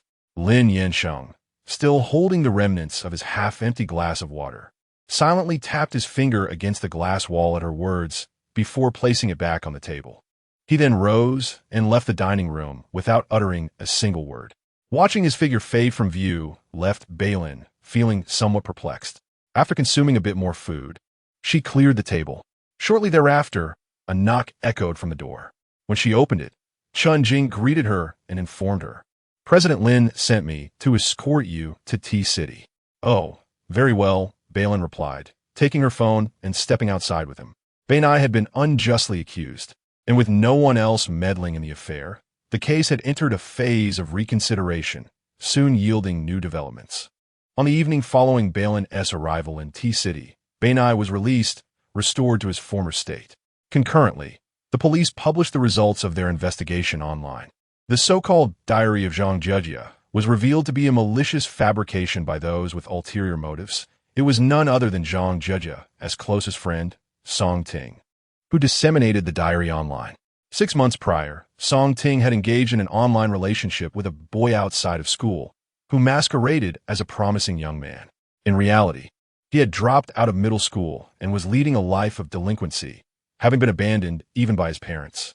Yet, Song Ting, in her naivety, fell deeply under his spell, losing her fundamental ability to discern truth from deception. By the time his true nature was revealed, she had already amassed too many compromising secrets in his possession. They had met in private, and many compromising photographs of Song Ting were taken. Should those images surface, her reputation would be irrevocably tarnished. Exploiting this leverage, the boys siphoned off the meager living allowance provided by Song Ting's family each month. However, the allowance of a high school student was hardly sufficient for his extravagant lifestyle. When funds ran dry, he compelled Song Ting to borrow from classmates. And when that proved unfruitful, she resorted to high-interest loan companies using her identification. Ultimately, she found herself unable to repay her debts, nearly being dragged into a nightclub to entertain older men with twisted preferences for young girls. Terrified, she began to entertain sinister thoughts and conspired with her boyfriend and the loan company, claiming that she had classmates willing to engage in such activities. As long as her loan could be settled in one fell swoop, her classmates could sleep with as many men as necessary. Thus, Zhang Jijia fell into a trap, leading ultimately to her tragic demise. The tide of public opinion shifted dramatically online, with netizens directing their ire towards new targets. Those who had previously scorned Bei Nai and Bei Lin, even going so far as to send wreaths to the Shen family, turned their vitriol towards Song Ting. No one seemed to realize that they still owed Bei Nai an apology.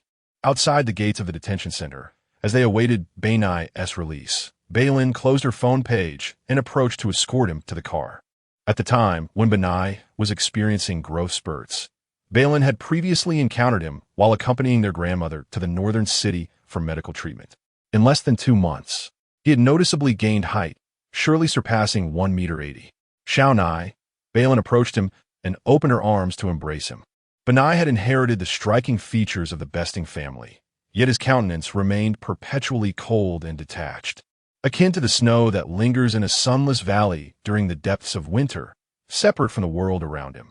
In truth, Benai harbored a strong aversion to physical contact, a fact well known to Bei Lin. Thus, she released her embrace after just a fleeting moment, just before he could push her away. It was already quite late. Perhaps it would be best not to attend school today. How about I take you somewhere delicious? Interacting with Benai often felt like pressing a warm cheek against a cold surface, a reality to which Bei Lin had grown accustomed. Consequently, she always approached him with unyielding enthusiasm. However, Benai's gaze merely swept past her face, and he continued to walk in a straight line, turning only at right angles. Chapter 48. This sister truly speaks excessively. Bei Lin hastened to catch up. Chen Jing had been waiting by the car, and upon noticing her, approached to inquire about Bei Lin's situation. "Madam, what is the matter? Benai is somewhat peculiar." Bei Lin provided a brief explanation. "I will go check on him. Assistant Shen, you may return first. There is nothing pressing for me here." Her mention of returning referred to going back to Beichen.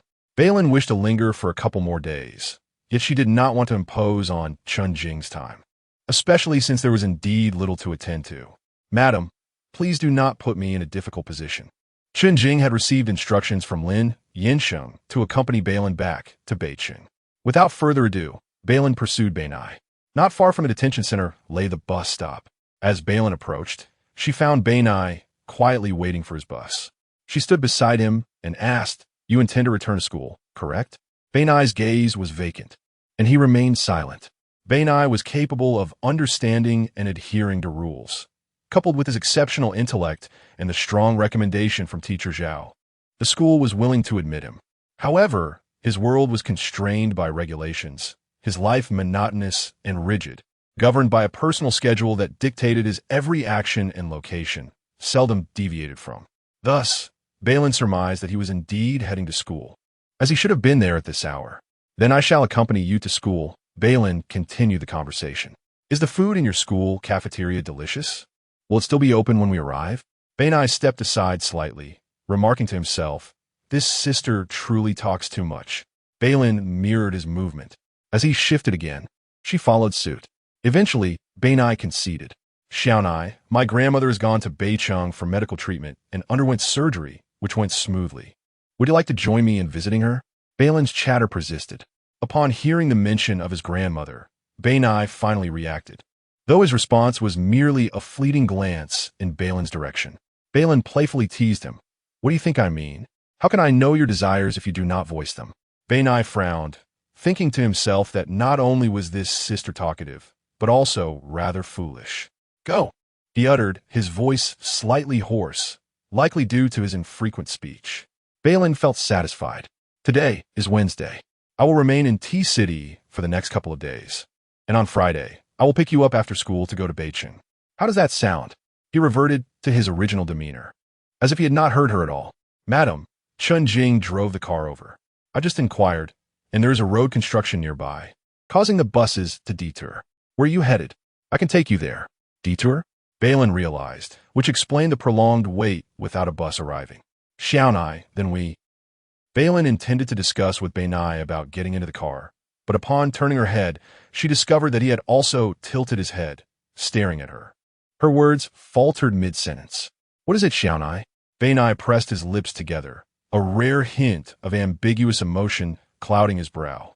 Bei Lin was unable to decipher this sentiment. Benai did not respond to her inquiry. After a brief moment, he averted his gaze and proceeded directly to the passenger side of the car, opening the door and taking a seat inside. Bei Lin had no choice but to occupy the back seat. "Madam, where are we headed?" Chen Jing inquired about the route once they were in the vehicle. Bei Lin mentioned the name of her high school, intending to guide him, but he had already activated the navigation system. When the car halted outside Benai's school, the night had completely enveloped the surroundings. Benai stepped out without uttering a word. "Xiaonai, wait for me," Bei Lin called out as she alighted from the car to catch up with him. As expected, Benai paused, yet he resumed his previous demeanor, fixating on her in silence. Pondering throughout the journey, Bei Lin realized his peculiar behavior had commenced with Chun Jing's address of madam. Thus, she resolved to speak candidly.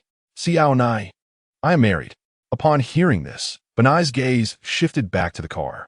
It's not him, Bei Lin clarified. My husband is not here. Once we go to Beijing this time, would it be all right for me to introduce you to him? Bei Lin mused that, after all, Benai had been rescued by Lin Yansheng. Perhaps it would be fitting for Benai to express his gratitude directly to him, provided he was willing to do so at that time. Benai's expression returned to its usual state, and he offered no reply, instead making his way into the school. As he entered, Bei Lin was halted by the security guard, who apologized, stating that unauthorized individuals were not permitted entry. Bei Lin did not insist on entering. She stood at the entrance watching him fade into the distance, contemplating arriving early to pick him up on Friday. Returning to the car, she informed Chun Jing about the time for their return, then repeatedly confirmed with him that there were no other commitments in the next couple of days. I plan to tidy up my grandmother's small courtyard. Are you truly not going back to Beijing first? Chun Jing's response remained unchanged. Very well then, Bei Lin conceded. Let me treat you to a meal as a token of appreciation for your help these past few days. Indeed, it was time for dinner, and Chun Jing did not decline her invitation. They found a place to eat, but when Bei Lin attempted to settle the bill afterward, she was informed that Chun Jing had already taken care of it. I insisted on treating you. How could you? Bei Lin insisted on giving him the money, but Chun Jing refused, saying, Madam, it's all reimbursable by the company, so there's no need for you to be polite. After a bit of back and forth, Bei Lin could not manage to give him her money. Later, Chun Jing escorted her to the entrance of her grandmother's courtyard, and Bei Lin asked him to wait a moment. Once inside, she found a clean bag and picked some oranges to put inside, emerging to present them to him. These oranges are from my grandmother's own tree. They're particularly sweet. If you find them to your liking, I can gather more for you when you return. Chun Jing accepted the oranges, saying, I live nearby, so remember to call me if you need anything. Bei Lin nodded in acknowledgement. After bidding farewell to Chun Jing, she returned to the small courtyard. Time had grown late, and she managed only to tidy up her own room, planning to attend to the rest the following day. On the other side, while Bei Lin's grandmother resided in a secluded area, Chun Jing was staying at a moderately clean-chain hotel, carrying the oranges Bei Lin had given him to his room. Chun Jing peeled one as he dialed Lin Yansheng to report on the day's events. Mr. Lin, Benai has returned to school. According to Madam, she intends to take him back to Beijing on Friday to visit old Madam Song. As he spoke, he popped a segment of the orange into his mouth. It was exceptionally sweet and bursting with juice.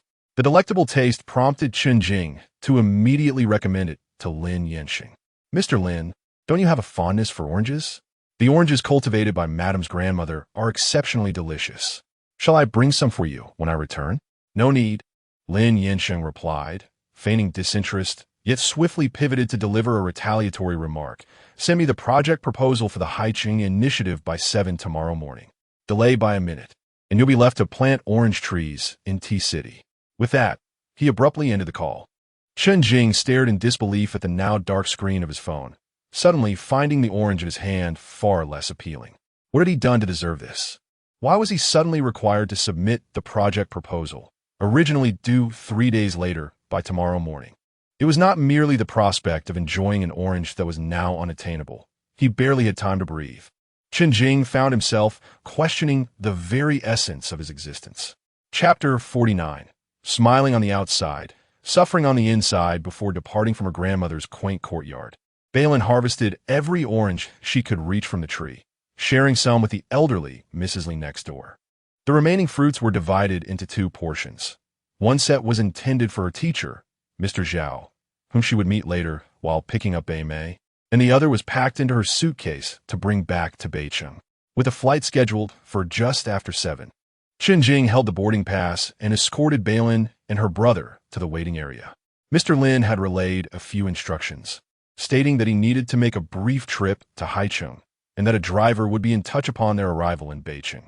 Bei Lin was taken aback that he would not be returning with them. He had not mentioned this on the way. Was there an urgent matter at hand? There was a project requiring his attention, but it was not particularly pressing. Chen Jing wore a cheerful facade, yet internally, he wrestled with discontent. He had been dispatched to oversee the project due to his failure to submit a planning document on time. According to Lin Yansheng, he could only return to Beijing once the project was back on track. He pondered whether his predicament stemmed from having indulged in a few of Bei Lin's oranges. The flight departed punctually. Seated in a row, Bei Lin and Bei Mei settled in as the plane soared smoothly through the sky. Bei Lin observed Bei Mei extracting a thick book from his backpack, followed by a notebook and a pen. "Is your teacher assigning a lot of homework?" Bei Lin inquired softly. However, Bei Mei seemed oblivious to her question, flipping open the hefty tome and diligently solving problems in his notebook. Bei Lin squinted to decipher the symbols and numbers on the page, struggling to grasp the mathematics he was tackling. Had high school students advanced to such complexities already? Overwhelmed by the cryptic characters, she decided to close her eyes and catch up on some sleep. By the time they arrived in Beijing, it would be well past 10 o'clock, making it inappropriate to visit her grandmother at such a late hour. Bei Lin contemplated taking Bei Mei to her former rental apartment for the night. "Excuse me, may I borrow your notebook for a moment?" A voice called out. "Excuse me?" Bei Lin stirred from her drowsiness, her eyes fluttering open. She was seated by the window, while Bei Mei occupied the aisle seat. Across the aisle, an elderly man with graying hair and reading glasses was speaking to Bei Mei. Bei Mei seemed enveloped in his own world, absorbed in his calculations, showing no inclination to respond. Bei Lin turned to the elderly gentleman. "Is there something you need? I happen to be reading this book as well, and I find this young man's calculations quite intriguing. I would like to borrow it for a closer look," he replied, his gaze never leaving Bei Mei's notebook. Bei Lin was surprised to discover a second person on the same flight who took an interest in such arcane subjects. She could only relay the request to Bei Mei. "Bei Mei, that gentleman would like to borrow your notebook for a moment. Is that all right?" Bei Mei remained lost in his own thoughts, unresponsive. Bei Lin offered an apologetic glance to the elderly man, who appeared somewhat disappointed. He strained his neck across the aisle, saying, "No worries, I can still see from here." For the duration of the flight, the elderly man maintained that position, fixated on Bei Mei's notebook. During the journey, the elderly gentleman expressed his views on a particular issue, though Bei Lin was completely unable to comprehend. Surprisingly, Benai engaged in conversation with the elder. Bei Lin was taken aback. Before 10 o'clock, the plane landed at Beijing Airport. The elder finally obtained Benai's draft, but after reading just 2 lines, he looked up and found that the siblings had vanished from sight. "Su Lao, what are you reading?" inquired a young man who had come to pick them up. Su Lao handed the draft to him and said, "Take a look at this. I have lived for over half a century, dedicating much of my life to the study of mathematics, with many praising my accomplishments. Yet today, I realize I am surpassed by this young student." The young man flipped through the draft, growing increasingly astonished. Is this truly written by a student? Indeed, they appear to be no more than 16 or 17. The young man found himself utterly speechless, unable to locate the siblings or acquire any information about them. Su Lao could only get into the car, contemplating how to inquire about the passenger list for this flight once he returned. "Gu Min, wait." Just as the young man was about to drive off, Su Lao called him to a halt, perplexed by the interruption. "Su Lao, what is it?" Su Lao pointed to a car that had just turned around on the opposite side of the road. The window was partially lowered, and he thought he spotted the young student. The vehicle quickly sped away, leaving them no opportunity to pursue. Although Gu Min did not see the individual, he vaguely caught a glimpse of the license plate. "Su Lao, if I'm not mistaken, that appears to be a Lin family car." "The Lin family?" Su Lao mused as he gazed in the direction the car had vanished. Bei Lin had not anticipated that Lin Yansheng would be the one to meet her at the airport. Upon disembarking from the plane, she received a text message containing nothing but the parking location and license plate number, devoid of any extraneous words. After guiding Benai to the car, Bei Lin intended to enter through the rear door to sit with him, but as she bent down, she caught sight of the back of the driver's head and felt something was amiss. "What are you doing here?" Bei Lin instinctively blurted out. Lin Yansheng did not respond, merely stating, "Sit in the front." Reluctantly, Bei Lin took her place in the passenger seat. She fastened her seatbelt, and the car pulled away. The atmosphere within the vehicle was decidedly peculiar. Lin Yansheng focused on driving, seemingly disinclined to engage in conversation, while Benai, with his mouth open, appeared to only be there for sustenance and to maintain a semblance of balance in his features, sat rigidly in his seat. After some time, Bei Lin broke the silence. Introducing the two, she turned to Lin Yansheng first, saying, "This is my brother, Benai." Lin Yansheng replied in a nonchalant manner. Bei Lin then turned to Benai, "Little Nai, didn't I tell you I got married while in T-City? This is my husband, Lin Yansheng." Benai remained silent. However, Lin Yansheng was likely aware of Benai's situation, so Bei Lin opted not to elaborate further. The car fell silent once more, and Bei Lin, feeling somewhat weary, gazed out the window, not wishing to exert herself any further to lighten the mood. Originally, she had planned to take Benai to her small apartment, but Lin Yansheng drove directly to Shengjin instead. Yet, it was true that Benai would find greater comfort there. "Little Nai, we have arrived. You can get out now," Bei Lin said, turning to speak to him. Beside them, Lin Yansheng had already opened the car door and stepped out. As Bei Lin alighted, Lin Yansheng had retrieved her luggage from the trunk, indicating his intention to assist her. "I can manage on my own," she said, feeling somewhat embarrassed to trouble him. However, Lin Yansheng simply sidestepped her gesture and proceeded to push the suitcase inside. "Is it all right if I let Benai stay on the second floor?" Bei Lin inquired, trailing behind him. "Yes," he nodded in response. "Do you eat oranges?" Bei Lin pointed to the suitcase in his hand. "I picked a great many from my grandmother's small garden. They are quite sweet. Would you like to try some?" Upon hearing this, Lin Yansheng halted in his tracks. "Did Qingjing tell you?" "Huh," Bei Lin replied, her expression one of confusion. Chapter 50. The fire within Bei Lin wore a perplexed expression, genuinely at a loss regarding his words. Lin Yansheng, however, offered no further explanation, simply responding with a nonchalant, "It's nothing." "Oh," Bei Lin replied, refraining from pressing for more details. "Do you want to eat an orange?" "Leave it," he said. Bei Lin surmised this was his way of indicating he did not wish to eat, and she nodded in understanding. "Then I shall place some on the coffee table." "MHM." Lin Yansheng's demeanor remained unchanged, his voice bland, as though he held little interest in the matter at hand. Once he ascended the stairs, Bei Lin guided Beina to the room on the second floor. "Xiaonai, it's quite late. You should stay here for the night. We will visit Grandma in the morning." Bei Lin ushered Beina into the room, where he stood quietly, gazing at her intently. "What is it?" Bei Lin inquired, somewhat confused. Beina remained silent. "Xiaonai, it is indeed too late now. Grandma has likely already gone to bed." "Not him." Bei Lin, assuming he wished to see Grandma immediately, was interrupted mid-explanation by his cryptic response. "Not who?" "Xiaonai, who are you referring to?" Bei Lin hardly expected an answer, yet Beina appeared particularly loquacious this evening. "Lin Yifan." A realization dawned upon her. She remembered that Beina had encountered Lin Yifan when she previously took him to T-City. Thus, when she mentioned marriage, he must have assumed she intended to wed Lin Yifan. "I have broken up with Lin Yifan." As for the reasons behind their separation, or the embarrassment that ensued, Bei Lin preferred to remain silent. Romantic entanglements were far too intricate for Beina to comprehend. His world was frigid, a realm where emotions were beyond the analytical grasp of his brilliant mind. Yet, to him, Bei Lin and Grandma were unlike anyone else. "It's getting late. You should take a shower and rest early." Noting his silence, Bei Lin turned to leave.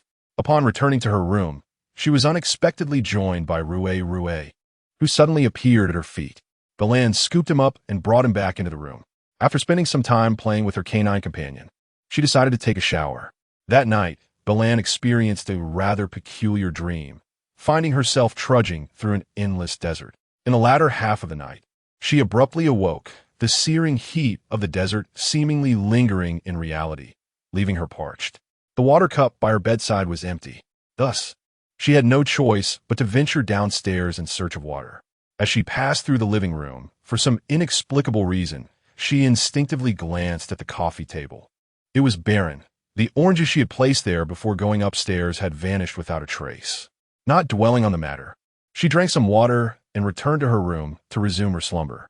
The following day, Bei Lin's alarm rang at 6 in the morning. But after a prolonged delay of over half an hour, she finally rose, yawning, to prepare breakfast. "Good morning, ma'am," she greeted, only to find someone already in the kitchen. It was Aunt Shen, the woman who had previously cared for her in the hospital. The kitchen was filled with the tantalizing aroma of food. "I prepared the century egg and lean meat porridge you liked before," Aunt Shen said, having been at work for some time. "However, I wasn't sure what your brother enjoys, so I made a few different dishes." "There is no need for such trouble, Aunt Shen. Xiaonai is not a picky eater. When it comes to pickiness." Bei Lin recalls the morning of their trip to Tea City. "By the way, Aunt Shen, what does your husband enjoy eating?" "He does not have the habit of eating breakfast." Aunt Shen, who was sent by Dingson from the large residence to care for Lin Yansheng, is quite familiar with his lifestyle. Bei Lin had not considered this at all. However, this is ultimately Lin Yansheng's personal habit, and she refrains from commenting. Benai has a habit of rising at 7 on weekends. When the time comes, he descends on his own without needing Bei Lin to call him. After the siblings had breakfast, they prepared to head to the hospital. Just as they stepped out, Bei Lin remembered that she had left her phone in the restaurant and turned back. "Madam, did you forget something?" Aunt Shen was just about to go upstairs. "I left my phone in the restaurant." Bei Lin noticed a cup of honeysuckle tea in Aunt Shen's hands. The cup did not appear to be for her own consumption. There are only a few cups in the house, and it was evident who had used one. Bei Lin found it a bit curious.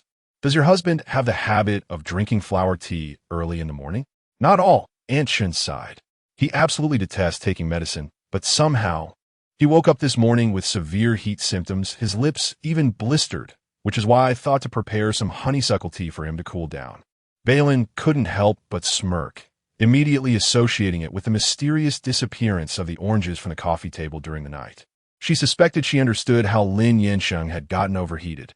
Could it be that he had consumed all 7 or 8 oranges in one sitting? "Then you should hurry upstairs." Bei Lin found it somewhat amusing, fearing she might laugh outright in front of Aunt Shen. Upon arriving at the hospital, Bei Lin's grandmother had just finished an examination and was being escorted back to her ward by a nurse. Coincidentally, the doctor making rounds was present as well. After reviewing the examination report, he remarked that the elderly lady was recovering fairly well, though her age inevitably meant a slower recovery compared to younger individuals. After the doctor and nurse departed, Bei Lin returned to her grandmother's bedside, where the elderly woman was leaning against the headboard, conversing with Benai with a warm smile. Benai sat on the chair beside the bed, holding a freshly peeled apple, beginning to cut it into pieces. It was unclear whether he was listening to his grandmother. The elderly woman had grown accustomed to her grandson's silence. She spoke at length, her smile unwavering. "Our little Nai is truly wonderful," her grandmother exclaimed cheerfully, spearing a piece of apple with her fork. Several of her teeth had fallen out, and it took her a while to chew and swallow a small piece of apple. Bei Lin observed her struggle, took the plate away, and peeled an orange for her. The moment she tasted it, the elderly lady recognized it as an orange from her own garden. "Lin Bao, are all the plants in my garden doing well?" "Rest assured, all the flowers and plants are thriving." As Bei Lin enjoyed the apple that Benai had cut, she glanced at the orange in her grandmother's hand and recalled Aunt Shen's preparation of honeysuckle tea earlier. "Grandma, when I was a child and had heat symptoms, how did you make that soup for me? Could you tell me about it?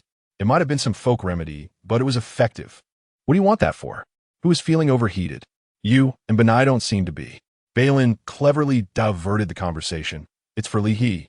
Li He remained unreachable, and it was uncertain whether Lin Yansheng had assisted in the search. Bei Nai cast a glance at her, his eyes unmistakably conveying, "How can you lie without feeling the slightest embarrassment?"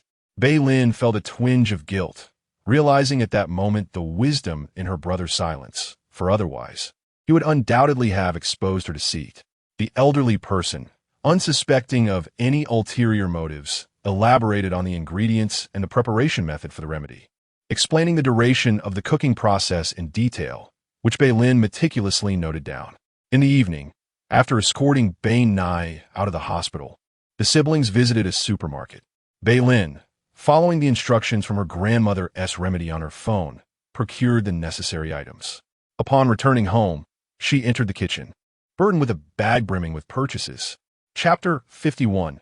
Fighting Fire with Fire. Bei Lin returned to her room to complete her assignments. As she entered the kitchen, Aunt Shen was busy preparing dinner. "Madam, you are back," she greeted. Bei Lin set her belongings down and inquired, "Aunt Shen, do we have a clay pot?" "Yes, we do," Aunt Shen replied, retrieving a brand new clay pot from the cupboard, one that the lady of the house had purchased previously but never used. "What do you intend to make?" I asked my grandmother for a folk remedy that can reduce internal heat. It's remarkably effective and quite delicious. When I was a child and couldn't swallow medicine, she would prepare this for me. Bei Lin explained briefly before asking, "Has Sir returned?" Aunt Shen shook her head. "Sir has not left the house today. Is it because of his appearance?" Bei Lin mused, surprised by his concern for his looks. Eating oranges had caused him to feel unwell, and the somewhat delicate Lin Yansheng was challenging her perceptions. She hurriedly took out her ingredients to wash them, hoping to have the concoction ready for dinner. "Madam, allow me to assist," Aunt Shen offered, reaching to take the task for Bei Lin. "It's quite all right, Aunt Shen. It's not complicated. I can manage," Bei Lin insisted, sensing that Aunt Shen still had dinner to prepare. However, Aunt Shen smiled knowingly, her expression slightly ambiguous. "Then I shall not disturb you while you prepare soup for Sir." During dinner, Lin Yansheng did not come downstairs, and Aunt Shen brought his meal up to him. After finishing her meal, Bei Lin ventured into the kitchen to check on the simmering soup, recalling her grandmother's instructions regarding the timing. Nervous about making a mistake on her first attempt, she ladled a small portion to taste. It was sweet and tangy, precisely as she remembered. Turning off the heat, Bei Lin filled a bowl, intending for Aunt Shen to deliver it to Lin Yansheng. Yet, just as she was about to speak, Aunt Shen, who was wiping the table nearby, suddenly doubled over in apparent pain, clutching her stomach. "I think I might have a bit of an upset stomach, madam. I need to use the restroom," she said. Bei Lin thought to herself, surely, this performance is rather lacking in subtlety. However, the soup would lose its efficacy if it cooled down, and she couldn't possibly ask Bei Lin to deliver it. After a moment of internal conflict, she decided to carry the tray upstairs herself. This was her first time going to the third floor, and as she reached the staircase, she realized she did not know which room belonged to Lin Yansheng. She could only deduce the location of the master bedroom based on the layout of the second floor. "Knock, knock." Bei Lin raised her hand to rap on the door. "Come in," a voice responded, confirming her guess. She opened the door to find Lin Yansheng's room was even more spacious than she had anticipated, characterized by a cool color palette and almost devoid of unnecessary decorations. Upon entering, she saw him lounging on the sofa, legs crossed, engrossed in his mobile phone. The device was held horizontally, suggesting he was engaged in a game. In a single day, Lin Yansheng's persona had been upended twice, leading Bei Lin to reflect that appearances can indeed be deceptive. "Aunt Shen mentioned you were feeling unwell. This is my grandmother's remedy. It's very effective. Please give it a try," Bei Lin said, placing the tray on the coffee table before him, casting a glance at the corner of his mouth. Lin Yansheng did not lift his gaze, the area beneath his nose shrouded in shadow, preventing Bei Lin from seeing his expression. He murmured in acknowledgement. It showed no inclination to drink the soup. Bei Lin recalled Aunt Shen's words about his refusal to take medicine and added a few more comments, emphasizing that it should be consumed while warm, as it isn't bitter and doesn't taste like medicine. She pondered for a moment on how to describe it, finally settling on a comparison to sour plum juice, which could easily be enjoyed as a beverage. Chilled, it was quite delightful. Lin Yansheng, however, remained focused on his game, not lifting his gaze. Bei Lin was momentarily perplexed. Sour plum juice? He reiterated. Bei Lin thought to herself, "You appear to be in no condition to be picky. Yet here you are." She continued, "If we're being honest, this isn't exactly like sour plum juice. It tastes much better hot, but cold it becomes bitter. And if you chill it further, it might as well be traditional medicine." She rambled on without much thought. Upon hearing this, Lin Yansheng let out a cold scoff. "Do I look like someone who has graduated from kindergarten?" Bei Lin retorted, "You're worse off than a kindergarten child. Perhaps you need to bribe the teacher just to get accepted into preschool." However, with him being in a position of authority, she could only silently criticize him in her mind. "Just try it. It's genuinely quite good, and why would I deceive you?" At that moment, Lin Yansheng finished a game, presumably victorious. He casually set his phone aside without exiting the game page. Standing opposite him, their eyes met when he looked up. Bei Lin immediately noticed the redness at the corner of his mouth, resembling a reaction to a mosquito bite, and it appeared quite severe. Doubt crept in regarding her home remedy. When she had tried it, her condition had not been nearly as dire as it seemed to be. "If you truly don't want to drink it," then before she could finish her thought, Lin Yansheng had already picked up the small bowl from the tray, initially frowning as he took a small sip. Perhaps finding the taste agreeable, his brow relaxed, and he emptied the bowl with 2 large gulps. The flavor was pleasant, though she was certain it would taste even better chilled. Lin Yansheng placed the empty bowl back on the tray and mused, is it really bitter when cold? Who knows? Bei Lin, with an earnest expression, responded affirmatively, indeed. A single syllable escaped Lin Yansheng's throat, neither laugh nor scoff, yet it was disconcerting. After a pause, his dark eyes narrowed as he asked, do you know what happens to those who lie in front of me? Bei Lin bent to collect the tray, and in a moment of impulsiveness, replied, I'm well aware of what happens to someone who devours 7 or 8 oranges overnight. The instant the words left her lips, regret washed over her. Hastily, she stood with the tray, preparing to leave. However, Lin Yansheng leaned back into the sofa, displaying a keen interest. Oh, and what might that be? Bei Lin retorted, do you have any shame? Shall I fetch you a mirror? She smiled at him, possibly due to the blister at the corner of his mouth, coupled with his cold, ruthless persona that had faltered time and again. She felt he seemed less intimidating than usual, prompting her to let her guard down slightly. Are you mocking me? Lin Yansheng's lips pressed into a thin line, his mood suddenly darkening. Bei Lin possesses a modicum of perceptiveness, wishing to articulate something that might salvage the situation. Yet, in a moment of mental lapse, the words that escaped her lips were, do you really enjoy eating oranges? Alas, an utterance most inappropriate. Inwardly, she longed to chastise herself.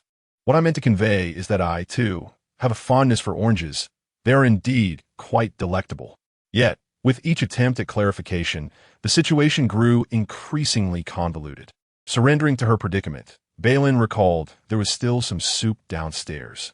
If you're truly curious about the taste of chilled, shall I fetch some ice cubes and serve it to you? After a moment's contemplation, she added, would you like a few oranges as well?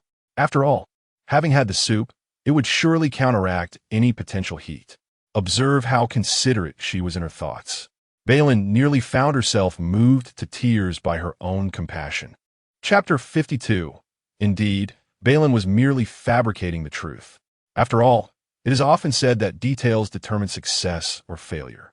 Had Bei Lin remembered to take her phone before heading out in the morning, and subsequently not noticed Aunt Shen preparing honeysuckle tea for Lin Yansheng, she would certainly not have inquired about this folk remedy from her grandmother, and thus would not find herself in this room at this moment.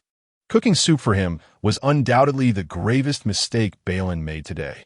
As she pondered this, she noticed Lin Yansheng adjusting his wrist and asking her, during the past 2 days with Chen Jing, hasn't T told you anything? The topic seemed to leap abruptly. Why was he suddenly bringing up Chen Jing? Bei Lin was at a loss for his meaning. Huh? Was he supposed to tell me something? Crack!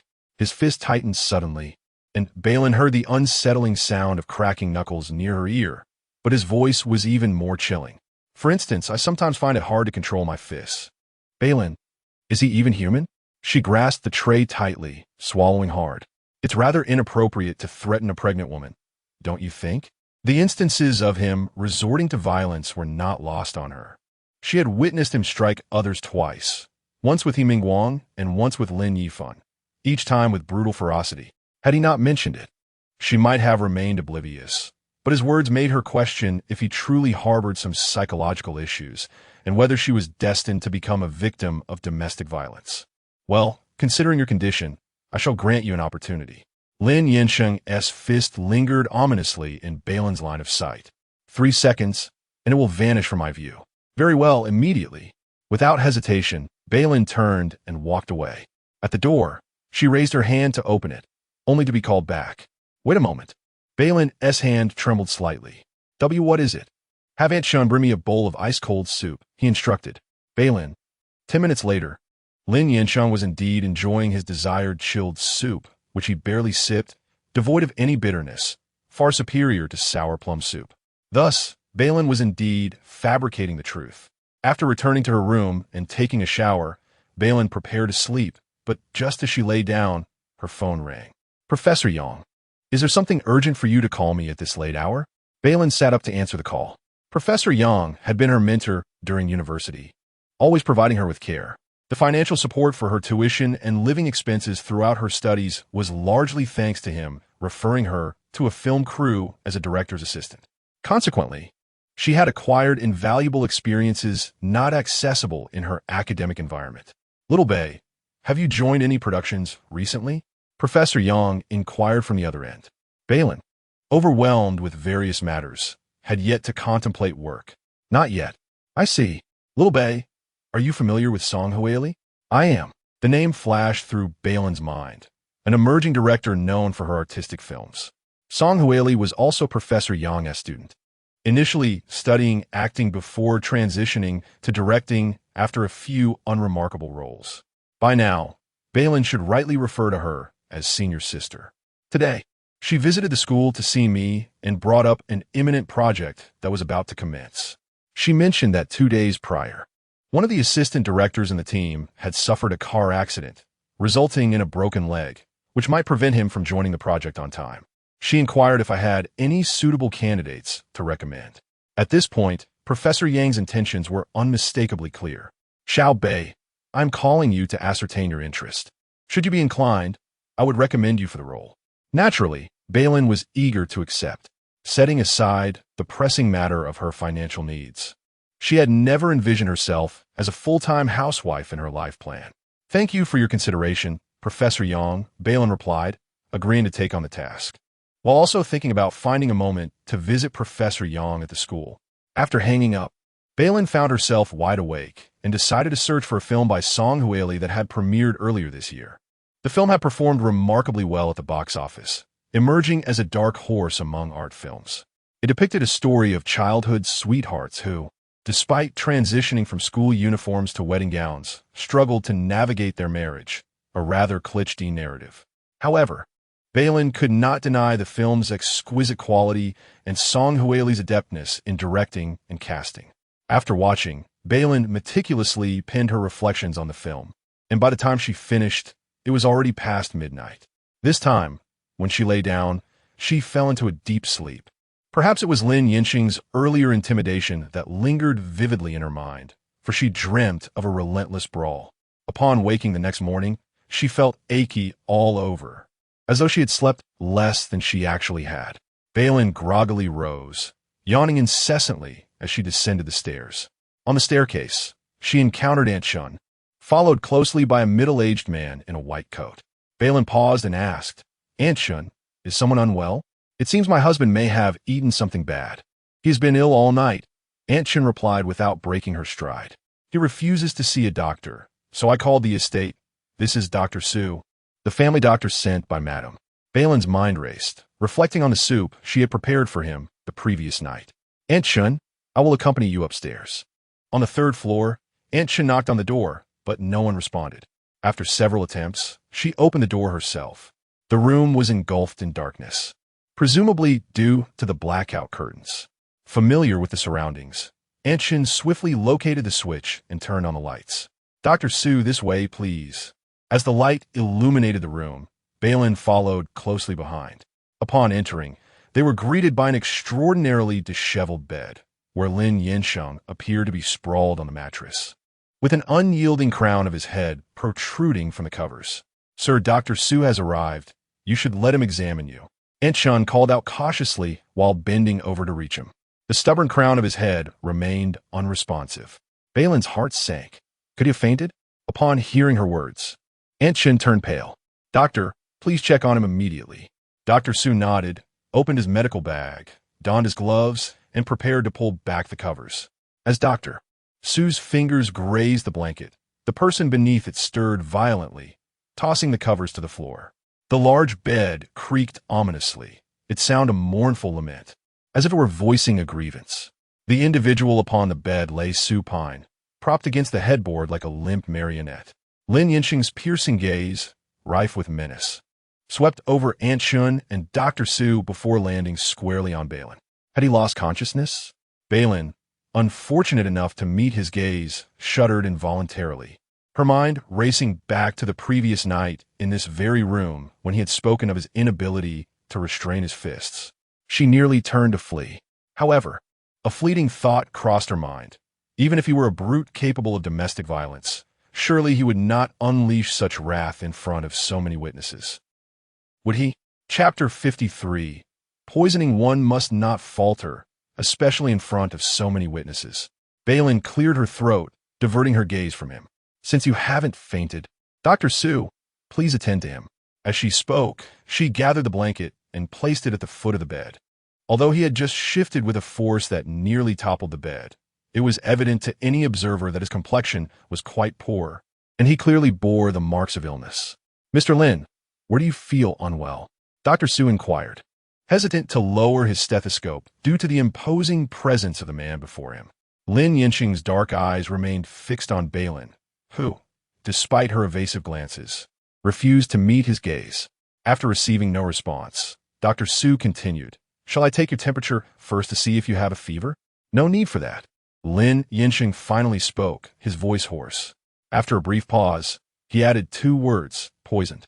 Even with over 20 years of medical experience, Dr. Su was momentarily taken aback. Could you elaborate on that? Dr. Su swiftly regained his composure. For instance, did you accidentally ingest something or come into contact with a substance? Lin Yansheng remained focused on Bei Lin. Do you have something to say? She asked, sensing his intentions. Bei Lin had a strong feeling that he was trying to fabricate a scenario. She had merely given him soup. Did that mean her remedy was ineffective?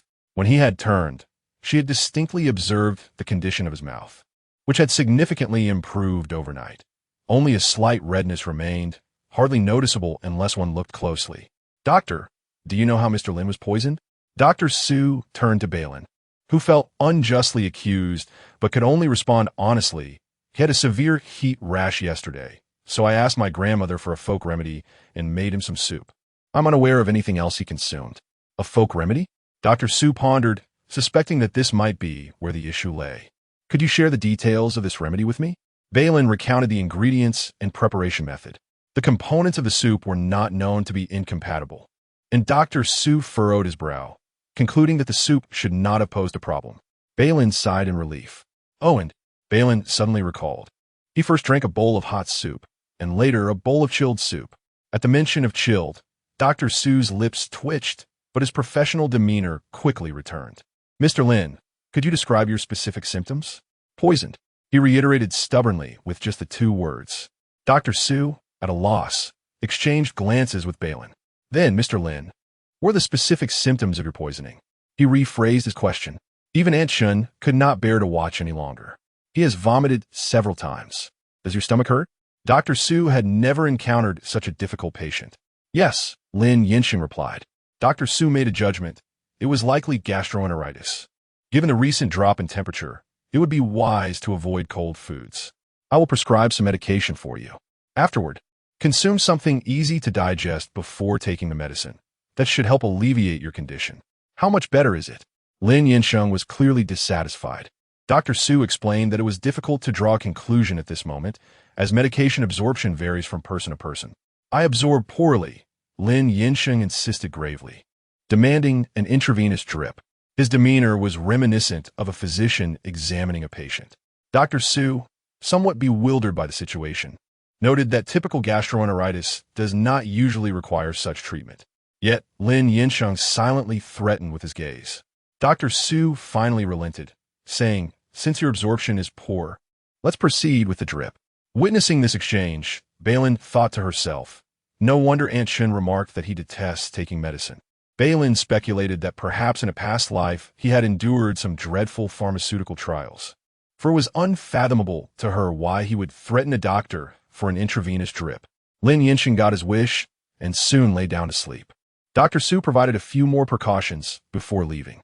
Aunt Shen went downstairs to prepare porridge, leaving the responsibility of monitoring Lin Yansheng's drip to Bei Lin. With only the 2 of them remaining in the room, an immediate silence enveloped them. Lin Yansheng lay with his eyes closed, oblivious to whether he had truly fallen asleep. Bei Lin pulled the blanket from the foot of the bed to cover him and then settled onto the nearby sofa. Her plans were now in disarray. She had intended to take Benai to the hospital to visit their grandmother in the morning before sending him back to T-City. She would have to reschedule the flight. Once that was done, there was little else to occupy her time.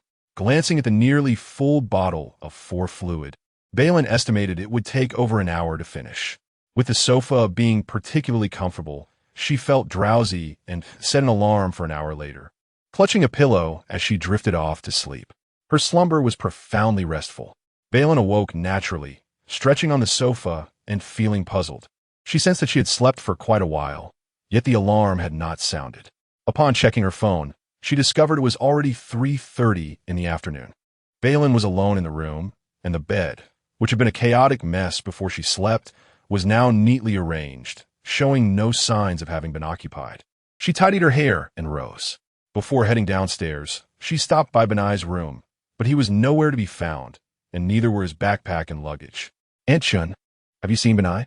Bei Lin inquired as she descended the stairs, still not spotting him, only encountering Aunt Shen, who was tidying up. "Your brother insisted on leaving. I couldn't stop him. I went upstairs to find you, but seeing you sleeping so soundly, he opted to take himself to the airport." Aunt Shen recounted the events that had transpired since Bei Lin had fallen asleep. Benai's thought process was rather unconventional. Once he made a decision, it was often difficult to alter, a fact that did not surprise Bei Lin. However, she was taken aback that Lin Yansheng had accompanied him. Was he better? He appeared unwell, his face lacking color. Aunt Shen sighed, but as a servant, she felt it prudent not to express too much, lest she seem to overstep her bounds within the household. Observing Aunt Shen's hesitance, Bei Lin began to understand her unspoken thoughts. Yet, in truth, she felt no more entitled to comment on Lin Yansheng's affairs than Aunt Shen did. Bei Lin felt a twinge of unease about Benai, returning to T-City alone, and contemplated giving him a call, as he should not yet have boarded his flight at this hour. However, just as she retrieved her phone, an incoming call interrupted her thoughts. "Hello, Bei Lin. This is Song Huili." The voice on the other end introduced herself. "Professor Yang may have mentioned that I am in need of an assistant director. I have viewed some of your short films from school, and I found them quite impressive. Would you be available to come in for an interview right now?" Bei Lin was taken aback by the suddenness of the request, but with an opportunity presenting itself, she knew she could not afford to be accommodating. "All right, please provide me with the address, and I will make my way there." Chapter 54. The Closed-Door Disciple. After ending the call, Bei Lin ascended the stairs to change her attire and tidied herself up a bit. As she was about to step out, she noticed that the ride-hailing app on her phone had yet to find a driver, and she realized the difficulty of securing a vehicle in this villa district. Time was slipping away. Just as Bei Lin prepared to consult the map for the nearest bus station, Lin Yansheng's black Bentley re-entered the vicinity. "To the hospital?" he inquired, lowering the car window as he remained seated inside. Initially, Bei Lin intended to ask to borrow his car, but recalling the previous incident in the underground parking lot at Chaoga, she reconsidered. "Do you have time right now? I have an interview to attend, but I can't find a ride nearby." "Get in," Lin Yansheng replied. Rolling up the window, Bei Lin walked around to the passenger side and took her seat. Once she fastened her seatbelt, they set off. True to his typically taciturn nature, Lin Yansheng showed no inclination to converse, prompting Bei Lin to volunteer the address. She attempted to reach Benai, but her calls went unanswered and her texts received no reply. Thus, she decided to call Teacher Zhao, asking her to inform Benai upon her arrival at the school. Is Benai planning to complete high school and sit for the college entrance examination? Just as Bei Lin concluded her conversation with Teacher Zhao, Lin Yansheng spoke up unexpectedly. Otherwise, Bei Lin instinctively wanted to retort, "Isn't that how everyone does it?" Yet, she sensed that Lin Yansheng was not one to engage in trivial banter. "Is there something wrong?" she inquired tentatively. Lin Yansheng continued, "Does Su Runji know?" Bei Lin looked perplexed and simply replied, "You could search for him online." Lin Yansheng seemed disinclined to elaborate further. Reluctantly, Bei Lin opened her search application, asking for his full name. Su Vundi. Upon browsing the webpage, she recognized the face immediately, though she could not recall where she had seen him before. After skimming through his profile, she summarized, a contemporary mathematical prodigy adorned with numerous accolades, renowned internationally. In any case, he was quite impressive. However, Bei Lin was puzzled as to why he suddenly mentioned this individual. "Did you see him on the plane the day you and Benai came to Beicheng?" When she still could not remember, Lin Yansheng prompted her further. "The plane, no wonder he looks familiar." Bei Lin recalled that this was the man who had observed Benai solving problems across the aisle that day. "Yes, I did see him. I even asked Benai for a draft paper." Reflecting on that moment, she asked, But how did you know? Sue and my father are childhood friends. When he saw you and Benai get into my car that day, he reached out to my father, Lin Yansheng explained as he halted the car at a red light. After a brief pause, he added, he wishes to take Benai on as his closed-door disciple. Bei Lin was taken aback. She was aware of Benai's formidable intellect, yet she anticipated it to this extent. You're not pulling my leg, are you? Several seconds passed before she sought confirmation from him. Lin Yansheng regarded her with an impassive expression, remaining silent. His gaze seemed to question, do I appear to be at leisure? Clearing her throat, Bei Lin confessed. I just find it a bit hard to believe. However, the decision does not rest with her. I will discuss this with Benai. Ultimately, it is he who must make the choice. Indeed, Lin Yansheng merely relays the message without influencing the final outcome. Yet if Benai agrees, would that not preclude him from continuing his studies? Bei Lin still hopes that Benai can experience a normal campus life. As the traffic light turned green, Lin Yansheng drove on. Professor Su, a distinguished faculty member at Beijing University, has expressed a sincere invitation for Benai to enroll directly in the mathematics department, should he choose to come. Although Benai's intellect surely qualifies him for admission, it is undeniable that entering Beijing University is one matter, while becoming a close disciple of Professor Su is quite another. Bei Lin is uncertain which path would be more beneficial for Benai. I will discuss it with him once I get in touch. Lin Yansheng nodded, considering the topic sufficiently addressed. Having already engaged in considerable conversation, Bei Lin seized the opportunity to inquire about another matter. She had previously asked for assistance in locating Li He. Any updates? Yes. Where is she now? In Beijing. Bei Lin. How is that possible? I have called her multiple times, but she has not answered, nor has she shown up for work at the hospital. Yesterday, when visiting her grandmother, Bei Lin made a point to ask in Li He's department, and the response was that Dr. Li had yet to return to work. Lin Yansheng, while taking Benai to the airport, also picked up a flight. Although he did not encounter Li He, it is improbable that she returned alone, having just arrived in Beijing 2 hours prior. Bei Lin, skeptical, lowered her head to call Li He. Astonishingly, the call connected. Lin Bao. On the line, Li He's voice sounded entirely normal. Bei Lin sighed in relief, but was simultaneously filled with concern. Where have you been these past few days? Why have you been unreachable? I went abroad to clear my mind. The surgery on Cece hit me quite hard. Li He's explanation was reasonable, yet Bei Lin had known her long enough to sense that something was amiss. By yourself? Is it? Lin Bao. I'm still adjusting to the time zone. I'm so tired right now. Li He interrupted herself with a yawn. Can we discuss this when we meet in person? All right, I will come to your house tonight. After hanging up, Bei Lin fell into contemplation. Not long after, the car stopped in front of the Four Seasons building. Thank you for bringing me here, Bei Lin said as she prepared to exit. Lin Yansheng asked, how long will it take? Bei Lin hesitated. I'm not entirely sure. You need not wait for me. I plan to find Li He after I finish. Understood.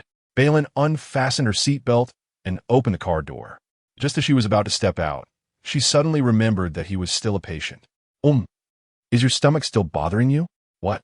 Lin Yansheng, one hand resting on the steering wheel, raised an eyebrow, amusement flickering in his gaze. Are you about to offer yet another remedy? Bei Lin. It was indeed unnecessary to ask him. She closed the door and entered the building. Meanwhile, just as Lin Yansheng was about to start the engine, a call came in. Ding Xin, equally exasperated, inquired, where are you? Despite being unwell, you still venture outside. Do you not care for your health? Lin Yansheng had no opportunity to speak, as Ding Xin directly chastised him for 3 uninterrupted minutes. This left Lin Yansheng feeling quite troubled. I am returning now, he stated before abruptly ending the call. Meanwhile, someone gently tapped on the half-lowered window of the driver's seat. A delicate fragrance wafted into the cabin as Lin Yansheng looked up to see a woman bending slightly at the waist outside. He remained silent. Mr. Lin, from a distance, I thought I spotted your car and decided to take a chance. I didn't expect it to truly be you, Song Huili remarked, tucking a strand of her long hair behind her ear. Her well-practiced smile was neither sycophantic nor aloof. Do you remember me? We met at a previous gala. Chapter 55. The silent marriage for Lin Yansheng. Being approached was almost a daily occurrence. Song Huili maintained a poised smile, and after her initial remark, she noticed that the man showed no inclination to engage with her. A flicker of frustration coursed through her, yet she refused to relent. "Mr. Lin, I have heard so much about you and have always admired you. Would it be possible for us to connect on WeChat?" Lin Yansheng cast a glance at her hand gripping the car window and felt his patience utterly depleted. He released his hold without mercy, his tone laced with disdain, as if her presence was akin to a virulent pathogen affixed to his car window. Song Huili momentarily froze, caught off guard, unsure of how to respond. Nevertheless, she did not loosen her grip. Lin Yansheng, unwilling to utter another word, began to raise the window. "Mr. Lin," as the window ascended. Song Huili quickly thought on her feet and hastened her speech. "Tomorrow, Shi is returning to the country. Would you accompany me to the airport?" Song Huili's studio was located on the 29th floor of the Four Seasons building. Bei Lin was escorted to the reception room, but as the appointed time approached, Song Huili had yet to arrive. After waiting for approximately half an hour, she inquired further, only to be informed by the office staff that Song Huili was downstairs. Bei Lin had no choice but to continue her wait. After another 20 minutes, Song Huili finally made her entrance, slightly breathless. "I apologize. I ran into an acquaintance downstairs and ended up chatting for a bit. Thank you for your patience." She settled onto the sofa, while her assistant placed a laptop and a folder on the coffee table before stepping out. "All right, let us begin." Song Huili handed the folder to Bei Lin and opened the laptop before her. "In your hands is an excerpt from our script. Please peruse it swiftly." Bei Lin lowered her gaze to read. It comprised 3 A4 pages, 2.5 pages of content, which was straightforward and easily digestible. "I have finished reading." "Good. Now, please watch the audition videos of these two individuals." Song Huili activated the player. The audition material mirrored the text Bei Lin had just reviewed. The narrative centers around a young man named Lin, who, after his parents' divorce, finds himself unwelcome on both sides. He soon plunges into society, mingling with gangs, and ultimately ascends from a petty delinquent to one of the gang leaders. During this tumultuous time, he falls for a girl named Yuchio. Yuchio is pure and beautiful, an exemplary student and a dutiful daughter. Lin, shedding his aggression, clumsily pours his heart and soul into her. Eventually, Yuchio begins to develop feelings for him. However, the audition's crux reveals that during a gang conflict, the young man mistakenly kills a police officer. Amidst the chaos, he escapes, and on the eve of his departure from the city, he arranges to meet Yuchio, only to be stabbed by her. In that moment, he realizes the officer he killed was Yuchio's father. The two auditionees are Jiyu, a recently debuted member of a popular boy band, and Rong Jiatzi, a newcomer with a fair complexion and a tall, slender frame. Once the audition videos concluded, Song Huili inquired of Bei Lin, "If you were to select the actor for Lin, would you choose Jiyu or Rong Jiatzi?" "Rong Jiatzi," Bei Lin replied without hesitation. "Why?" Song Huili was somewhat taken aback. Setting aside the fact that Jiyu's popularity eclipsed Rong Jiatzi's, one could argue that Jiyu's temperament aligns more closely with the character. Does it not? Rong Jiatzi appears excessively innocent. Yet, the expression in Rong Jiatzi's eyes betrays anything but purity. Jiyu's performance is overly constrained by form. Rather than embodying Lin, it seems he merely draped himself in a delinquent archetype. Bei Lin could even assert that Jiyu lacks genuine acting ability, whereas Rong Jiatzi seamlessly integrates himself into the role. Observe the moment they reunite during the escape. The light in his eyes evokes a profound longing that stirs tears at first glance. Bei Lin believes Rong Jiatzi is indeed Lin. She cannot afford to speak indiscriminately simply to secure this position. Similarly, if Song Huili remains steadfast in her belief that Jiyu is more suitable, collaboration between them would be impossible due to their differing philosophies. Professor Yang was correct, Bei Lin. Given time, you will undoubtedly become an exceptional director. Song Huili was pleased with her response, expressing her eagerness for their forthcoming collaboration. She then handed Bei Lin another folder, containing the contract for their cooperation, clearly detailing the terms, remuneration, and confidentiality clauses. "You may sign it now, or take it home for further consideration," she offered. Bei Lin glanced through the contract. Having worked on previous productions, she noted the contents were fairly standard, and the remuneration proposed by Song Huili was quite reasonable. without any reservations. She declared, "I will sign it now." Upon hearing this, Song Huili presented her with a pen. The contract was prepared in duplicate. Bei Lin signed on the last page and pressed her handprint beside her signature. Song Huili, as the first party, had already signed her name when she retrieved the contract. And after Bei Lin completed her part, she handed one copy to Bei Lin while retaining the other for her records. "You will join the crew in a week. Primarily responsible for filming Gulishing's segments, as he is an indispensable subplot in this film. I will provide you with a complete script shortly. Please familiarize yourself with it before joining the team." After a brief pause, Song Huili inquired, "For this film, most of the locations will be in Beicheng, but we will also spend about 2 weeks in Haiqing. Are you comfortable with that?" Bei Lin shook her head, affirming, "No problem." Rising from her seat, Song Huili concluded, "May our collaboration be fruitful." Bei Lin extended her hand for a brief shake, echoing her sentiment.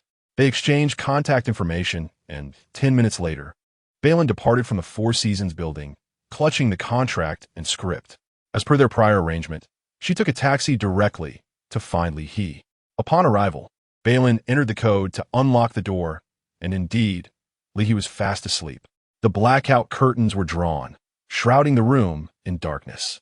Bei Lin approached the switch by the door and pressed it, flooding the room with light, which stirred the figure under the covers to shield their eyes and awaken slowly. "Are you toxic?" Li He muttered in discontent. Bei Lin proceeded to draw open the blackout curtains, allowing even more light to pour in. She then circled around to the bedside, casting a scrutinizing gaze upon Li He's bleary-eyed state, and asked, "So, why have you been MIA these days? Haven't I already told you? Just needed to unwind." "Unwind?" Li He turned over, facing away from Bei Lin, and pulled the blanket over her head. "I'm utterly exhausted. If you truly wish to converse, perhaps you could venture outside to find those elderly folks engaging in square dancing." "Very well. You may continue to sleep," Bei Lin replied, plopping down at the edge of the bed. "I shall wait here until you awaken. We can converse then, just the same." Li He thought to herself, "It's a miracle she can actually sleep. Ah, so this is mutual harm, is it?" With that, Li He flung the blanket aside and sat up abruptly, her disheveled hair cascading around her as she fixed her gaze on Bei Lin. "Aren't you going to explain how you transitioned from single to married?" Bei Lin felt as though her secret marriage had left her in solitude. Chapter 56, Being a Devoted Man Who Cares for His Family Indeed. Bei Lin had no intention of concealing her marriage from Li He. However, as she herself stated, learning about it from elsewhere was an entirely different matter. Bei Lin squinted slightly and inquired, "Who told you?" The lack of denial was evident.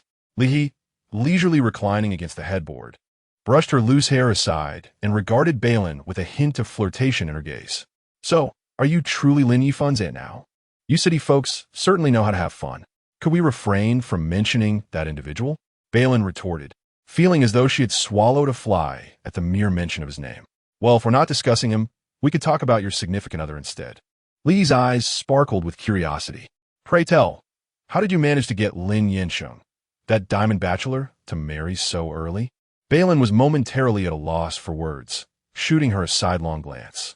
"I could call him over, and you could conduct an interview to ask him why he made such an irrational decision." "Go ahead, call him," Li challenged, confident that Bei Lin would not actually make the call. To her surprise, Bei Lin took out her phone, retrieved the number, and seemed genuinely intent on dialing. A psychological battle ensued. Li remained steadfast against the headboard, while Bei Lin, sitting at the edge of the bed, showed no signs of pausing her actions. The call was indeed placed. Li raised her eyebrows in surprise, yet did not hinder the conversation. After 2 rings, the call connected. "What is up?" Lin Yansheng's voice came through the line. Bei Lin had something to convey. "I plan to stay at Li He's place tonight and 1 TB returning."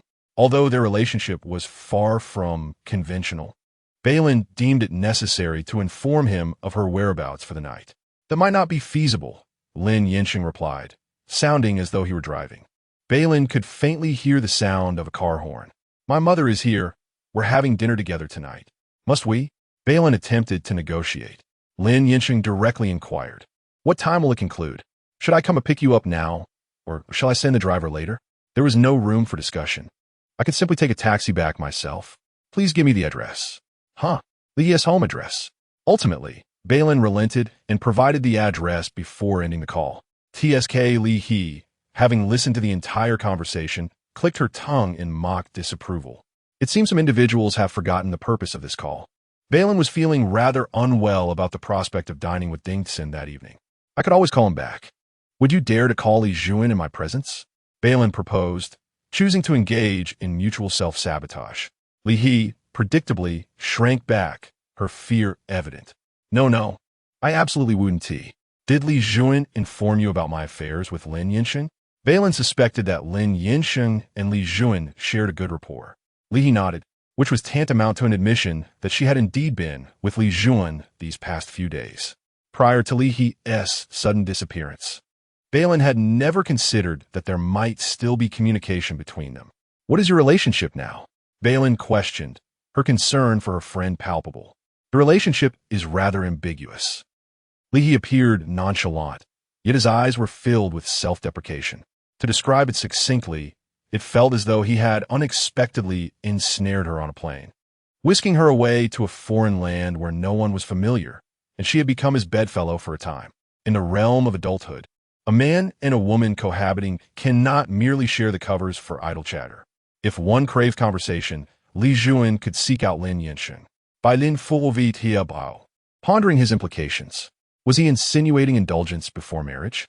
Li lowered his gaze, hesitated, then remarked, "Oh, right, I haven't mentioned that he has a fiancée, and their wedding date is approaching."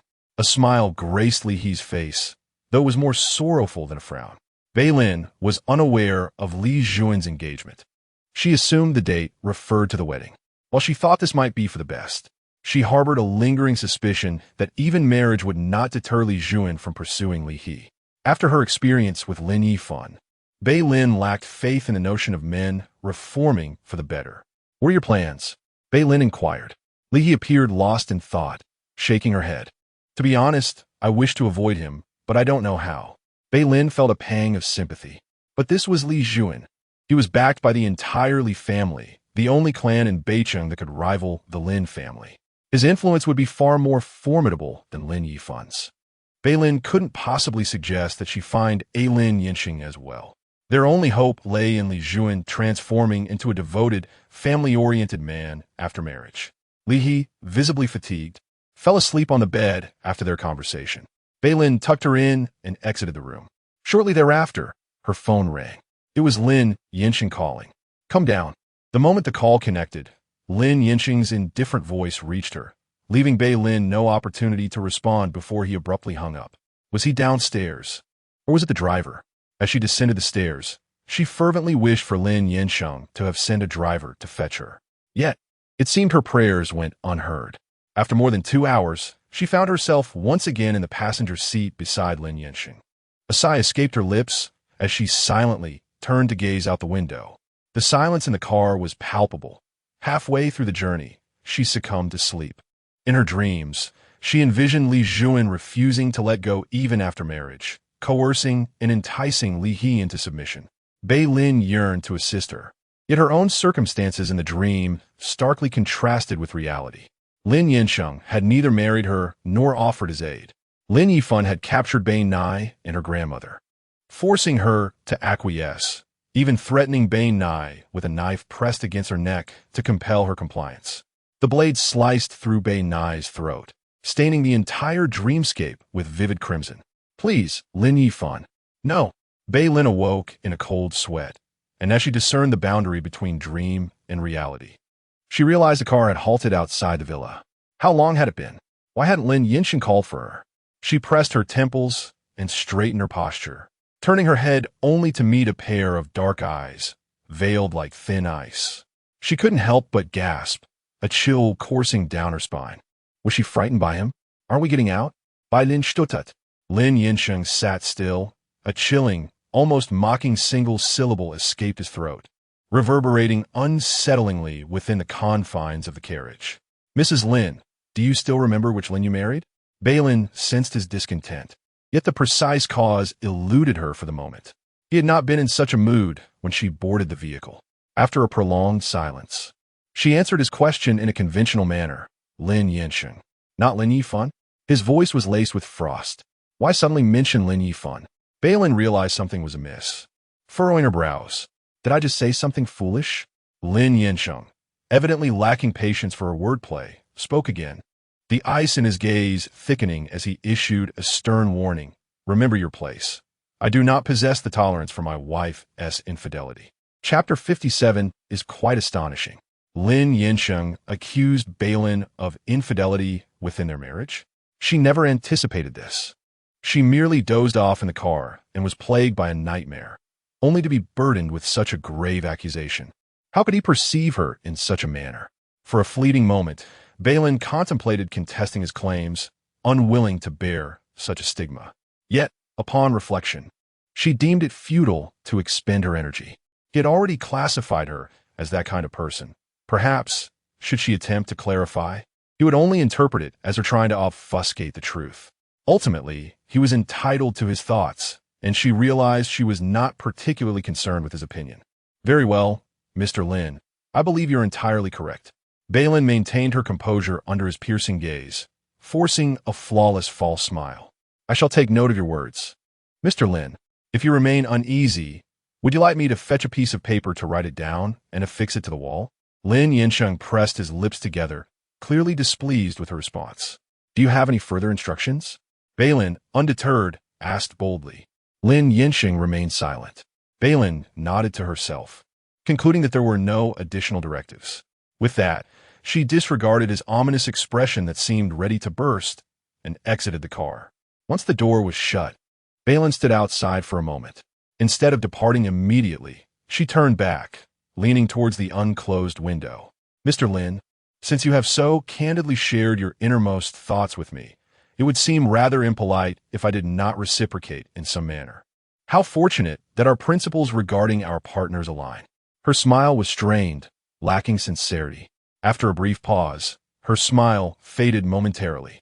In just 2 or 3 seconds, she resumed with a beaming yet insincere grin, retorting, just be mindful not to stray, Mr. Lin, or we may very well meet at the Civil Affairs Bureau.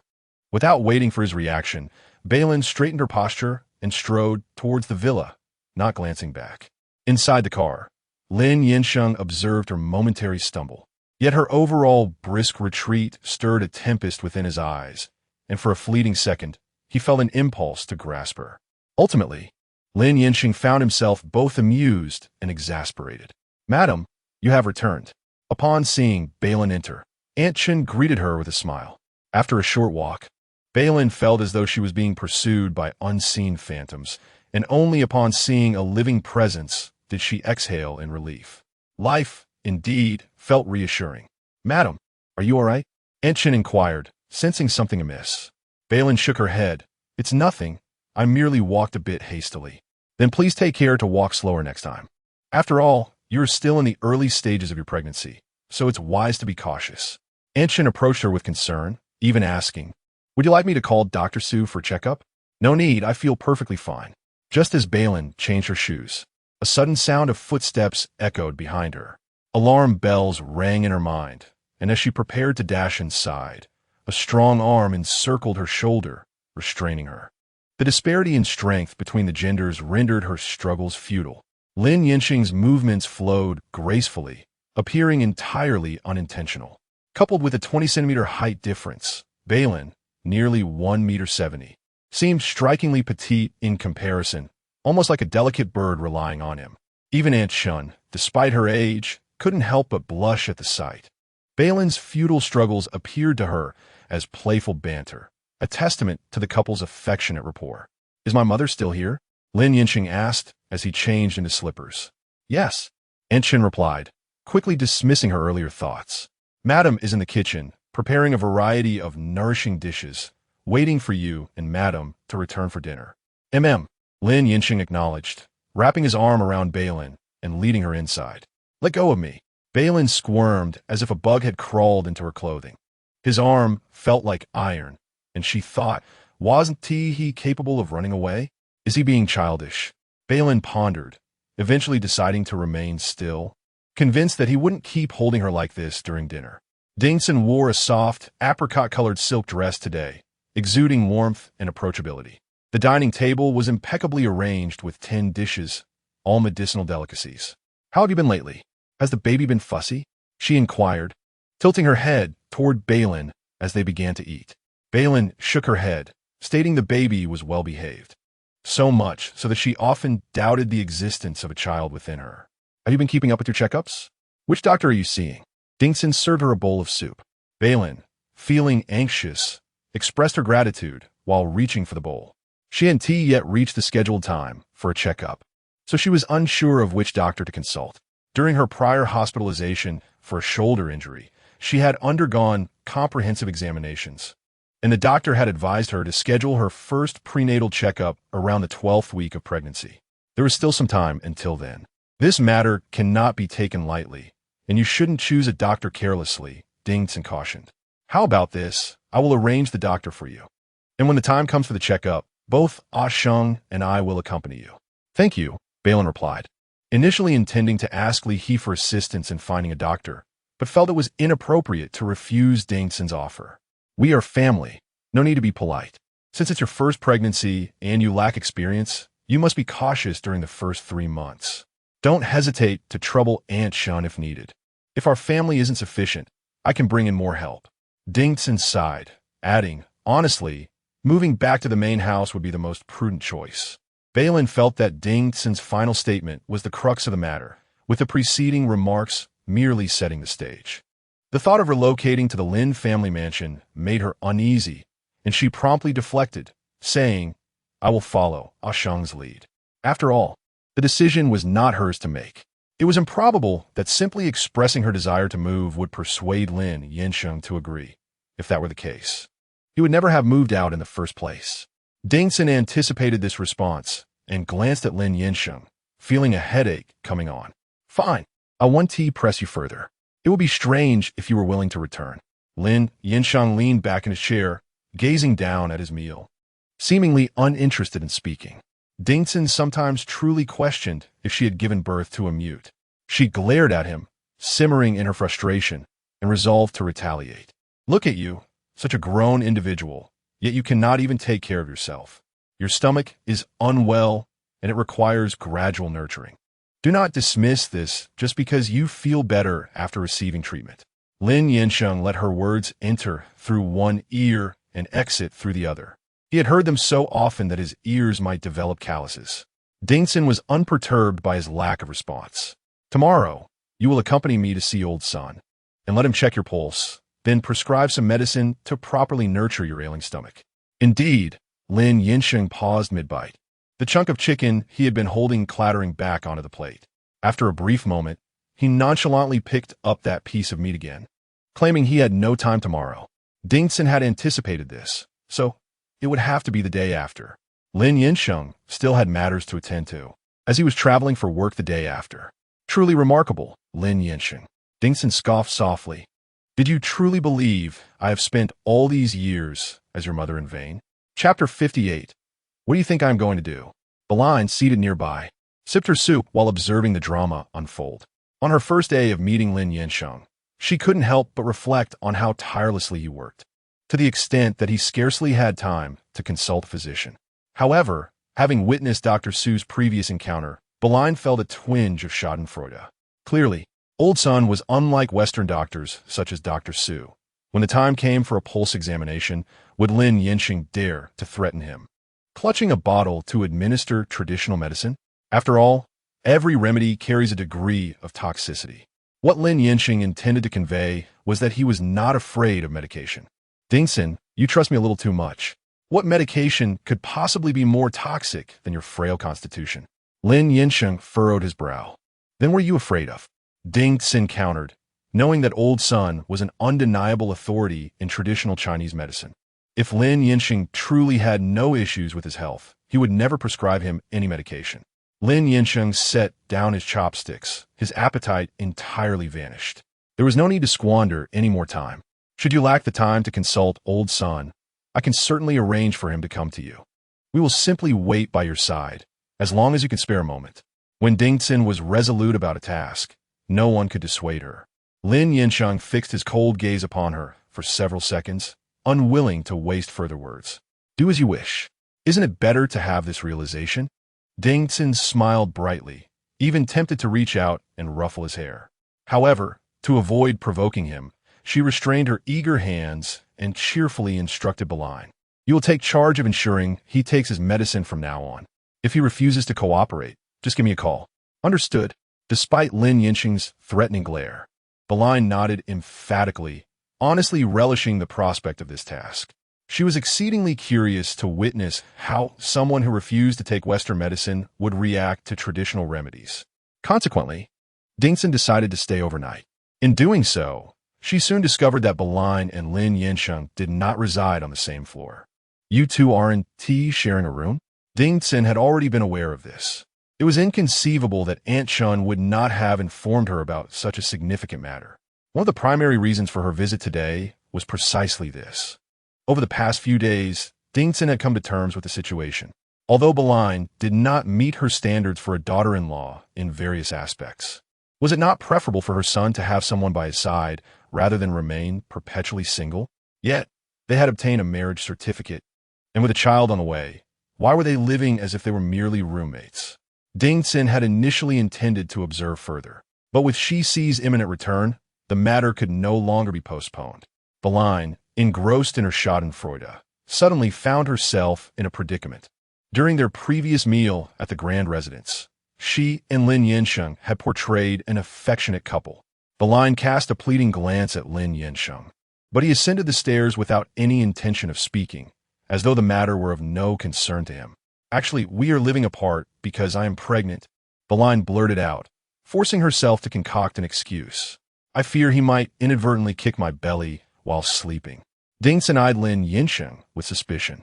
Since when has Ah Sheng's sleeping pattern become so irregular? I recall that he has always had a tranquil, sleeping demeanor since childhood. He would fall asleep in one state and awaken in the same. While other parents often rise multiple times at night to tuck their children in, he never afforded me such an opportunity. Bei Lin, Auntie, could you not put me in such a difficult position? Bei Lin felt somewhat overwhelmed. It was prudent to exercise caution, especially since I am in the early stages of pregnancy and the child is not yet stable. It is precisely because of the early stages of pregnancy that you should sleep together. Dingson imparted her experience as someone who had been through it, suggesting that should any issues arise during the night, there would be someone to lend a hand. Enough, this is settled. Bei Lin wanted to say more, but was interrupted by Dingson, declaring that from tonight onward, the two of them would share a room. Bei Lin, she could only place her last hope on Lin Yansheng, wishing he would speak up. Lin Yansheng, understanding Bei Lin's pleading gaze, turned to Dingson and stated, I have no objections. Bei Lin, can he not act like a decent person? Dingson inquired of Bei Lin, do you have any further questions? Could Bei Lin still cry to her? No questions. All right, then go to sleep. Dingson stood at the stairway, watching her ascend.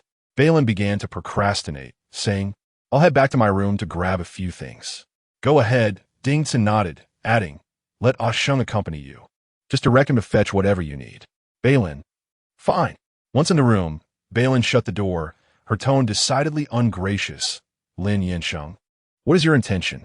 Addressing him by both name and surname. The facade she wore was stripped away, revealing her genuine anger. Lin Yansheng had only recently acquired this property upon returning to the country.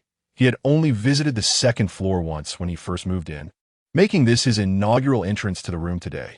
Bei Lin had not stayed there long, and with Aunt Shen cleaning daily, even if she had made a mess, it would have returned to order by evening. Lin Yansheng sat beside the sofa, casually picking up an orange she had placed on the coffee table and toying with it. What do you think my intention is? If she needed to inquire, it was clear she already understood. Lin Yansheng, do you genuinely believe it is appropriate for us to share a room given the nature of our relationship? Bei Lin truly could not comprehend why he had acquiesced. Lin Yansheng merely responded with a nonchalant question. What is inappropriate about it? What is appropriate? Bei Lin was far too weary to engage in such wordplay. I assumed that prior to obtaining our marriage certificate, our lack of formal agreements or contracts was due to an unspoken understanding.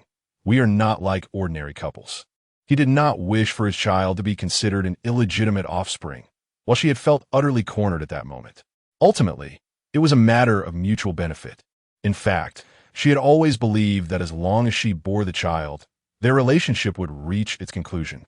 Upon hearing this, Lin Yansheng ceased his playful manipulation of the orange. So, you are implying that I should not harbor any inappropriate intentions towards you? Bei Lin, did any of her words convey such a sentiment? Bei Lin took a deep breath, expressing that she simply wished to avoid any emotional entanglements. Thus, prior to dissolving their marital bond, it was imperative that they maintained a certain distance. Sharing a room and sleeping in the same bed was decidedly inappropriate. What do you think? It was only at this moment that he found it inappropriate? Lin Yansheng, having his appetite repeatedly dashed this evening, felt utterly unrevivable, and even an orange could not remedy it.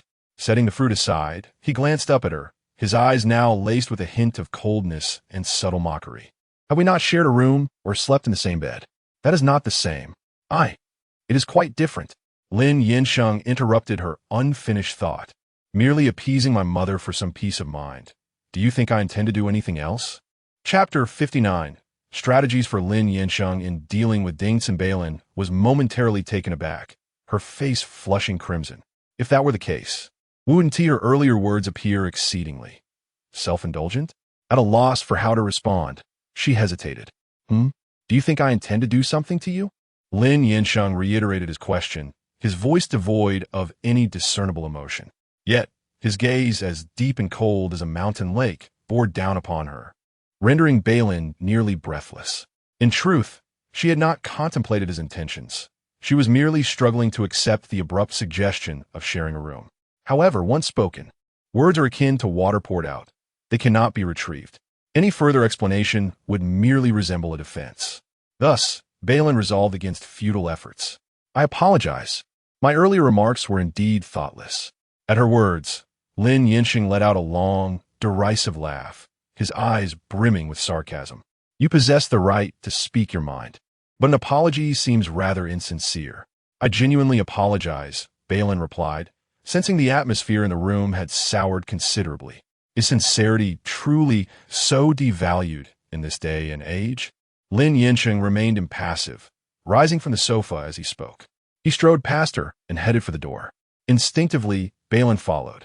Just before opening the door, he paused momentarily, stating, "It's best if you don't follow.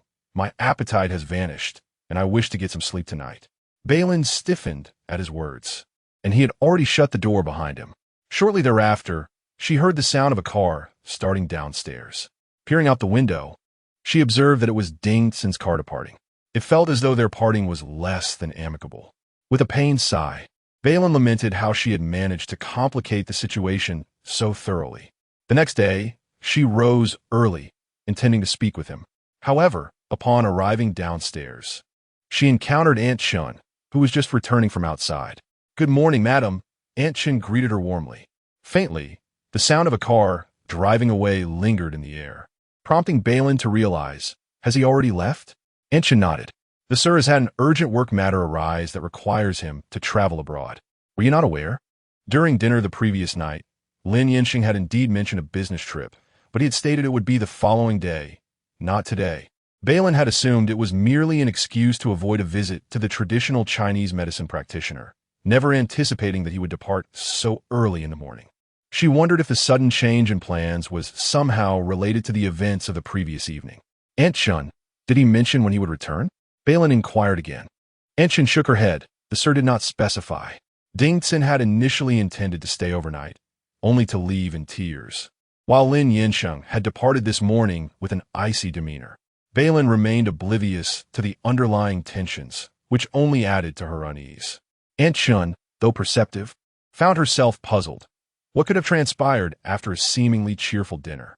"Madam, perhaps you should call the sir and inquire about his return time," Aunt Shen suggested, believing that even if there were some discord, it would likely resolve itself. In any relationship, one party must eventually concede. Neither has truly expressed their feelings. Yet Aunt Shen understands Lin Yansheng's temperament. Expecting him to yield is futile. Bei Lin felt a twinge of discouragement, deciding to postpone her call. To be honest, she was at a loss regarding how to approach the conversation. Given the current circumstances, it was likely that Lin Yansheng would not answer her call at all. After having a light meal, Bei Lin visited her grandmother in the hospital. To her surprise, Li was already at work. During their lunch break, They agreed to dine together outside. Tell me, have you encountered some trouble?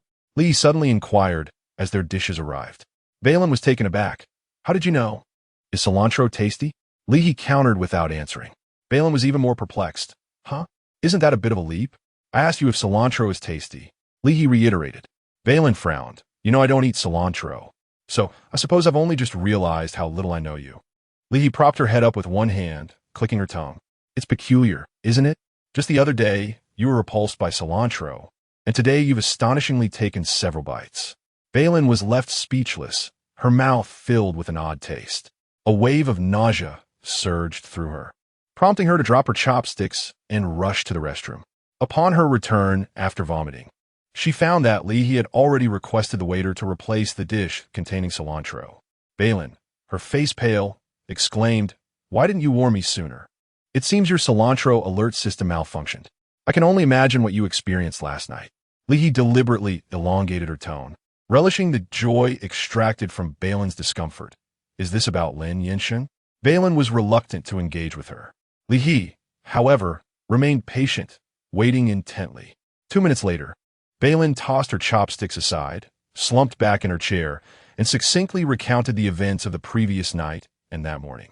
After listening, Li gave her a thumbs up. Impressive. I doubt there's another woman in the entire city who would refuse to share a room with Lin Yansheng. Bei Lin shot her a disapproving glance. Do you wish to? Absolutely.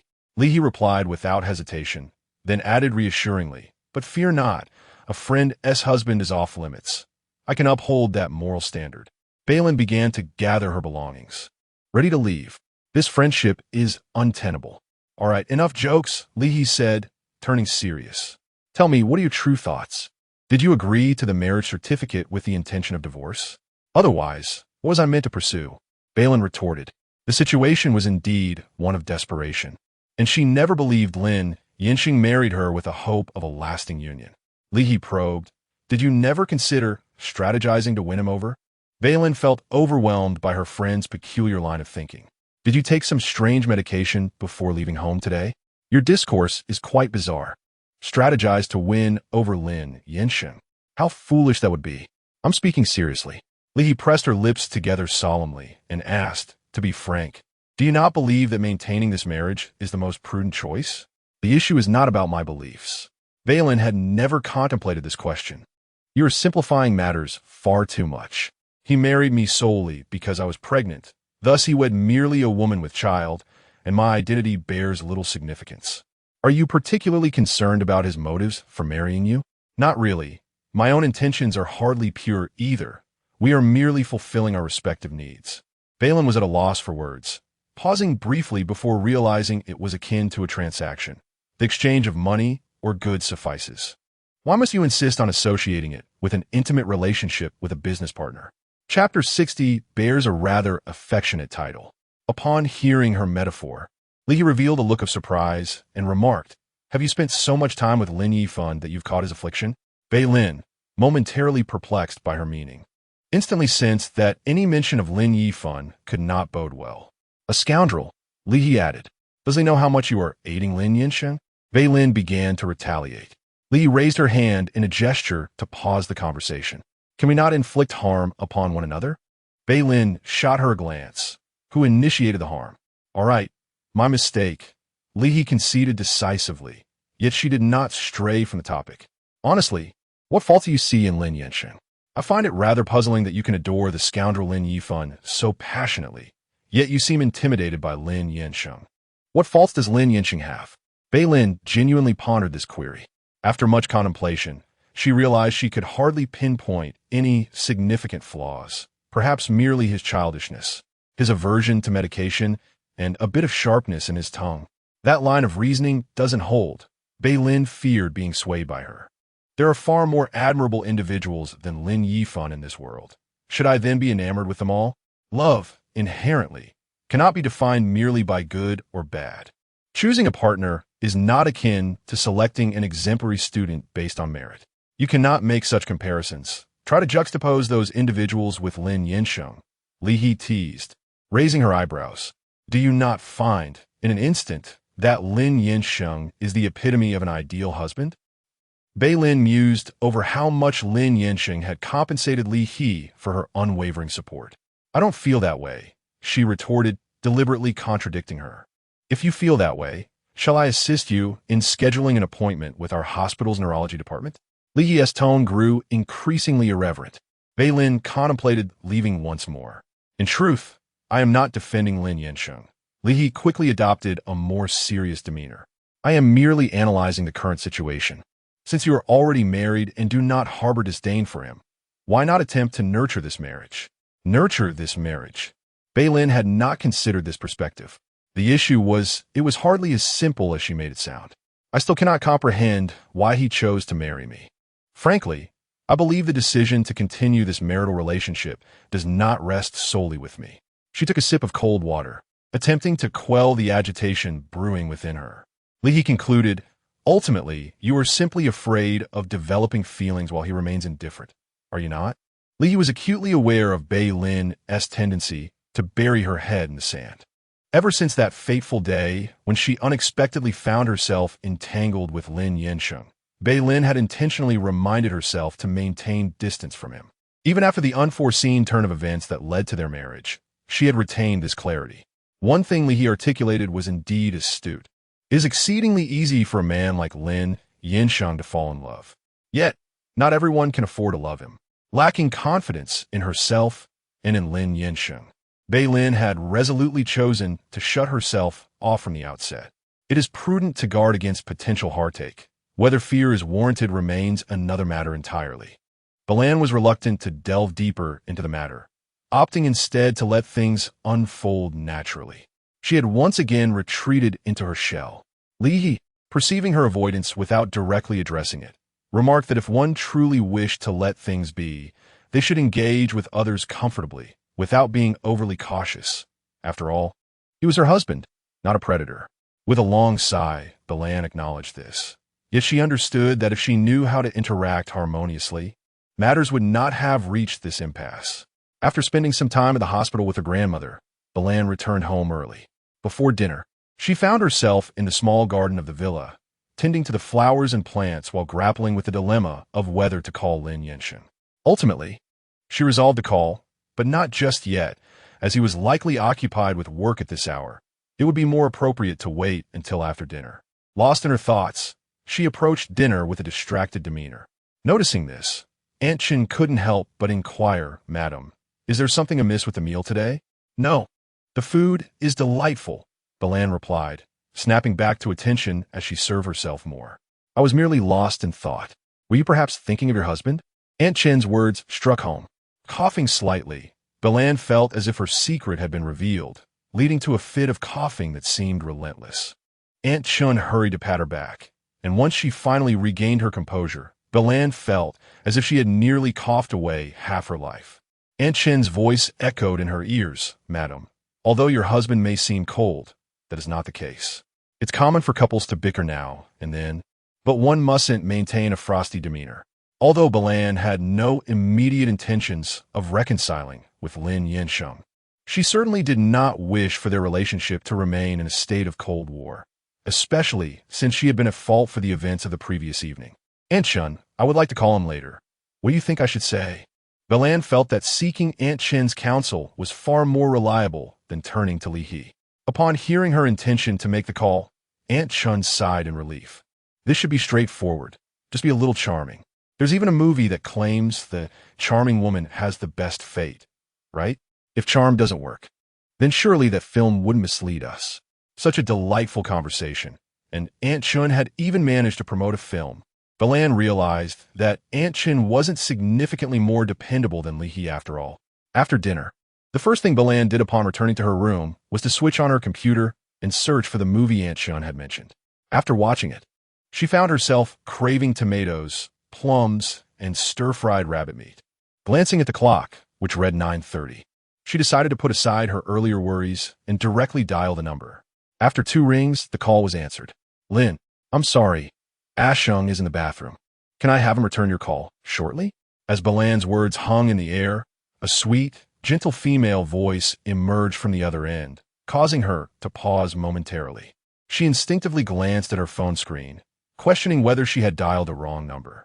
However, it was indeed Lin Yansheng's number she had called. "Are you there?" The voice inquired, receiving no response. Promptly, Bei Lin hung up the phone. Asheng. The way she had spoken his name felt endearing. Lying on her bed, Bei Lin suddenly felt an overwhelming sense of regret for having ruminated over the previous night's events all day long. They were never a particularly serious couple.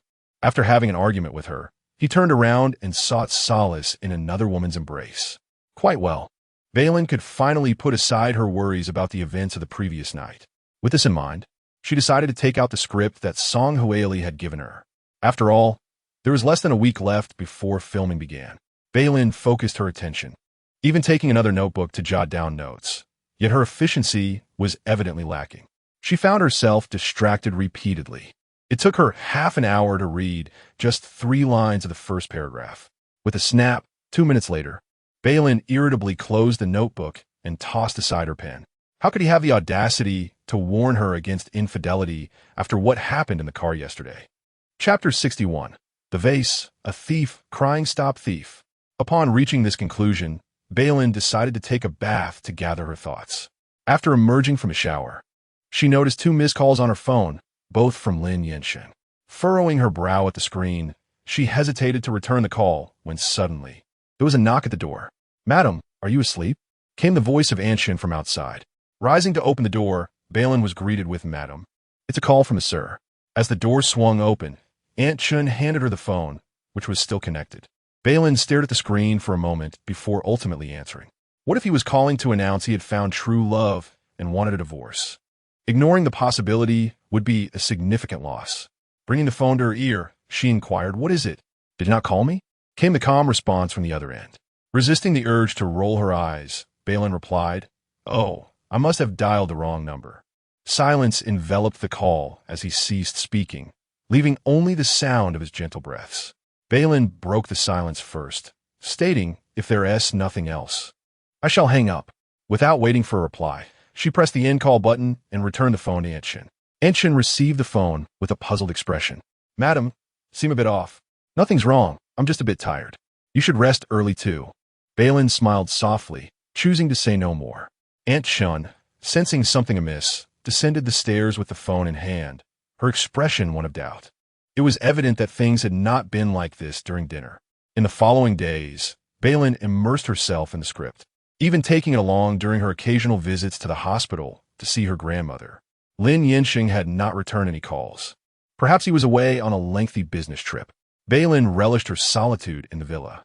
Time passed swiftly, and before she knew it, more than half a week had gone by. With only 2 days remaining before the shoot commenced, she began her 3rd read-through of the script. When she received a call from Song Huili, her grandmother had just begun her afternoon nap. Bei Lin leaned against the sofa, script in hand, and stepped outside to answer. "Bei Lin, you must have read the script by now, right? With just 2 days until we start, you probably haven't met any of our cast and crew yet." Song Huili quickly stated her purpose for calling. "We're having a gathering at Chaoga tonight. You should join us." Upon hearing the word gathering, Bei Lin instinctively considered declining. Yet, Song Huili was correct. Aside from her, she had not met anyone from the cast. It would be rather awkward to wait until the filming began to meet them. "All right, please send me the time and the room number. I will be there on time." "Sure, I'll send you the details via WeChat shortly." That evening at 7, Bei Lin changed into a fresh outfit and applied light makeup before heading to Chaoga. Due to the presence of actors, the crew had reserved the VIP room on the top floor, known for its privacy. While waiting for the elevator downstairs, she encountered Song Huili and a middle-aged gentleman, and they ascended together. "Bei Lin, this is our producer, Fan Xingxing," Song Huili introduced them. "Producer Fan, this is the new assistant director Bei Lin I told you about." Bei Lin extended her hand politely. "Hello, Producer Fan. It is a pleasure to finally meet you." Indeed, it was a pleasure to make his acquaintance. Fan Xingxing is quite renowned within the industry, and in recent years, the films he has produced have all achieved remarkable box office success. As he shook hands with her, he jested, "Ollie, are you certain that you have recruited an assistant director and not the leading lady? Perhaps you could have her audition later? If you deem her suitable, we can swiftly replace the leading lady tonight." Song Huili mischievously winked at him, jokingly suggesting the idea. "Excellent suggestion."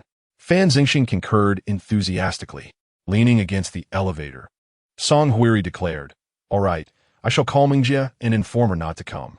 Fu Shimeng was the current leading lady. "What do you think, Bei Lin?" Fan Xingxing suddenly turned his gaze towards Bei Lin. Bei Lin, still somewhat unfamiliar with them, replied, "Since this is merely a jest, please do not squander time on it. I would prefer not to reveal my true nature as a mere decorative piece during our first encounter." Fan Xingxing, with a low sense of humor, laughed heartily throughout the short walk to the private room. "Huh, a decorative piece. Ha ha, Xiaobei, you are truly amusing. Whenever you decide to abandon directing, I shall recommend you for comedic performances." Bei Lin. The meeting was scheduled for 8 o'clock, and they arrived over 20 minutes early, finding the private room still empty. Song Huiri introduced her to everyone present, but just as her phone rang, she stepped outside to take the call.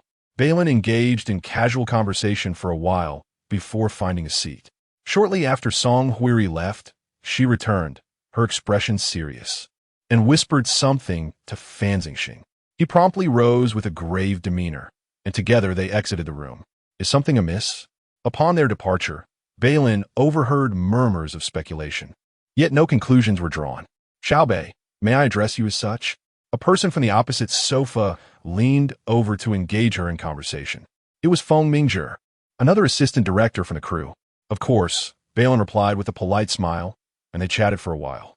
During their conversation, they discovered they were both alumni of the same university. Feng Mingjie, being quite conversational, ensured that the dialogue flowed smoothly, even with Bei Lin's more reserved nature.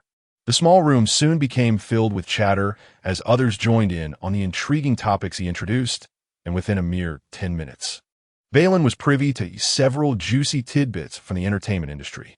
As the clock struck 8, Song Huiri and Fan Xingxing had yet to return, but unexpectedly, someone entered the private room.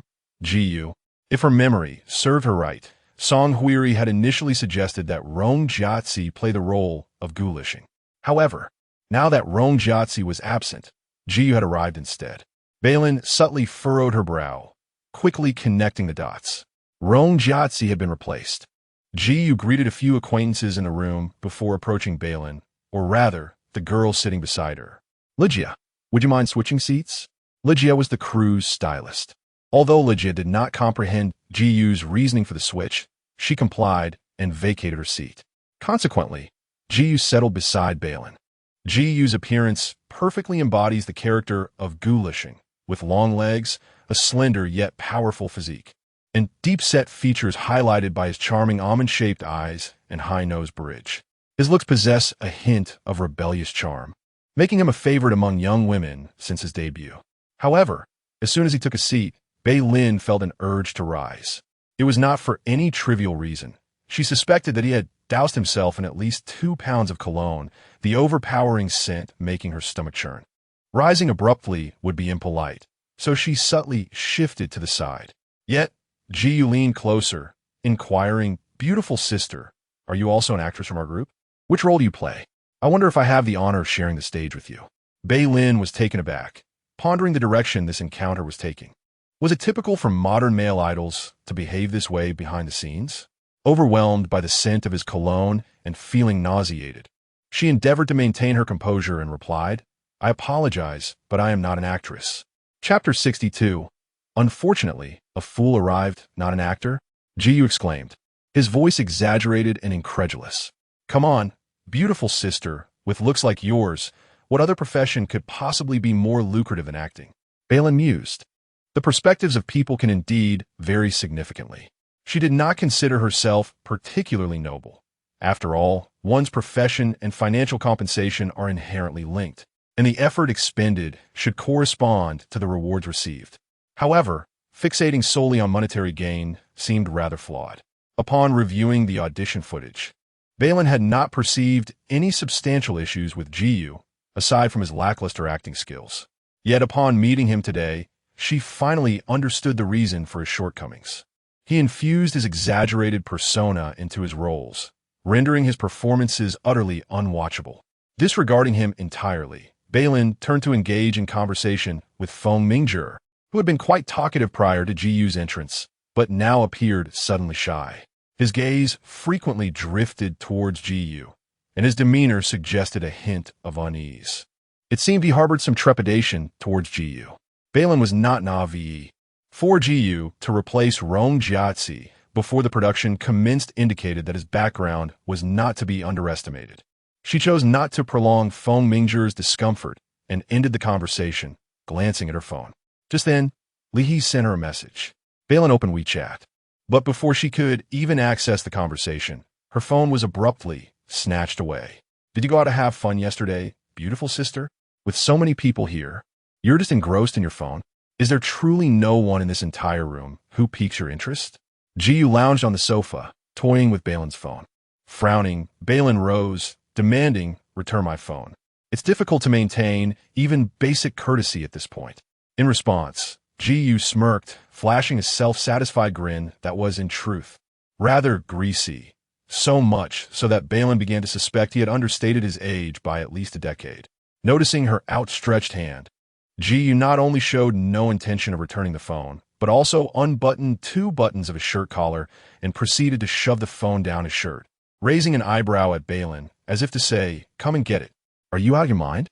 Bei Lin retorted, although there were no familiar faces in the room. These were colleagues she would be working with for the next few months. Initially, she had only wished to become acquainted.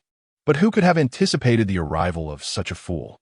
Ji dismissed Bei Lin's irritation entirely, asking, "Do you have any medicine?" in a fit of incredulous laughter. Bei Lin nodded. "Yes, I do." "Then treat me. But it's far too noisy here. One must find a quiet place to consult, wouldn't you agree?" With that, Ji began to rise. "Not necessary," Bei Lin interjected. "I think this environment is perfectly fine. Is our beautiful sister enjoying such thrilling games?" Ji's expression conveyed his delight in this provocative interaction. In the next moment, a cascade of icy liquid poured over his head. Bei Lin had not even grabbed a drink, but rather the ice bucket from the table, which contained partially melted ice. Consequently, what first drenched Ji was water, followed by the still solid ice cubes. "Goodness, are you out of your mind?" Ji sprang up from the sofa, shaking off the ice that clung to him, while retorting the sharp words Bei Lin had just hurled at him. In the process, Bei Lin's phone slipped from beneath his shirt hem. She bent down, disdainfully wrapping the phone, which he had touched, in a tissue. Although the screen was cracked, the other functionalities remained unaffected. As she stood up, her finger brushed across the screen, activating the camera. Click! The flash illuminated Ji's flustered and irate expression, leaving no room for concealment. Given the throng of paparazzi lurking outside tonight, one might wonder if anyone would find that photograph intriguing. "Give me the phone," Yi exclaimed, charging forward without a second thought to snatch it away. Bei Lin was a beat too slow, and he seized her wrist, reaching out with his other hand to grab the phone. At this point, reconciliation was out of the question, and Bei Lin instinctively retaliated. Ji's muscular physique was not merely for show. Bei Lin, unable to match his speed, not only lost her phone, but also found herself pinned to the sofa. He held her hands above her head, gripping her chin tightly. "Do you think I was being courteous, speaking to you nicely, just because of your looks? I heard it was you who insisted on the casting of Rong Jiazi for Gulishing. Since you fail to appreciate the courtesy, let me make myself clear. This production can either have you or me, but I will relish watching how they make their choice." Did she really suggest Rong Jiazi to the production team? Bei Lin could hardly tolerate this muscle-bound fool. As a temporary assistant director, did she possess the authority to dictate the casting? "Let go of me." She was disinclined to waste breath explaining herself to this dimwit. "There are so many witnesses here. I'm just an ordinary person, so it doesn't matter to me. But you, Ji, are you really intent on sabotaging your own acting career today?" Truth be told, Bei Lin did not genuinely believe Ji would dare to do anything to her. Ji initially had no intention of causing any trouble, let alone in front of so many people. However, he was provoked by Bei Lin's composed demeanor, seemingly unperturbed. Was she indifferent, or was she simply eager for a confrontation? He was convinced that Bei Lin was employing a tactic to provoke him, thinking that a woman as attractive as she would merely want to leverage their connection for her own gain. Bei Lin, exasperated, reiterated, "I'll say it again. Let go of me." "All right, give me a kiss first," Ji demanded, his tone mischievous. Bei Lin was momentarily speechless. Kiss? Are you serious? Jiyu, growing impatient, replied. If not that, then just take off a piece of clothing, and I'll let this matter slide. A cold laugh echoed in Bei Lin's mind. He believed he could simply overlook the incident. Fine, I'll take it off. Her voice was unnaturally calm. Jiyu paused, seemingly taken aback by her willingness. She was clad in a single dress. What would remain upon its removal? He suspected she was planning some trick. He shifted slightly, granting her a measure of space. It did not fully release his hold. Go on then. How can I do that with you holding me down? Bei Lin is gazaluot. The hem of her dress pinned beneath him. Jiyu narrowed his eyes suspiciously. You better not attempt any tricks. Did your parents never teach you? If you can't handle the game, then don't play, Bei Lin retorted bluntly. Belling remained unnaturally composed. Having previously suffered from being photographed, Jiyu's wariness was heightened. He decided to lift her skirt slightly, thinking, if you wish to play this game, allow me to assist you. Grasping her skirt, an alarm sounded within Belling's mind. Initially, she intended to wait for him to loosen his grip before delivering a swift kick, but now that plan was rendered futile. As the hem of her skirt was gently raised, Belling disregarded everything else and charged at him with her head. Almost simultaneously, the door to the private room swung open from the outside. The sofa faced the entrance, and the individuals standing at the door were greeted with the sight on the sofa. Song Hueli was the first to speak. What are you two doing?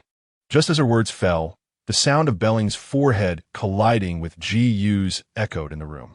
Chapter 63. What game is so thrilling? Belling exerted considerable force, and the dull sound of bones colliding through flesh resonated ominously, evoking a sensation akin to the shattering of her skull, causing tears to spring forth. Goodness, have you practiced Ironhead skills? Jiyu, clutching his head, awkwardly toppled to one side, howling in distress. Yet he did not forget to lodge a complaint. Director, from which lunatic asylum did you procure this madwoman? Belling, gritting her teeth to endure the pain, straightened her posture on the sofa. Just as she was lowering the skirt that had been lifted to her knees, she heard Song Hueli's voice, tinged with barely contained anger, demanding a reasonable explanation. It was this madwoman who, ew. Just as Jiyu was about to play the villain and shift the blame, his voice was unexpectedly cut off. A middle-aged woman, slightly portly and wearing black-framed glasses, swiftly approached him, lowering her voice to warn, "Don't stir up trouble. The boss detests discontent among subordinates." The speaker was his manager, Sister Exine. Belling, seated beside him, naturally overheard. Jiyu glanced towards the entrance, and upon seeing Li Juan's face, his arrogance diminished significantly, prompting him to amend his statement. We were merely playing a game. Pausing for effect, he cast a half-threatening look at Belling. Right? Belling? Playing a game? Song Hueli regarded Belling with suspicion. Is that so, Belling? The moisture in Belling's eyes dissipated somewhat, her vision clearing, yet she still felt dizzy, as if the entire private room were spinning. She even thought she might be hallucinating. How else could she see Lin Yansheng? Belling? Noticing her silence as she stared blankly towards the entrance, Song Hueli raised her voice slightly. Finally, Belling snapped back to reality. It was just as the director said. We were merely indulging in some playful jest. Just as Belling was about to speak, her voice was drowned out by Feng Mingjie. She turned to glance at him, noting his gentle shake of the head, which struck her as rather amusing. Is he worried she might cause a scene? Yes, director. We were indeed playing a game, Belling replied expressionlessly. Such personal grievances, she had no intention of reporting to anyone. Be more cautious next time, Song Hueli warned, casting a glance at the group. In the private room, Jiyu had been the most prominent figure, which is why no one dared to speak up during his earlier outburst. However, with Song Hueli and Fan Zhengxing returning, accompanied by several others, Jiyu's standing could easily be diminished, especially after this incident, which had provoked Song Hueli's ire and left Fan Zhengxing looking displeased. The atmosphere in the room grew particularly tense and silent for several seconds. What game is so thrilling? Suddenly, a languid yet cool voice pierced the silence. The man, tall and clad in a black trench coat, was rarely seen without a suit, appearing less stern yet still quite approachable, especially as he brazenly added fuel to the fire. Are you taking me along? The previously concluded topic was reignited by this remark. Sheng, the woman standing beside him, disapprovingly tugged at his sleeve. It was Shi Ci. The sudden appearance of the acclaimed actress, who chose to retreat from the limelight to study abroad during her peak, certainly captured everyone's attention. The male and female leads who had just entered alongside her were instantly overshadowed, becoming mere background figures. Lin Yansheng stepped forward, causing Shi Ci, who had been gripping his sleeve, to lose her hold. He positioned himself directly opposite Bei Lin. Could someone enlighten me on the rules of this game? Mr. Lin, the games they're playing seem rather frivolous. If you wish to engage, perhaps we could entertain you with something more stimulating? Song Huili approached him with a smile, leaning into converse. Is it necessary for you to inform me of what is entertaining? Lin Yansheng scoffed, not even sparing her a glance, let alone a shred of courtesy. Song Huili's face paled, and she turned to Shi Ci for assistance. Women often understand each other's sentiments best. Shi Ci was fully aware of Song Huili's feelings towards Lin Yansheng and could only offer a helpless glance in response. What's the matter? Has everyone suddenly become mute? It was Li Zhuan, ever the instigator, who stepped forward, sitting beside Jiyu. He glanced at the bump on Jiyu's forehead and remarked, "Quite thrilling, I must say. Who among you will play with Mr. Lin?" Pausing briefly, he turned to Bei Lin. "You have experience. I believe it should be you." Bei Lin. It seemed that half of Guy's mental faculties were likely contributed by his boss, Lin Yansheng and Li Zhuan. Two legendary figures in the upper echelons of Beijing society were no strangers to the room, with Li Zhuan's tabloid headlines frequently circulating. In contrast, Lin Yansheng's enigmatic presence was only unveiled by Song Huili's flattering address of Mr. Lin. Now, both men's gazes were fixed upon Bei Lin, who, undeniably, had become the object of admiration in the room. Yet, Bei Lin felt not only dizzy but also a twinge of nausea. "You all continue. I'll just step out for a moment." She stood, clutching her shattered phone. The room seemed to spin, making her doubt whether she had just spun in place 100 times. As she staggered a few steps, someone grasped her wrist, together. Lin Yansheng's eyes glinted ominously, and as Bei Lin collided with that tempestuous vortex, she instinctively recoiled. In doing so, she lost her balance, her back crashing against the sofa, inadvertently pulling Lin Yansheng down with her. He braced himself against the back of the couch, his upper body hovering above her, one hand still gripping her wrist.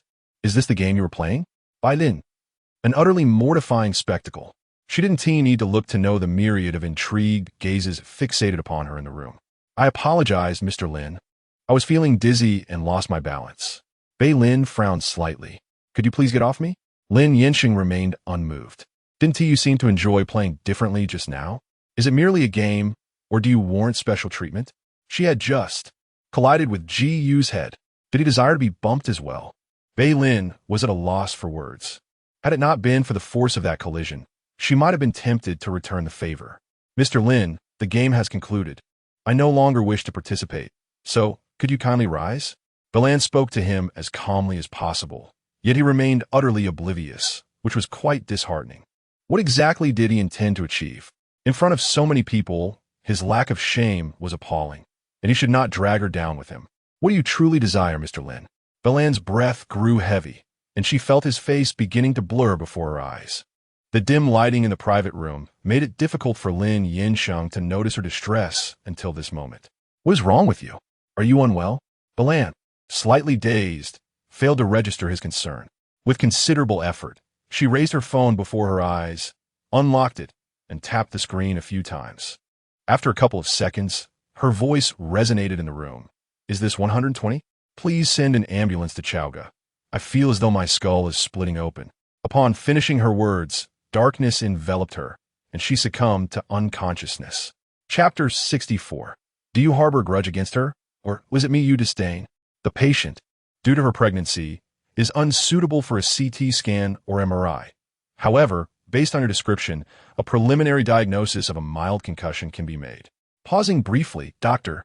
Su observed Lin Yansheng's darkened countenance and added, "Generally, such a condition does not necessitate special treatment.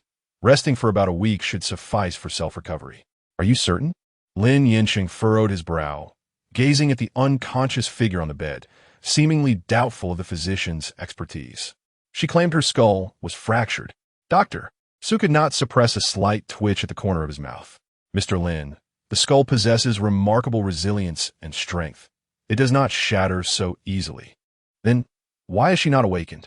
Lin Yansheng challenged. Dr. Su perceived the words incompetent physician glaring in Lin's eyes. To validate his medical prowess, Dr. Su proposed, "Shall I awaken her right now? Is that a standard procedure in your hospital?" Lin Yansheng's frown deepened. Such an unreasonable and inhumane act could not possibly exist. Doctor, Su shook his head. "So, do you bear animosity towards her, or is it me you resent?" Lin Yansheng raised his gaze, his cold, dark eyes locking onto him unblinkingly, awaiting his response. He felt that his medical career might be nearing its end. What use was there in treating patients? With more relatives like Lin Yansheng, he might as well prepare for a transfer from the doctor's office to a psychiatric ward. Or perhaps you harbor grievances against both of us. Lin Yansheng's lips curled into a slight, scornful arc, presenting him with yet another perilous option. Doctor, Su felt that he might meet his demise here today.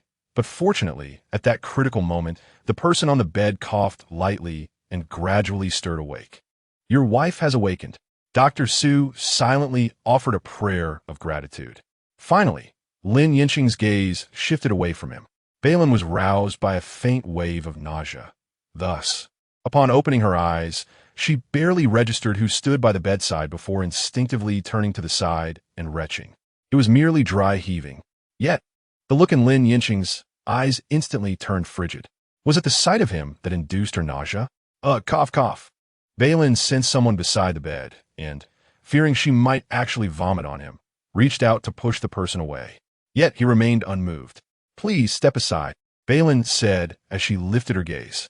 Then she beheld an ominous, stormy countenance. Lin Yansheng seized the hand that had attempted to push him away.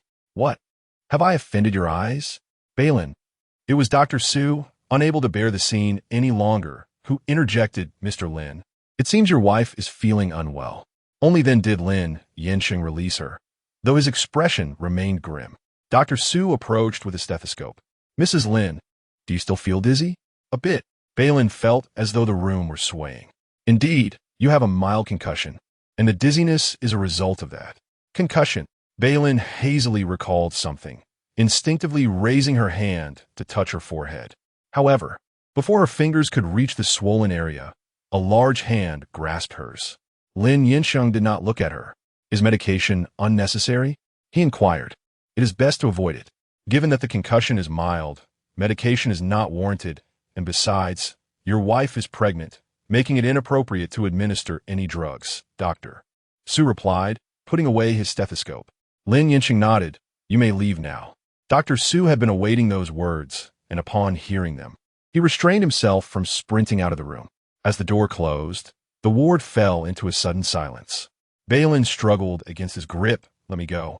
Still feeling nauseous? Lin Yansheng showed no intention of releasing her hand. Bei Lin felt entirely unwell, every part of her discomfort prompting thoughts of the culprit responsible for her condition. "Is Ji all right?" She recalled that he had been sitting calmly on the sofa when she fainted. Lin Yansheng's expression, which had finally returned to normal, darkened at the mention of that name. "Madam Lin, he is not someone you should concern yourself with." "Concern?" Bei Lin detected the warning in his tone and frowned. "I merely find it unjust that I lie here with a concussion while he seems completely unaffected." However, upon further reflection, she thought it best to let it go. After all, one must possess a brain to sustain a concussion. Is it really worth getting so worked up over a game? Lin Yansheng asked ambiguously. Bei Lin, wishing to divert the conversation, responded, "When will you return?" Lin Yansheng finally released her hand and seated himself on the nearby sofa, suddenly contemplating whether checking in was too late. Must he always speak with such sarcasm? Bei Lin chose to close her eyes. "If you have matters to attend to, feel free to leave. I wish to sleep." Lin Yansheng remained motionless.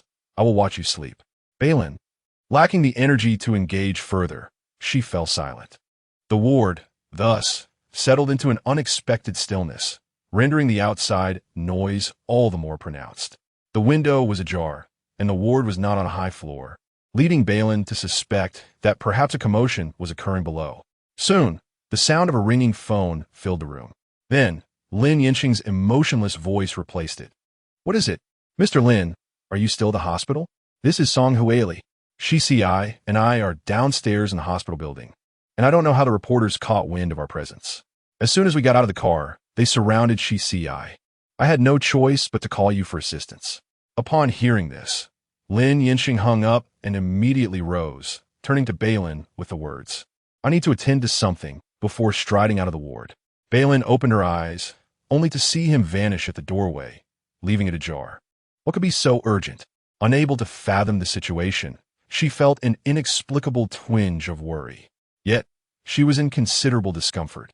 Even the slightest movement triggered a severe urge to vomit, and this time, the nausea was unprecedentedly intense. Within seconds, Bei Lin covered her mouth and rushed to the bathroom. Ugh! A tumultuous sensation churned within her belly, almost prompting her to expel bile. However, this release brought a modicum of relief. Bei Lin splashed her face with cold water, cradling her stomach as she emerged. The din from downstairs persisted unabated. Before retreating to her bed, she meandered to the window, intending to shut it, but inadvertently cast her gaze downward. A throng of people surged below, their faces illuminated by a barrage of flashing lights that threatened to blind the onlookers. No wonder it was so noisy. Just as Bei Lin was about to withdraw her gaze, she witnessed the hospital security personnel mobilizing, swiftly carving a path through the crowd. The figure she had seen depart from her hospital room moments ago was now traversing this narrow passage, shedding his black trench coat to envelop a particularly vulnerable woman, before lifting her into his arms. The flashes of light momentarily dimmed, only to surge forth with even greater fervor. Yet, Bei Lin discerned the tenderness with which he bent down to place the woman into the vehicle. Chapter 65, Bei Lin. I implore you after a night's rest.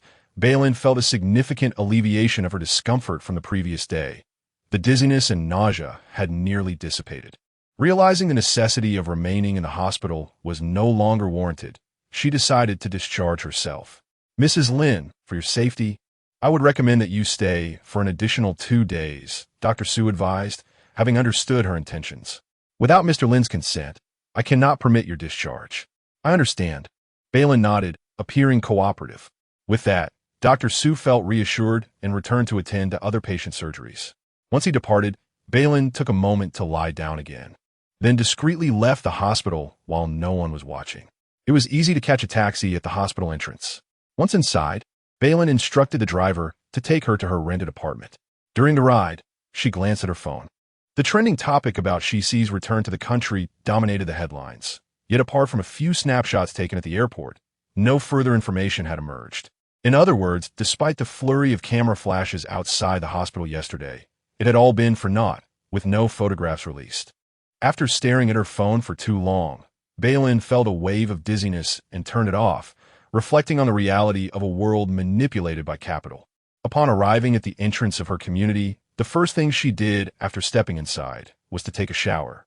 After a shower, she noticed 2 missed calls from Song Huili. Just as she was about to return the call, Song Huili called again. "Bei Lin, are you all right?" She inquired with evident concern as soon as the call connected. Bei Lin, assuming Song Huili was worried her current condition might hinder her from joining the crew, reassured her.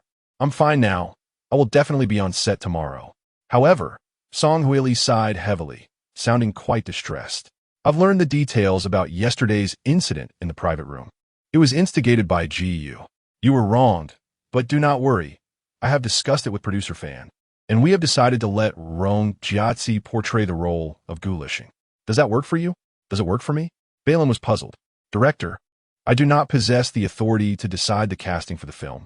Furthermore, Gu claimed it was I who suggested Rong Jiatzi for the role of Gu Lishing, and I do not quite understand how that came to be." "He said that?" Song Huili explained at that moment. "We all genuinely believed that Rong Jiatzi was more suitable for the role, and the decision had already been made. However, you should be aware that the production company for our film is Wanshing Media, which is under the Li family's umbrella, and Gu is a contracted artist with Wanshing.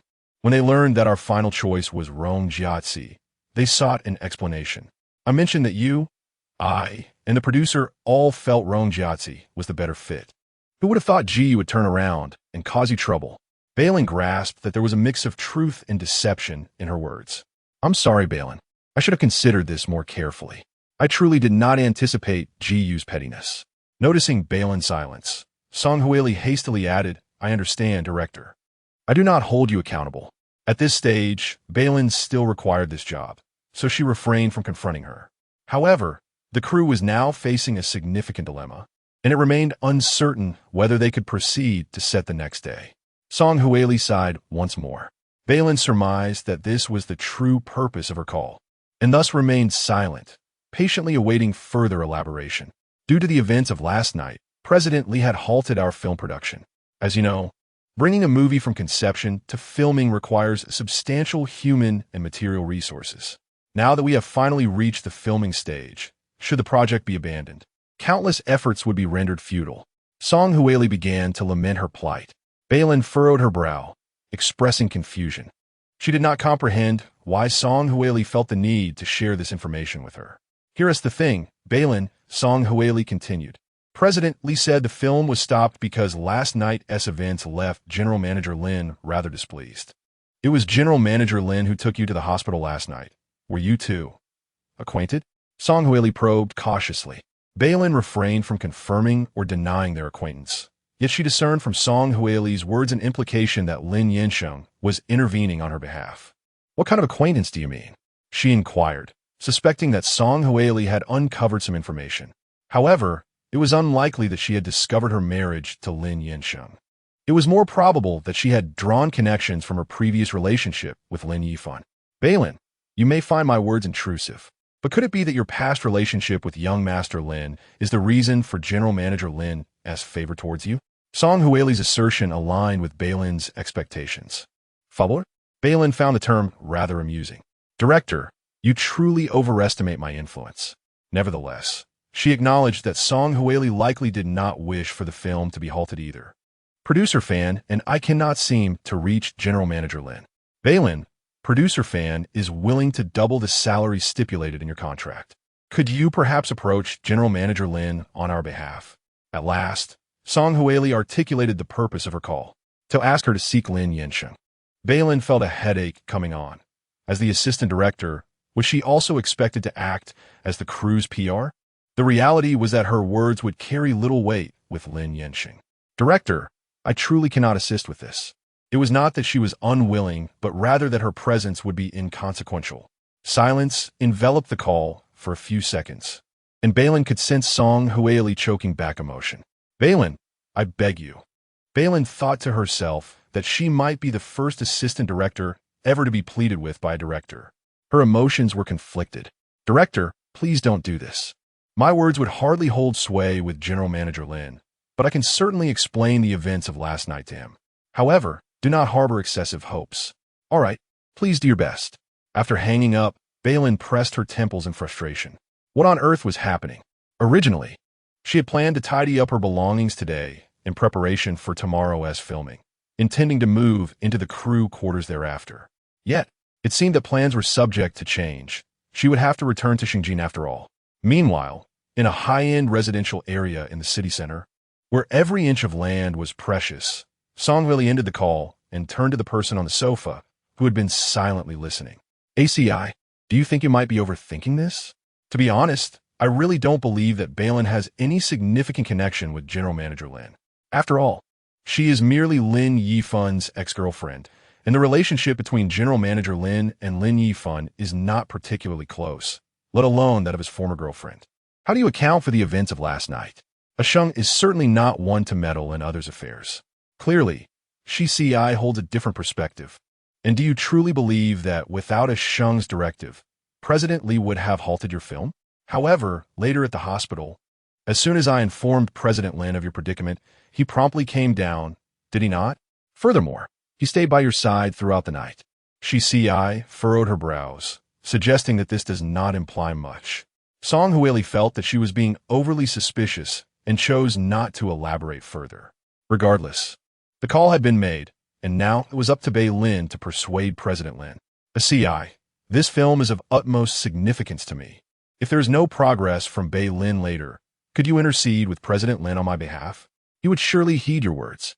Chapter 66. Finalizing the divorce. Having hastily packed a few articles of clothing into her suitcase, Bei Lin was just about to step outside when her phone rang once more. Assuming it was Song Huili again, she closed the door while answering the call, bringing the phone to her ear. Deducto? E. Before she could finish her sentence, a cool, detached voice interrupted her. Bei Lin paused, pulling the phone away from her ear to check the caller ID. Lin Yansheng. 2 seconds later, she raised the phone back to her ear. I'm in my apartment, just tidying up a few things. The brief response reached Bei Lin's ears before Lin Yansheng abruptly ended the call. Bei Lin was left speechless, regretting that she hadn't had the chance to discuss the film. Half an hour later, the taxi pulled into Shengjin, halting outside the villa. As Bei Lin dragged her suitcase through the door, Aunt Shen happened to hear the commotion and approached her. Madam, aren't you supposed to be at the hospital? As she spoke, she swiftly took the suitcase from Bei Lin's hands. Madam, how could you carry such a heavy suitcase by yourself? You should have called me to come and meet you outside. It's just a few pieces of clothing, Bei Lin insisted, feeling she was not so weak as to require assistance. Aunt Shen, before she could finish her sentence, her phone buzzed again. Checking the caller ID, she saw it was Lin Yansheng once more. As soon as she answered, his cold voice came through, come downstairs. Huh? Bei Lin was confused. But I'm right downstairs. She had just come in. Where could she possibly go? Peering outside again, she noticed no sign of his vehicle, but suddenly realized something. Where exactly are you? At the bottom of your apartment building. If he had mentioned he was there to pick her up, she wouldn't have wasted money on a taxi. So where are you? Lin Yansheng inquired from the other end. Bei Lin had no choice but to tell the truth. I returned to Shengjin. I just walked in. A cold laugh was the only reply, followed by the sound of the call disconnecting. Bei Lin was left bewildered. Madam, shall I take this suitcase upstairs? Aunt Shen asked upon seeing her in the call. That won't be necessary, Aunt Shen. Bei Lin contemplated calling Lin Yansheng again after some time, hoping that matters could be resolved smoothly. With the film set to begin tomorrow, these belongings needed to be taken to the crew, so there was no need to move them to a room upstairs. They could simply remain downstairs for now. Madam, are you and the sir not reconciled yet? Aunt Shen seemed to ponder another possibility. Bei Lin was uncertain whether her current situation with Lin Yansheng could be classified as reconciled. No, Aunt Shen. She offered a vague explanation as to why she did not require the suitcase to be moved upstairs. Madam, are you staying with the crew because you're upset with the sir? Aunt Shen was clearly worried. Not at all. I simply have work commitments. In truth, most of the film's preliminary shooting would take place within the city, making daily commutes feasible. Yet Bei Lin still chose to relocate to the crew's accommodations. Aunt Shen remained unconvinced. Does the sir agree? I haven't had the opportunity to discuss it with him yet. On the evening following the signing of the contract with Song Huili, an unpleasant quarrel ensued between me and Lin Yansheng. The next day, he left without a word. I truly had not found the opportunity to discuss this matter with him, yet I believe he would likely acquiesce. If my husband were to agree as well, that would be quite something, wouldn't it? Initially, we had planned to live separately, and now it seems we are on the brink of separation. Aunt Shen wore a worried expression, contemplating that if her husband also consented to this arrangement, she would have no choice but to seek assistance from the madam at the grand residence. Bei Lin waited in the living room for over half an hour. Instead of Lin Yansheng, she was visited by Dr. Su. Madam Lin, how could you discharge yourself without permission? Dr. Su sighed. Fortunately, you are here. Otherwise, our hospital might not see the light of tomorrow. Bei Lin couldn't help but smirk slightly. I apologize for any trouble this has caused you. But how did you come here? Mr. Lin asked me to check on your health, Dr. Su replied, setting down his medical bag. Are you still feeling unwell? Bei Lin shook her head. Dr. Su conducted some routine checks and confirmed that she was fine before departing. After Dr. Su left, Bei Lin hesitated for a moment before pulling out her phone to call Lin Yansheng. After a few rings, there was no answer. She glanced at the time. It was 12:30, and even if he had returned to the office, it should be during lunch break, so he ought to have been free. She tried again, only to be greeted with an immediate hang-up. The message was clear. He did not wish to speak. She wondered if he would return home that evening. Bei Lin composed a text message and sent it to him, But after waiting in vain for a response, she reluctantly set her phone aside. Following lunch, Bei Lin reclined on the living room sofa, continuing her script analysis. Before long, she received a call from Song Huili inquiring about her conversation with Lin Yansheng, to which Bei Lin answered truthfully. After hanging up, she happened to see Aunt Shen coming down the stairs with cleaning supplies. "Aunt Shen, are you able to reach Lin Yansheng by phone?" "Let me try," Aunt Shen replied, setting down her belongings and retrieving her phone from her apron pocket. "But madam, what should I say to him if I get through?" "If he answers, just hand the phone to me," Bei Lin instructed. "All right." Aunt Shen nodded and began dialing. Before long, she silently mouthed connected and handed the phone over to Bei Lin. "Lin Yansheng, it's me," she said. "Is there something you need?" He responded, seemingly unfazed. "Will you be home tonight? Or if you're free now, I could come and find you," Bei Lin suggested. "What is it that you need?" He countered with a question. Bei Lin had not intended to discuss the matter over the phone. It concerned the film. Li Juan had called off the shoot scheduled for the next day, hence. "Would you like me to give you Li Juan's number?" Lin Yansheng interrupted her mid-sentence. Bei Lin was taken aback. What do you want with Li Juan's contact? It was evident to even the simplest mind that Li Juan's actions were undoubtedly in line with Lin Yansheng's wishes. Otherwise, why would Li Juan squander his resources so frivolously? Bei Lin found herself at a loss for how to communicate with him. So she bluntly asked, "Lin Yansheng, did you instruct Li Juan to halt the film because of me? What makes you think so?" He replied, neither confirming nor denying the decision to stop the film, leaving the reason ambiguous. The crew holds such a belief. They may think that our relationship is quite profound, which is why they approached me to plead on your behalf. Bei Lin spoke candidly. "So, you are imploring me now?" A hint of chilly derision permeated the man's voice. Bei Lin took a deep breath. "You may interpret it that way. Is this your approach to seeking assistance?" He scoffed coldly. "What demeanor do you desire from me?" Bei Lin instinctively retorted, momentarily caught off guard as the memory of his gentle embrace of Shi Si as he helped her into the car flashed through her mind. Then, the idiom catering to one's preferences surfaced in her thoughts. Or perhaps, how about this? The Civil Affairs Bureau should still be open. If you have a moment, shall we pay a visit and finalize the divorce? Chapter 67. I only care for my wife. Li He was not entirely mistaken. Her marriage certificate with Lin Yansheng seemed to be a prelude to divorce. Thus, Bei Lin mused. Her actions were not merely to cater to his whims, but also to ensure mutual satisfaction. Lin Yansheng would undoubtedly acquiesce. With this thought in mind, Bei Lin rose from the sofa, intending to retrieve the necessary documents for the divorce from the upstairs room before heading out. However, before she could reach the staircase, Lin Yansheng's cold voice emanated from the phone, inquiring, "Are you threatening me with divorce?" Bei Lin was taken aback. Threatening?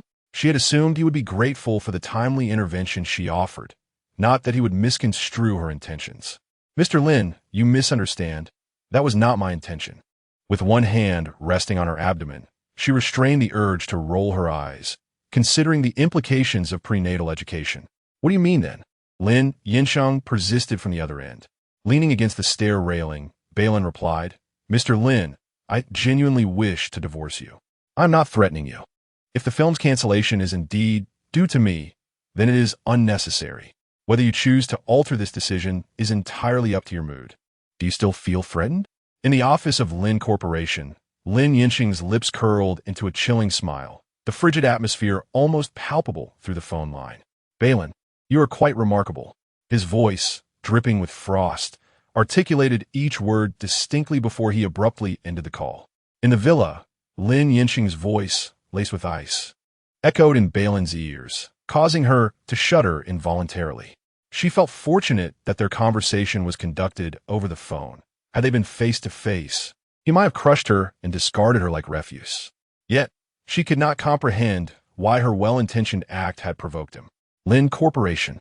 After hanging up, Lin Yansheng carelessly tossed his phone onto the desk with a force that was not insignificant. The device bounced slightly upon hitting the surface before finally settling down. "Sheng." A soft, feminine voice drifted from the direction of the sofa. She Si, her meticulously manicured nails nearly breaking under the strain of her grip, exerted every ounce of her strength to maintain the flawless smile she had practiced countless times before the mirror. However, Her voice trembled slightly, betraying her composure. Did you just say, divorce? It was only then that Lin Yansheng recalled the presence of another person in the office. He closed the open documents on his desk and leaned back in his chair, casually resting one hand atop the now-closed folder, his fingers tapping absently. Oh, it's nothing. My wife is merely throwing a little tantrum. Hearing him refer to her as my wife for the first time, Shi felt a peculiar mixture of emotions. His utterance, so naturally spoken, carried an air of ownership, yet seemed like a mere statement of fact. When did this happen? Why have I not heard about it before? She inquired, secretly hoping he was jesting. Lin Yansheng pondered for a moment, recalling that it had been about half a month prior. Is there no plan for public announcement? Shi's grip on her hands relaxed slightly. Not for the time being, Lin Yansheng replied, choosing not to elaborate on the reasons for the lack of announcement. Since there is nothing, why inform her? Shi was momentarily engulfed in confusion, but soon a flicker of hope reignited within her heart. Was he attempting to provoke jealousy? What brings you to me? Before Shi could ponder further, Lin Yansheng spoke again. I have a meeting to attend shortly, so let us keep this brief. His tone was businesslike, his dark eyes cool and inscrutable. Shi found it difficult to glean much from his expression and could only suppress her inner doubts for the moment. Sheng, as you know, Song Huili is my dearest friend. She is currently in a dire situation due to her film being halted. I'm also set to make a cameo in this movie. So could you kindly speak to General Manager Li on my behalf to ensure the film proceeds as originally planned? Not long ago, she had just been ushered into his office by his secretary when his phone began to ring. He gestured for her to sit on the sofa and answered the call in her presence. Reflecting on it now, did that phone call come rather conveniently? Shi silently contemplated his true intentions. Perhaps the film's cancellation was indeed orchestrated to prompt her to seek him out. As he was well aware of her close friendship with Song Huili, the decision to halt the film was made by Li Juan, Lin Yansheng stated, his voice devoid of warmth, almost inhumane. After a pause, he reiterated what he had said to Bei Lin over the phone not long ago. Shall I provide you with Li Juan's number? Sheng, I know it was you who influenced General Manager Li's decision. Shi's tone carried a hint of resignation. Lin Yansheng remained silent. Shi pressed on. Sheng, the production team has already replaced Jiyu. Last night was truly a misunderstanding. Or is your wife still very much concerned about this matter? In truth, Shi was aware that Jiyu's dismissal extended beyond this film. Overnight, several of his previously secured endorsements had been revoked, and all subsequent engagements were canceled. Thus, Jiyu had effectively been sidelined, unless he could find a more formidable backing than the Lin and Li families. He could forget about earning a single penny in the entertainment industry for the rest of his life. Shouldn't you care? Lin Yansheng retorted coolly. Shi detected a hint of protectiveness in his words and hurriedly refuted, "That's not my intention. After all, she was the victim last night. But the other members of the crew affected by this situation are equally innocent, aren't they?" Shi, the innocent people you speak of are not my concern. Lin Yansheng reminded her dispassionately. After a brief pause, he added, I only care for my wife. As he spoke the first half of his sentence, Shi had been poised to respond, but upon hearing the latter half, she found herself momentarily lost for words.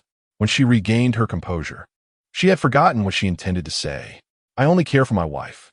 His wife. Shi felt as though an invisible hand had tightened around her heart, causing a dull, incessant ache. He only cared for his wife. What about her? Sheng.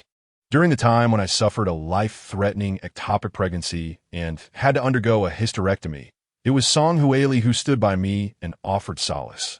As she recalled that suffocatingly bleak period, a veil of moisture suddenly gathered in Shi's eyes, striving to suppress the quiver in her voice. She understood that holding back tears often evokes more sympathy from men than weeping openly. Could you possibly grant me a favor in light of this matter? With that, Shi cast her gaze downward, feeling utterly lost. Lin Yansheng's fingers, which had been rhythmically tapping on the folder, came to a halt. A tide of unspoken thoughts surged in his eyes, and though he seemed lost in contemplation, it was not long before Shi heard his voice. Two succinct words escaped his lips, sure. Upon hearing this, Shi's heart, which had nearly lodged in her throat, finally settled back in place. She knew then that in his heart, she held more significance than his so-called wife. Chapter 68. The proposal she CI was escorted to the underground parking lot by Lin Yansheng's secretary. As the car departed from the Lin Corporation building and halted at the first intersection for a red light, she dialed a number to Song Huili. "I see. How did your conversation with President Lin go?" Song Huili inquired eagerly as soon as the call connected. If she CI failed in this endeavor, she truly had no idea whom else to turn to. Rather than divulging the outcome directly, she CI responded, "I just left his office. Come to my house, and we shall discuss it in person." "All right," came the prompt reply from the other end. After ending the call, she C's mood was far from jubilant. Initially, her intention was merely to see him regarding the film, and while she had achieved that goal, the developments had taken an unexpected turn. The additional revelation was utterly astonishing. Before returning, she had contemplated the possibility of Lin Yansheng being involved with someone, yet she never anticipated he was to be wed.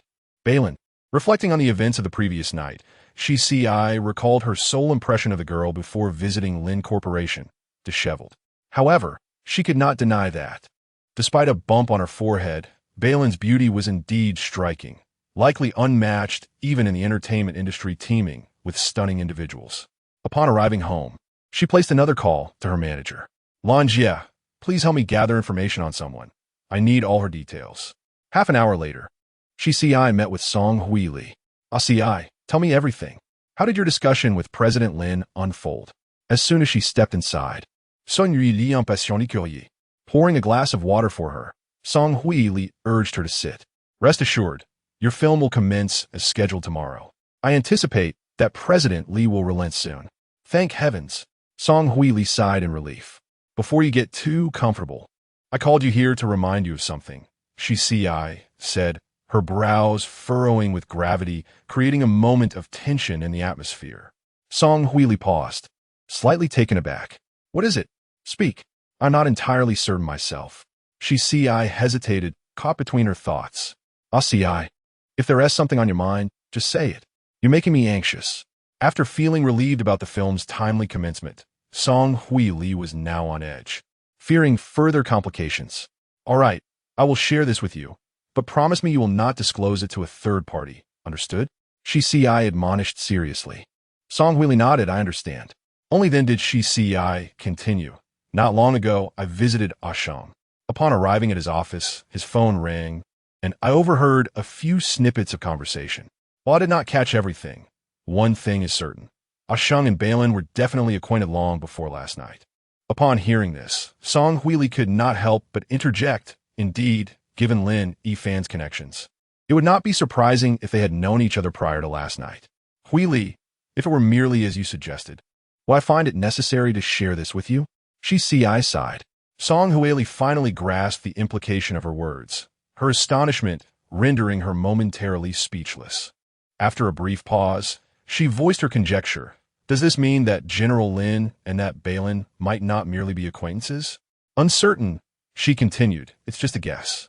She CI, with a hint of melancholy, gently pressed her temples, her gaze lowered.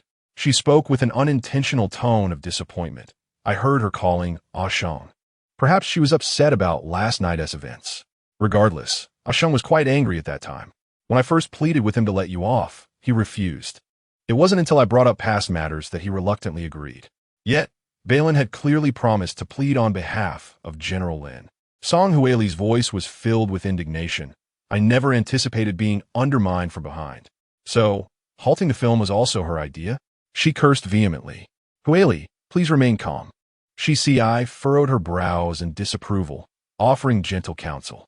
"I share this with you not to incite retaliation, but rather to make it evident that Bei Lin holds considerable sway in Sheng's heart. Therefore, I urge you to take good care of her once filming commences tomorrow. If further complications arise, Sheng may no longer regard my face favorably. What is there to fear?"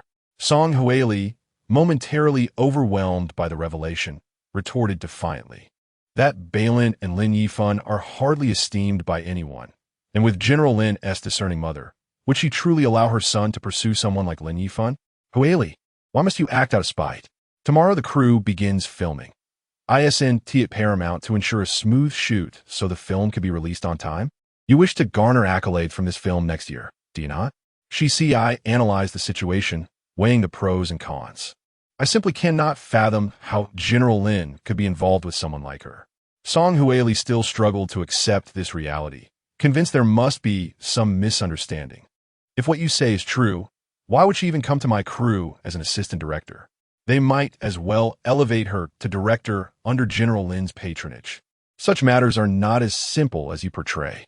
Directing is not akin to acting. It is far easier to financially support an actor than to cultivate a director. Huili, as someone who has directed, you must understand better than I. Without ample experience and knowledge accumulation, no amount of money can salvage a production that results in a dismal failure. Even if Sheng had boundless wealth, he would not waste it so frivolously. This reasoning resonated with her. However, what Song Huili kept to herself was that during Bei Lin's audition, her acumen in casting, comprehension of the script, and mastery of narrative pacing were sufficiently impressive to instill a sense of caution in Huili. Despite her lack of experience, if Lin Yansheng truly chose to invest in her, it would hardly be the disastrous venture Shi suggested. There was a distinct possibility that Bei Lin could achieve remarkable success. I still believe you are a better match for General Lin. Song Huili's expression was one of deep regret. If only you hadn't experienced that ectopic pregnancy back then. Had the child been born, Dingson would have had no grounds to oppose your union. In the span of a single day, the memories of that past resurfaced for the second time, and Shi, with a melancholic smile, thought to herself, "Do not mention Huili. That chapter is behind me. I have long been unworthy of Sheng. Yet, isn't it evident that Lin still cares for you? Take today's events as a case in point. Even when Bei Lin called him, did he not ultimately stand by your side?" The mere mention of Bei Lin's name made Song Huili grit her teeth in frustration. Shi shook her head, countering, "It's not so simple. Sheng feels nothing but guilt towards me. He believes he owes me, which is why he acquiesced to my request today." Observing her lack of determination, Song Huili, slightly agitated, raised her voice if it were merely a sense of obligation. "Then why did he propose to you in the first place?" Chapter 69. Why Lin Yansheng is unhappy in the evening. Bei Lin received a call from Teacher Zhao, the head teacher of Benai. "Bei Lin, do you have a moment? I would like to discuss some matters regarding Benai." "I have time, Teacher Zhao," Bei Lin replied. Each time she received a call from Teacher Zhao, a sense of apprehension would wash over her, fearing that something had gone awry with Benai. "Previously, you mentioned the matter concerning Elder Su, didn't you? During my recent communication with Benai, he explicitly declined the opportunity to be Elder Su's disciple," Teacher Zhao conveyed, her voice tinged with regret, as such an opportunity was indeed rare. Bei Lin shared in this sentiment of loss, yet both she and Teacher Zhao respected Benai's decision. She listened intently as Teacher Zhao continued. "Our school's teachers often jest about the extraordinary mathematical talent Benai possesses, a level of brilliance that we mere mortals may never fully comprehend. Thus, it came as no surprise to any of us that Elder Su had taken an interest in him," Teacher Zhao expressed with a pride befitting an educator. Bei Lin felt a smile tug at her lips, a swell of pride for Benai. He had always been exceptional. After being turned down, it seemed Elder Su had not given up. "Bei Lin, the reason I called is to inform you that Elder Su has arrived in T-City.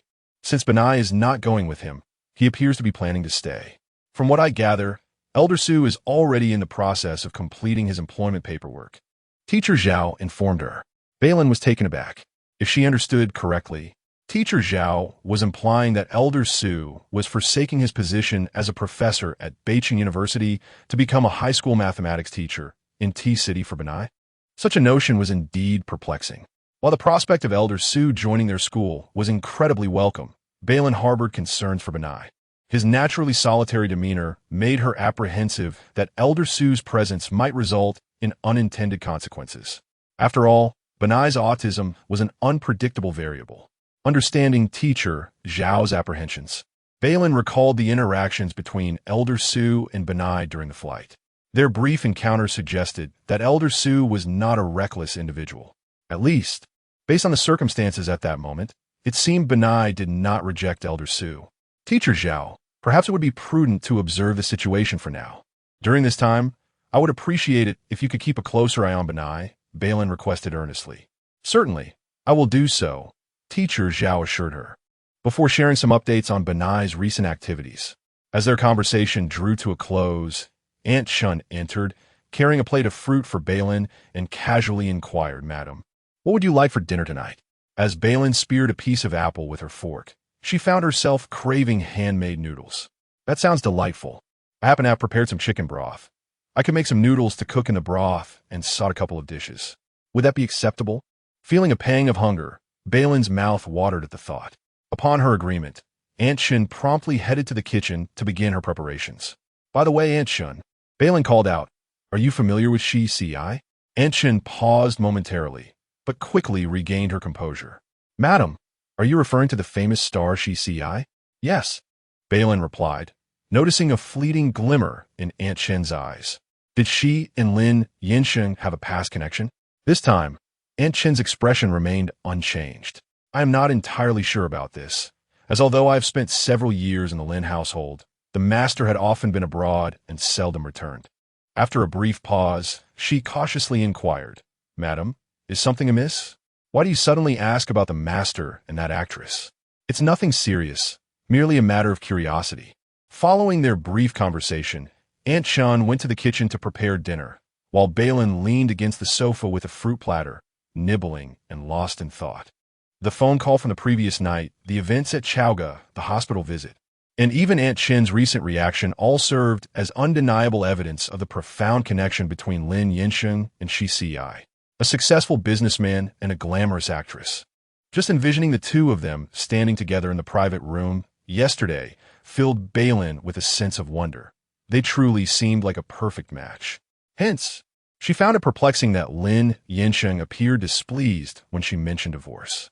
Aunt Shen's hand-pulled noodles were exquisitely delicious, to the extent that Bei Lin overeating compelled her to take a stroll outside to aid digestion. With Rue in tow, she ambled leisurely around the villa. The evening breeze was somewhat chilly for the season. Bei Lin wrapped herself tightly in the shawl Aunt Shen had given her before heading out. After a short distance, she faintly heard the sound of an engine, and soon a black Bentley passed by her. If she was not mistaken, that was Lin Yansheng's car. Perhaps, recognizing the vehicle, Rue became restless at her feet.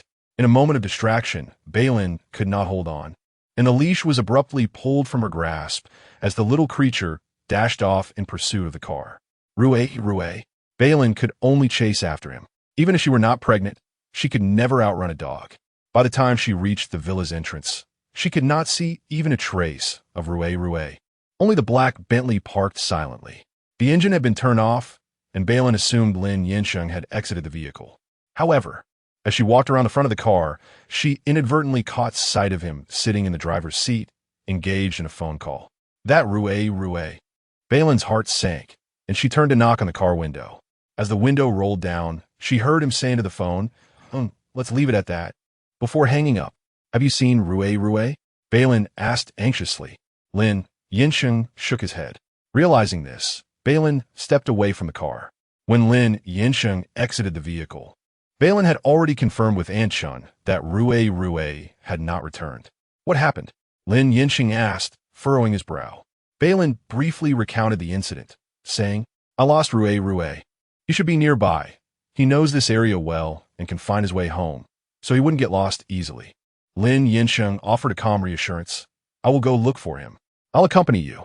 It's too late, you. Before Lin Yansheng could finish his sentence, they heard barking from outside.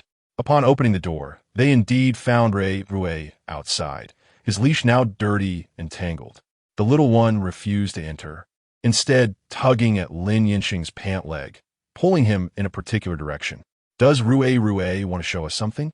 Bei Lin speculated. Together, they followed Rue's lead. Rue led them to a thicket, darting into its depths. Lin Yansheng stepped forward, parting the underbrush, and soon discovered Rue anxiously circling something. Upon illuminating the area with his phone's flashlight, he found a small, barely breathing white dog lying on the ground. Oh dear, Bei Lin exclaimed, noticing the gruesome wound on the dog's leg.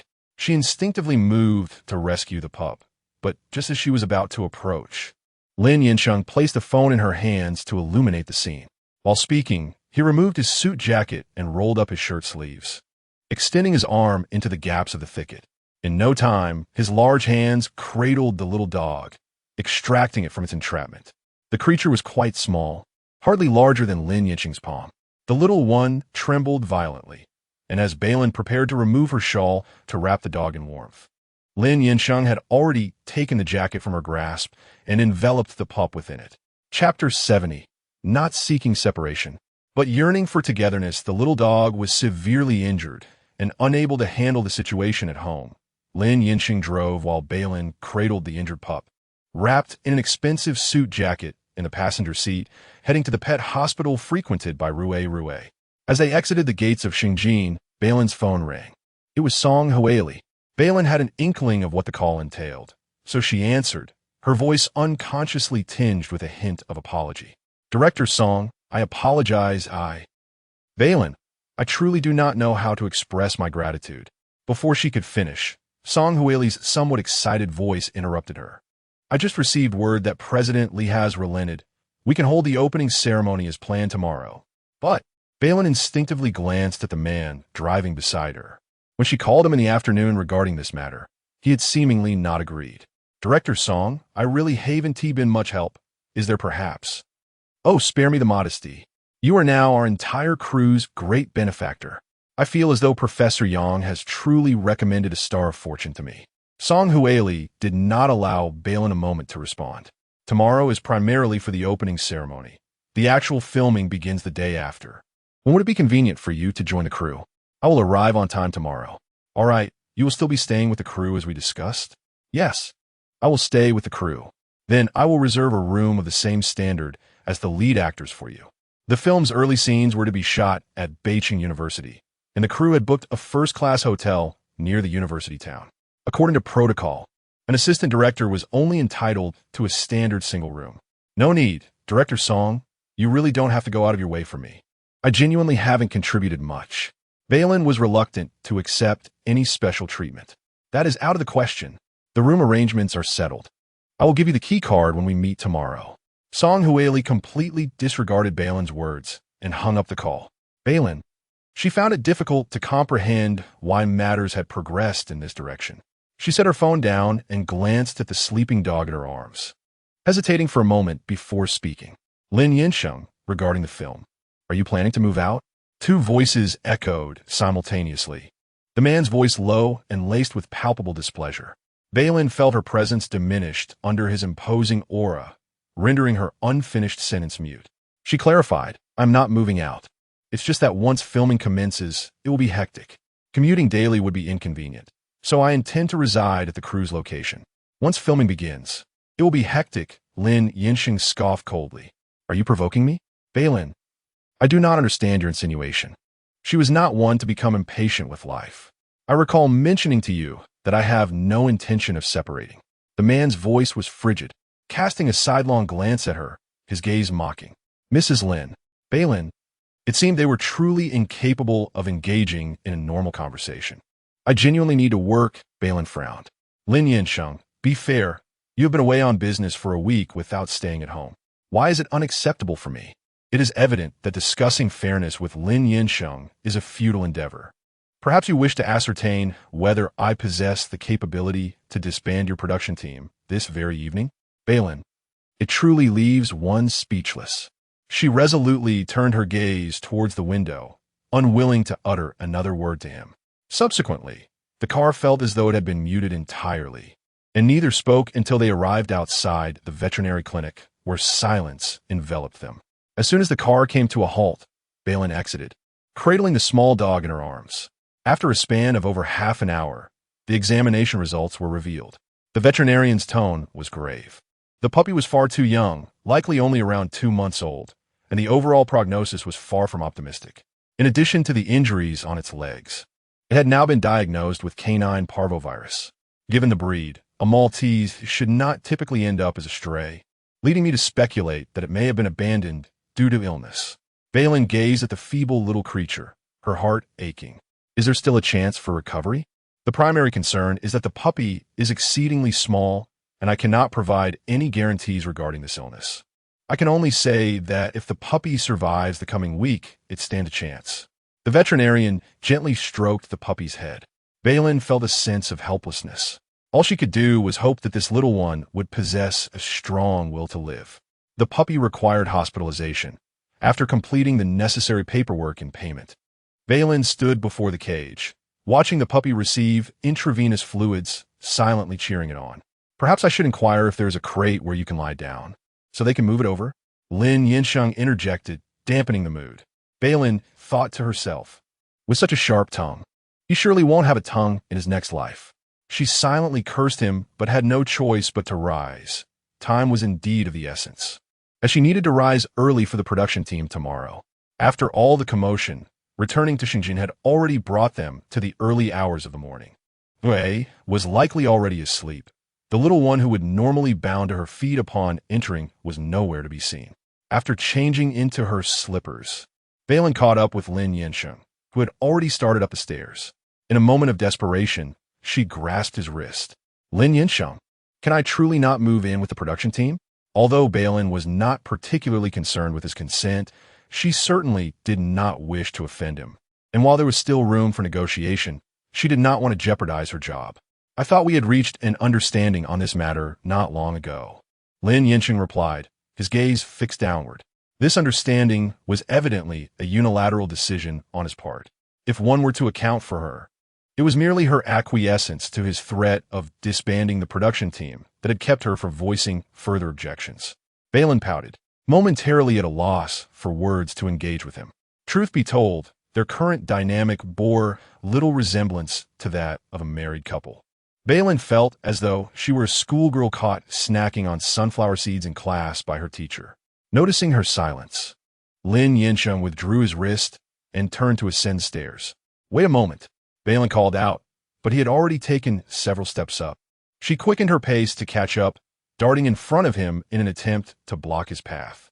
However, whether due to her haste or some other reason, Bei Lin misstepped, and a startled cry escaped her lips as she felt herself teetering precariously. In that instant, her mind was enveloped in a void. Then, a single line of text remained. "It's over." Bei Lin resignedly closed her eyes, yet the anticipated pain did not come. In a fleeting moment, the terrifying sensation of weightlessness vanished, as a large hand securely grasped her lower back. Still shaken, her eyelashes trembled violently. As Bei Lin slightly opened her eyes, she found herself gazing into a pair of inky, intense eyes. Lin Yansheng's lower back collided heavily with the stair railing. The pain of the impact was mirrored in the tight grip he had on Bei Lin's waist. Her slender waist felt as delicate as if it were made of gossamer. With his obsidian gaze narrowing slightly, his voice took on an unexpected huskiness.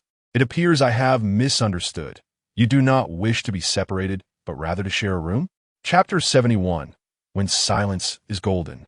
"You seem more human." The mere mention of sharing a room instantly activated the alarm bells within Bei Lin's body, her nerves taut with tension. However, the arm encircling her waist was as unyielding as iron, rendering her struggles futile. Bei Lin found herself compelled to lie within his embrace, exasperation evident in her voice. "Lin Yansheng, release me." Yet the grip around her waist remained unyielding. A smirk of amusement danced on Lin Yansheng's lips. To loosen his hold now would portray him as lacking in romantic finesse. Almost as the words left his mouth, Bei Lin's body was turned by his arm, and upon regaining her senses, she found herself pressed against the stair railing. Their positions had completely reversed. The man exuded a dangerously aggressive aura, drawing uncomfortably close. Instinctively, Bei Lin raised a hand to push against his chest. "No, it's just the two of us here. I don't think you're lacking in charm at all. Even if this were to leak out, people would only say that I'm not to your taste. Therefore, I cannot afford to give anyone the opportunity to tarnish my reputation." Their faces were mere inches apart, and when he spoke, his breath caressed her skin. Bei Lin felt her cheeks flush under the warmth of his breath, an urge to cry bubbling within her as her thoughts spiraled into chaos. "Lin Yansheng, please don't." "Don't what?" he retorted playfully. It seemed he hadn't truly crossed any line. Bei Lin found herself at a loss for words. "Let me go, my stomach hurts." She feigned discomfort, tightening her brows as she spoke. In response, his palm pressed against her abdomen. What does it hurt? Bei Lin. Her nerves were already frayed, and she attempted to evade his hand, but with the stair railing behind her, there was no room to escape. She could only reach out with one hand to pull him. You have twisted me like this. Lin Yansheng's lips brushed against her ear. Mrs. Lin, are you in a hurry? Bei Lin dared not move. The situation suddenly felt tense, the two of them standing on the staircase like conjoined twins. The silence broken only by the sound of their breaths. About a minute passed, and Bei Lin began to wonder if Lin Yansheng had fallen asleep standing. Tentatively, she shifted her rigid body and called out to him, Lin. Suddenly, a kiss descended upon her lips without warning. His lips were cool at first, but soon ignited with warmth.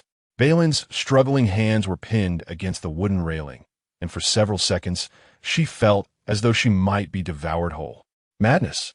The last remnants of her rationality evaporated, leaving her in a daze, unable to comprehend how the situation had spiraled to this point. Lin Yansheng lifted her up the stairs, his kisses trailing along her neck. Bei Lin felt her body weaken, akin to drowning, instinctively clinging tighter to the man before her. On the second-floor corridor, her back transitioned from the railing to the wall. Bei Lin grasped the hand that had slipped beneath her clothing, her breath ragged. With fragmented words, she managed to ask, Lin Yansheng, if I sleep with you tonight, will I be able to move to the film crew tomorrow? Her soft tone, however, felt like a bucket of cold water poured over her head. Lin Yansheng's movements came to an abrupt halt as his chin rested on her shoulder, releasing short, breathy syllables that resembled laughter, yet were not quite so. After half a minute, he straightened his posture. The warmth of his breath finally retreated from her ear, revealing Bei Lin. Her long hair disheveled, standing motionless against the wall with her eyes cast down, devoid of any color in her face. Mrs. Lin. His cool fingers lifted her chin, compelling Bei Lin to meet his fathomless black eyes, causing her to hold her breath. He then slowly continued his unfinished sentence, remarking that negotiating terms in the context of slumber was not the best of habits.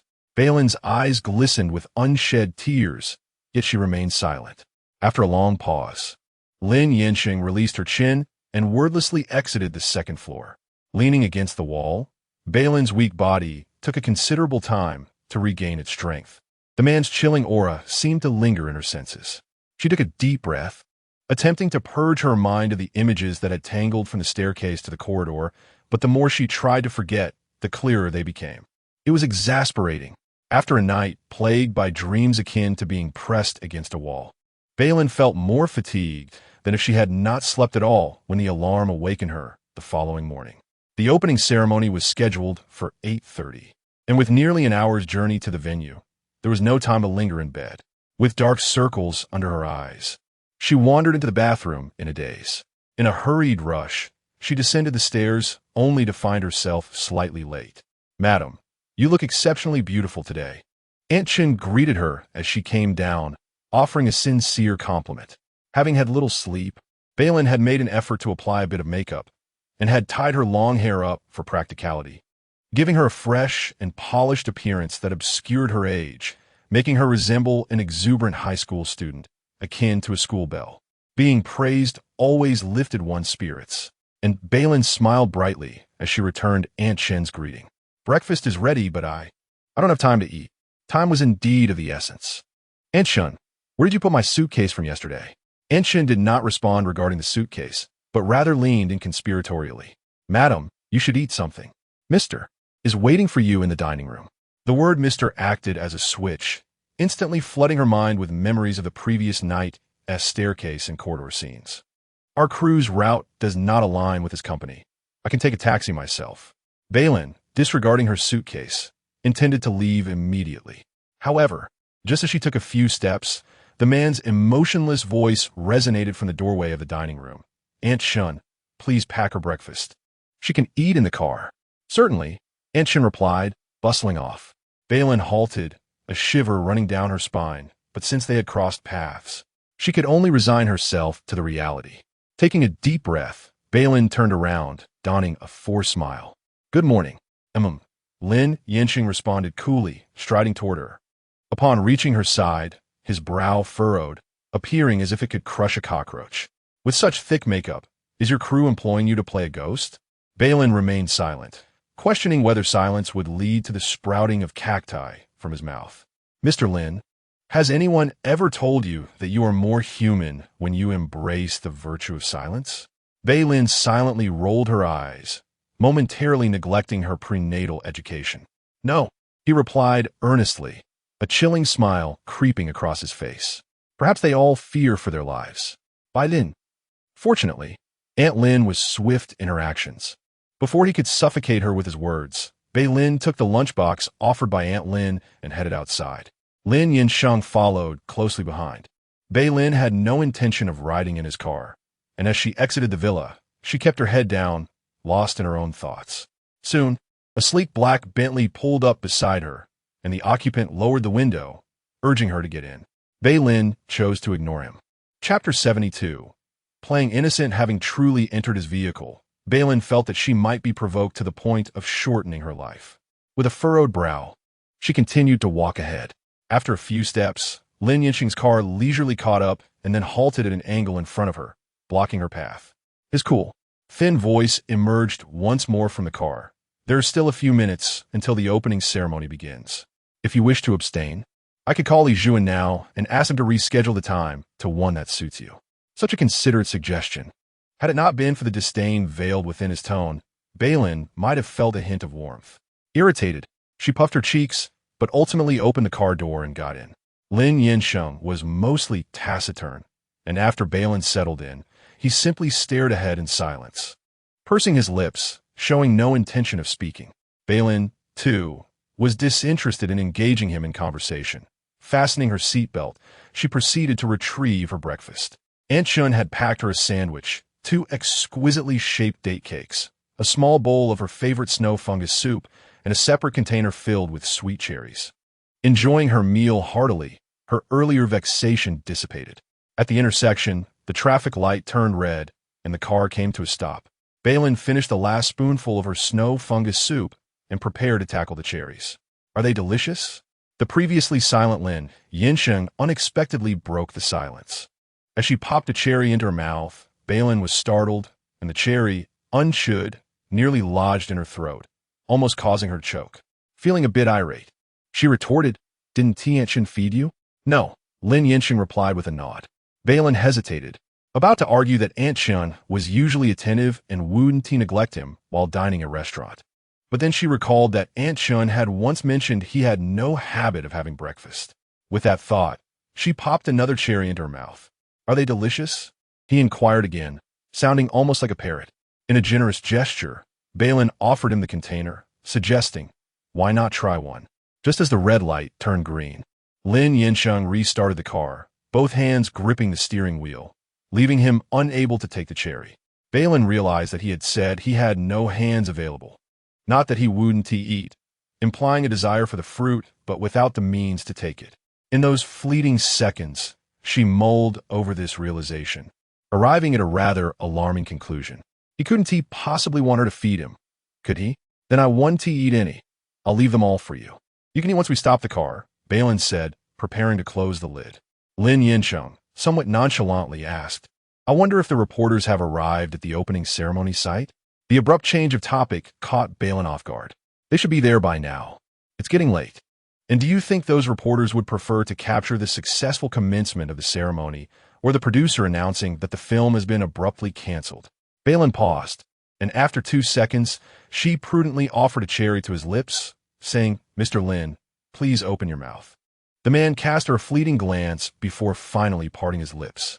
Bei Lin inserted the fruit and held out a piece of paper near his mouth, reminding him to spit out the pits. Lin Yansheng consumed the fruit with an elegance that lent an indescribable charm even to the act of discarding pits.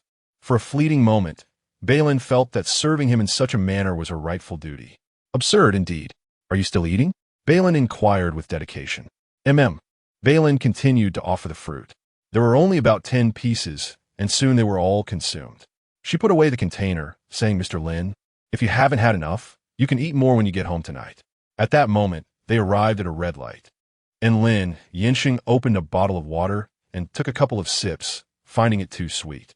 Bei Lin thought to herself, Why not wait until tomorrow to comment on the sweetness after digestion? If it was too sweet, why had he finished it all? Unable to restrain herself any longer, she remarked, Lin Yansheng capped the water bottle and set it aside, turning to her with a hint of playful amusement in his voice. I rather enjoy watching you feign compliance when you clearly feel reluctant, fearing my displeasure. Bei Lin couldn't help but twitch the corner of her mouth. Your preferences are quite peculiar. Thank you for the compliment, Lin Yansheng replied, unfazed.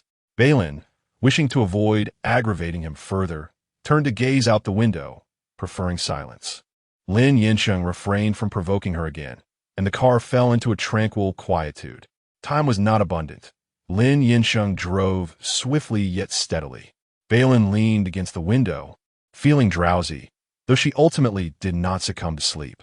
Upon reaching their destination, her sleepiness vanished, and she busied herself with unfastening her seatbelt. Almost simultaneously, Lin Yansheng asked in a calm tone, What time do you finish tonight? Bei Lin paused, surprised. Are you coming to pick me up? There's no need for such trouble. I should be quite late today. I think I'll just stay here. As she spoke, she sensed the atmosphere beside her darken abruptly, akin to an unpredictable summer sky. Lin, I recall that I did not sleep with you last night. Bei Lin wished to say something more, but her voice was abruptly cut off by him. His tone bore no warmth. Memories of last night flooded back, her dreams twisted by their encounter in the stairwell and corridor. But the allure of those dreams dissipated in the current moment. I understand. She acquiesced, deciding not to linger at the production site, but I'm really uncertain when I'll finish. Don't worry. I'll return by myself as soon as I'm done. It's easy to get a taxi from here. Without waiting for him to respond, she opened the car door and stepped out. As her feet hit the ground, the door had barely closed when the car kicked up dust and merged into traffic, disappearing from sight. Lin Yansheng had never lost in the game of dismissing others. Bei Lin sighed in frustration, and just as she turned around, she spotted Song Huili jogging towards her. Bei Lin, you finally made it. Everyone is here, just waiting for you. As she spoke, Song Huili affectionately pulled her inside. Bei Lin had no time to ponder further. Oh, right, about last night. Here is your room key. After taking just a few steps, Song Huili retrieved a room card from her pocket and extended it towards her. Bei Lin did not accept it. Director Song, I want to be staying with the crew for the time being. Are you planning to commute daily? As far as I know, your residence is quite distant from the set. Won't that be a bit arduous? Song Huili inquired with evident concern. It won't be a problem, Bei Lin replied, her smile somewhat forced as she hastily conjured an excuse. I just have a rather serious issue with adapting to different beds, so after much contemplation, I decided to return home. I see. It can indeed be quite troublesome to adjust to different sleeping arrangements. Song Huili sighed sympathetically, pausing for a moment before firmly placing the card into her hand. However, you should keep this card. Even if you don't stay overnight, you can still utilize it during your midday breaks. Chapter 73.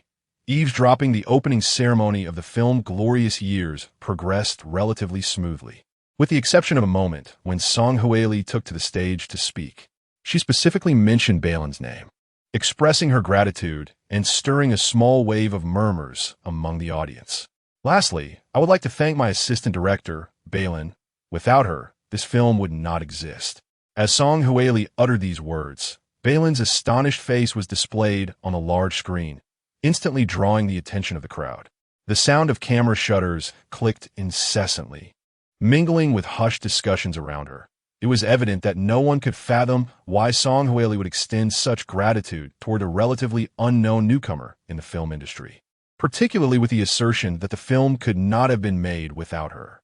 Director Song, could you elaborate on this assistant director, Bei Lin? A reporter inquired, but it was clear that she had barely remembered Bei Lin's name. I won't go into detail, but in short, Song Huili smiled as she looked in Bei Lin's direction. Bei Lin, I truly thank you. Pausing for a moment, she tentatively asked, or perhaps you would like to come up and say a few words. Bei Lin was bewildered. What on earth was Song Huili trying to achieve? This excessive enthusiasm made her feel uneasy, and she shook her head. To be honest, even after choosing the path of a director, she had never envisioned herself stepping into the limelight. Her face remained on the large screen, and for a brief moment, she contemplated turning and walking away. However, This was not a setting where one could simply turn and leave. Before she knew it, reporters had already thrust microphones toward her. Assistant Director Bei Lin, could you share your thoughts with us? What did Director Song's gratitude pertain to? We are genuinely curious. And with one question, a flurry of others followed. In mere moments, Bei Lin found herself surrounded by journalists. Having mingled in various film sets since her school days, she had attended opening ceremonies before. Yet she had never faced such a spectacle. Honestly, she felt quite unsettled. As Bei Lin squinted against the blinding flashes of light, attempting to speak, she felt a firm grip on her arm.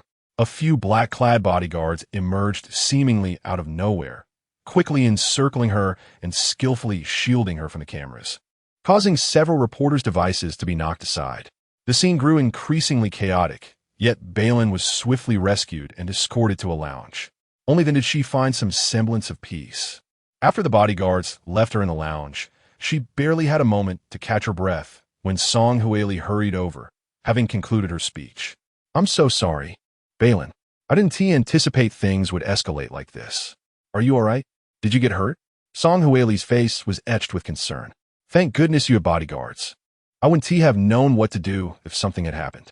"I'm fine, but those bodyguards weren't with me," Bei Lin replied, her brow furrowing slightly. She had assumed they were arranged by Song Huili. "Oh." Song Huili's face was awash with astonishment.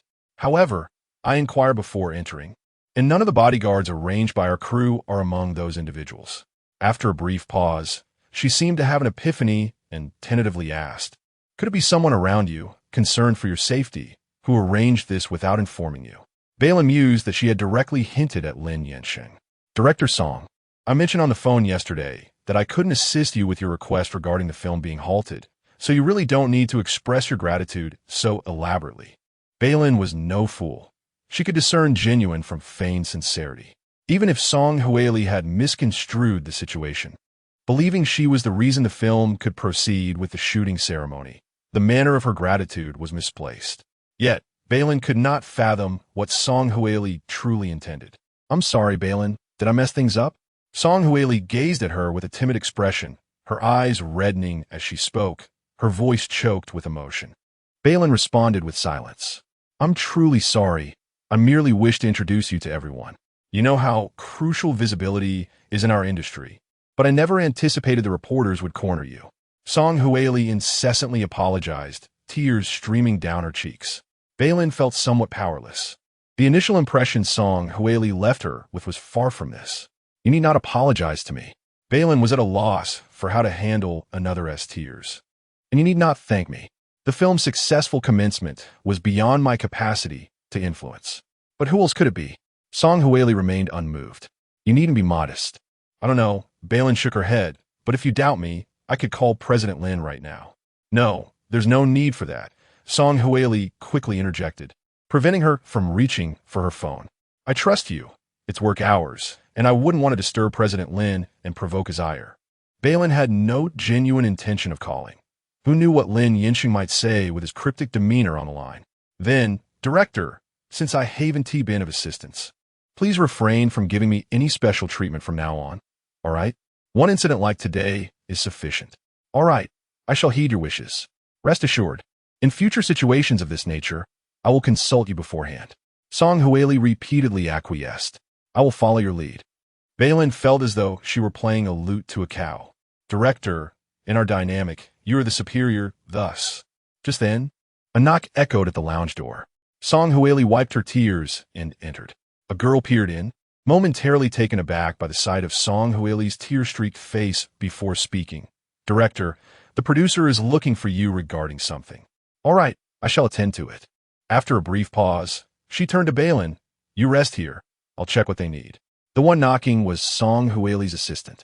Once the door closed and they had walked a short distance, the assistant cautiously inquired, "Director, why are you crying?" "It's nothing." Song Huili sniffed, seemingly unwilling to elaborate further. The assistant speculated, "Director, did the assistant director bully you?" "The incident occurred so suddenly that you couldn't have anticipated it. Besides, the bodyguard arrived quite promptly. So she must be fine, right?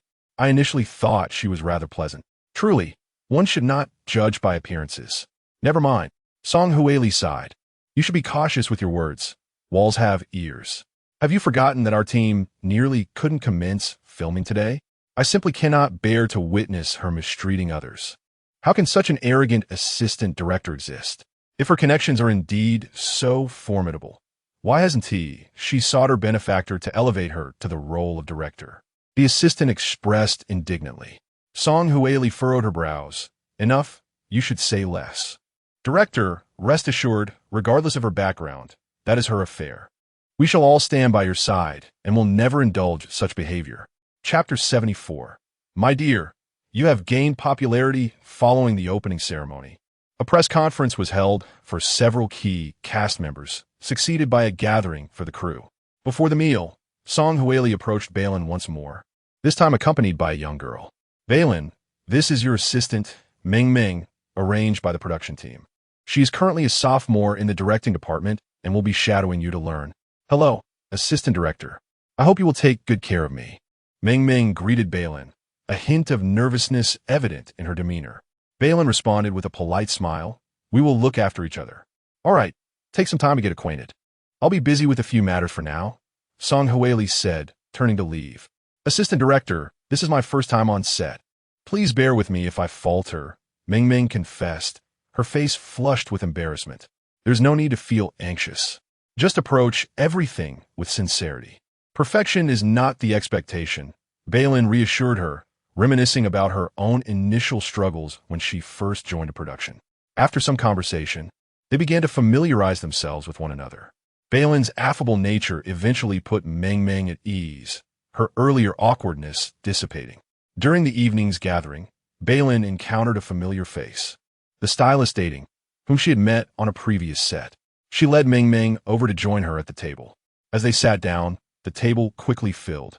However, only half of the crew had arrived, providing a moment of respite. Dating leaned in and whispered, "Is there some unresolved tension between you and Director Song?" "What do you ask?" Bei Lin feigned ignorance. "Did you not hear her express gratitude towards me this morning in front of everyone? Come on, is that truly how one shows gratitude?" Dating replied, her expression one of disbelief. "Let me tell you, the discussions online regarding you are not particularly favorable. Is this the result of her gratitude?" Bei Lin had not paid much attention to the online chatter. "What are they saying about me?" "Oh, just the usual drivel one could easily imagine. Claims of you being a diva, asserting that the assistant director has the most significant heirs in the entire crew." One comment that stuck with me was, at this, Dating cleared her throat and adopted a mocking tone. The Glorious Years might be the first production in history sustained solely by the assistant director support. It truly validates Director Song's assertion that without the assistant director, there would be no film. Bei Lin was momentarily speechless. Dating then grasped Bei Lin's hand, exclaiming, "My dear, you have become quite popular." Bei Lin was at a loss for words, pondering whether to voice a profane sentiment. "I truly do not understand what I have done to offend her," she sighed, feeling utterly perplexed. "Just be cautious. Her assistant, Huang Yingying, has already begun conspiring to isolate you this afternoon," Dating said sympathetically. Bei Lin sensed that her time in the crew would be fraught with challenges. Yet, she had little choice. Having signed a contract, abandoning her responsibilities now would result in financial penalties that could overwhelm her. The two individuals engaged in light-hearted conversation, only to glance up and discover that the once crowded table now housed only themselves and Ming. Ming wore an expression of discomfort, as the deputy director had just relocated to another table. Observing this, Bei Lin resignedly leaned back in her chair and turned to Datin, inquiring whether she too intended to leave. For it seemed that if the night continued in this manner, they might very well isolate her as well. How peculiar. At worst, I could simply quit and return to inherit a vast fortune. Datin's voice was not muted. It resonated across at least 3 tables, likely reaching any attentive ears. Bei Lin promptly gave her a thumbs up. As more guests arrived, the dishes began to circulate, and the atmosphere grew notably lively. Ming, feeling uneasy, tugged at Bei Lin's sleeve and suggested, "Deputy Director, I've noticed many have gone to toast the producer. Shouldn't we join them?" The producer's table included not only Fan Zingxing, but also senior members of the Li family, Song Huili, and several lead actors. When Bei Lin glanced over, Her gaze fortuitously met Song Hueli's, prompting her to swiftly rise. Let us go together. She sensed that if she did not approach, Song Hueli might come to her instead. Such an encounter, in front of so many, would undoubtedly spark numerous tales of her perceived arrogance. Datin, Ming Ming, and she rose together. Datin seized the opportunity to jest. Honestly, it matters little whether you go or not. For even if you do, those gossips will only claim you. The deputy director were trying to overshadow the director. Bei Lin could only respond with a silent exasperation. Datin possessed a remarkable ability to converse, effortlessly engaging anyone in dialogue, be it human or ghost. While Bei Lin found solace in toasting alongside her, thus avoiding the need for elaborate flattery, a simple drink sufficed. Naturally, Bei Lin, being pregnant, abstained from alcohol. Her glass filled with mineral water from the outset. As others downed their drinks, she followed suit. Bei Lin, I didn't expect you to hold your liquor so well. Song Hueli praised as Bei Lin finished her glass. Before Bei Lin could respond, Song Hueli approached with a bottle, promptly refilling Bei Lin's glass. Let us have another toast. Wishing for a delightful collaboration. With that, Song Hueli tilted her head back and drained her glass.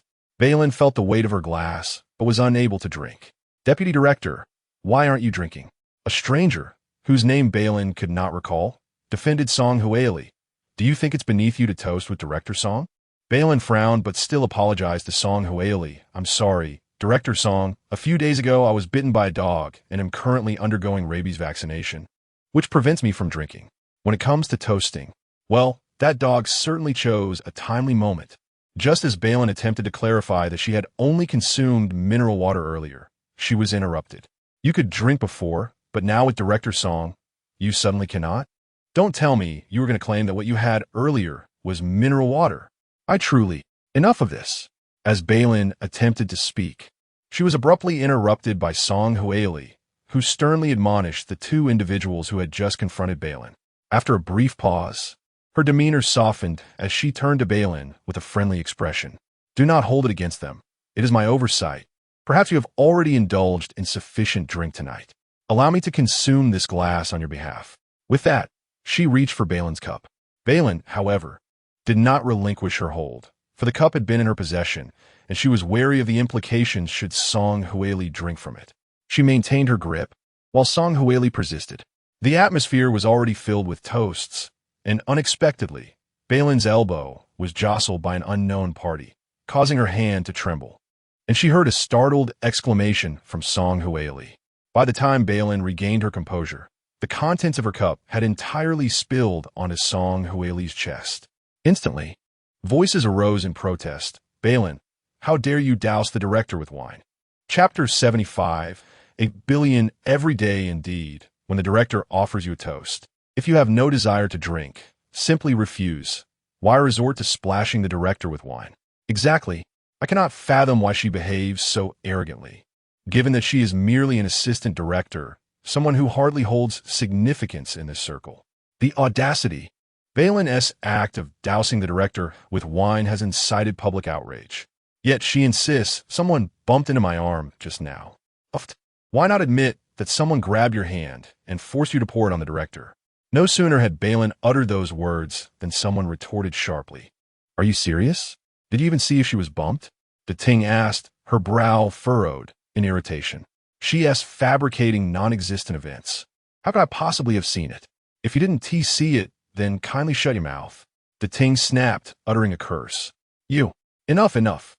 Just as the person was about to respond, Song Hueli stepped in to mediate, asserting that it was not a grave matter, merely a bit of wine spilled on clothing. She would change shortly. Director, we simply cannot bear to see you bullied. Public indignation did not wane despite Song Hueli's attempts at placation. Song Hueli continued, we are all part of the same crew. There is no bullying in our midst. Besides, Bei Lin has stated that someone merely bumped her arm. I trust her words. But the director, enough. There is no need to elaborate. Let this matter rest here. Song Hueli's tone grew serious. Her authority within the crew was well established, and her demeanor commanded respect, prompting silence to envelop the group. At that moment, Bei Lin interjected, let us check the surveillance footage. What? Song Hueli momentarily faltered. Bei Lin pointed toward the corner overhead. The cameras should have captured whether anyone bumped into me. If I truly intended to splash wine on you, I would simply leave the crew. Bei Lin, there is really no need for such measures. I have always believed you, Song Huili replied, her expression tinged with exasperation. Moreover, what if the footage has blind spots? Would you genuinely depart the crew over a misunderstanding? I do not wish to lose such talent over an incident like this. Indeed, some individuals should not be so demanding. The director has chosen not to pursue the matter. What more do they want? Someone behind Bei Lin muttered sarcastically. Let us proceed with reviewing the footage, Bei Lin insisted. The Ting concurred. Director, while you trust Bei Lin, the consensus among us is that she indeed splashed the wine. It appears you are shielding her. Many of us have recorded videos, and Bei Lin's reputation online is already tarnished. If this incident escalates, it will be detrimental to both her and the crew. Therefore, to ascertain the truth and identify the miscreant, we should retrieve the surveillance footage. Song Huili appeared conflicted. But accessing the footage is not as simple as we wish it to be. That is straightforward. The owner of this hotel is a friend of my father S. The Ting produced her phone. I'll call him. Song Huili seemed poised to intervene. Yet the Ting had already dialed the number. More than 10 minutes later, the hotel manager brought over the surveillance footage. In the banquet hall where the gathering took place, there was a large screen, and the Ting directly instructed the hotel manager to project the footage onto it. Soon, the recent incident appeared before everyone's eyes. Bei Lin, clutching her wine glass, was approached by Song Huili, who reached out to help her drink. At that moment, a young woman, who had initially been a step away from Bei Lin's right side, stepped forward and nudged Bei Lin's elbow, causing the wine to spill onto Song Huili's chest. Every detail was unmistakably clear. Feng Qin, why did you do that? After the wine-spilling incident, Meng, who had remained silent until then, emotionally confronted the one who had pushed Bei Lin. Bei Lin turned to glance at the girl named Feng Qin, whose demure appearance and tidy attire belied the act she had committed. Do we have a grievance? Bei Lin inquired calmly. Initially, she had hoped the surveillance might have blind spots, but her hopes were dashed as the truth was laid bare. Feng Qin's gaze faltered, her eyes reddening as she stammered. I'm sorry, I didn't mean to. Didn't mean to? Bei Lin contemplated laughing. If it wasn't accidental, then it suggested someone had incited her. I. Feng Qin lowered her head, struggling to articulate a coherent explanation. Why are you crying? Before the footage was brought forth, I was the one being pointed at by the crowd. You must have felt quite pleased watching from the throng, didn't you? Bei Lin remained perplexed as to why she had become a target. Had her psychological fortitude been any weaker, she might have already succumbed to despair on the rooftop. I didn't. Feng Qin shook her head, her shoulders trembling as she spoke. I'm sorry, I was wrong. Please forgive me. I can't afford to lose this job. Yet, Bei Lin retorted with an impassive expression. If the surveillance hadn't captured you pushing me, would you have stood up for me now? I'm sorry, I was wrong. Please forgive me. On what grounds? Bei Lin felt no connection between Feng Qin's job insecurity and her own situation. If she understood the stakes of her employment, why then had she acted so foolishly? Feng Qin continued to weep, and even others began to speak on her behalf. Director, is it truly necessary for you to pursue this relentlessly? Xiao Qin has already apologized. What more do you want? Enough. Before Bei Lin could respond, Song Huili sharply interrupted. Feng Qin, your actions today were excessive. Not every situation can be resolved with a simple I am sorry. While filming has yet to commence, you should return to your room, gather your belongings, and leave the crew. Upon hearing this, Feng Qin's tears flowed even more uncontrollably. With a weary wave of her hand, Song Huili said, I need to change my clothes. After the farce, the atmosphere in the banquet hall was palpably tense. Bei Lin and her companions returned to their seats, with the Ting, irate, nearly charging at those nearby who were whispering and pointing at them. It took the combined efforts of Bei Lin and Meng to restrain her. I just can't fathom it. Do these fools possess no sense of right and wrong? The Ting remained visibly agitated. Bei Lin poured a glass of water for her. In truth, they were not devoid of sense of right and wrong. Rather, when it came to targeting an individual, their moral compass dictated that even if this person were to deposit 100 million into their accounts each day, he would still remain irredeemably wicked in their eyes. Oh, please, as if someone could truly earn such accolades with mere monetary gifts. Dadong was successfully amused by her words.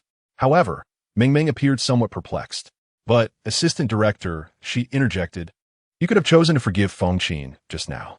It seems to me that the director harbors no intention of showing leniency towards her. Thus the role of the villain need not fall upon you. Chapter 76. The young girl's infatuation, it is sufficient to indulge in fantasies. But let us not entertain such notions. There is no need for villains to play their part.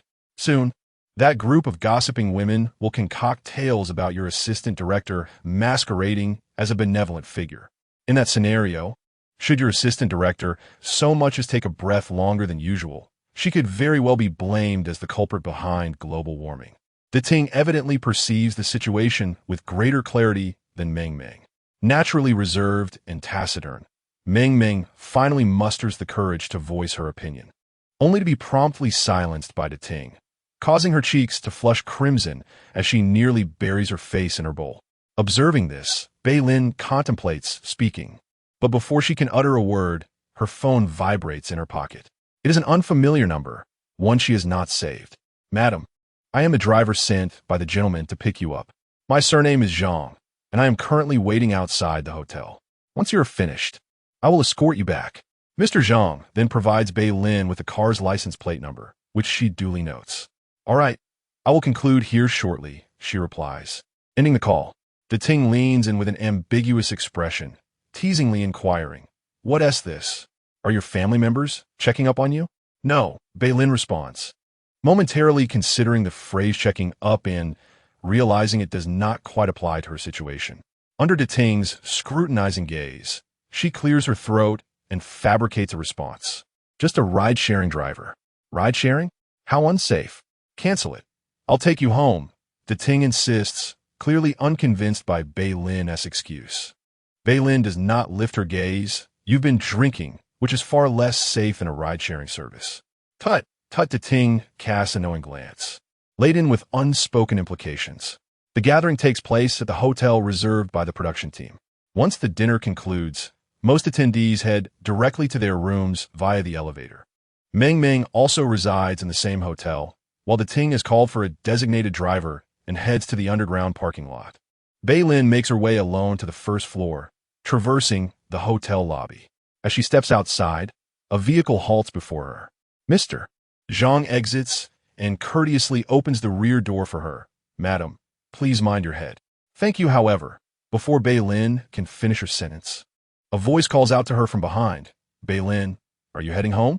Soon, Song Huili appears, jogging in her line of sight.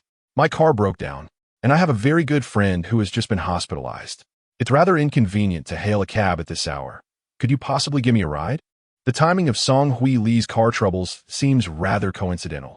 Bei Lin generally refrains from making assumptions about others, yet she finds herself compelled to speculate about Song Huili. Nonetheless, the urgency in her expression prompts Bei Lin to step aside and allow her to enter the vehicle. To which hospital are we headed? Mr. Zhang inquires as Song Huili settles in. Central Hospital, she replies, pausing before turning to Bei Lin. Is this your driver? Yes. Bei Lin responds succinctly, offering no further elaboration. However, this does not deter Song Huili from continuing. There are quite a few rumors circulating about your discord with the Shen family. It seems such gossip cannot always be taken at face value. She presumes the Shen family is merely the Shen family. Bei Lin has no desire to explain, nor does she find it necessary to do so. By the way, Bei Lin, do you currently have a boyfriend? If not, I have a few wonderful friends, though they may not compare to Lin Yifan. Director Song, I have no intention of dating at the moment. Bei Lin interrupted her unfinished thought. Why not? Song Huili exclaimed, her tone exaggerated. You are so beautiful, yet you have no plans for romance. If your admirers knew, they would surely be heartbroken. Bei Lin's brows slightly furrowed, and she remained silent. Song Huili, unable to restrain her chatter, continued, By the way, Bei Lin, do you mind if I ask how well you know President Lin? I do mind, Bei Lin replied, curtly. Ah. Song Huili, completely oblivious to the shift in atmosphere, joked, So you and President Lin are the kind of friends who don't like others asking about your relationship. Bei Lin responded with a brief silence. All right, I understand. I won't pry any further, Song Huili said, feigning enlightenment. No wonder you don't want me to introduce you to a boyfriend. After all, who in Beicheng could possibly compare to President Lin? However, Bei Lin, let me offer you a piece of advice from someone with experience. Men like President Lin are best admired from a distance. There's no need to harbor unrealistic expectations. Just consider the current matriarch of the Lin family. She is not someone easy to get along with, you know? At this point, Song Huili lowered her voice conspiratorially and leaned closer to Bei Lin's ear. President Lin once had a girlfriend he dated for many years. He even proposed. But she was the one who ended it. Bei Lin pondered whether she had inadvertently stumbled upon a family secret of the elite. Her impression of Dante Tsin seemed quite different from Song Huili's description. Is that so? Bei Lin replied nonchalantly. Observing her reaction, Song Huili shrugged, believe it or not.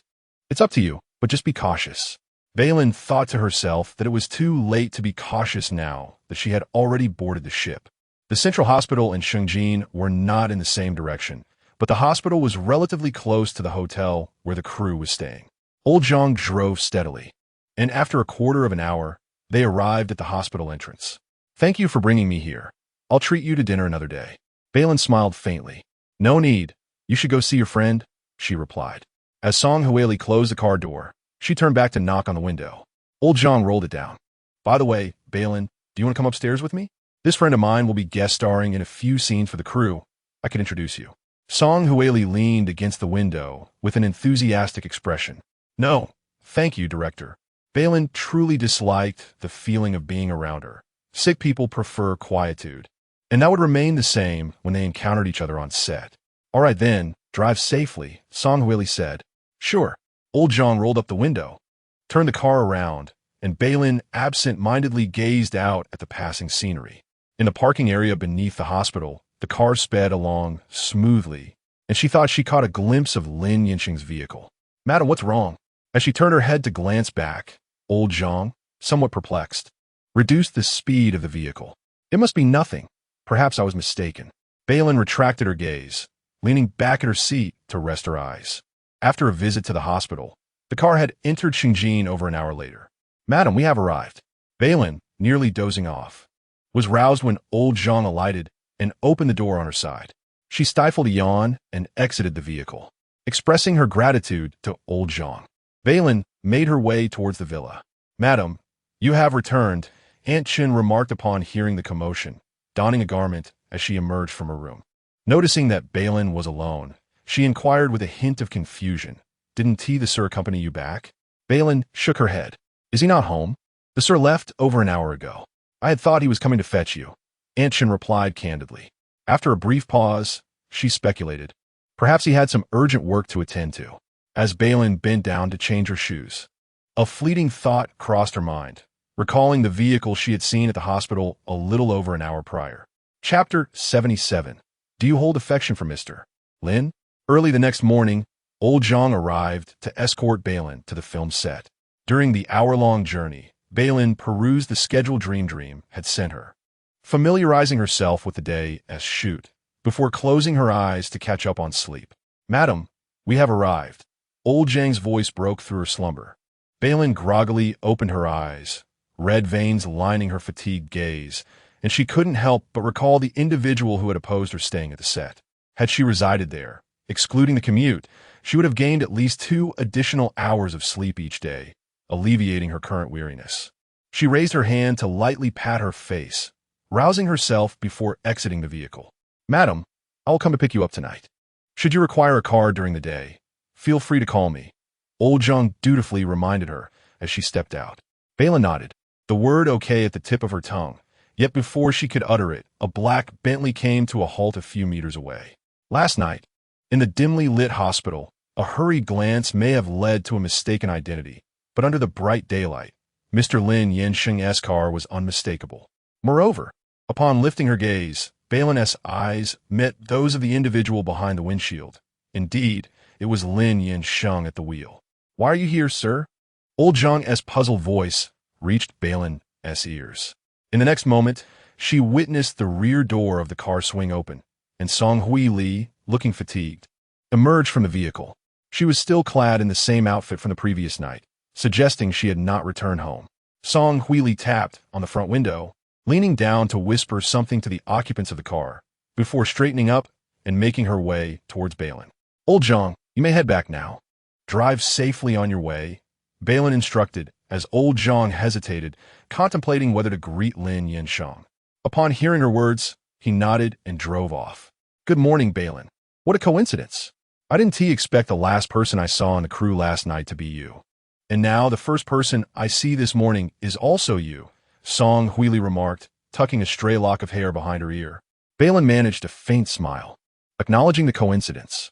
As the black Bentley roared to life, Song Hui Li waved goodbye with a perfect yet somewhat reluctant smile before linking her arm with Bei Lin's. "Cool, me. Let us head inside together." Bei Lin restrained the urge to pull her arm away. "How is your friend doing?" she inquired casually after a few steps. "It's nothing serious. Really, just caught a chill and has a slight fever. But you know how women can be when they fall ill.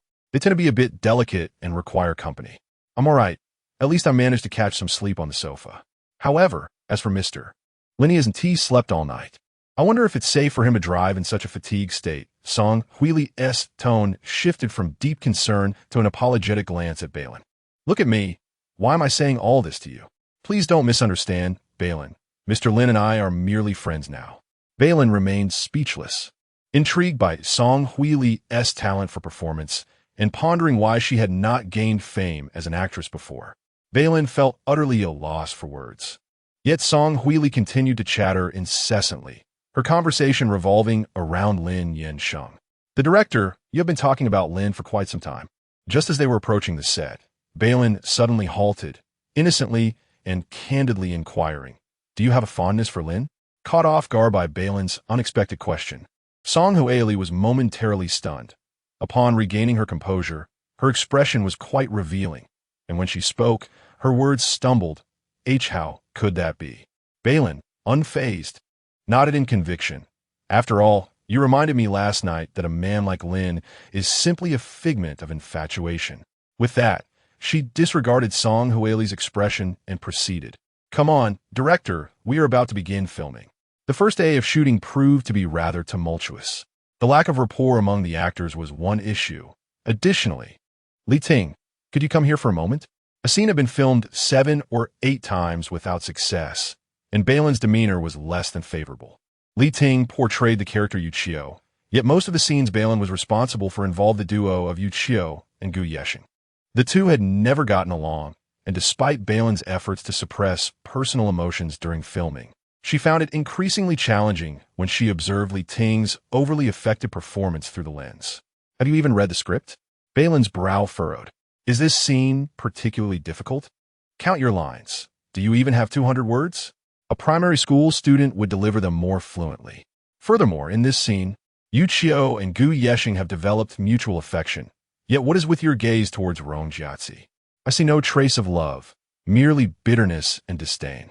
As a scion of the Li family, Li Ting had enjoyed the best resources in the entertainment industry since her debut. Within a mere 2 years, she had participated in a talent show to launch her career and subsequently starred in a hit period drama, amassing a legion of fans. Although the role of Yu Qiu could only be deemed as the second female lead, it was evident to discerning viewers that Yu Qiu was more endearing than the protagonist.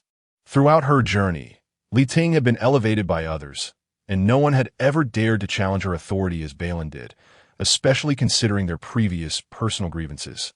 Naturally, Li Ting was reluctant to heed Bei Lin's admonishments. "I believe Rong Jiazi is utterly unsuitable for the role of Gu Yesheng. His presence pulls me out of the performance. You, as the assistant director, are merely targeting me due to our personal discord while neglecting the shortcomings of the male actor, which clearly reflects your lack of professionalism." The atmosphere crackled with tension. Apart from the two of them, no one dared to speak, and Rong Jiazi stood awkwardly to the side. Bei Lin scrutinized Li Ting for a few seconds, then, with a silent sigh, gestured, "Come here. I would like to show you what we just filmed." Rong Jiazi could at best be considered a newcomer with little recognition, and Li Ting, viewing him through a biased lens, found him utterly unworthy to share the screen with her. Thus, She had previously exerted pressure behind the scenes to have the crew replace Rong Jiazi with Ji Yu as Gu Yesheng. However, to her surprise, the situation that seemed settled took a turn when Ji Yu caused trouble and lost the role. Li Ting stood her ground, unyielding. I do not need to watch. I have seen his acting prowess clearly while performing alongside him. Is that so? Bei Lin stifled the urge to roll her eyes. Did I ever mention that you should look at him? I called you over to demonstrate just how poorly you performed. Do not let personal grievances tarnish every situation. You. Li Ting's face flushed with alternating shades of red and white. Bei Lin, do you believe I won't have you expelled from the production right this moment? Nearby, Meng Meng anxiously tugged at Bei Lin's sleeve, whispering, Assistant Director, perhaps it would be wise to let this go. After all, she is the daughter of the Li family. Very well, Bei Lin replied, taking a seat with an impassive expression as she regarded Li Ting. You should call now and see if your parents have the time to intervene or if your brother is willing to step in. Chapter 78. Change of personnel. Li Ting refrained from making a phone call. Her parents had never been in favor of her entering the entertainment industry, and Li Juan had never shown much concern for her affairs. Approaching them would only serve to amuse herself. Bei Lin understood this all too well. Li Ting gritted her teeth, thinking, how dare you provoke my parents and brother? Indeed, you are right. I am unworthy. Bei Lin's expression remained placid, her tone devoid of any inflection. Although she uttered the words, I am unworthy, the implication was more akin to you are worthless. In truth, it was not a quarrel, but the matter culminated in an unhappy parting. Li Ting stormed off, leaving the cast one member short, and the already tense filming schedule was now surely doomed to fail. What shall we do now, Deputy Director? Meng Meng cautiously surveyed the varied expressions of the staff on set before quietly inquiring of Bei Lin.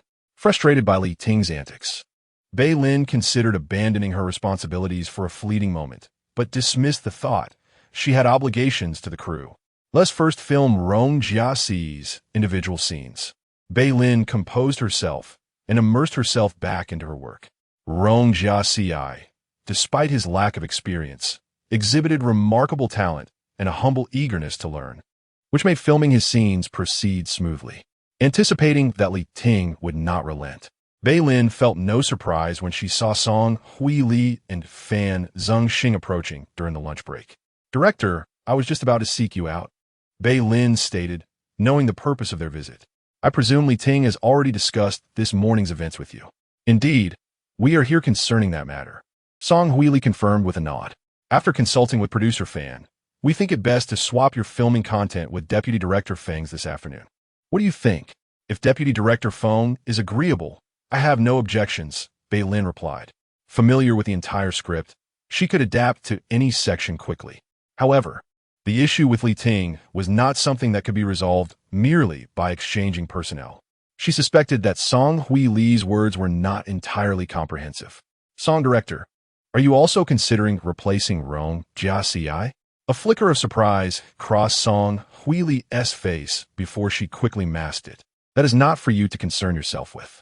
So is settled. The entertainment industry operates under such principles.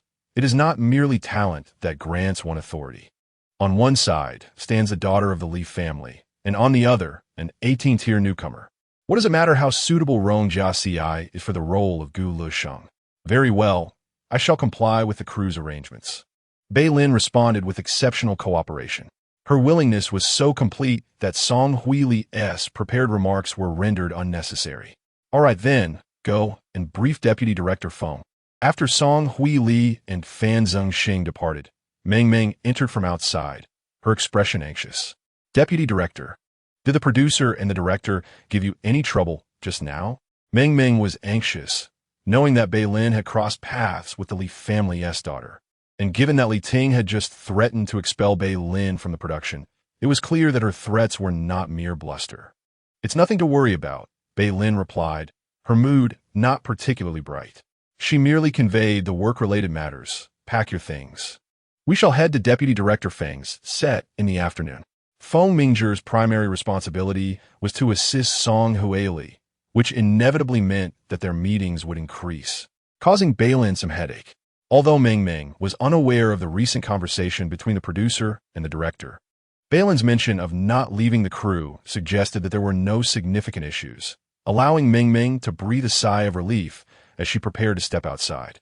By the way, Ming Ming, Bei Lin called after her.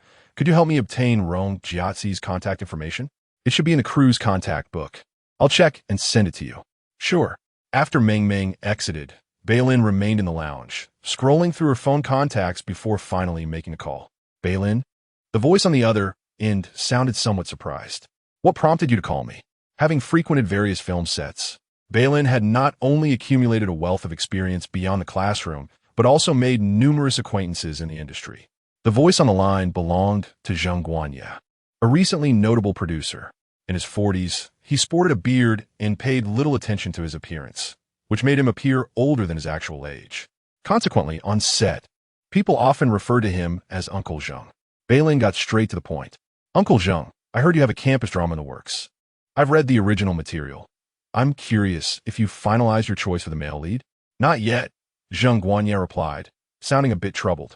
Selecting the male lead is indeed quite challenging. Do you have any suitable recommendations? Yes, Bei Lin affirmed. I have someone in mind who will be perfect. All right. Your judgment is always reliable.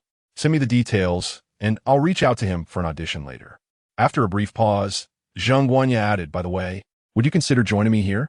I'm in need of an assistant director.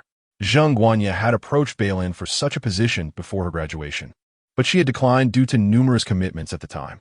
Now, however, Bei Lin sighed, I recently accepted a job. Hearing her tone, Zheng Guanya sensed something was amiss. It sounds like you're not particularly happy with it. Not really, Bei Lin replied, offering little elaboration. Fine. If you don't wish to discuss it, I won't pry. There will always be opportunities for collaboration in the future. After a few more exchanges regarding the project Zheng Guanya was developing, their conversation was interrupted as someone came to find Bei Lin, prompting the call to conclude. In the afternoon, Bei Lin took Ming Ming to Fengmingjie for a handover. The filming at the airport had been completed early. However, the incident with Li Ting spread through the crew like wildfire after the lunch break, creating an atmosphere where, aside from Ming Ming, Dai Ting, and Song Huili, almost no one dared to speak to Bei Lin.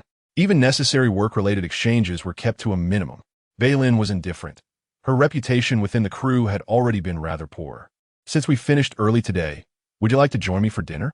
It'll be a way to thank you for taking me to the hospital last night. As Bei Lin prepared to leave, Song Huili concluded her discussion with her assistant and approached Bei Lin. Bei Lin was already feeling mentally drained from the day and had little desire to engage in a dinner that might lead to further indigestion. Thus, she decisively declined, apologizing to the director, stating that she had an appointment with a friend. I see. Perhaps another day then, Song Huili replied, her expression tinged with regret. Once Bei Lin had walked away, she contemplated her next move and promptly retrieved her phone, dialing the top number in her contact list. Mr. Lin, do you have time this evening? I feel quite embarrassed for having troubled you this morning to bring me to the set, so I would like to treat you to dinner. However, as soon as she finished speaking, a stranger's voice responded from the other end. I am not Mr. Lin. I am his assistant, Chun Jing. I apologize, but our Mr. Lin does not dine with individuals whose numbers he does not even possess. With that, Chun Jing abruptly ended the call. On her end, Song Huili was left listening to the cold beeping in the receiver, her face paling as she recalled the lengths she had gone to that morning to obtain the number. She should have memorized it when she called him using Shi's phone at the hospital. Chapter 79. It turns out my wife is missing. Bei Lin was not lying. She indeed had an appointment. However, just as they were halfway through their meal, Li received a call from the hospital and had to leave. I'm sorry, Lin Bao. I had promised to take you home. Perhaps you could call your driver again? Li hastily set down her chopsticks after a few hurried bites. Her line of work was such that patients could not be kept waiting. Bei Lin understood. Don't worry about me. Just be cautious while driving.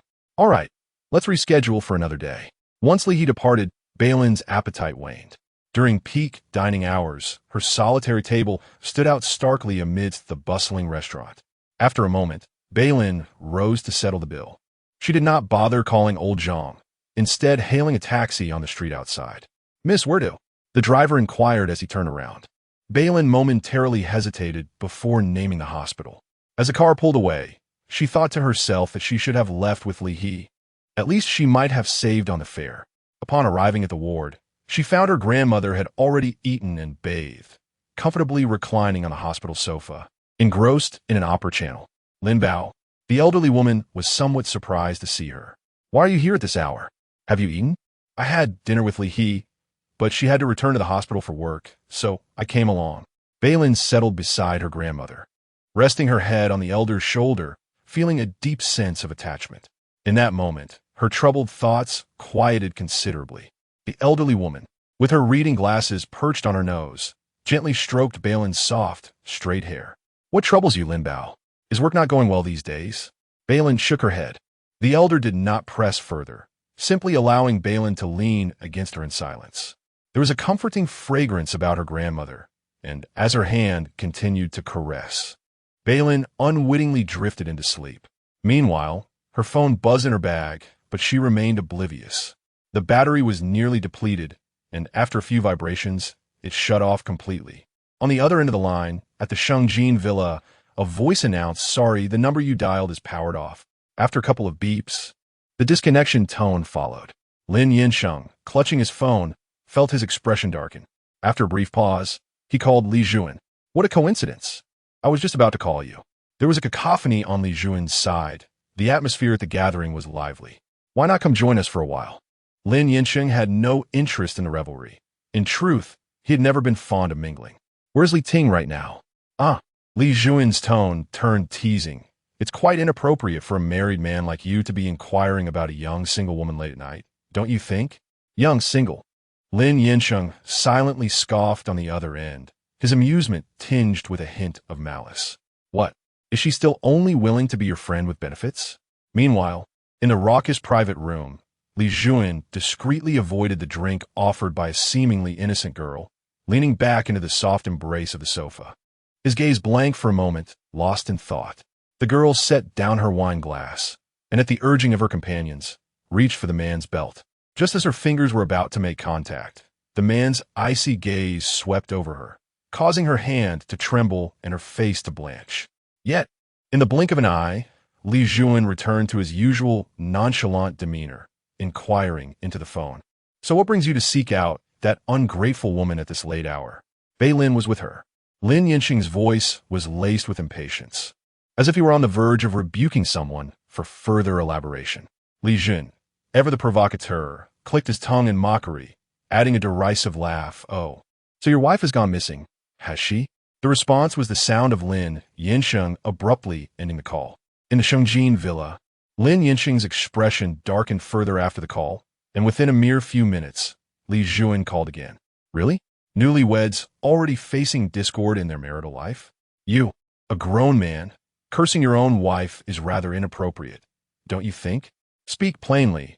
Lin Yansheng managed to suppress a torrent of expletives with great restraint.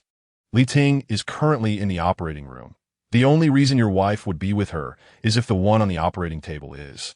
Before Li Juan could finish, Lin Yansheng hung up again, dialing Chunjing to ascertain Bei Lin's whereabouts within half an hour. At the hospital, Bei Lin was puzzled as to why she dreamed of the day she was hospitalized.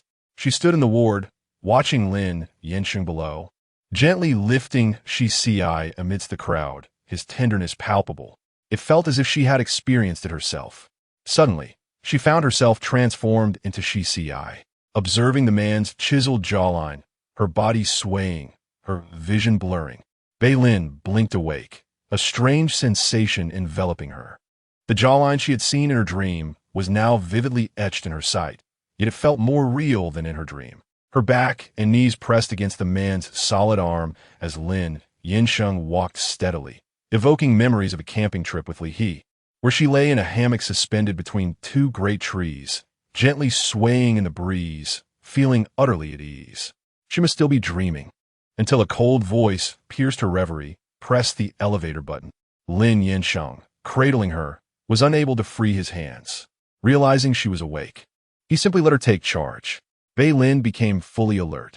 She was astonished at how well she had been sleeping, not even aware of being carried from the ward. "You should put me down," she urged, attempting to dispel the recent dream images from her mind. Yet Lin Yansheng showed no inclination to release her. Puzzled, she blurted out, "Do you particularly enjoy carrying people like this?"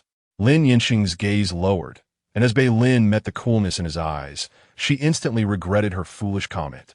In a desperate attempt to amend her words, she stammered, "I pressed the elevator button." Compared to before, Lin Yansheng's tone was marked by clear impatience. Bei Lin furrowed her brow slightly, but extended her hand to press the elevator button. The doors opened swiftly, and Lin Yansheng carried her inside. First floor. He stood still, his voice devoid of warmth, uttering not a single superfluous word. Bei Lin could only reach out once more to press the elevator button. As the door closed, a stark white light flooded the modest space, leaving only the faint sound of the elevator's operation in the sudden silence. The atmosphere was peculiar. Bei Lin found herself disinclined to speak further. He was content to carry her. After all, it was not her strength that was being expended. Moreover, they would only descend to the ground floor. He could never carry her all the way back to Shengjin. At this hour, the elevator was seldom used, and it made no stops, proceeding directly to the first floor. The door opened, and Lin Yansheng carried her out of the elevator, soon pausing beside a sleek black Bentley. Throughout the journey, Lin Yansheng's breathing remained steady, showing no sign of exertion. The car keys nestled in the pocket of my trousers. Chapter 80. Why not go home? The car keys rested in his pocket. This was merely a calm declaration, yet it was more than just a statement. As he descended from upstairs, it was Bei Lin who managed the elevator, and she immediately grasped the implication behind his words. He wanted her to retrieve them. From her vantage point, Bei Lin couldn't discern the type of trousers he wore, but she surmised, based on his shirt, that he was likely dressed in formal slacks. Bei Lin remained motionless, intrigued. What if I hadn't awakened? What then? Who would press the elevator button? Who would fetch the car keys? Frankly, I found it quite extraordinary that a normal person could be moved such a distance, and only then regain consciousness. Lin Yansheng's voice betrayed no extraneous emotion. However, Bei Lin felt as if he were approaching her. "Put me down," Bei Lin protested, struggling against him. Yet Lin Yansheng's arms seemed to be welded to her, utterly unmoving. "I dislike leaving things unfinished," he asserted firmly. What absurd principle was that? She had limbs. She was perfectly capable of walking on her own. His reluctance to release her bore no relevance. They were not engaged in a weight-bearing race. Bei Lin, exasperated, ceased her argument. "Which pocket?" "The left," Lin Yansheng replied without hesitation. Pausing momentarily to add with utmost seriousness, "Do not grope around." Bei Lin was taken aback. If he wished for her to feel around, he ought to first ascertain her willingness. She withdrew her outstretched hand. "I do not wish to touch anything inappropriate. You retrieve them yourself." The flicker of annoyance in her eyes could not be entirely suppressed. Lin Yansheng's gaze fell, and after a brief, silent exchange that lasted a few seconds, he shifted his stance. Finally, Bei Lin was liberated from his embrace. However, he merely repositioned her atop the car hood, his hands casually bracing either side of her body, forming a semicircle that left her with no choice but to sit obediently. The night was profound, and the hospital's streetlights cast a hazy orange glow. Lin Yansheng stood backlit, his features sharply defined against the shadows, rendering him even more enigmatic than the vast night sky. Anxiously, Bei Lin raised her hand to push against his shoulder, but he remained immovable, nearly causing her to topple backward. It was then that his almost teasing voice reached her ears. "Mrs. Lin, how do you intend to start the car without the keys?" Bei Lin was at a loss for words. She tried to deny it, but suddenly recalled what she had said prior to being placed on the car hood. "But who initiated this? Even if I were to drive, the keys are in your possession." Regardless, the blame had already been cast, and with their proximity, he could not escape accountability. Lin Yansheng intoned, a noncommittal syllable escaping his throat. After a moment, he inquired, "Where did Mrs. Lin obtain her driver's license?" At such a close distance, their breaths intertwined. Bei Lin found herself at a loss. "Of course, I obtained it from a legitimate driving school." "Which one?"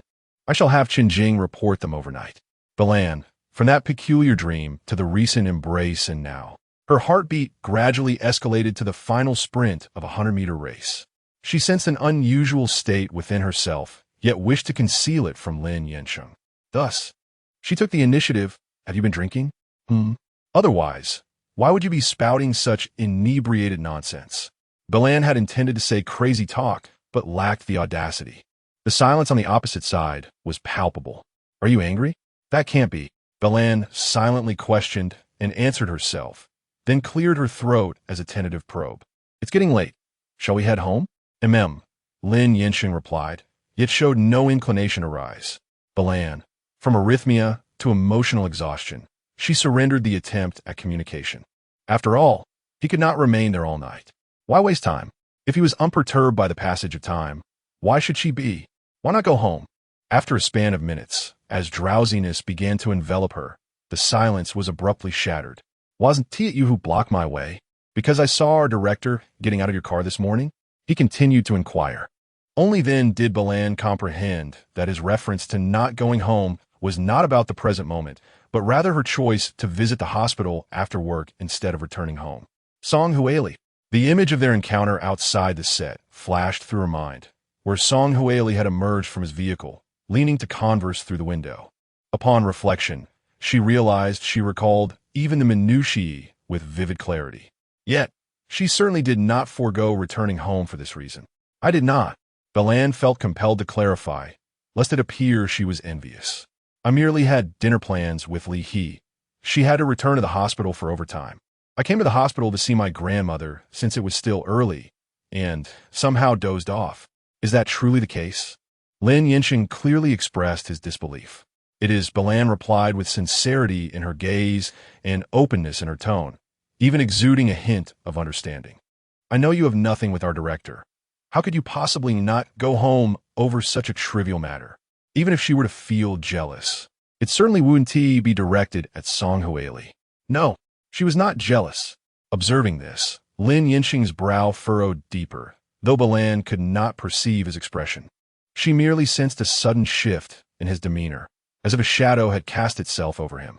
Then she heard him respond with a muted and the arm he had been leaning on vanished. Lin Yansheng retrieved his car keys from his pocket, unlocked the vehicle, and proceeded toward the driver's seat. Bei Lin exited the car, brushed the dust from her pants, and naturally followed suit, taking her place in the passenger seat. The car swiftly departed from the hospital, heading towards Shengjin. The atmosphere within the vehicle was oppressively quiet. Having risen early and endured a long day, Bei Lin had initially felt fatigued, yet inexplicably, the weariness had dissipated. Leaning against the car window, she suddenly recalled something that sent a chill of cold sweat trickling down her back. Had you met my grandmother? Or did you pull something from thin air? Lin Yansheng tilted his head to cast a glance at her, his voice laced with an icy disdain that concealed his mockery. Bei Lin felt a surge of apprehension, unable to delve deeper into the matter. So, how did you explain it to my grandmother? What could he possibly say to convince her to allow a man she had never met before to carry her sleeping granddaughter away?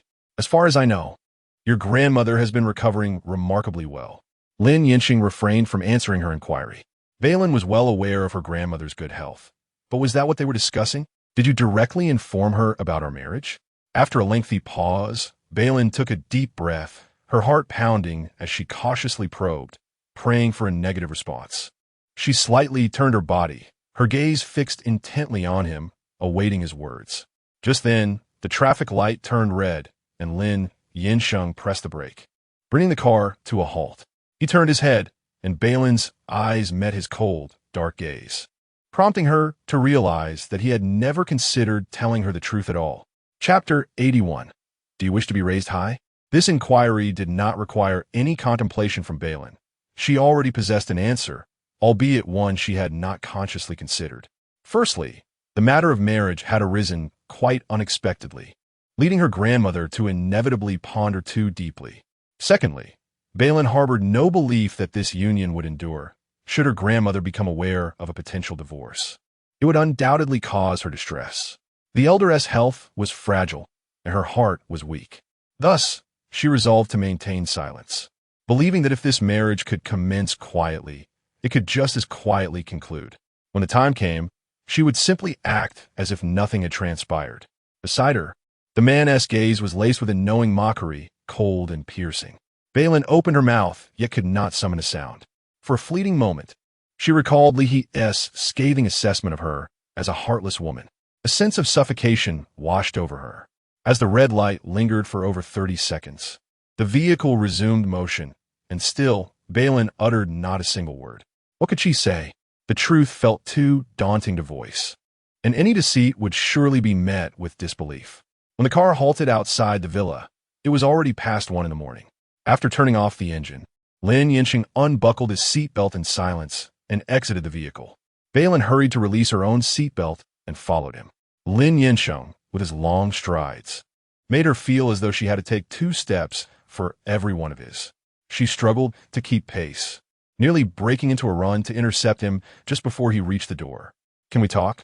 she implored, her arms slightly outstretched, prepared to prevent him from entering without discussion.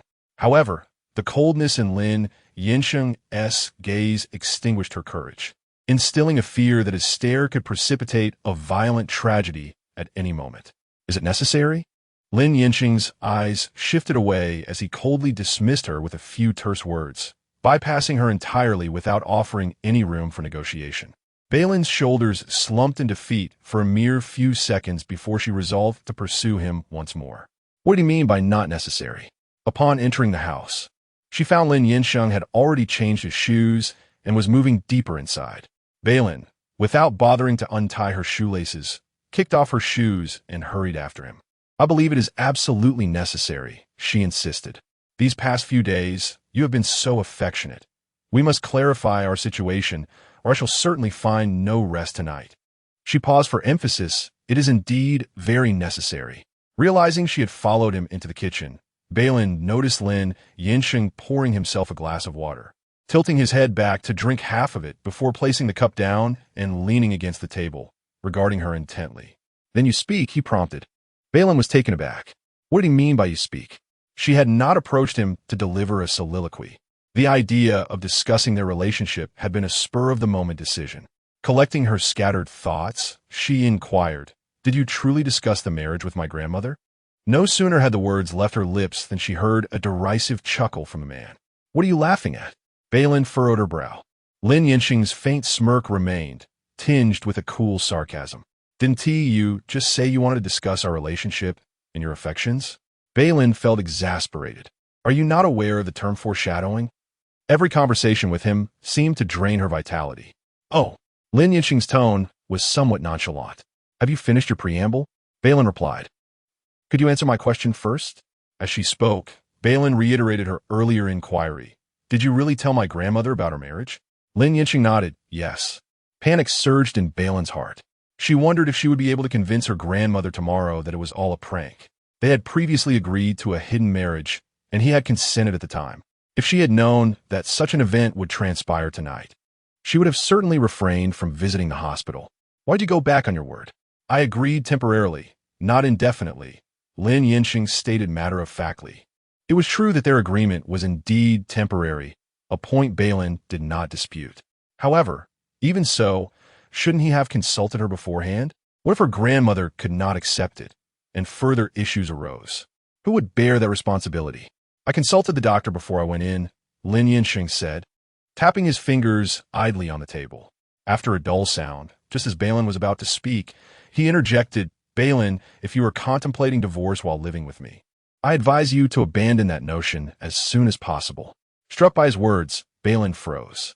But what did he mean by advising her to discard such thoughts? Did he truly have no intention of divorce and genuinely wish to spend a lifetime with her? Even as a question, the thought seemed absurd to Bei Lin. How could that possibly be? "Do you think I have too much free time?" Lin Yansheng retorted without answering. This question seemed somewhat off-topic, bearing little relevance to their discussion. Bei Lin frowned. "I don't understand your point. If obtaining a marriage certificate is merely a pretext to visit the Civil Affairs Bureau again, then perhaps we should just buy a house next to the bureau and live there," Lin Yansheng said, his eyes glinting with sarcasm. Bei Lin fell momentarily speechless, silently replaying the recent exchange in her mind and arriving at a conclusion. He did not intend to divorce her. It was a matter of intention rather than desire. "Lin Yansheng, I still don't quite understand. Honestly, I found your reasons for marrying me quite absurd initially, and now you are telling me to dismiss thoughts of divorce. But how can two individuals without feelings for each other possibly spend a lifetime together?" The very reason she had considered divorce was rooted in this. They had skipped the romance and hastily entered into marriage, bewilderingly becoming parents. How could a marriage devoid of any emotional foundation aspire to last a lifetime? Suddenly, Bei Lin recalled what Song Huili had told her. He had once experienced an unfulfilled relationship and had proposed. Did that mean, for him, as long as his spouse was not that person, it did not matter who it was? Feelings Bei Lin's thoughts drifted as she heard him repeat the word with a hint of amusement before he added, "Aren't we already cultivating them?" Bei Lin was taken aback. Why did she find such a brief statement so laden with meaning? "Are you suggesting that you are developing feelings for me?" Bei Lin, undeterred, reiterated the statement in a more straightforward manner, hoping that perhaps she had misinterpreted it due to her own oversensitivity. She then noticed Lin Yansheng's brow gradually furrowing, seemingly displeased with her lack of perception. Chun Jing remarked that girls often enjoy. His voice abruptly halted, as Lin Yansheng's frown deepened to the point where it could crush a fly. After waiting in vain for further elaboration from him, Bei Lin instinctively inquired, "Enjoy what?" Though it seemed somewhat difficult to articulate, Lin Yansheng nevertheless solemnly and distinctly repeated Chun Jing's words, kisses, hugs, and being lifted high. At that, Bei Lin couldn't help but twitch the corners of her mouth, and then she heard him ask, "Do you wish to be lifted high now?" Chapter 82. Mr. Lin. Lift me up. Bei Lin never imagined that one day she would hear a string of 3 reduplicated words from Lin Yansheng's lips. Surprisingly, they were not at all effeminate. Rather, there was an endearing contrast in his tone. Afraid of bursting into laughter, Bei Lin steadied herself. "Mr. Lin, have you placed an excessive amount of unconditional trust in your assistant?" It was a case of one daring to speak while the other dared to act. Yet, in the act of ridiculing others, one inevitably engages in self-reflection. Bei Lin had experienced a similar situation. During a prior Cold War with Lin Yansheng, Aunt Chun had suggested she adopt a more coquettish demeanor, leading her to hastily binge-watch the film A Woman's Best Weapon is Her Charm. Evidently, the current crop of external contenders was rather mediocre. Lin Yansheng was still contemplating the mechanics of the lifting up gesture. Should it be at chest level, overhead, with hands on hips, or tucked under the armpits? Or perhaps akin to a weightlifting maneuver? Thus, is it true that girls relish being treated like barbells? Arriving at this conclusion, Lin Yansheng stepped forward, inviting her. Bei Lin thought to herself, did he even hear what I said? She had no desire to be hoisted up, nor did she wish to be forcibly elevated. So, as Lin Yansheng approached, she instinctively retreated. Logically speaking, Mr. Lin, shouldn't the typical behavior of a domineering CEO revolve around buying, purchasing cars, houses, and planes? I point you by. Is this what you enjoy? Lin Yansheng mused that this preference was indeed preferable to being treated like a barbell. Bei Lin felt somewhat exhausted. You see, you don't even know what I like. How can we cultivate a relationship? She still found his notion of nurturing feelings utterly absurd. Moreover, if emotional connections could merely be cultivated, why would there be a need for divorce offices at civil affairs bureaus? Lin Yansheng's brow, which had previously relaxed, furrowed once more. The previously relaxed atmosphere grew tense again. Bei Lin sensed that their home was already rather desolate. They should simply discuss matters as they arose, and she was keen to avoid further Cold Wars. After considering her words, she ventured to remedy the situation. If you have no intention of divorce at present, let us continue as we are. As for your idea of cultivating feelings, it is not entirely out of the question. Although Bei Lin possessed a notably evasive side to her character, she was not excessively pessimistic. If he were genuinely intent on cultivating feelings with her, as a couple, she was willing to attempt to maintain their marriage as best as she could. It would be ideal for all parties involved to be content in the end. Aware that she had not finished speaking, Lin Yansheng remained silent, frowning as he awaited her continuation. Let's set a time frame of 1 year. If we can foster feelings, that should suffice. By then, our child should be 3 or 4 months old. With a deadline established, comprehensive planning was essential. However, if our attempts at emotional cultivation were to fail, then divorce it shall be. How's that sound? She did not oppose the notion of nurturing feelings, but it was unreasonable to dedicate an entire lifetime to such an endeavor. She had witnessed loveless marriages, like that of Besting and her mother, and she yearned not to tread the same path. This was also the reason she had prepared for divorce from the very beginning of their union. Very well. Bei Lin originally thought it would require considerable persuasion to convince him. She had even prepared herself for the possibility of failure. However, she was utterly unprepared for Lin Yansheng's swift acquiescence. Momentarily taken aback, she soon found herself smiling unconsciously. She extended her hand and said, "Mr. Lin, let us make a pinky promise." Lin Yansheng frowned as he regarded her delicate pinky finger, his cold gaze betraying his disdain for such juvenile antics. Sensing his reluctance, Bei Lin leaned in and seized his hand, intertwining their pinkies. With a serious demeanor, she shook their joined fingers, reciting, "Pinky promise, 100 years without change. To deceive is to be a little dog." Having concluded her chant, she solemnly pressed her thumb against his, stating, "Mr. Lin, we haven't signed a contract. It's a gentleman's agreement, and you will certainly abide by it, won't you?" A gentleman's agreement. Lin Yansheng observed their still joined thumbs with a look of disdain. Beginning to worry about the intellectual capacity of the child she carried within her. "Mr. Lin?" Noticing his prolonged silence, Bei Lin waved her other hand before his eyes. Lin Yansheng grasped that hand, remarking, "Why do I get the impression that you seem quite pleased?" "Well, somewhat," Bei Lin replied, unable to suppress the joy sparkling in her eyes. It wasn't that her sense of humor was particularly low. Rather, she could hardly fathom a day when she would engage in such a whimsical pinky promise with Lin Yansheng. Perhaps the Lin Yansheng of this evening, who playfully engaged in affectionate gestures, was starkly different from the one she had always known. Bei Lin, filled with a sense of prideful abandon, let her emotions run free, laughing to the point where she could hardly stand upright. "Is it really that amusing?" Lin Yansheng's furrowed brow relaxed slightly, though the grip on her wrist tightened. With one hand in his grasp and the other still linked in their promise, Bei Lin felt a twinge of discomfort from his hold. After a futile attempt to escape, she surrendered to the moment, unable to articulate what was so funny, yet feeling a profound sense of joy. As she waited for a response, she found herself laughing even more. Lin Yansheng's dark eyes narrowed slightly, and he lowered his head, effectively silencing her laughter with a kiss. Bei Lin stared in astonishment as his face loomed larger before her, and before she realized it, the fresh air between them had been stolen away. She suddenly found herself unable to laugh.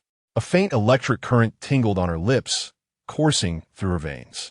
Initially, she desired to retreat, but Lin Yansheng's arm lifted her and placed her upon the table, reminiscent of their previous encounter in the car of the hospital. His body formed an encompassing barrier, leaving her with no means of escape. Thus, his actions grew bolder. Bei Lin found herself retreating, her rationality crumbling in surrender, and by the time she comprehended her situation, she was already laid back against the table. Something clattered to the ground as if struck by an unseen force. Regaining some measure of composure, Bei Lin raised her hand to push against his shoulder.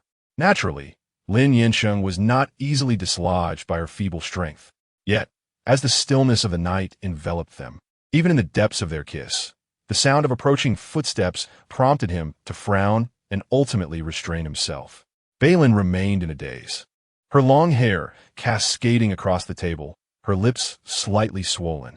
As the kiss came to an end, her watery eyes still shimmered with remnants of tears shed moments before in laughter. She took a few deep breaths before she heard the sound of approaching footsteps, and at that moment, Lin Yansheng whispered in her ear that Aunt Shen had arrived. Startled, Bei Lin struggled to rise from the table.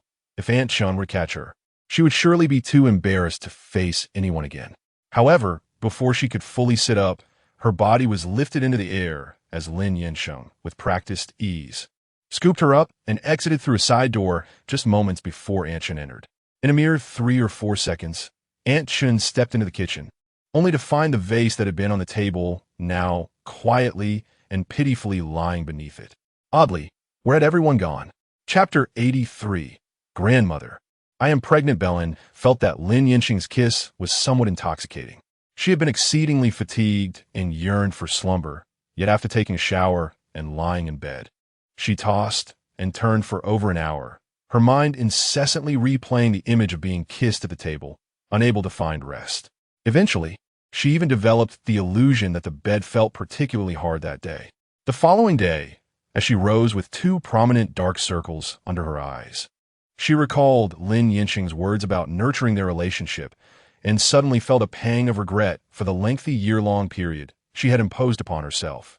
If the method of nurturing was to be like this, she might unexpectedly succumb to sleep deprivation one day, and by the time the year was up, the grass on her grave would likely be 2 meters high. In a daze, Bei Lin made her way downstairs, startling Aunt Shen with her appearance. "Madam, have you not rested well?" "Somewhat," Bei Lin replied, sitting at the dining table, dozing off with her eyes closed while attempting to eat breakfast. "Would you like to take a day off from the crew?" Aunt Shen inquired. Bei Lin shook her head. "It's all right. I'll catch up on sleep in the car later." Aunt Shen remained somewhat worried, but chose not to press further. "By the way, madam," Aunt Shen, who had initially prepared to attend to other matters, suddenly recalled something from the night before as she reached the door. "Did you go into the kitchen after you returned yesterday?" "The kitchen?" Bei Lin coughed, slowly processing Aunt Shen's question, and was nearly choked by the food in her mouth, turning her head to cough incessantly. This bout of coughing did indeed awaken her somewhat. "What happened?" she asked, feeling a bit guilty and unable to meet Aunt Shen's gaze. "Nothing significant, just that a vase fell on the floor in the kitchen. I heard the sound and got up, but I didn't see anyone." Aunt Shen had pondered over this incident throughout the night and felt uneasy. "I'm just worried that perhaps an intruder entered the house." "An intruder?" Bei Lin couldn't suppress a slight smile. "That seems unlikely. Our neighborhood is quite safe." "The vase. Perhaps someone accidentally knocked it over while getting water in the kitchen." Aunt Shen nodded. "Well, I shall inquire with Mr. Lin when he returns tonight." "He has already left?" Bei Lin instinctively glanced at the time. It was not yet 7 o'clock, and she had assumed he was still asleep. "It seems he had some matters to attend to in another city. Assistant Shen came to take him away at 6 o'clock, Aunt Shen replied honestly. 6 o'clock. They had returned to their room nearly at 2 in the morning, and after a shower and such, he likely hadn't slept much that night. With this thought, Bei Lin felt a sense of balance restore within her. Bei Lin managed to catch up on some sleep during the journey, and once immersed in work at the film set, she no longer felt excessively drowsy. The morning's shoot involved a confrontation scene between the male and female leads, and Bei Lin assisted Song Huili, with the filming proceeding rather smoothly. By the way, Bei Lin, during a break in filming, Song Huili chatted with Bei Lin about the upcoming scene, and then the topic shifted elsewhere. "Yesterday, I had a meeting with producer Fan, and we selected 2 new candidates to play Gu Lixing. Would you like to come by this afternoon to watch the auditions?" The role of Rong Jiazi has been reassigned, and today Feng Mingzhi is filming Li Ting's solo scenes. However, her individual scenes are limited, and they will undoubtedly be completed in 3 or 4 days. Thus, the immediate priority is to confirm the actor for Gu Lixing. "Since there is still work to be done here, I shall not attend." Bei Lin prefers not to involve herself in their casting decisions, as her opinions hold little significance for them. Nevertheless, reflecting on yesterday's shoot, she offered a suggestion. Why not take Li Ting along? Let them test their chemistry with each other and see who collaborates more harmoniously with her. Li Ting has a formidable background, and even if she is unlikely to portray the character Yu Qiu effectively, she cannot be replaced, since the entire crew must now adapt to her. It would be prudent during casting to determine who is best suited to act alongside Li Ting. Producer Fan shares this perspective.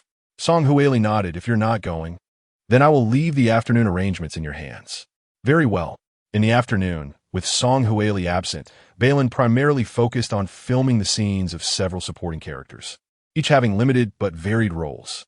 By the time they wrapped up, darkness had completely enveloped the sky. Upon leaving the set, Bei Lin instructed old Zhang to take her directly to the hospital. She was only aware that Lin Yansheng had informed her grandmother about their marriage certificate, but the specifics were unknown to her. To prevent the elderly woman from worrying unnecessarily, she felt compelled to visit. When she arrived at the hospital room, the elderly lady had just emerged from the bathroom, freshly bathed. Bei Lin hurried to take the towel from her hands, guiding her to sit on the sofa and gently drying her hair. "Did you come alone?" The elder broke the silence, and before Bei Lin could respond, she added, "Or did he come to embrace you after you fall asleep?" Bei Lin hesitated. "Grandma, I didn't mean to keep this from you." Once her hair was mostly dry, Bei Lin set the towel aside and playfully wrapped her arms around her grandmother's shoulders from behind. I promise I won't do this again next time. Next time? The elder huffed sternly. You haven't settled the account for hiding your marriage from me, and you're already thinking about the next one? That's not what I meant. Then what do you mean? Enough. I don't want to hear your excuses. The elder patted the space beside her. You're an adult now. Stop being so childish. Sit down and explain yourself. Bei Lin had no choice but to comply, taking a seat and awaiting her interrogation. When did you get the certificate? The elder asked with a serious tone. Bei Lin candidly replied, just about half a month ago. After my surgery? Yes.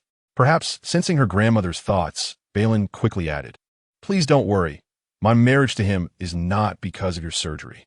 The elder furrowed her brows, remaining silent. Bei Lin felt a twinge of anxiety. Grandma. Lin Bao, do you understand that marriage is not a trivial matter? The elderly woman sighed, her worry palpable as she interrupted her words. That child I saw last night seemed quite admirable, mature, composed, and possessing an admirable demeanor. His appearance is also quite compatible with yours. However, Lin Bao, your grandmother knows you all too well. You have only recently parted ways with Lin Yifan, and given your nature, it is unlikely that you would embark on a new romantic journey so swiftly, let alone contemplate marriage. Originally, Bei Lin would have indeed hesitated. Yet, so much had transpired in this short span of time that she could not possibly convey every detail to her grandmother.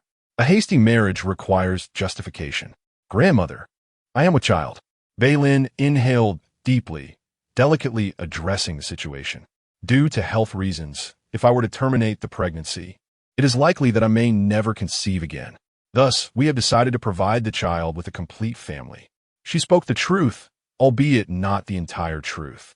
She omitted the incident involving Bei Nai and regarding the child. Bei Lin gently placed her hand upon her abdomen, pondering that this child might help divert her grandmother's attention. Chapter 84.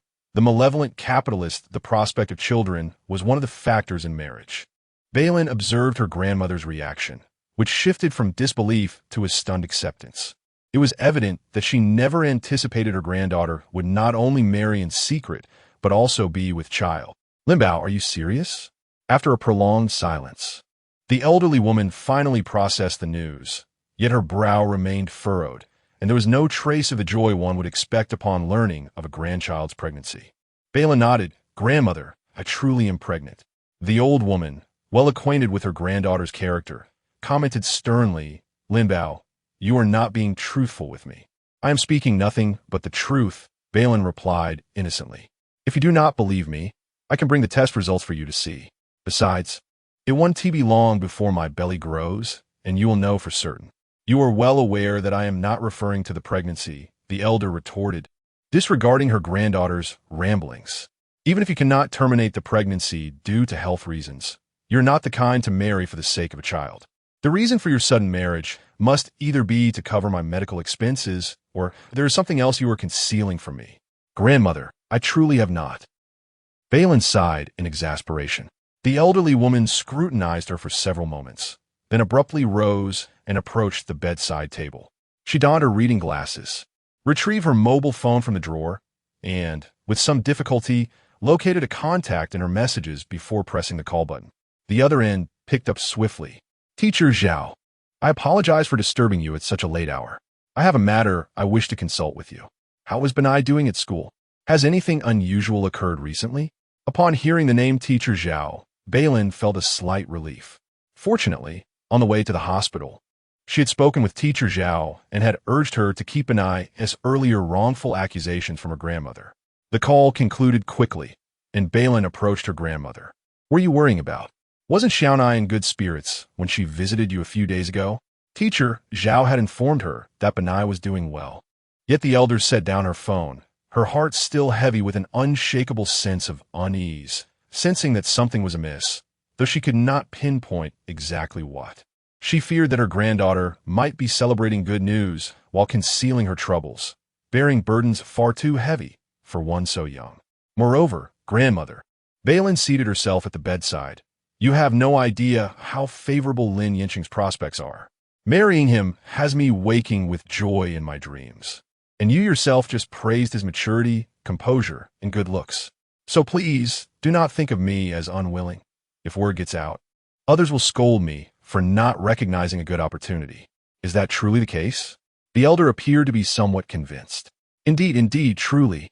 Bei Lin nodded earnestly. Grandmother, will you trust me just this once? Finally, the elder acquiesced. Very well then. Last night was too hurried. I did not have a proper look at my future grandson-in-law. Please find out when he is available, and we shall dine together. The thought of having her grandmother dine with Lin Yansheng made Bei Lin feel uneasy. Yet, despite the hesitation to decline, she feared her grandmother might overthink matters. So she acquiesced, saying, "All right, I shall speak with him when I return." The furrowed brow of the elderly woman relaxed slightly at her agreement. Bei Lin engaged her in conversation for a while, and only when her grandmother urged her to leave did she rise. Time passed swiftly, and before she knew it, a week had gone by. The transition from late autumn to winter was but a fleeting moment.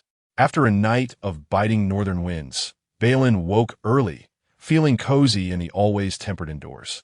It wasn't until she instinctively opened the balcony door that the chilling breeze jolted her awake. A closer look revealed a delicate layer of frost covering the trees and grass outside. After freshening up, Bei Lin donned a sweater, grabbed a thick coat and scarf, and made her way downstairs. At the stairway, she encountered Lin Yansheng, who was descending while fastening the last button of his shirt. Clad in a thin shirt and suit pants, he seemed to inhabit a different world than her, who felt slightly warm in her thick sweater. She instinctively considered reminding him of the dropping temperatures, but then recalled that he would soon be in his car, and later, the office, both equipped with air conditioning. In stark contrast to her own day of outdoor work, Bei Lin sighed. "Mr. Lin, may I inquire if you are aware of a garment called a down jacket?" As Lin Yansheng halted before her, he finished fastening the last button and casually placed one hand in his trouser pocket. His gaze skimmed over her thick sweater before settling on her slightly flushed cheeks. He then placed his hand on her forehead, finding her temperature normal, and remarked, "Why are you wearing so much? I thought you were ill." Bei Lin retorted, "Cursed capitalist." She shook her thick sweater, accompanied by an eye roll, and descended the stairs without a backward glance. During breakfast, Lin Yansheng sat beside her, sipping coffee and perusing the newspaper. "Madam, I came across electric heating pads at the supermarket the other day. Considering you work outdoors, I purchased a few for you. Don't forget to take them when you leave. You can share the extras with your colleagues," Aunt Shen said, placing a bag on a nearby chair. Bei Lin looked at Aunt Shen, touched, ready to express her gratitude, when another voice interjected. "Is it very cold outside today?" "Indeed, sir. The highest temperature is only around 8 or 9 degrees. I was just thinking perhaps you're dressed too lightly. Should I fetch you a coat?" "No need," Lin Yansheng replied, setting down his coffee cup. His gaze lingered on Bei Lin even as he spoke with Aunt Shen, for despite the chill outside, this cursed capitalist felt no discomfort. After breakfast, the two parted ways. Lin Yansheng headed straight to the garage, while Bei Lin took old Zhang's car. Perhaps due to the sudden drop in temperature, Bei Lin noticed that the scenery appeared considerably bleak. Upon arriving at the film set, it was evident that everyone seemed to have gained a little weight since yesterday. However, the actors were in a dire situation. The entire timeline of the film predominantly unfolds during spring and summer, hence the attire is naturally quite light. As Bei Lin gazes at the actors clad in short sleeves and skirts through the lens, she instinctively tightens the thick coat enveloping her torso. As the morning shoot progresses into a brief intermission, Bei Lin notices 6 missed calls from Teacher Zhao on her phone and hurriedly returns the call. Once connected, Teacher Zhao's voice conveys a palpable urgency. "Bei Lin," he implores, "would you be able to come to the school at your earliest convenience? There is an individual claiming to be Beina's father causing a disturbance on campus, insisting on transferring Beina to another school. The administration has refused, and he has resorted to employing bodyguards to forcibly remove Beina from the premises." Chapter 85. Experiencing the trials of humanity, what is Besting planning to do now? Bei Lin furrowed her brow instinctively, unable to comprehend how this person, who had always concealed the fact that he had a son with autism, suddenly decided to go to T-City and insisted on transferring Benai. Previously, when Benai was embroiled in scandal, he had been on the phone, shouting about feeding Benai rat poison. "Teacher Zhao, when did he take Benai away? Do you know where they went?" Bei Lin forced herself to remain calm. "Surely, Besting had not truly lost his mind to the extent of poisoning his son. It was when you called, and he didn't answer. As for where they went, they got into a car right after leaving the school gate. Beyond that, I have no idea. All right, I understand. As Bei Lin spoke, she made her way out of the lounge. Teacher Zhao, I am heading to T-City now. Please assist me in reporting a kidnapping, stating that Benai has been abducted. But Teacher Zhao seemed hesitant. Is he truly your father? If so, would it be wise to alert the authorities? There is nothing unwise about it. I appreciate your help, Teacher Zhao. After hanging up, Bei Lin attempted to call Besting multiple times, but each time the call was abruptly disconnected. Suppressing her frustration, she booked a flight to T-City and then sought a leave of absence from Song Huili. Leave of absence? Song Huili frowned disapprovingly. I fail to see what could possibly be more important than completing this film at this stage. Bei Lin, you are the assistant director. If you falter, the entire crew will suffer the consequences. Or do you believe your role is insignificant, that the success or failure of the film does not pertain to you? I do not think that way. It's just that my brother is in trouble, and I truly must go. Though Song Huili's words were harsh, Bei Lin was indeed in the wrong, and ultimately, the decision rested with Song Huili. This places me in a difficult position. Why must you be the one to go? Is there no one else in your family? With so many members of the Shen family, you could easily have them handle it. If they cannot resolve it, then your presence would be of little use, Bei Lin. I hope you can consider the impact on me and the crew. If I grant you this exception today, others will come to me with all sorts of excuses, and I would have to comply. If this continues, we might as well abandon the film altogether.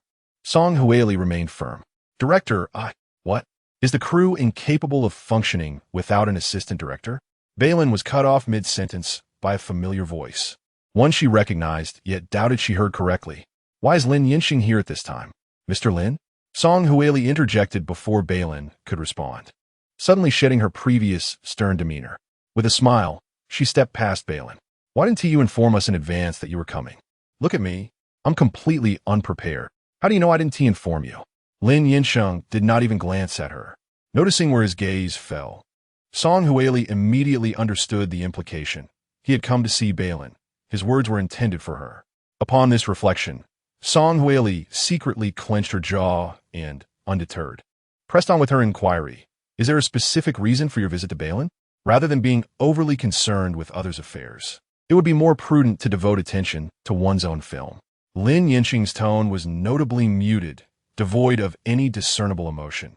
Nonetheless, his voice conveyed an unprecedented sense of oppression. If the assistant director were absent for even a day or two, the filming would come to a halt. Perhaps it would be best for you to relinquish the director's position to her? At this moment, Bei Lin's decision to take leave was already questionable. Hearing Lin Yansheng's serious tone, she instinctively tugged at his sleeve, signaling him to refrain from further comments. After a brief pause, Bei Lin stepped forward, apologizing. I'm sorry, director. He didn't mean it that way. Lin is absolutely right. Song Huili's abrupt change in attitude caught Bei Lin off guard. I may have spoken too harshly. Who among us hasn't encountered a sudden mishap? You may go, Bei Lin, but I can only grant you a maximum of 2 days off.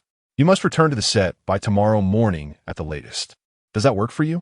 That's fine, director, Bei Lin replied, sensing that Song Huili's approval stemmed from Lin Yansheng's presence. However, she was beyond such concerns. Her immediate focus was to resolve matters in T-City with Bei Lin. Song Huili nodded. All right then, hurry along. Since Lin Yansheng had come specifically to see Bei Lin, he would not linger once she departed. As they exited, Song Huili's assistant entered the room. Director, was that Bei Lin's boyfriend? I only caught a glimpse of his back. But aren't outsiders prohibited from entering our set? How could Bei Lin so brazenly disregard the rules? Uncertain which words had struck a nerve with Song Huili, the assistant hesitated. But upon sensing her rising ire, she abruptly swept everything off the table, erupting in anger. Get out. Who permitted you to enter? Leave. Once outside Song Huili's office, Bei Lin looked at her companion with confusion. What brings you here? Perhaps the nefarious capitalist suddenly wished to experience the struggles of the common folk, Lin Yansheng replied, casting her a disinterested glance, as if to emblazon his disdain upon his visage. Bei Lin remarked, is this joke really off limits? In the film crew, Bei Lin was already a figure of considerable intrigue, and walking alongside Lin Yansheng made it nearly impossible to go unnoticed. Her obsession with concealing their marriage was waning. After all, her grandmother was already aware, rendering other concerns trivial. Furthermore, those unaware might not immediately leap to conclusions about their relationship. After leaving the set, Bei Lin climbed into Lin Yansheng's car, which he promptly directed towards the airport without inquiring about her destination.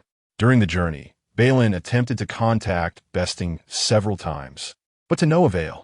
After some contemplation, she decided to call Shen Fanfan. Could you perhaps consider my status as a high school student when you call? I'm currently in class. Shen Fanfan's voice was notably subdued. Bei Lin had never anticipated that, in her lifetime, she would encounter Shen Fanfan during class hours. Rather than endure a multitude of classes only to achieve a two-digit score, it seemed more prudent to refrain from attending altogether. After all, people might merely label one as playful, without casting doubts upon one's intellect. It is as if one has never experienced the shame of receiving a two-digit score. I still possess photographic evidence of your 18 marks in physics. Bei Lin. The past is not easily revisited. Although her phone was not on speaker and Shen Fanfan's voice was barely audible, upon hearing the score of 18, Bei Lin felt a twinge of guilt and glanced at the person beside her. Noticing his unwavering focus on the road, she surmised he must not have heard, which brought her some relief. Have your parents mentioned Benai at home these past few days? Concluding the phase of mutual harm, Bei Lin recalled the primary purpose of her call. Is something amiss? Shen Fanfan sensed the unease. Pausing for a moment, she added, this matter cannot be succinctly explained. Please wait while I skip a class to discuss it further with you. Chapter 86. Ready to confront your father? Just as Bei Lin was about to persuade her to refrain from skipping class and return the call after the lesson, Shen Fanfan had already hung up the phone in a whirlwind. What did you just look at me for? Lin Yansheng inquired with a nonchalant tone as Bei Lin diverted her gaze from the screen of her phone. Bei Lin pondered in disbelief. How could he know she was looking at him when he was clearly focused on the road? Although she had her doubts, she would not confess the truth. She merely wanted to check if he was driving safely. Are you feeling guilty about whether I am driving properly? Lin Yansheng clearly did not believe her feeble excuse. Bei Lin began to suspect if he had developed a third eye on the side of his head. Despite her silence, Lin Yansheng was relentless. Mrs. Lin, did you know that before our marriage, I acquired a dossier so detailed that it even recorded the age at which you lost your front teeth? It was impossible for a child to keep their mouth closed while losing their front teeth, and many people knew at what age this occurred. Thus, it was evident that his information was merely superficial. Bei Lin had anticipated that he would investigate her, but she never expected such meticulous details about her childhood, leaving her both shocked and secretly cursing him for being a creep while maintaining an air of indifference. Who has lost their front teeth? She thought dismissively. Upon hearing this, Lin Yansheng smirked subtly. Bei Lin felt as though his insinuation carried a double meaning. Was he implying that the information was lacking in depth, or that she herself was devoid of substance? Is there a distinction? Lin Yansheng glanced at her, his expression resembling that of someone observing a child with a mental handicap. Infuriated but aware of the need for composure, Bei Lin took a deep breath, preparing to engage him in a reasonable discussion when Shen Fanfan's call came through. Her voice was calm, suggesting she was no longer in the classroom. As soon as the call connected, Shen Fanfan directly asked, "Are you aware of my mother's history with her ex-husband?" Bei Lin knew that Shen Himai and Bei Siding were not in their first marriages. Beyond that, she was only aware that Shen Himai's divorce had been quite unpleasant, to the extent that she had established a rule for the household staff that no one was to mention that man in her presence. Bei Lin was only privy to this much information about the ex-husband, but what did it have to do with Bei Nai? Initially, it seemed irrelevant, but as soon as I mention it, you will surely understand. It pertains to the recent arrival in T-City who seeks to take Bei Nai as his apprentice, Old Master Su.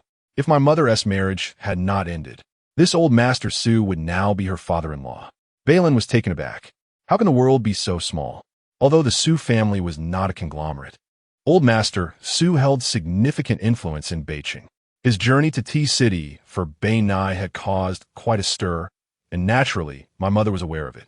As Shen Fanfan continued, her tone grew a bit agitated, The two had been arguing at home daily over this matter. It seemed her mother had even instructed a lawyer to draft the divorce agreement. Bei Lin, feeling exasperated, had decided to move to a school dormitory to escape the chaos. By the way, you still haven't told me what happened to Bei Nai? Bei Lin conveyed the information she had gathered from teacher Shen. Upon hearing this, there was a brief silence on the other end of the line before Shen Fan, suppressing her irritation, spoke up. Are you heading to T-City now? I want to go with you. No, you should focus on your classes, Bei Lin replied, not wishing to involve her in this matter. Firstly, she had the college entrance examination next year, and secondly, if Shen Himai were to discover her trip to T-City, it would undoubtedly lead to further complications. After hanging up the phone, Bei Lin frowned deeply. Although Bei Nai had no intention of seeking a mentor, ultimately, the choice was hers to make. Regardless of the long-standing grievances between Shen Himai and the Su family, Bei Lin had no rightful place to intervene in Bei Nai's life. As for Bei Zishan, he had not seen Bei Nai even once since their divorce. Who was he to create a scene in T-City now? Bei Lin was seething with anger, wanting to curse. Yet Bei Zishan's calls went unanswered. Is the situation that complicated? Lin Yansheng casually inquired as he noticed her agitation while she tossed her phone onto her lap. In fact, he had already caught wind of the gist of the matter. The specifics of the situation in T-City remained uncertain, but recalling teacher Zhao's words about Bei Zishan bringing bodyguards, Bei Lin turned to Lin Yansheng and asked, "Could you lend me a few of your brawny subordinates? Planning to take on your dad?" Lin Yansheng succinctly summarized. The moment the words left his lips, Bei Lin felt an inexplicable sense of rebellion. If only Bei Nai was allowed to be free, why would she need to confront him? It wasn't as if she was seeking imprisonment. You'd fight him without facing jail time? Bei Lin was taken aback, pondering if he possessed some form of mind-reading ability. Tired of futile attempts to conceal her intentions, she decided to embrace the notion. He deserved the beating. There's a way to beat him without going to jail. Interested? Is such a fortunate thing even possible?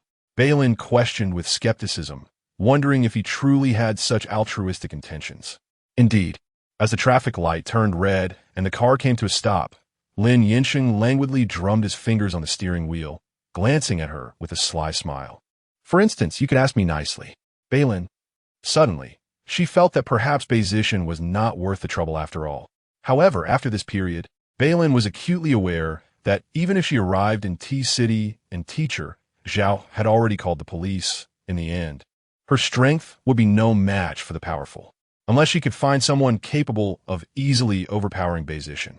If she were to use a metaphor for the person in front of her, it would likely trace back to prehistoric creatures, a Tyrannosaurus rex. I beg you, Bei Lin stated with remarkable clarity, you can choose how you wish to be begged. Don't feel uncomfortable just because I'm pregnant.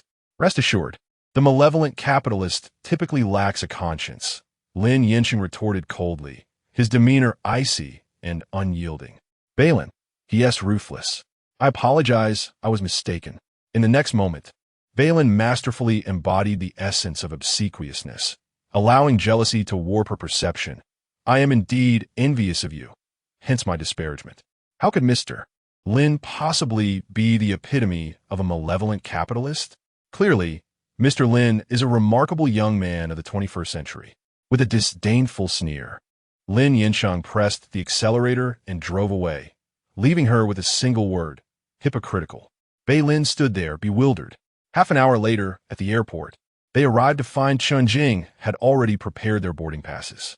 Mr. Lin, the flight departs in 30 minutes, and your wife's ticket has been upgraded to first class. Bei Lin gazed in confusion at the suddenly appearing Chunjing, then glanced at Lin Yansheng, who remained composed while accepting both boarding passes. A sense of foreboding began to rise within her. Are you going to T-City with me? I thought you were borrowing someone. Lin Yansheng retorted with a sense of entitlement.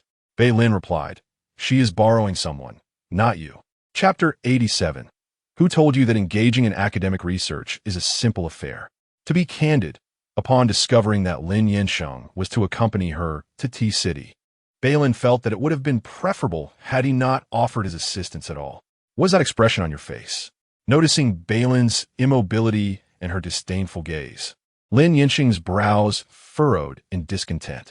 No. I merely feel quite embarrassed to ask for your company. How could I trouble you to waste your time accompanying me to T City? Bei Lin cleared her throat, attempting to dissuade him from this audacious notion, even suggesting, perhaps, like last time, we could have Assistant Chen accompany me instead. Lin Yansheng, already in a foul mood, glanced at Chen Jing upon hearing this. Do you have the time? Absolutely not. Chen Jing, sensing the lethal glare from Lin Yansheng, hastily shook his head. Madam, I am particularly busy these days. Not only is a trip to T City out of the question, but even this visit to the airport has already consumed my lunch breaks for the next 3 days. After speaking, without waiting for Bei Lin's response, he quickly added, if there is nothing else, I shall return to the company. By the time Bei Lin processed his words, Chen Jing had already vanished from her sight at a sprinting pace. Due to this minor episode, Lin Yansheng did not utter another word to her until the plane landed at T City Airport. Even when Bei Lin attempted to engage him, he treated her as if she were invisible. Regardless of whether Chen Jing accompanied him or not, Lin Yansheng always ensured that everything was meticulously arranged. Thus, upon exiting the airport, a driver approached them. Mr. Lin, Madam President, the vehicle is ready. Allow me to escort you. Lin Yansheng declined the driver's offer, taking the car keys himself and settling into the driver's seat. Observing this, Bei Lin swiftly took her place in the passenger seat. The car soon departed from the airport. When alone, the atmosphere became markedly more tense than in public. Bei Lin reflected on her actions and acknowledged that she had indeed erred. After driving for a while, Bei Lin leaned toward him, saying, Lin Yansheng, shall we call a truce? Lin Yansheng remained fixated on the road ahead, continuing to ignore her presence. His aura was inherently commanding. Though he often maintained a stoic expression, Bei Lin had learned to categorize his various manifestations of indifference over time. In this instance, it was evident that he was displeased. Having little experience in appeasing him, Bei Lin eventually recalled something once they arrived in T City. Don't you enjoy oranges? My grandmother's little garden still has quite a few left on the tree. After we finish our errands, I could pick some for you. In light of the oranges, could you perhaps overlook this minor grievance? The mention of the oranges finally elicited a reaction from Lin Yansheng, who turned his head slightly to cast her a fleeting glance, yet still refrained from speaking. As soon as the request for assistance achieved a qualitative leap, Bei Lin immediately intensified her efforts. My grandmother and her neighbor, Aunt Li, have been lifelong good friends and both possess exceptional skills in tending to fruit trees. The orange tree in my grandmother's yard and Aunt Li's persimmon tree have both brought tears of longing to the local children. If you don't mind, I could help you pick a few persimmons later. Bei Lin paused, waiting for a response, and the car fell silent for a few seconds. What else? After a brief moment of silence, Bei Lin sighed in frustration, when suddenly Lin Yansheng spoke up. Huh? Bei Lin was momentarily taken aback. Lin Yansheng chuckled softly and added, What about Aunt Wang, Aunt Zhou, and Aunt Feng? Bei Lin responded, So, the oranges and persimmons aren't enough for him? It wasn't that there weren't any. Bei Lin recalled that although these old friends had different interests, their social circles were certainly distinct. For instance, Aunt Wang was passionate about square dancing and had even performed on television before. Bei Lin considered suggesting that if he were interested, she could act as an intermediary and introduce him to Aunt Wang as an apprentice. However, she lacked the courage to voice that thought, keeping it to herself. Yet, the mere idea of Lin Yansheng dancing at the square dance conjured a bizarre image in her mind, leading her to chuckle uncontrollably in front of him. You better not be imagining anything strange. Lin Yansheng shot her a warning glance. Bei Lin quickly composed herself. I wasn't. Before she could finish her sentence, her phone buzzed in her pocket. Glancing at the caller ID, she saw it was Teacher Zhao. Bei Lin, have you arrived in T City?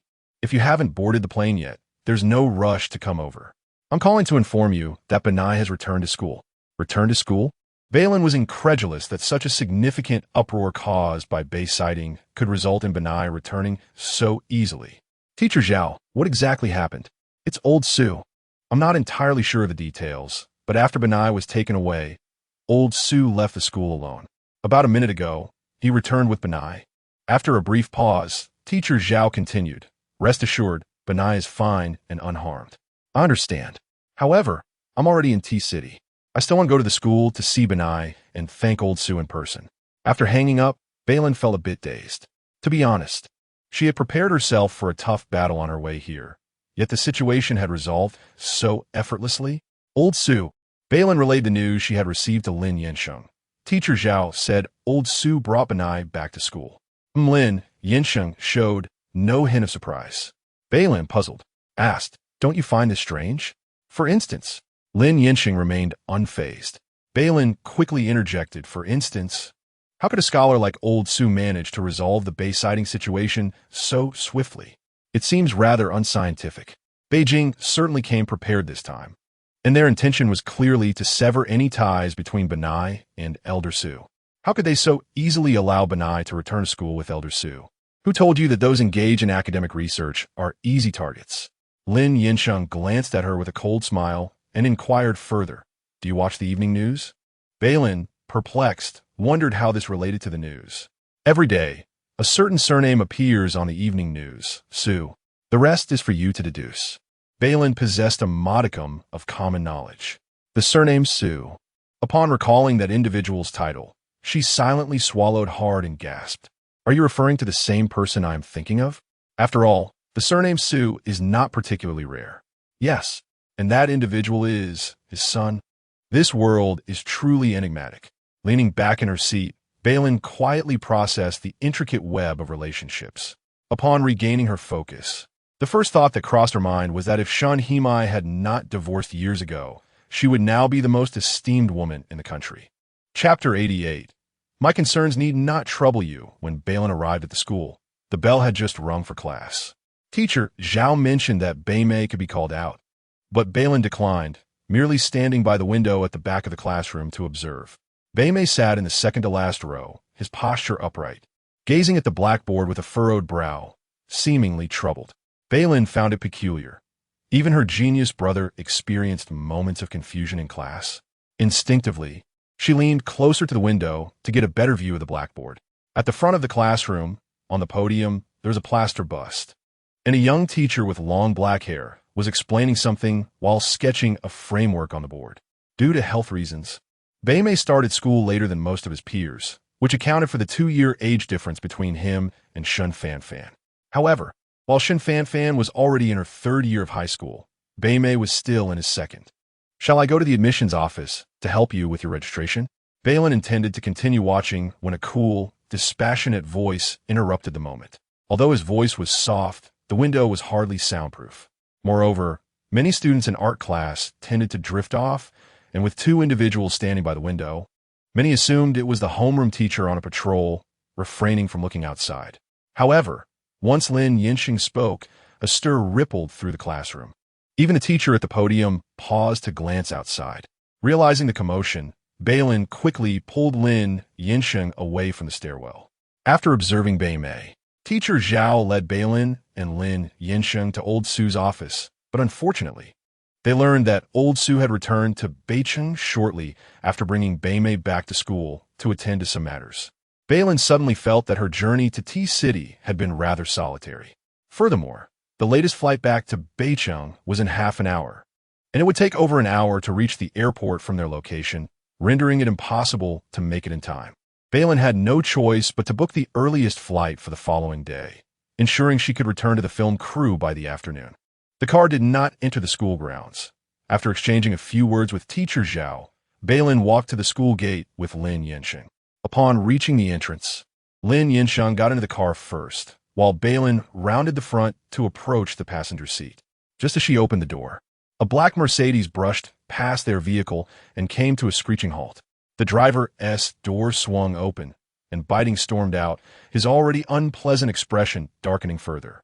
You certainly arrived quickly. Is there something you need? Bei Lin was not particularly inclined to engage with him. Is this how you speak to an elder? Biting was furious, but chose not to waste time on trivial matters. Bei Lin, I must insist that Bei Mei has no entanglements with the Su family. Over the years, Biting had grown accustomed to a life of luxury within the Shen family, and coupled with his already commendable appearance, he had truly embodied the essence of refined elegance.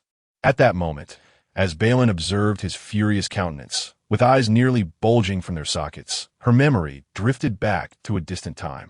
The last time he had displayed such a threatening demeanor was during her mother's divorce proceedings. She was merely 6 years old then.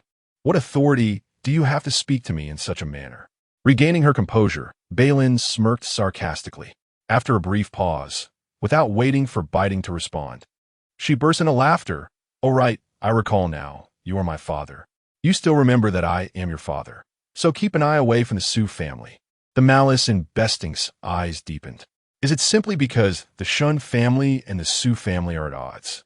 Bei Lin's inquiry seemed somewhat rhetorical. Naturally, Besting affirmed this. Bei Lin had never harbored high hopes for him, so hearing this answer did not disappoint her greatly. He had always been a selfish man.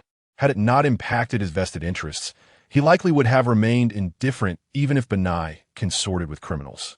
The sensation of losing control over a son he once deemed a disgrace must be quite unpleasant for him, wouldn't it? The game of adults is nothing but this.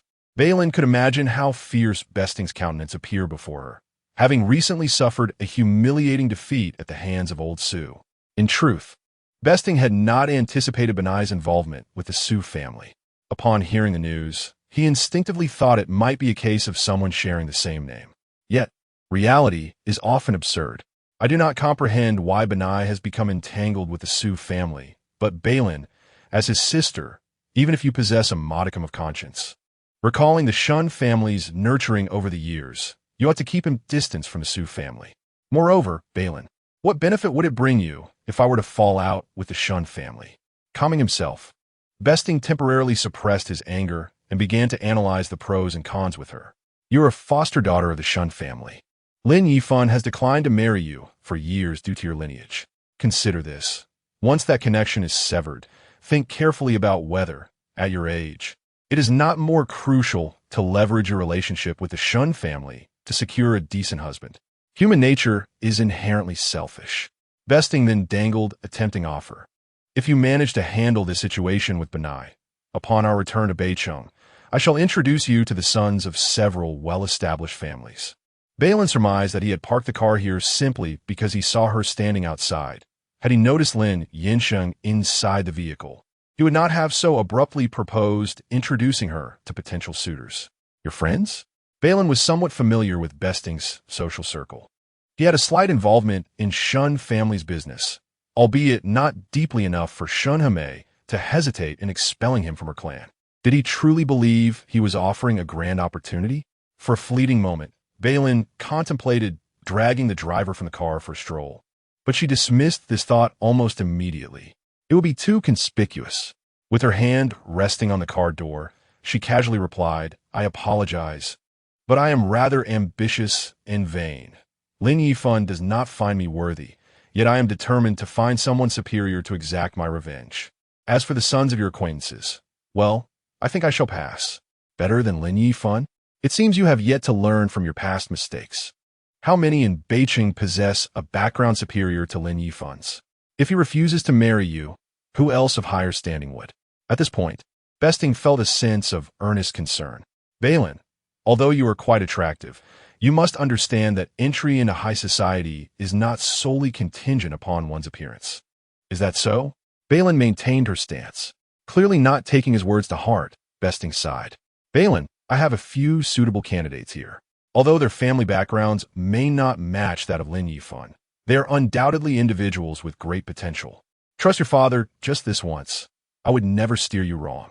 How amusing, Bei Lin thought. With Besting's blatant fabrications, she could have easily enjoyed a few more sunflower seeds had they been in a tea house. While she was inclined to linger, Lin Yansheng had grown impatient. "You needn't concern yourself with my affairs," he stated as he exited the car, his ice blue gaze directed squarely at Besting from across the vehicle's width. He continued, a faint scoff escaping his throat. Old Su has indeed become overly lenient in recent years. Chapter 89. Don't be cowardly. Mrs. Lin in the morning, upon receiving a phone call from teacher Zhao, Mrs. Lin learned that Bei Lin had been abducted from school by Besting. Bei Lin had attempted to reach Besting countless times, but her calls went unanswered. Subsequently, Elder Su intervened, and Bei Lin was returned to the school. Bei Lin received this news promptly, and shortly thereafter, Besting attempted to call her, yet she chose not to answer. Besting surmised that upon receiving the news, Bei Lin would hasten to Tea City, so he ventured to the school in hopes of encountering her. To his surprise, Upon arriving at the school entrance, he spotted Bei Lin opening her car door, her attention solely fixed on her own affairs. As he alighted from his vehicle, he caught a fleeting glimpse of someone in the driver's seat, but whether it was a man or a woman escaped his scrutiny. He could not fathom that it was Lin Yansheng. That name lingered in his mind, a riddle that evoked memories of the last time Lin Yansheng had appeared at the Shen residence to take Bei Lin away, prompting unease in both him and Shen Hebei. However, since Lin Yifan and Bei Lin had not ended up together, what could Lin Yansheng possibly see in her? Moreover, the Lin family's standards for a suitable partner were notoriously high. Thus, they dismissed the thought. For a moment, shock enveloped Besting's face as he stammered, "Mr. Lin, just moments ago, you claimed that the elite of Beicheng could navigate society solely on the merit of their appearance?" The iciness in Lin Yansheng's eyes remained unchanged, laced with sarcasm. "Yet, from what I gather, your successful integration into the Shen family was precisely due to that very face." As for Bei Lin at this juncture, Lin Yansheng shifted his gaze to Bei Lin, asserting that as long as I desire it, she can effortlessly navigate the elite circles of Beicheng. As long as I desire it. Bei Lin's gaze met his, fully aware that this declaration was intended for Besting's ears alone. Nonetheless, the endearing timbre of his voice enveloped her, and for an instant, she felt ensnared in a whirlpool, surrounded by sweetness. Madness indeed, Mr. Lin speaks true. The astonishment on Besting's face was palpable, leaving him with no choice but to concur. This was not mere agreement. After nearly 2 decades in Beicheng, Besting knew that this man was not one to boast without foundation. However, had this benefactor been Shen Fanfan, Besting might have felt a sense of joy. With Bei Lin in the equation, darkness clouded his thoughts, and his heart felt heavy with despair. The issues surrounding Bei Lin and the Su family remained unresolved, and now the complication of Lin Yansheng arose. "Yet, Mr. Lin, Bei Lin is my son. His mental faculties are not fully developed. If he becomes too entangled with the Su family, it is he who will suffer. I am acting in his best interest. My methods may be extreme, but with a clear conscience, I assure you, I harbor no ill intentions." After a moment of hesitation, Besting attempted to negotiate further. After all, Bei Lin's condition was genuine, and if he truly went to Beicheng, he doubted Lin Yansheng would not feel embarrassment. "Bei Lin is your son. Do you not feel a twinge of guilt when you utter those words? Aside from contributing a mere chromosome years ago, have you provided any financial support or effort for Bei Lin's upbringing?" Bei Lin questioned with a cold laugh, finding the very utterance of those words from Besting revolting. "Bei Lin, show some decorum. In the presence of Mr. Lin, do you believe your attitude towards your father is appropriate?" Despite his trepidation towards Lin Yansheng, Besting's demeanor towards Bei Lin remained distinctly unfavorable. There is nothing inappropriate about it. Without waiting for Bei Lin to respond, Lin Yansheng had already answered for her, expressing that he believed her perspective was quite valid. Upon hearing this, Bei Lin's face shifted between hues of pale and flushed, and he no longer dared to assume a paternal demeanor towards Bei Lin in Lin Yansheng's presence. Bei Lin maintained a cold expression, unwilling to engage in unnecessary disputes, but she felt compelled to clarify matters regarding Benai. "If your request had been for me to avoid entanglements with the Su family, I would not have felt such anger. After all, the Shen family has, to some extent, provided me with care over the years. However, as for Benai, since his birth, you have fulfilled not even the slightest obligation towards him. Even when he faced difficulties recently, you were quick to disassociate yourself from him. If you wish to sever ties, then let it be complete. He has never relied on you before, nor will he in the future. Therefore, his associations are his own business, and you have neither the authority nor the ability to interfere." After speaking, she turned to Lin Yansheng and said, "Let's go." "All right," Lin Yansheng replied, casting a warning glance at Bei Lin before leading the way to the car. Bei Lin followed suit. Bei Lin watched their vehicle depart, taking a few steps towards the school gate before the memory of Lin Yansheng's gaze extinguished any last remnants of his desire to create a scene. Once Lin Yansheng's car left the school grounds, it made its way directly to Bei Lin's grandmother's small courtyard. Throughout the journey, aside from Bei Lin's occasional directions, the two exchanged hardly any words. The car halted at the entrance of a narrow alley. As they exited, Bei Lin finally voiced the thoughts that had troubled her throughout the ride. Lin Yansheng, thank you. It's merely driving. It's no trouble at all, Lin Yansheng replied, turning off the engine and unbuckling his seatbelt. If you truly feel indebted. He began pulling out his phone, WeChat or Alipay. Bei Lin was momentarily bewildered. Are you asking about the fare? Her eye twitched slightly. You know that's not what I meant. He toyed with his phone, appearing oblivious. Which one are you referring to? I can calculate the cost for you. Bei Lin sighed. Let's forget it. I can't afford it. After a moment of reflection, she added, it's not something worth thanking for. Come on, I'll take you to eat some oranges. With that, she dashed out of the car. Lin Yansheng followed her into the alley, where they walked side by side. Bei Lin was contemplating which hotel to take him to after they finished picking oranges when she suddenly heard him sneeze. Are you catching a cold? She asked, glancing at his unbuttoned suit jacket. Remembering the morning's events, she noted that while he could manage in the office dressed like that, the journey from Beijing to T-City with her must have left him chilled. No, Lin Yansheng replied nonchalantly, his pace unbroken, dismissing it as merely a sneeze. Bei Lin frowned disapprovingly. You shouldn't brush it off. If it worsens, you won't take any medicine. Recalling how he had stubbornly insisted that Dr. Su administer 4 fluids to avoid taking medication, she felt an urge to brand the word immature on his forehead. Almost as soon as she finished speaking, Lin Yansheng halted in his tracks. As dusk settled, the illumination in the alley was dim. Suddenly, Bei Lin found herself ensnared by the penetrating gaze of his dark eyes, realizing with a jolt that she had just been lecturing Lin Yansheng. A wave of unease washed over Bei Lin under his scrutiny, prompting her to instinctively lick her lips. Before he could speak, she hastily clarified. That wasn't my intention. What intention? Lin Yansheng's dark eyes narrowed slowly. Bei Lin pondered. Had she inadvertently dug herself into a hole? Noticing her silence, Lin Yansheng stepped closer, his throat producing a sound that was both enigmatic and amused. Don't be timid, Mrs. Lin. In the ebb and flow of their exchange, Bei Lin only realized, as she regained her composure, that her back was pressed firmly against the wall. Chapter 90. Do I appear to be someone who can settle? Don't be timid, Mrs. Lin. At first glance, this might seem like a motivational statement, but in reality, it borders on mere provocation, at best a mockery. Bei Lin, too, does not wish to cower. Yet, in her current position, how assertive can she truly be? Can she push him away, or could she possibly overpower him? With her back against the wall, Bei Lin shrinks her head in like a quail, reasoning with Lin Yansheng. Do you truly intend to cultivate a bond with me at this moment? Cultivating feelings was his suggestion, and Bei Lin attempts to awaken his conscience, reminding him not to slap himself in the face. However, the conscience is a quality that cannot be roused in those who lack it innately. At that moment, Lin Yansheng smirked with a hint of mischief in his eyes. It seems Mrs. Lin believes our physical contact is insufficient. Bei Lin, the emergence of romantic feelings between a man and a woman is inherently subtle. The methods of nurturing such feelings cannot be strictly defined. To be precise, physical contact can indeed occupy a significant position among various approaches. Bei Lin comprehended the underlying implication of this physical contact immediately, as her heart raced uncontrollably.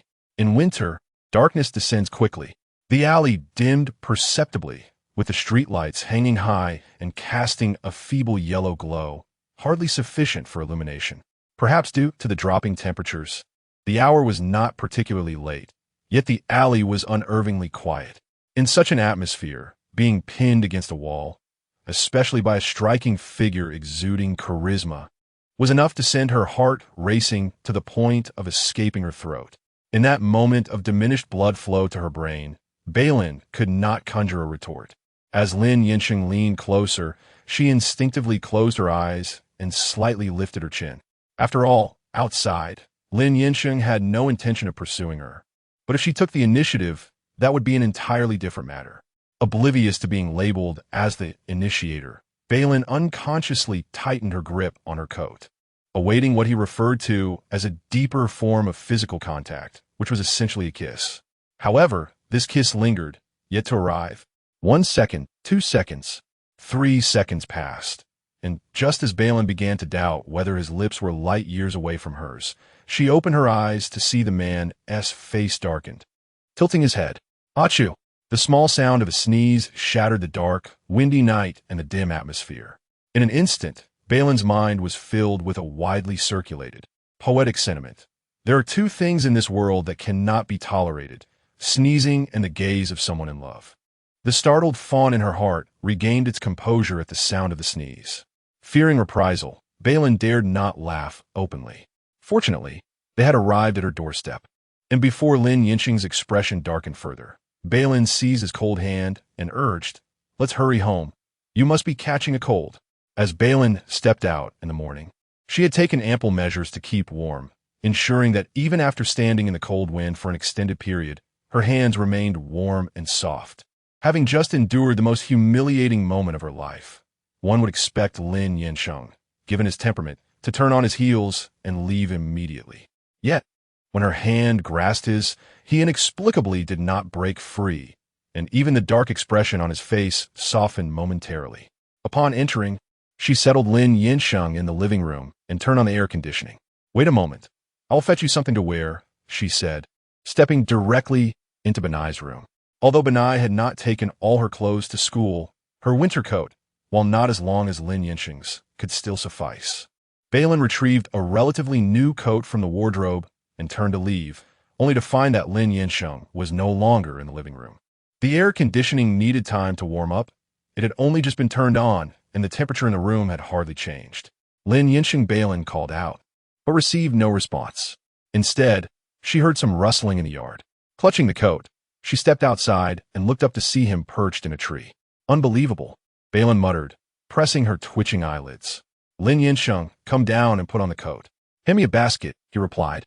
With several oranges in hand and no free hands to pick more, he found himself in a predicament.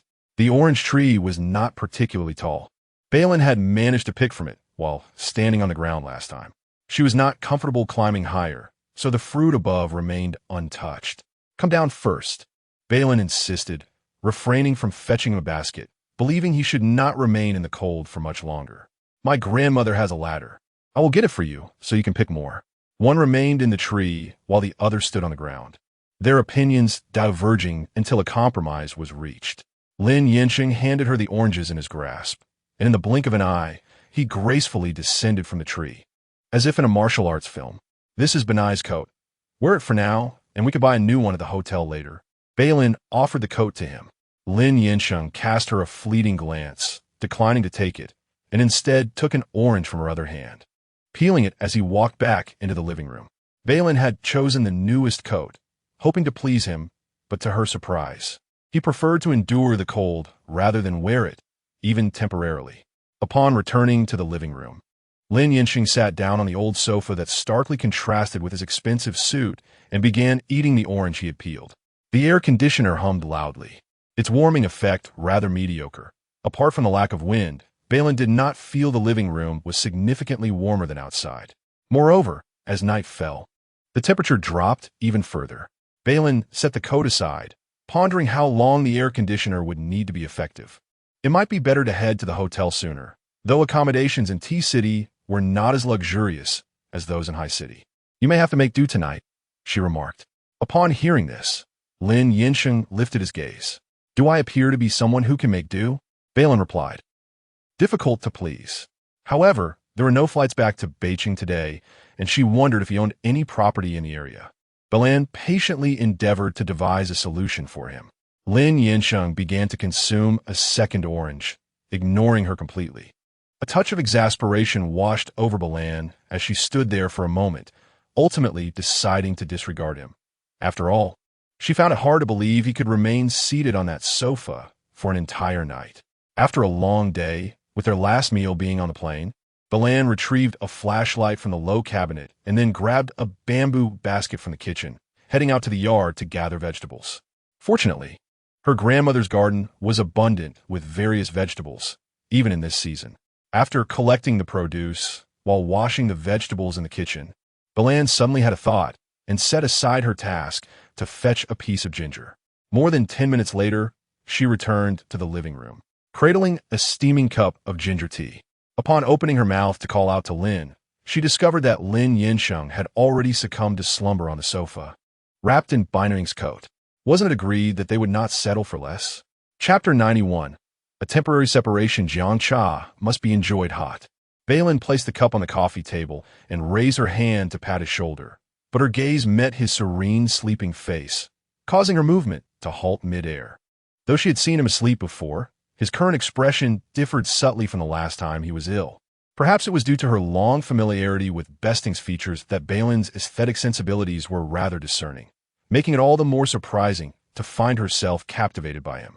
As Lin Yansheng slept, the bitterness and aloofness he often exuded faded away, revealing a languid and noble demeanor in his complete relaxation. Moreover, she had never noticed before just how long his eyelashes were. Bei Lin observed the shadow cast on his lower eyelid by his lashes, and her hand, seemingly possessed, drifted toward his eyes.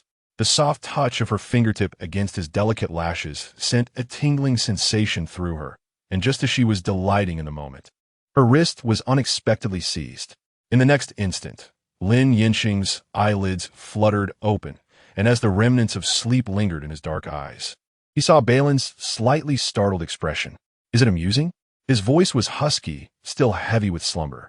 Bei Lin froze for a moment, realizing what had transpired, and her face flushed a deep crimson. What had she just done? There was a little bug, Bei Lin stammered, scrambling for an excuse. I got rid of it for you. Please don't misunderstand him."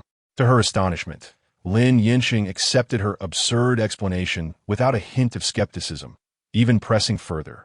"Then could you check if there are any more?" Just as he finished speaking, the large hand gripping her wrist tightened suddenly, leaving Bei Lin no time to react as she found herself tumbling onto him, her startled gasp escaping her lips. "Are there any?"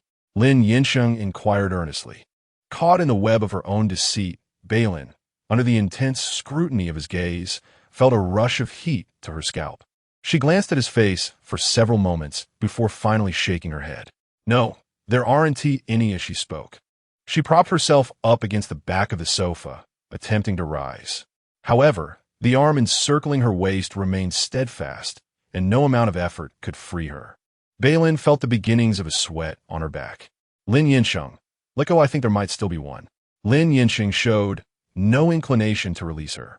"There's no such thing." With a strength surpassing her own, she could only feign seriousness as she examined his face once more. "Really, there's nothing. Please let me go. I made you ginger tea. It should be consumed while hot." To her dismay, the grip on her waist tightened further. "Do I look like someone who enjoys ginger tea?"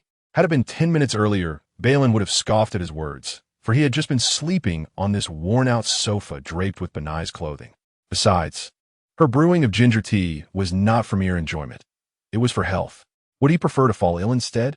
Although ginger tea was not particularly palatable, it was certainly better than resorting to medication later. Exercising her patience, Bei Lin earnestly implored him, "You truly do not wish for me to fall ill?" "Why would I wish for your illness?" Bei Lin instinctively reflected on her own demeanor. Was she truly that malevolent? Upon hearing her words, Lin Yansheng scoffed dismissively, clearly skeptical of her sincerity. "Aren't you the one eager to send me to a hotel? Will my well-being even concern you?" Bei Lin felt an inexplicable sense of resentment in his tone. She thought to herself, why did it seem like he harbored such bitterness?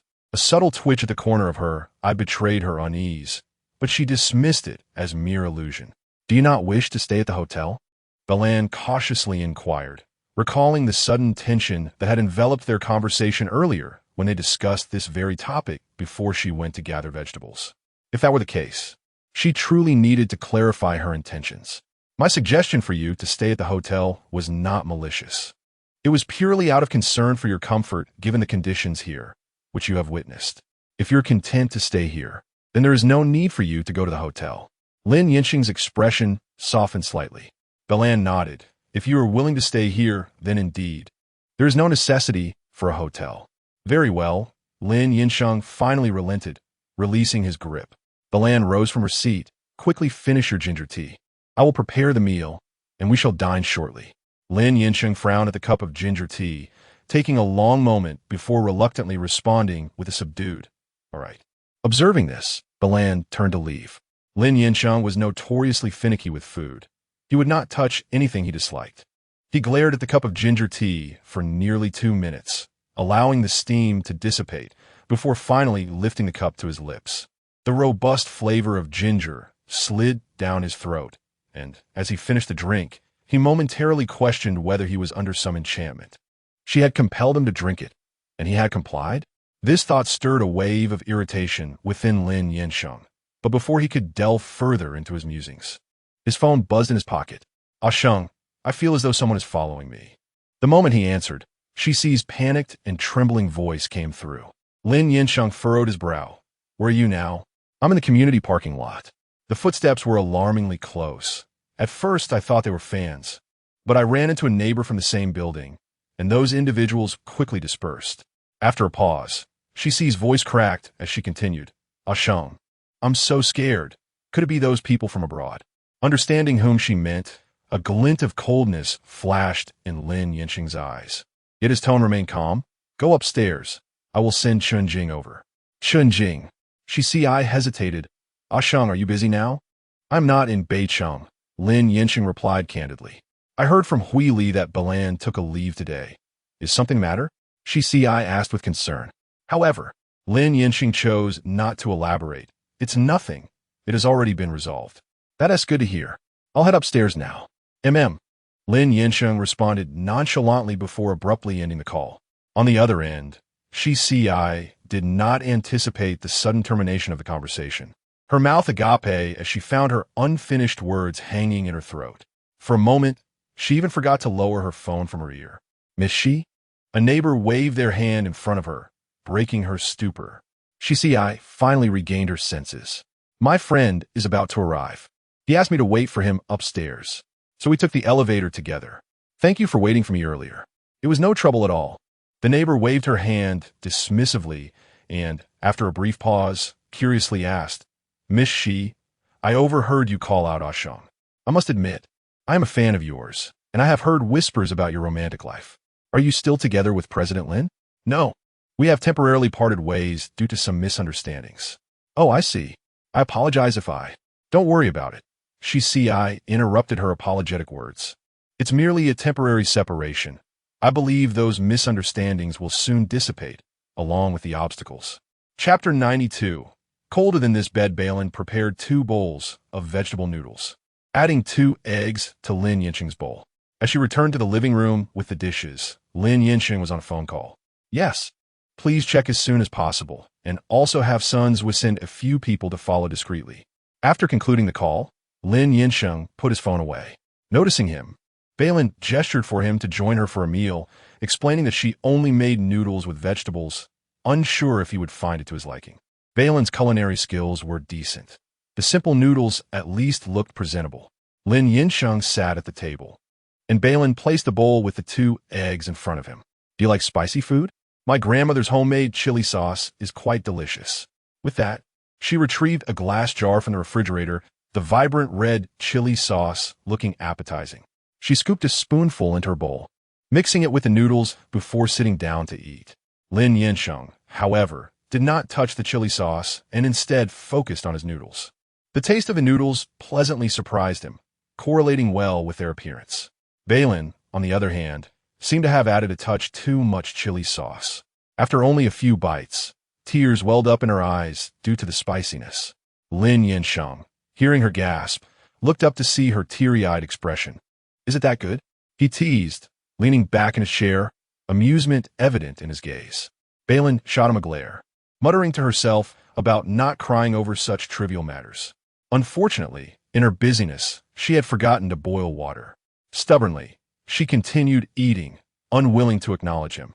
Someone like him didn't he deserve the extra egg she had added. Rather than confront him directly, she typically sulked in silence when annoyed. Lin Yansheng, intrigued, observed her for a moment before reaching over to take her bowl, rising to fetch an orange from the coffee table. He peeled it and offered her the segments. Bei Lin refused to take it, so he proceeded to break it apart, feeding her one slice after another. She had no choice but to accept them. The sweet juice of the orange flooded her taste buds, momentarily alleviating the fiery sensation from the chili sauce. Just as she swallowed one piece, another was promptly placed in her mouth. Once he had fed her an entire orange, Lin Yansheng returned to the table, holding an empty bowl. Bei Lin watched as he divided her unspicy noodles into 2 portions, placing one in front of her. Go ahead, eat. What if you don't get enough? Bei Lin, who was particularly sensitive to gestures of kindness, questioned. Lin Yansheng raised his eyes slightly, a 1T starve. In an instant, Bei Lin's fleeting gratitude evaporated. If it weren't for his initial coercion, he likely would never have had a wife. After finishing their meal, Bei Lin began to allocate rooms. Is it all right for you to sleep in Baina's room? There are 3 rooms in total, and it would be inappropriate to suggest he sleep in my grandmother's room. Lin Yansheng stood up from the sofa. Where's your room? Bei Lin, somewhat perplexed, pointed in a direction. To her surprise, he walked straight towards it. She hurried to follow him. Bei Lin's room was modest but tidy. She had just cleaned it during her last visit, so dust was not a concern. Lin Yansheng appeared quite satisfied as he sat down by the bed. Do you want to sleep here? Bei Lin asked, still hopeful. He looked over with an expression of casual entitlement, as if to say, what else could it be? Bei Lin replied, Fine, I will sleep in Grandma's room. She didn't particularly mind where she slept. Her own room was preferable, but if that wasn't an option, either of the other 2 rooms would suffice. Lin Yansheng had no objections, but rose once more, inquiring about where to take a shower. Perhaps it would be best to forego washing for the night. It was exceedingly cold, and the heating facilities in the bathroom were inadequate. You might catch a chill. I can't sleep without a shower. Lin Yansheng insisted, pausing to add, I haven't caught a chill. Whether he had or not was evident from the sneezes. Bei Lin, weary of further debate, promptly led him to the bathroom. Although uncertain if he would actually use them, she fetched Benai's pajamas, as well as a towel and toothbrush, all unused. While he bathed, Bei Lin quickly freshened up before retiring to bed. Half an hour later, as she was drifting off to sleep, the sudden ring of her phone jolted her awake. Groggily, she reached for her phone. Noticing the caller ID was Lin Yansheng. She paused momentarily. Given the proximity, a simple shout would have sufficed for him to be heard. Why was he calling? Nonetheless, she answered, Come over. The moment the call connected, his emotionless voice reached her ears, leaving no room for her to respond before he hung up. Bei Lin stared at her phone screen in silence for 3 seconds, filled with exasperation as she left the warm cocoon of her bed. She traversed the living room to her own room, entering without closing the door behind her. Upon stepping inside, she was met with the sight of a man seated on her bed, a sensation that was indescribably peculiar. Lin Yansheng donned Benai's pajamas. They fit reasonably well, save for the length, particularly the trousers, which he had transformed into cropped pants. What is it? Bei Lin snapped, her mood less than pleasant. It's cold. As he spoke, Lin Yansheng gestured to the space beside him, inviting her to come warm the bed. Bei Lin thought to herself that under normal circumstances, she would have unleashed a tirade, but taking a deep breath, she opted for reason instead. Mr. Lin, do you truly believe it is appropriate to summon a pregnant woman from her warm bed on a cold night, merely to warm yours? Is it inappropriate? Lin Yansheng showed no sign of finding it so. I at least shared half a bowl of noodles with you. He began to dredge up old grievances. Bei Lin was left speechless. She had made the noodles. Had she not cooked, he would have had no opportunity to share them at all. Lin Yansheng leisurely revisited their past exchanges, recalling who had expressed gratitude in the car, and questioning if that was how gratitude was shown. So it seems one should not bite the hand that feeds. After standing there for about 10 seconds and taking several deep breaths, Bei Lin made her way to her small bed in her slippers, swiftly tossing the blanket aside and slipping underneath. The entire process was as smooth as flowing water. In truth, her own bed was much more comfortable. With no one watching, it was even more so. Bei Lin turned over, presenting her back to him. As she turned over, a corner of the blanket was lifted, causing the small bed beneath her to sway slightly. When she regained her senses, she discovered another person nestled within the covers. What are you doing? Bei Lin immediately spun around, only to find herself enveloped in his embrace. Lin Yansheng rested his chin atop her head, murmuring, I am colder than this bed. Was he treating her as a hot water bottle? Bei Lin struggled briefly, but found herself unable to break free. The bed was already small, and with 2 of them lying together, it felt quite cramped. However, in this position, it was manageable. The faint scent of mint wafted from the man, reminiscent of the body wash she had previously purchased for Bei Lin, gradually ceasing her resistance. A disquieting realization settled within her mind. She seemed not to reject the idea of sharing a bed with him as much as she had initially believed. Chapter 93. Rewards suddenly shifting from the warmth of her cozy bed to this cold, uninviting space. Bei Lin shivered.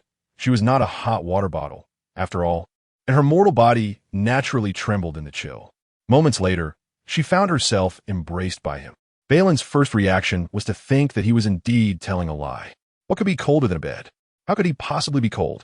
Enveloped in his arms, Bei Lin felt that he was the true source of warmth. Lin Yansheng, didn't you say you were cold? Bei Lin couldn't help but murmur her complaint. Came his voice from above, devoid of any shame for having his lie exposed. It's rather chilly to sleep alone, Bei Lin retorted. Then you're not cold now. She deliberately adopted a frosty demeanor and wriggled in his grasp. Let go of me. I want to go back to sleep.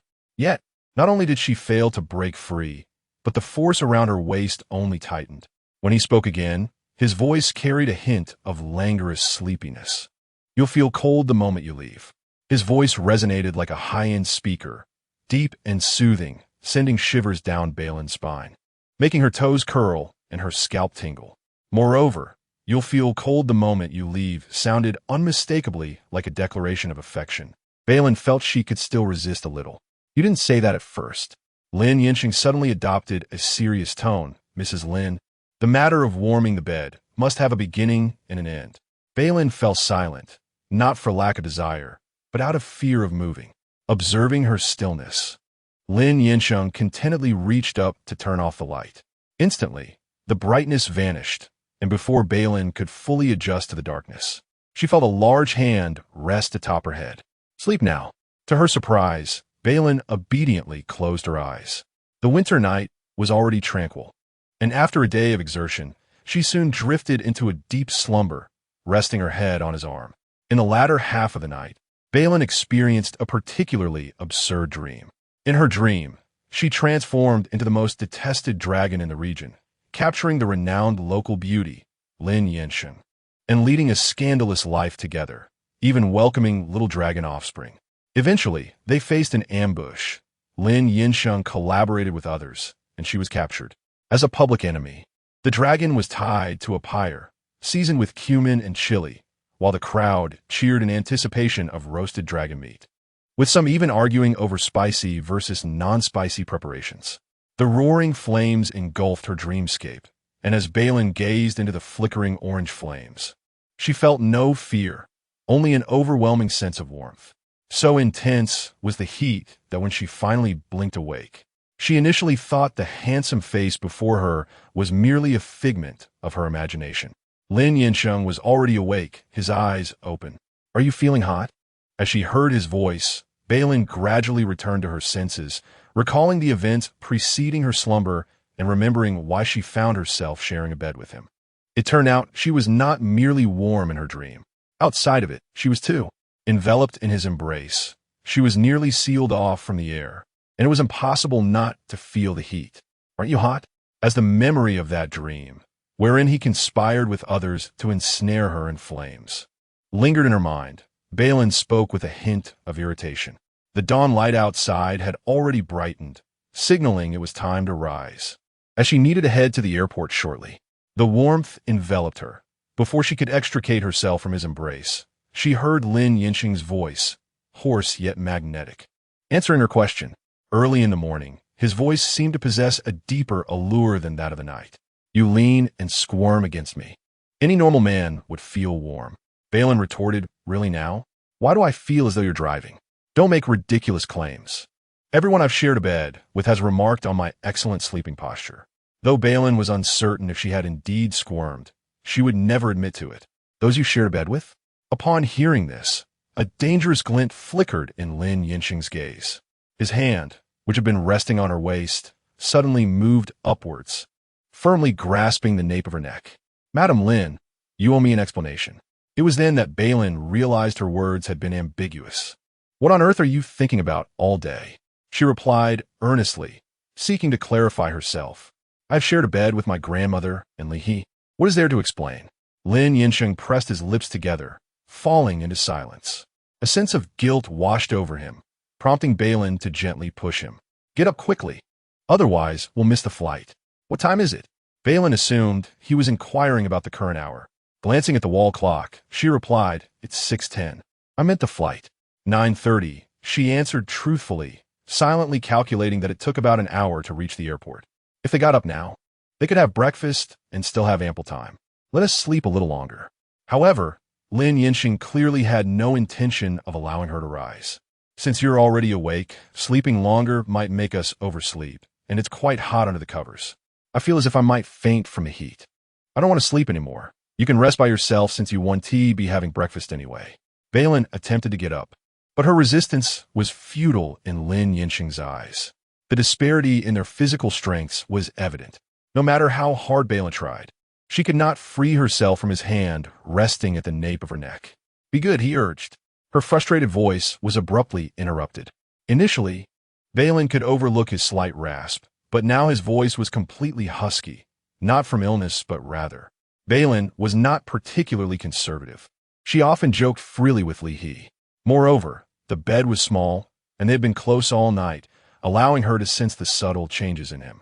Her back stiffened as she recalled the topic previously discussed with Li He, which suggested that men tend to have heightened interest in the early hours. Lin Yansheng calmed down. Bei Lin's breath quickened with caution. With his face nestled in her neck, upon hearing the word calm, Lin Yansheng emitted a sound that was half laugh, half mocking. It seems Madame Lin understands more than I anticipated. Bei Lin hesitated between feigning innocence and resigning herself to despair for a moment, but ultimately steeled herself. After all, she had a child. Would anyone believe her if she claimed ignorance? He would, yet she herself found that hard to believe. Indeed, he chuckled genuinely this time. It seemed quite unreasonable to overlook Mrs. Lin's candidness without some form of reward.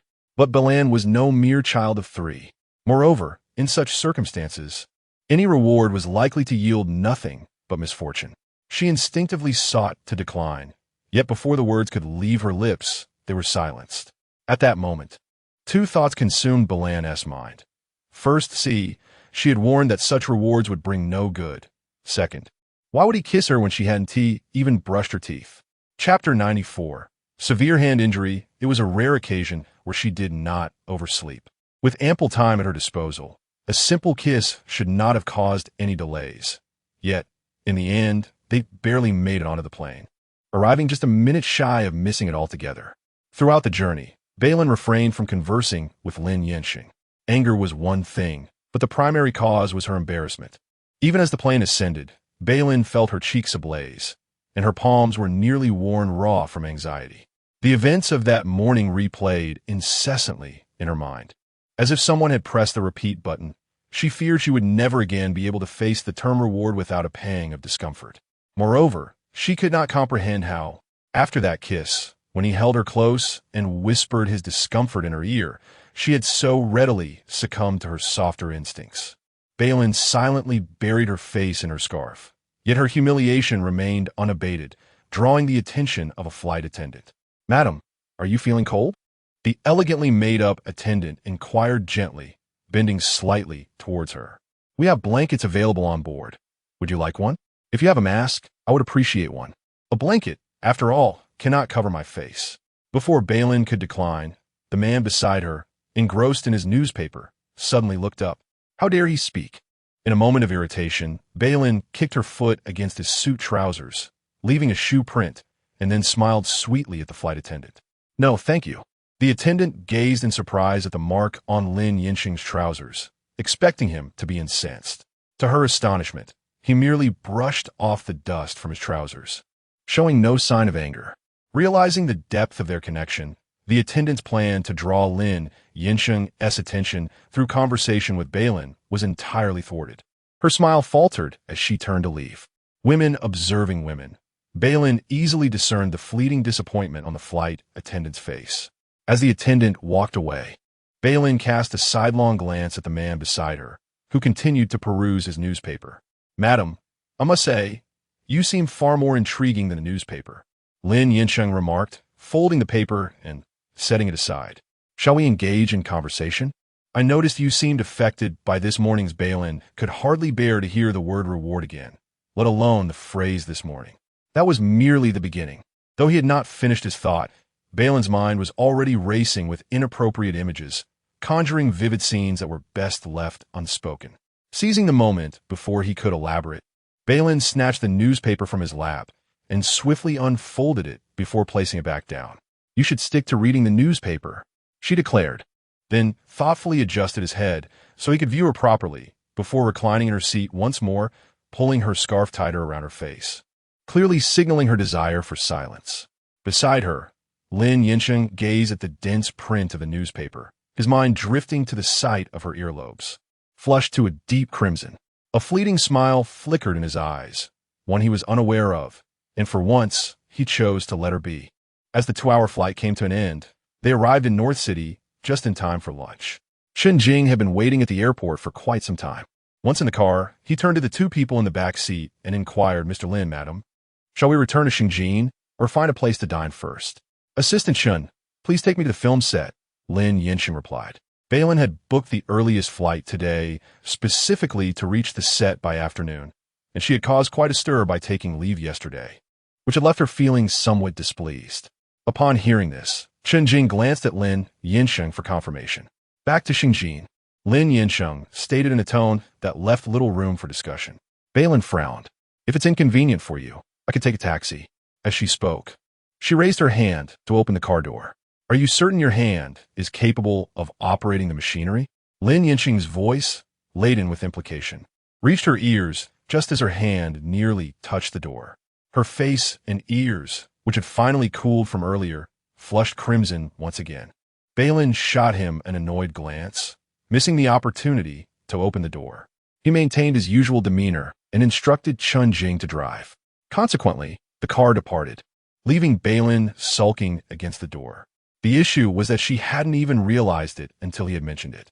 Now she noticed that her wrist was indeed sore and weak. Upon arriving home, Aunt Chun had prepared a meal. Having barely eaten breakfast in a rush to catch the flight, Bei Lin sat down and found herself unable to stop eating. "Madam, why are you suddenly using your left hand to eat?" Aunt Chun asked curiously as she came to clear the table after they had finished. It turns out that one cannot truly engage in mischief, for once one does, any lingering traces will only serve to repeatedly chastise one's sense of shame. Lin Yansheng had recently taken a call and gone upstairs to handle matters. Otherwise, Bei Lin would have surely taken the opportunity to glare at him again to vent her frustration. Bei Lin considered herself not overly shy. After all, she had nearly digested the embarrassment from earlier events.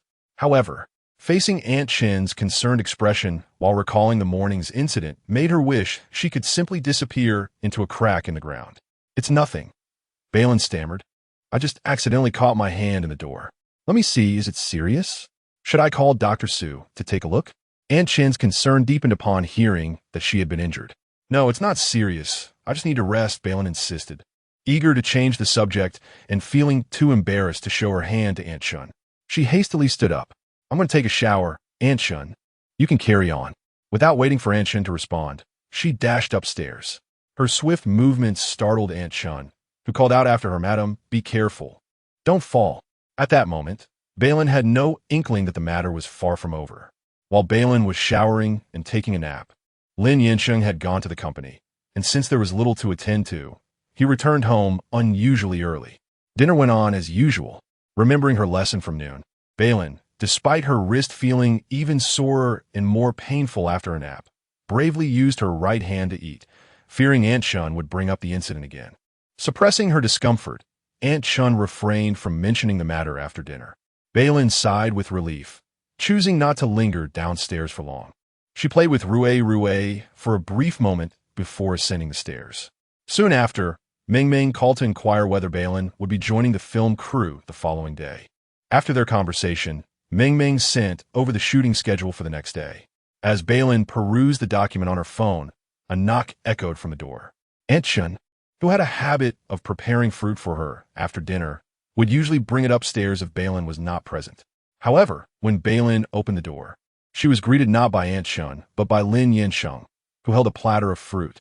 "Your fruit," he said, clad in light-colored loungewear that softened his presence.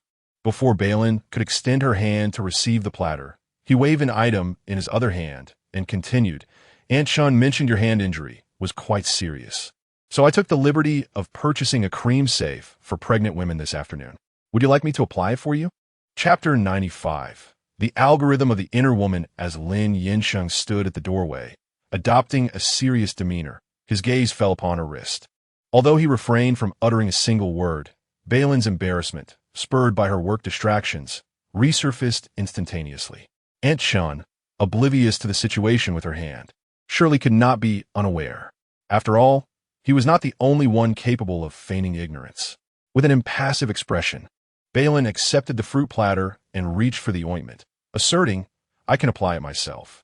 However, before her fingers could make contact with the salve, Lin Yansheng deftly withdrew his hand, boldly stepping inside as she gazed at him in surprise. For a fleeting moment, Bei Lin harbored doubts, questioning whether this truly was his room and if she had mistakenly entered the wrong one.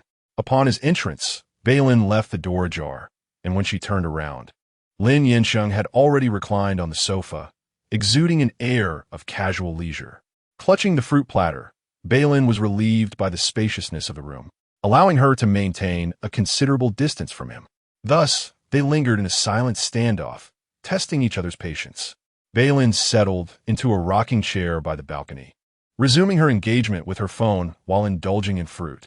As she transitioned from a slice of apple to an orange, Lin Yansheng's patience dwindled. His presence in the room rendered her unable to focus entirely. With a gentle yet audible pat on the sofa, his attention drew her away from her screen. "Come over," he stated, the couch ample enough for two, while he toyed with the elongated ointment tube in one hand and extended the other, palm down, inviting her to join him. Bei Lin pretended not to hear, continuing to consume her orange without lifting her gaze. "It appears you wish for me to approach," he noted, his tone laced with an undeniable edge of menace. As his words hung in the air, he prepared to rise. In a sudden flurry, Bei Lin sprang from her seat, her anxiousness causing her to bite the orange segment in half, one piece landing in her mouth while the other tumbled to the floor in a chaotic little corner. What would happen if he truly came over? Bei Lin regarded him with vigilant eyes, her feet rooted, as if weighing the veracity of his invitation. "I merely intended to apply the ointment for you." Lin Yansheng amusedly manipulated the tube in his fingers, his dark eyes silently observing her, provoking an involuntary sense of panic within her. His speech, measured and deliberate, bore a pause of several seconds before he continued, a hint of a smirk gracing his lips. "If I do not engage in something else, it seems I would be remiss in not addressing the way you currently regard me." At this, Bei Lin instinctively withdrew her left hand behind her back. Noticing her reaction, Lin Yansheng's smile deepened.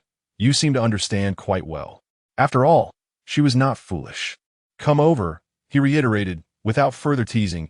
"I have a video conference scheduled in 20 minutes. Bei Lin stood in doubt, remaining motionless. Initially, he had merely mentioned warming the bed last night, yet it had evolved into something more. Sensing her thoughts, Lin Yansheng nonchalantly retrieved his phone from his pocket, stating, however, "I wouldn't mind asking them to postpone the meeting by 2 hours." When it came to intimidation, Lin Yansheng was a man of his word. As he prepared to dial the number, Bei Lin could no longer harbor her suspicions and hurriedly pressed down on his phone. Lin Yansheng allowed her to take the device and place it aside, then lowered his head, his knuckles distinct as he swiftly unwrapped the ointment. This time, Bei Lin cooperated, extending her hand. The cool ointment, gently kneaded by his fingertips, quickly dissolved around her wrist joint. His motions bore a semblance of massage, producing almost immediate relief. She felt the tension in her wrist dissipate. During a brief pause, she glanced up, her gaze landing on the man, whose eyes were cast down, his brow furrowed in rare seriousness. Her stare ultimately fixated on the sharp line of his jaw, momentarily lost in thought, oblivious to when he had ceased his actions. "Mrs. Lin, you may gaze openly. I do not charge for it." Bei Lin snapped back to reality, her face flushed. "I wasn't looking at you. I was merely lost in thought." "Is that so?" Lin Yansheng scoffed lightly, clearly unconvinced. Bei Lin reiterated, "I truly was contemplating work matters. It just so happened that my gaze landed on you when I was deep in thought." As long as you're happy. Bei Lin, weary of spinning tales, urged him to leave. Time is of the essence. You should hurry to the meeting. Upon hearing this, Lin Yansheng glanced at his watch, noting that there were still 12 minutes remaining.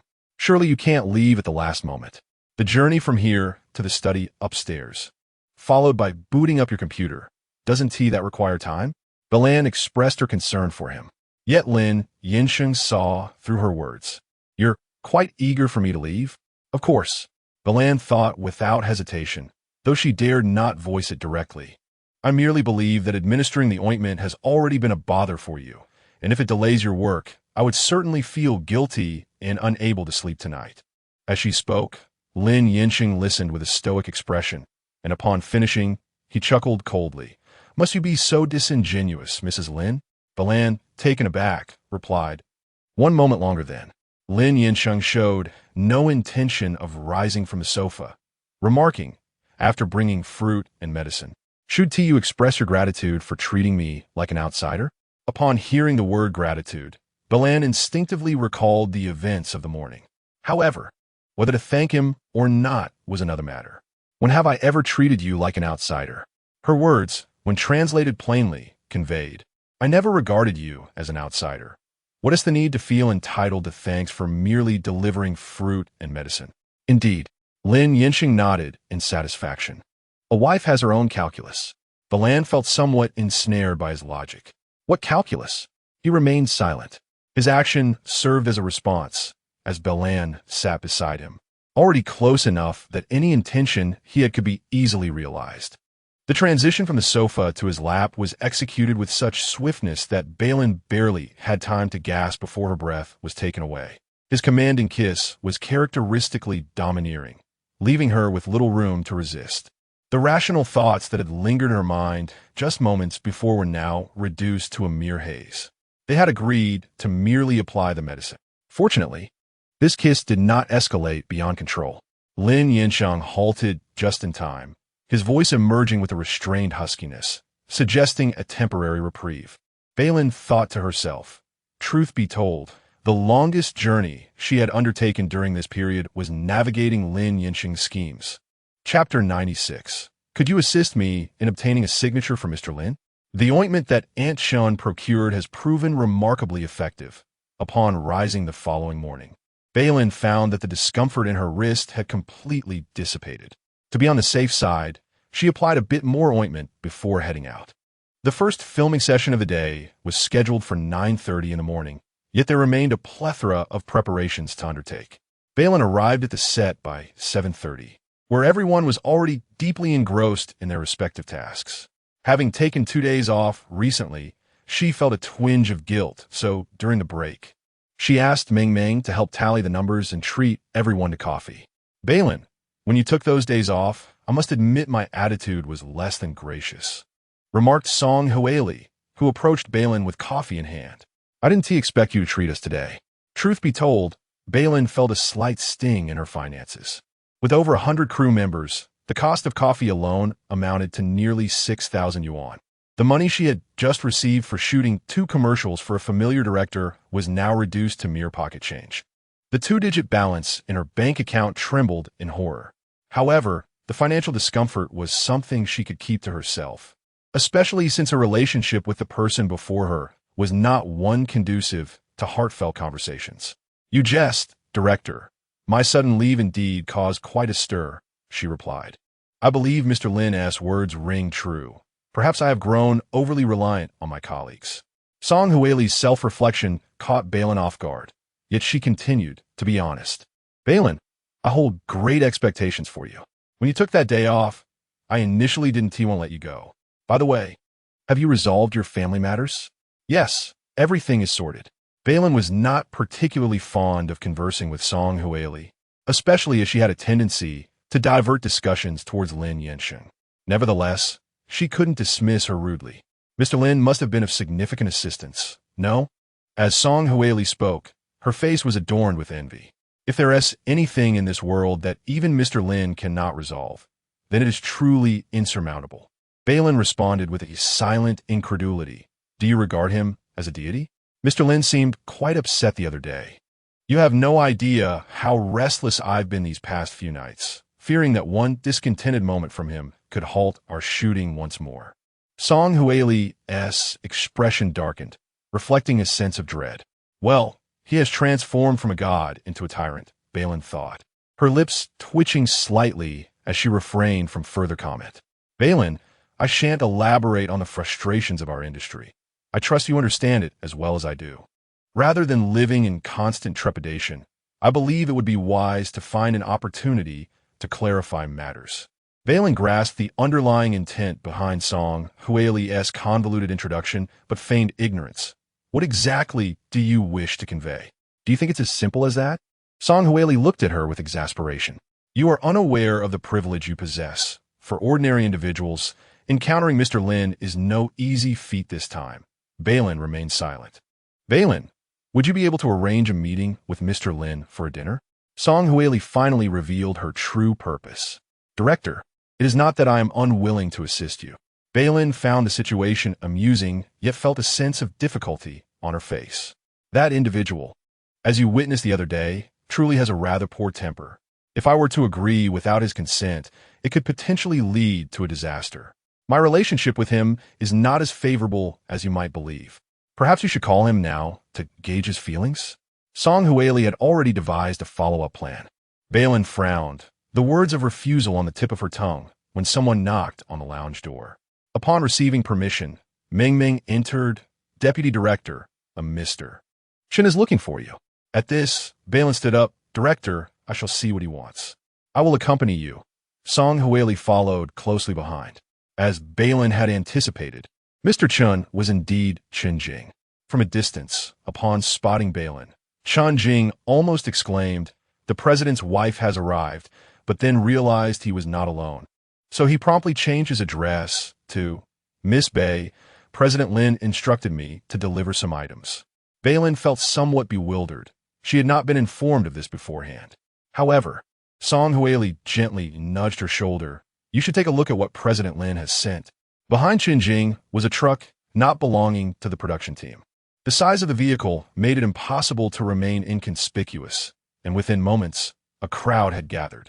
Amidst the attention, Chen Jing had the truck's cargo hold opened, revealing supplies for warmth and some small gift from President Lin for everyone, along with a coffee cart that would soon arrive, providing an unlimited supply of coffee and desserts until the wrap-up of filming. As he spoke, individuals began distributing items from the truck. My goodness, the small gifts from President Lin include diamond bracelets and the latest iPhones. This winter care package is indeed lavish. I saw that down jacket while shopping last week, but couldn't bring myself to buy it. Look, the coffee cart has arrived. If I'm not mistaken, that logo belongs to Dee's brand? I never imagined I would have unlimited access to their coffee and desserts. The air was filled with exclamations of surprise, while Bei Lin looked at Chen Jing, puzzled about what Lin Yansheng was orchestrating. Miss Bei, President Lin noticed your distress during your days off and thought that your absence might have caused some inconvenience to your colleagues. Hence this, Chen Jing stated, glancing around at the gathered crowd. This is President Lin's way of expressing gratitude for everyone's care towards Miss Bei. Bei Lin, when did she ever appear distressed? Oh my, Bei Lin, President Lin is exceedingly kind to you. When he visited the set, I sensed it. Did you perhaps save the galaxy in a past life?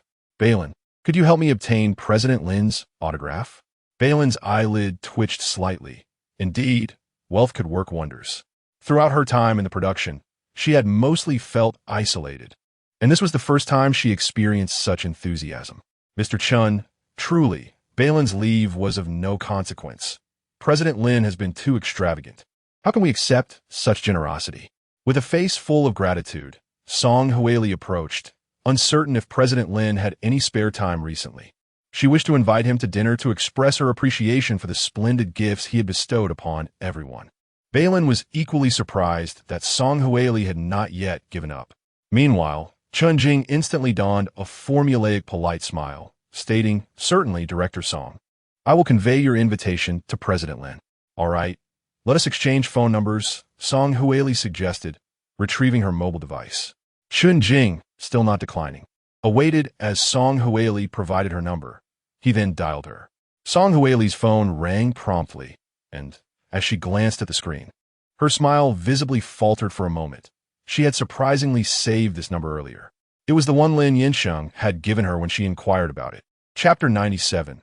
The object of desire. After completing his task, Chun Jing delivered the goods and led his companions away from the film crew. Bei Lin had initially intended to call Lin Yansheng, but as soon as she took out her phone, the call for work rang out. Caught up in the whirlwind of activity, she failed to make the call before nightfall.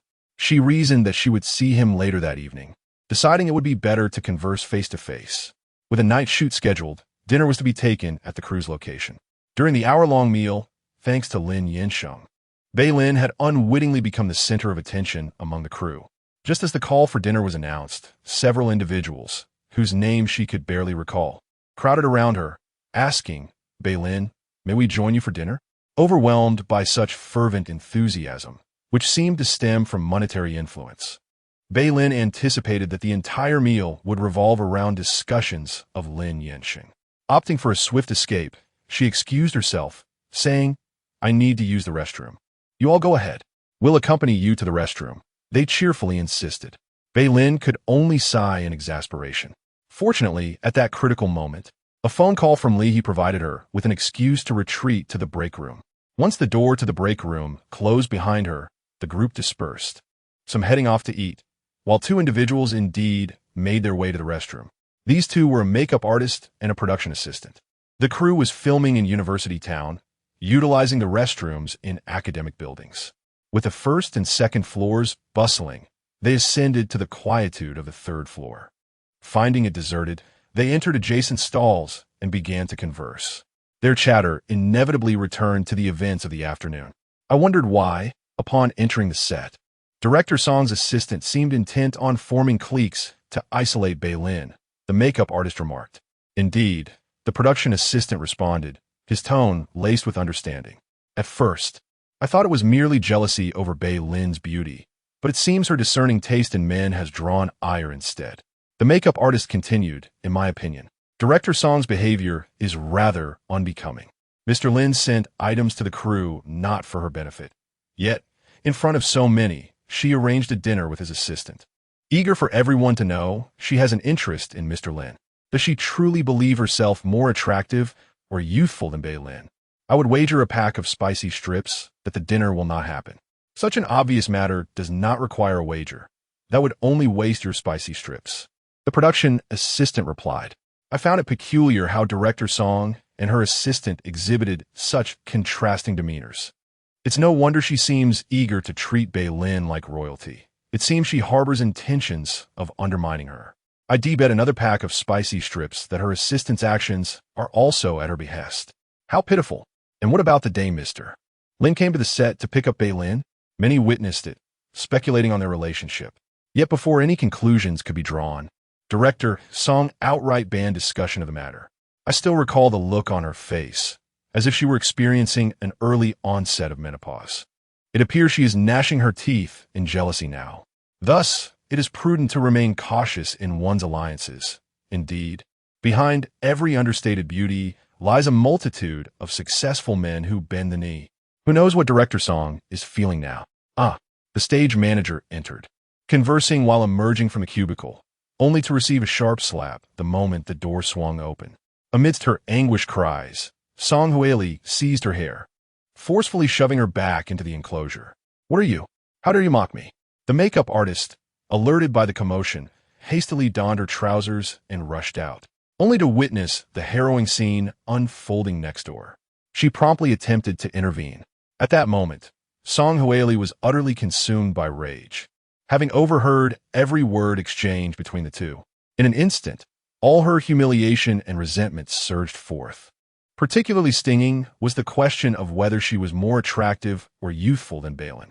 The makeup artist, unable to mediate, found herself slapped as well. And soon the three women were entangled in a fierce struggle. The sounds of their altercation echoed between floors, drawing the attention of those below, who ultimately arrived to separate the trio.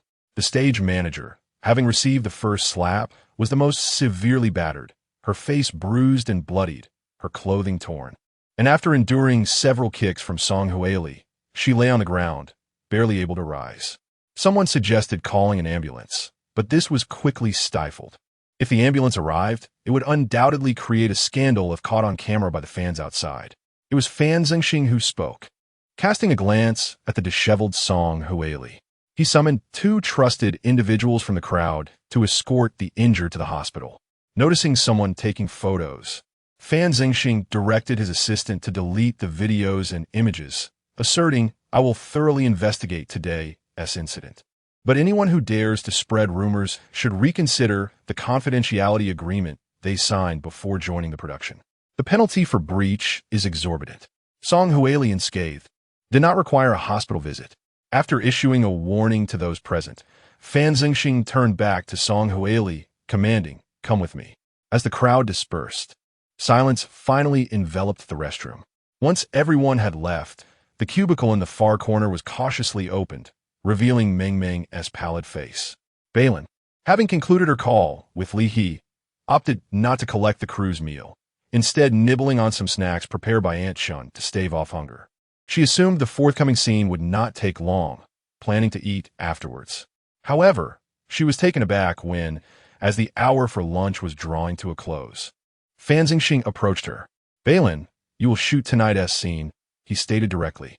Bei Lin paused. "Director Song, it's nothing serious, just a minor incident. She may not return to the set for a couple of days." Fan Zhengxing refrained from elaborating on the recent events. Noticing his reluctance to divulge more, Bei Lin chose not to press further. "All right, I understand." Those outside had already been informed by Fan Zhengxing. Thus, when Bei Lin made her appearance, it did not raise any eyebrows. The scene itself was straightforward, and, as Bei Lin had anticipated, it did not take long to complete. After wrapping up the day's filming, Bei Lin returned to the lounge to tidy up before departing. "Deputy Director, will Director Song return?" Meng Meng inquired as she followed her into the lounge. "She will, yes." Fan Zhengxing replied, "It seems it was a minor incident. I'm merely covering for her these couple of days." Bei Lin casually inquired, "Meng Meng, are you feeling unwell? Your complexion appears rather poor." Meng Meng shook her head. "I'm merely a bit fatigued. I will be leaving now." "All right." Bei Lin regarded her slightly flustered retreat with a hint of curiosity, yet could not decipher the reason behind it. Upon departing from the film crew, Bei Lin intended to call old Zhang to inquire about his arrival. However, before she could even dial the number, a sleek black Bentley halted before her. The window descended, revealing Lin Yansheng's impassive countenance. "Get in," he said. Bei Lin remained silent. Chapter 98. Moving surrounded by numerous members of various film crews, Bei Lin once again found herself in the spotlight. Though after her earlier experience, she had cultivated a remarkable composure. Amidst the myriad gazes, some filled with admiration, others tinged with jealousy, and a few eager to initiate conversation, she swiftly opened the door and settled into the passenger seat. The vehicle soon departed. As Bei Lin fastened her seatbelt, she turned to him and inquired, "Did you just finish work?" It was common for him to stay late. "No," Lin Yansheng responded nonchalantly, glancing at the time. "I waited for you for 3 hours and 12 minutes. Bei Lin was momentarily at a loss for words. "But I informed old Zhang this morning that there would be night filming, asking him to come later." "Did you not speak with old Zhang before arriving?" Given that old Zhang had not come, it was logical to assume that Lin Yansheng had indeed informed him of his plans to visit, which would explain old Zhang's absence. Consequently, old Zhang must have relayed the news of her night shoot to him. If he knew she had a night shoot yet arrived so early, it would suggest a lack of wisdom on his part. Perhaps old Zhang thought that waiting was a sign of sincerity, which is why he remained silent. Lin Yansheng, understanding her train of thought, lied without a hint of embarrassment. In truth, he had not been at the company earlier that afternoon. After concluding his business, he had come directly here, only calling old Zhang upon his arrival. "Impossible," Bei Lin scoffed, not believing his fabrication. "I could easily verify with old Zhang." "Go ahead," Lin Yansheng replied, unfazed. Bei Lin retrieved her phone and located old Zhang's number, but upon reflecting on his demeanor, she felt something was amiss. "You must have already conspired with old Zhang. Shall we take a detour and drive to the Yellow River?" Lin Yansheng inquired unexpectedly. What purpose would we have in going to the Yellow River? The abrupt shift in conversation caught Bei Lin off guard. Lin Yansheng glanced at her, his expression innocent. as if to suggest that he could easily dive in and emerge unscathed. Bei Lin was taken aback. Engaging in a psychological battle, she realized she was outmatched. However, regarding their route, she was uncertain if they were indeed headed for the Yellow River, but she was certain it was not a return to Xinjiang. After observing the scenery outside for a moment, she concluded that they were not heading back to Xinjiang. Aren't we returning to Xinjiang? Yes, we're going to the Yellow River. Lin Yansheng continued, seemingly preoccupied with his previous topic. Bei Lin pursed her lips, thinking to herself that he was certainly bold enough to attempt it. Once the car was parked, Lin Yansheng unfastened his seatbelt and prepared to exit. Bei Lin was still bewildered by the unfolding scenario. Weren't they en route to the Yellow River? As Lin Yansheng opened the car door and stepped out, he turned back to her, saying, "I'll make a call to have them change the name of the community." Bei Lin, still confused, followed him out of the car and into the elevator, noting that he pressed the button for the 22nd floor. A sudden realization sparked in her mind, leading her to ponder a certain possibility. "Do you have a friend living here?" she asked as the elevator ascended without interruption. Just as she finished her question, the elevator came to a halt. The elevator doors slid open automatically, and Lin Yansheng did not respond to her inquiry. With long strides, he exited the lift, prompting Bei Lin to hastily follow suit. The layout was one apartment per floor. As Bei Lin trailed behind him, she observed him pause at the entrance, retrieving a card to swipe against the door lock sensor. He pressed the button before turning to Bei Lin, who stood a step away, beckoning her to provide her fingerprint. Bei Lin, momentarily bewildered, soon grasped the implication and stepped forward to ask, "Will we be residing here afterward?" Perhaps her conjecture was correct, for Lin Yansheng replied nonchalantly, "Yes, before your work here concludes." Initially, she struggled to digest the notion of suddenly relocating after the items Chun Jing had delivered to the set that afternoon. It felt surreal. Nevertheless, she obediently extended a finger to the sensor. Once her fingerprint was recorded, Lin Yansheng, with one hand casually tucked into his pocket, opened the door. Bei Lin mimicked his actions. As the door swung open, the sight of Aunt Chen's familiar face offered her a semblance of reality. This was no mere dream. Aunt Chen greeted them warmly, "Sir, madam." Previously, the Sheng residence had been staffed with numerous servants, each with distinct roles, yet only Aunt Chen lived on the premises. Seeing her had solidified Bei Lin's belief that they were indeed moving in. Lin Yansheng had already changed his shoes and stepped inside. Aunt Chen leaned in to whisper to Bei Lin, "Madam, starting tomorrow, you needn't rise an hour earlier. You also won't have to endure a 1-hour journey home at night." The thought of no longer commuting 2 hours daily made Bei Lin's lips curve into a smile. This place was closer to the set than the hotel provided by the production. Just 10 minutes had elapsed in the car, and on pleasant days, she might even walk to work. Previously, the two heads of the Lin family had worried that their son was too cold and unfeeling. Aunt Chen's smile reflected a hint of satisfaction, which soon shifted to something more ambiguous. "If you ask me, he's not unfeeling. He simply hadn't met the right person before." The phrase "the right person" stirred Bei Lin's thoughts, leaving her feeling somewhat disoriented. Their marriage had initially been a means to an end, yet now she found herself increasingly unsure of her own heart. "You may not know," Aunt Chen continued, "but as soon as you confirmed your position with this production, he had someone prepare this place. He even insisted I keep his secret. Today, he personally came to fetch you, likely aiming to surprise you." Aunt Chen's genuine joy for the young couple was palpable. Upon Bei Lin finishing her shoe change, Aunt Chen inquired, "I have prepared a late-night snack. Would you like to eat now, or wait until after your shower?" Bei Lin instinctively thought of Lin Yansheng, who had waited outside the set for over 3 hours and surely had not eaten. "Let me ask him," she replied. At her words, Aunt Chen's smile took on an even more suggestive tone. In the living room, a rainforest terrarium was displayed, and upon entering, Bei Lin found Lin Yansheng tinkering with an air plant. "Is Rue not coming over?" she pondered. She had grown accustomed to the little one rushing to greet her at her feet upon her return home. Today, however, the absence of Rue felt oddly unsettling. Having been picked up by my mother, I arranged the plants in their rightful places, turned on the lights, and activated the irrigation system, standing tall as Lin Yansheng. Bei Lin observed him as he finished his tasks, and Aunt Chen prepared a late-night snack. "Would you like some?" she inquired. Lin Yansheng nodded. "Let me wash my hands first." For the inaugural meal in the new home, albeit a late-night snack, Aunt Shen spared no effort. 10 minutes later, Bei Lin gazed at the spread, which nearly occupied half the dining table, silently commending herself for her wise decision to forego the boxed meal at the film set that evening. Chapter 99. Weeping in secret. Aunt Shen's lotus seed and lily red bean soup has become an undeniable favorite of Bei Lin's in recent days. She indulged in 2 bowls. But when she pondered her increasingly expanding waistline, she refrained from devouring a third. It was only her first meal in the new home, and overindulgence was an inevitable outcome. Across the table, Lin Yansheng had already set down his chopsticks. Bei Lin, sprawled in a rather ungraceful manner in her chair, finally noticed his plate, which remained nearly untouched. "Aren't you hungry?" she inquired. "Not particularly," he replied, his hand resting on the table, and at her words, his index finger subtly tapped the surface. Bei Lin rubbed her belly, and upon observing his almost ethereal demeanor, she couldn't help but think of Song Hueli. "Did Assistant Shen mention that our director has invited you to dinner?"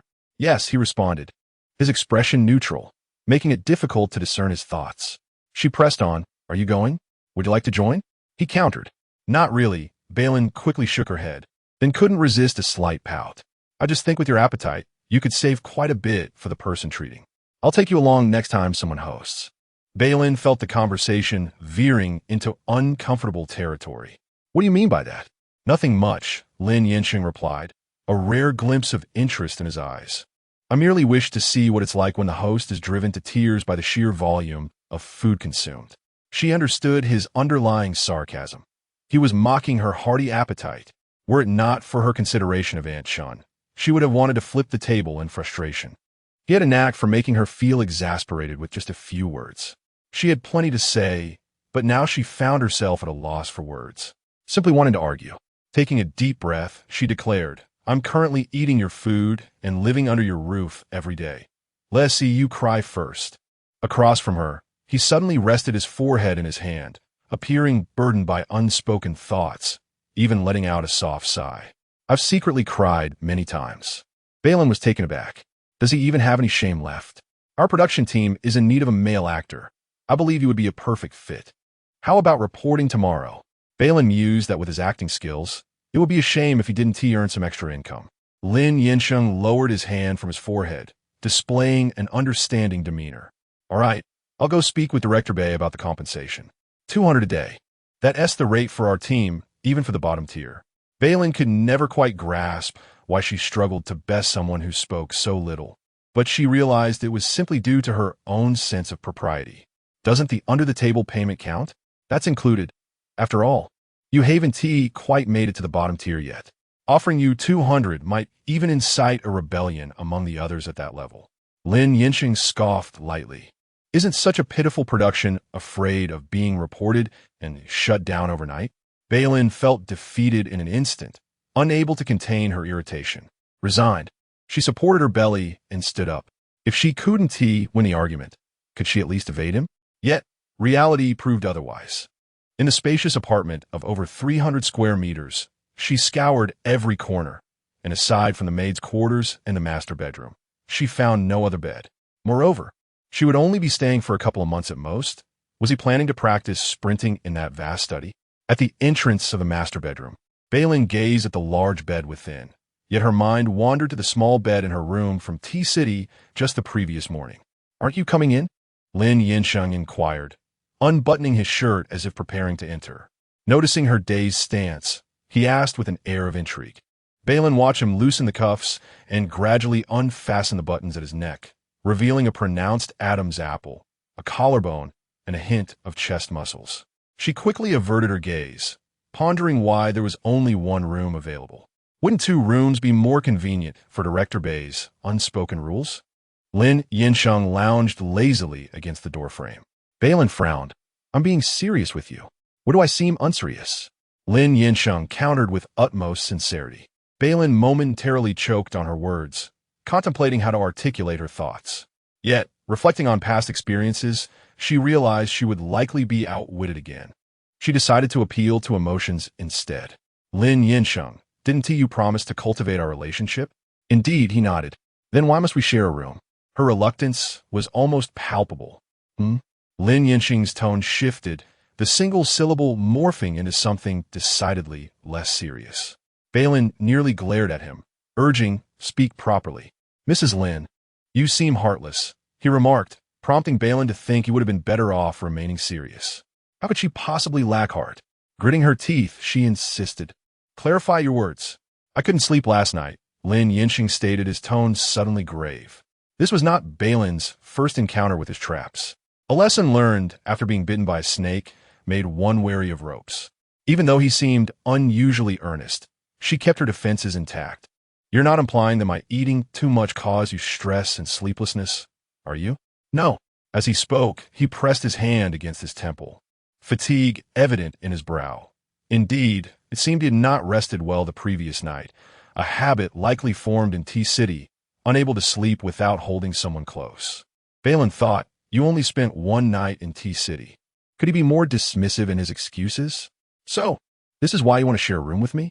She mused, a dawning realization washing over her. "Yes," he confirmed with an unexpected nod. "Huh."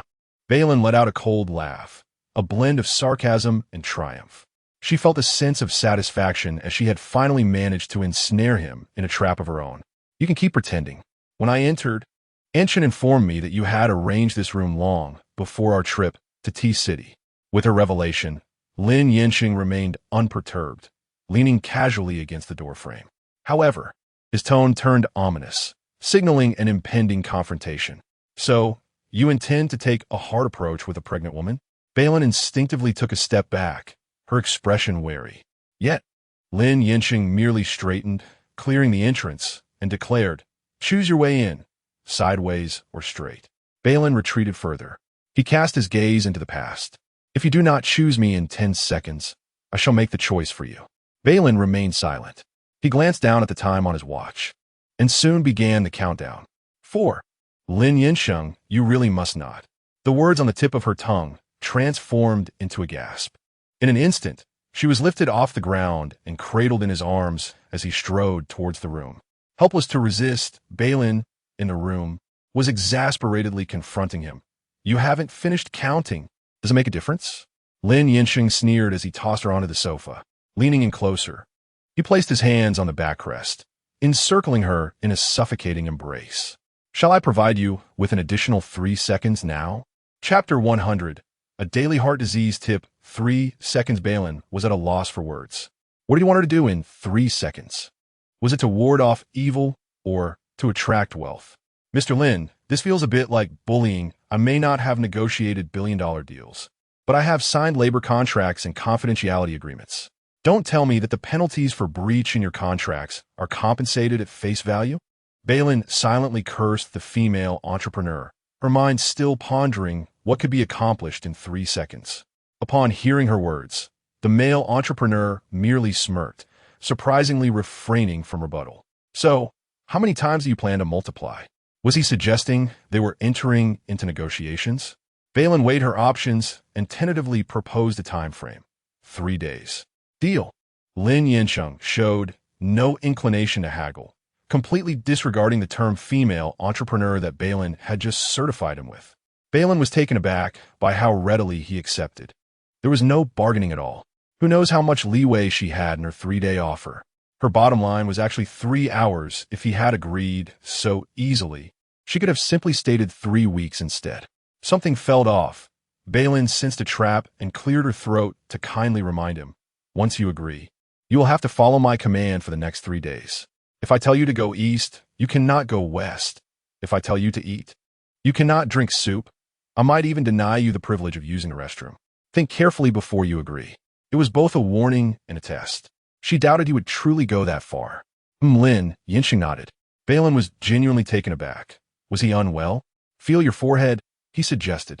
Bei Lin refrained from touching him, but glanced at the time on his watch, 10:20 in the evening. What if he disobeyed her in 3 days? "What will you do then?"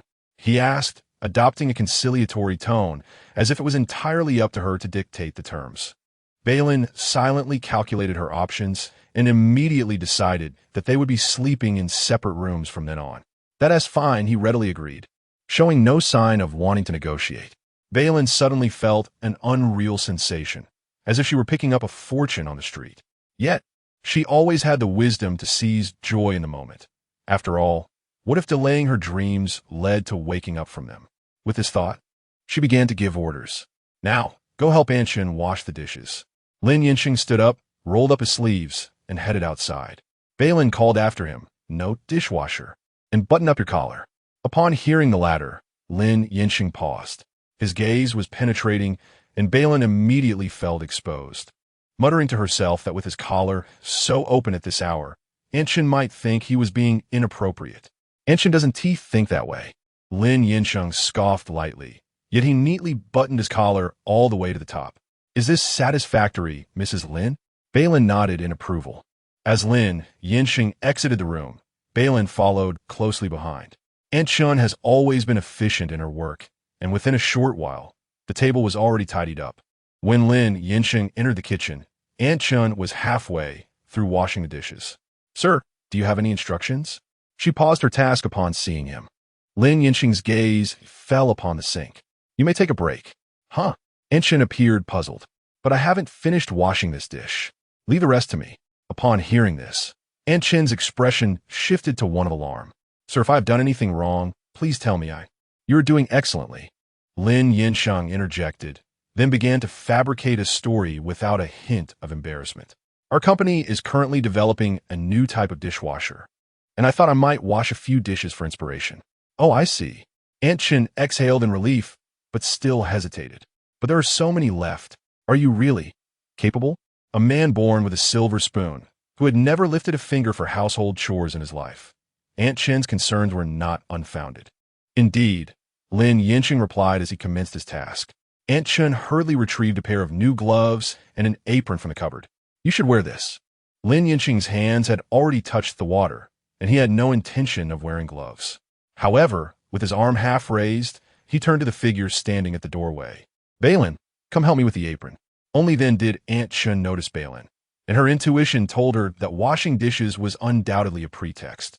Viewing the situation with the wisdom of experience, she suddenly realized the truth.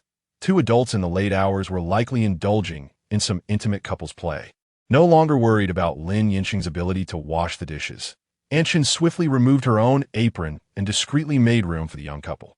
Before leaving, she made sure to pass Bei Lin a knowing glance along with the new apron. Bei Lin suddenly felt an overwhelming sense of helplessness, unsure where to begin her explanation. She could only grip the apron tightly, glaring at the man standing before the sink. "You said to listen to you. So why do you want me to help you with the apron?" Lin Yansheng remained silent. Noticing this, Bei Lin lifted her chin defiantly. "Are you feeling guilty?" "Not at all." Lin Yansheng promptly denied. "Then what is it?" Bei Lin pressed on. Lin Yansheng confirmed. "Do you really want to know?" Without hesitation, Bei Lin nodded. "Of course." He then revealed, "I'm afraid you won't be able to argue with me, and will try to twist the topic." Bei Lin was left speechless. Frustration bubbled within her. If she ever met her demise from anger, Lin Yansheng would undoubtedly be the culprit. Yet, what vexed her more was the undeniable truth in his words. She truly could not counter him. "Fine. From this moment on, you shall remain silent." Bei Lin took a deep breath and approached, holding the apron. Seeing her approach, Lin Yansheng raised his hand, allowing her to tie the waist strap. However, to Bei Lin's eyes, his gesture seemed to suggest he was either inviting a hug or waiting to be embraced. Her steps faltered. "Turn around." Lin Yansheng complied without hesitation. Bei Lin took a deep breath, unfurled her apron, and cast aside all distractions, her hands gracefully extending from his waist to the front. For a fleeting moment, her profile nearly brushed against his back, the gesture akin to embracing him from behind. Above the sink, the faucet dripped, the sound of water flowing permeating the kitchen, which was far from quiet. Yet Bei Lin seemed to hear the rhythm of her own heartbeat, akin to the erratic beats of a child learning to play the drums. She felt a sense of relief, grateful to be standing behind him. With deft fingers, she grasped the ties of the apron, bringing them together at his back. And with a delicate twist, she fashioned a charming bow. At last, the task was complete. "Don't slack off. I'll check on you after my shower," she said with a feigned fierceness, and without lingering a moment longer in the kitchen, she departed. In her bag lay a notebook that had not seen use in quite some time. Now, Bei Lin retrieved it and, gripping a ballpoint pen, scribbled a couple of hasty lines in her untidy handwriting. A daily tip for heart health. The madness of a back attack. Chapter 101. Are you counting the days until my return? Bei took a bath to calm herself and went to the kitchen for a check. However, the kitchen was empty. A few bowls seemed to be missing from the sink, yet there were no clean dishes nearby. Instinctively, Bei glanced at the trash can, and indeed, it was filled with shattered ceramic fragments. A wave of frustration washed over her. If he truly washed the dishes in the sink, they might find themselves without any bowls for breakfast the following morning. The study door was ajar, and the lights were off, confirming that he was not inside. After a brief inspection, she finally spotted a figure on the unlit balcony, facing away from her. He held a phone to his ear, seemingly engaged in a conversation, while his other hand rested casually on the balcony railing. The only illumination on the balcony emanated from the faint glow of the orange-red ember of a cigarette. Though their time together as a married couple was not extensive, Bei had formed a clear understanding that he was often busy, frequently attending to various work matters late into the night, even after returning from the office. Presumably, he was once again immersed in work, and she chose not to disturb him. Returning to her room, Bei retrieved the hairdryer, intending to dry her hair, but suddenly recalled something, setting the dryer down and picking up the blanket from the sofa before leaving the room. Knocking softly, she tapped on the glass door of the balcony a minute later. Hearing the sound, Lin Yansheng turned, and upon seeing Bei, instinctively extinguished his cigarette before reaching out to open the glass door, though the call remained uninterrupted. "Why aren't you drying your hair?" Lin Yansheng inquired, frowning at her damp locks. "I was going to," Bei replied, slightly pouting at his disapproving tone. Without uttering another word, she handed him the blanket, closed the door, and returned to her room. Her silhouette bore a hint of displeasure, while Lin Yansheng's expression flickered with an inexplicable emotion. "Dry your hair." Lin Yansheng had not removed the phone from his ear during their exchange. Thus the person on the other end overheard his words. Women are naturally curious, and this one was no exception. "Is it true that Shi CI is in North City lately?" Sheng, you must tell me honestly, are you too?" "Not her." Lin Yansheng's voice, tinged with irritation, concluded the conversation. "Don't call me Sheng. Yin? Sheng Bao." Lin Yansheng pressed his fingers to his temples. "It's fine. I'll hang up." "Wait, you haven't told me what time your flight is tomorrow." "I'm coming to pick you up at the airport." The woman on the line exclaimed with enthusiasm. Lin Yansheng's tone remained indifferent. "I don't know. You can ask Chenjing." "TSK, are you and Chenjing that close? Doesn't T, your roommate, feel jealous?" "Boring," Lin Yansheng declared, abruptly hanging up. During the brief exchange, the blanket that Bei had brought him still draped over his arm. Once the call ended, Lin Yansheng lingered outside, allowing the scent of smoke to dissipate before entering. By the time Bei finished drying her hair, it was nearly midnight. Yet sleep eluded her. She decided to casually play an art film from abroad on her tablet to induce drowsiness. When Lin Yansheng entered, a third of the movie had already played. The film proved to be far more captivating than Bei had anticipated, leaving her increasingly alert as she watched. The two exchanged no words. Bei remained engrossed in the movie, while Lin Yansheng took his pajamas and headed for the shower. Although they could afford to rise an hour later than usual the next morning, the prospect of insufficient sleep loomed ominously. Bei switched off her tablet and closed her eyes, compelling herself to drift into slumber. Yet, whether it was due to the change in environment or the faint sound of water flowing from the bathroom, she found herself unable to succumb to sleep even after the water ceased and Lin Yansheng emerged. "Can't sleep?" Lin Yansheng inquired from the other side of the bed, lifting the covers as he prepared to lie down. Despite her back being turned and her eyes firmly shut, Bei was acutely aware that she had not moved an inch. She was puzzled by how he discerned her wakefulness. But since her ruse was uncovered, she decided to confront him. "Have you finished washing your dishes before going to bed?" "Yes," he replied as he settled onto the bed. And when Bei turned, their eyes unexpectedly met. The depth of his gaze was darker than the night outside. Beilin's thoughts drifted to the kitchen, where the trash bin held remnants of shattered porcelain. How many pieces remained? Even those rumored to possess boundless capabilities have their shortcomings. Clearing his throat, Lin Yansheng responded too. Beilin's expression shifted to one of disdain. And you still have the audacity to sleep in this bed? Lin Yansheng remained silent, his eyes fixated on her with an emotionless intensity that sent a shiver down Bei Lin's spine. She felt as though she might have nightmares from his unwavering gaze. What does your silence imply? I am reflecting, he answered. Bei Lin's eyelids twitched slightly at his response, skeptical of his sincerity. I think you should reflect on the sofa. This time, Lin Yansheng neither spoke nor moved. Did we not agree that you would follow my directives for these 3 days? Bei Lin reminded him that he had forfeited the right to dissent. Indeed, he replied with a single syllable, indicating agreement, but added, the schedule has changed. As comprehension dawned on her regarding the implications of this schedule alteration, Bei Lin frowned. Mr. Lin, have you always been so lacking in contractual integrity? It is not that. I simply made a last-minute decision to visit Haicheng, Lin Yansheng explained, having intended to inform her the following morning. Bei Lin recalled the moment she had seen him on the balcony making a phone call, narrowing her eyes. Mr. Lin, you aren't trying to escape dishwashing duties by deliberately prolonging a business trip, are you? Given the broken dishes, Bei Lin found her assumption rather plausible. If you wish to discontinue this arrangement, you could simply say so.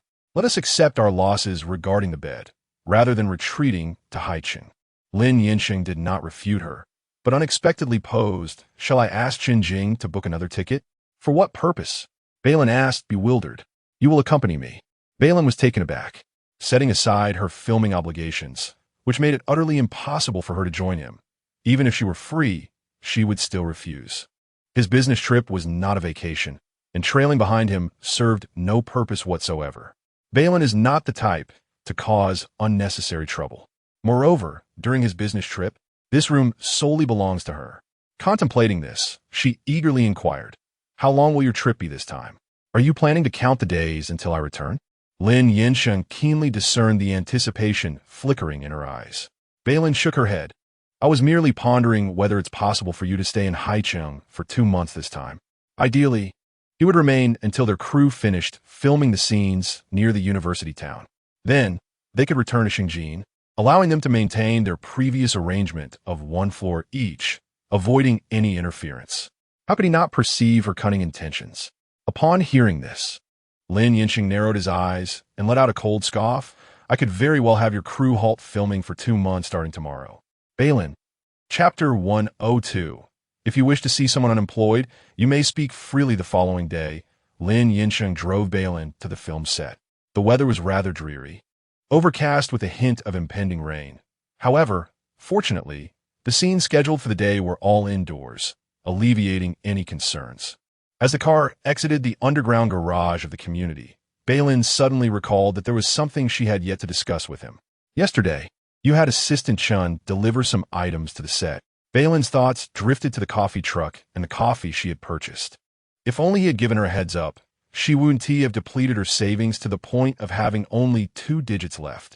How could I forget the 2 days I was on leave when I was restless? If memory serves me correctly, you had just arrived in Beijing the day before yesterday. Weren't you planning to go to the set despite your injuries? Lin Yansheng's expression remained impassive as he directly dismantled her argument. Bei Lin was momentarily at a loss for words. His mention of her injuries prompted an instinctive rebuttal about when she had sustained such injuries. But the words faltered on her lips as she realized the truth. She was indeed injured, having applied medication to it. Instantly, she lost the desire to engage in further conversation with him. The journey was shortened. She had grown accustomed to spending an hour in the car each morning and taking the opportunity to catch up on sleep. However, with the sudden shift to just a few minutes, she found herself somewhat unaccustomed as the vehicle came to a halt. What's wrong? Reluctant to get out? Noticing her stillness, Lin Yansheng broke the silence. Now, Bei Lin felt a certain discomfort. Setting aside the question of whether their emotional development was plausible, she considered that if their relationship were to falter one day, it would be inextricably linked to his incessant chatter. There seems to be a rather competent otolaryngologist at Lihe Hospital, she remarked, taking her time to exit the vehicle. Upon hearing this, Lin Yansheng turned his head to look at her, his brow slightly furrowing. Are you feeling unwell? It's not me, Bei Lin replied, adopting the essence of his usual indifferent gaze. Her tone laced with sarcasm. Once I find some free time, I'll assist you in making an appointment. I believe removing your vocal cords, or perhaps sewing your mouth shut, would significantly increase our chances of emotional success. Lin Yansheng's gaze remained fixed upon her face. He did not retaliate, but merely narrowed his dark eyes slightly. Mrs. Lin, feel free to express your desire to see someone unemployed. Bei Lin fell silent. As Song Huili was absent, Bei Lin took on the filming duties. However, the morning shoot did not proceed smoothly. They were working on a scene featuring the female lead and her best friend. The best friend's role was minor but pivotal, and the actress playing her, Shen, repeatedly struggled to deliver her lines. Fu Shiming, the film's leading lady, was undoubtedly recognized for her acting prowess within the industry, making Shen appear even more inadequate in comparison.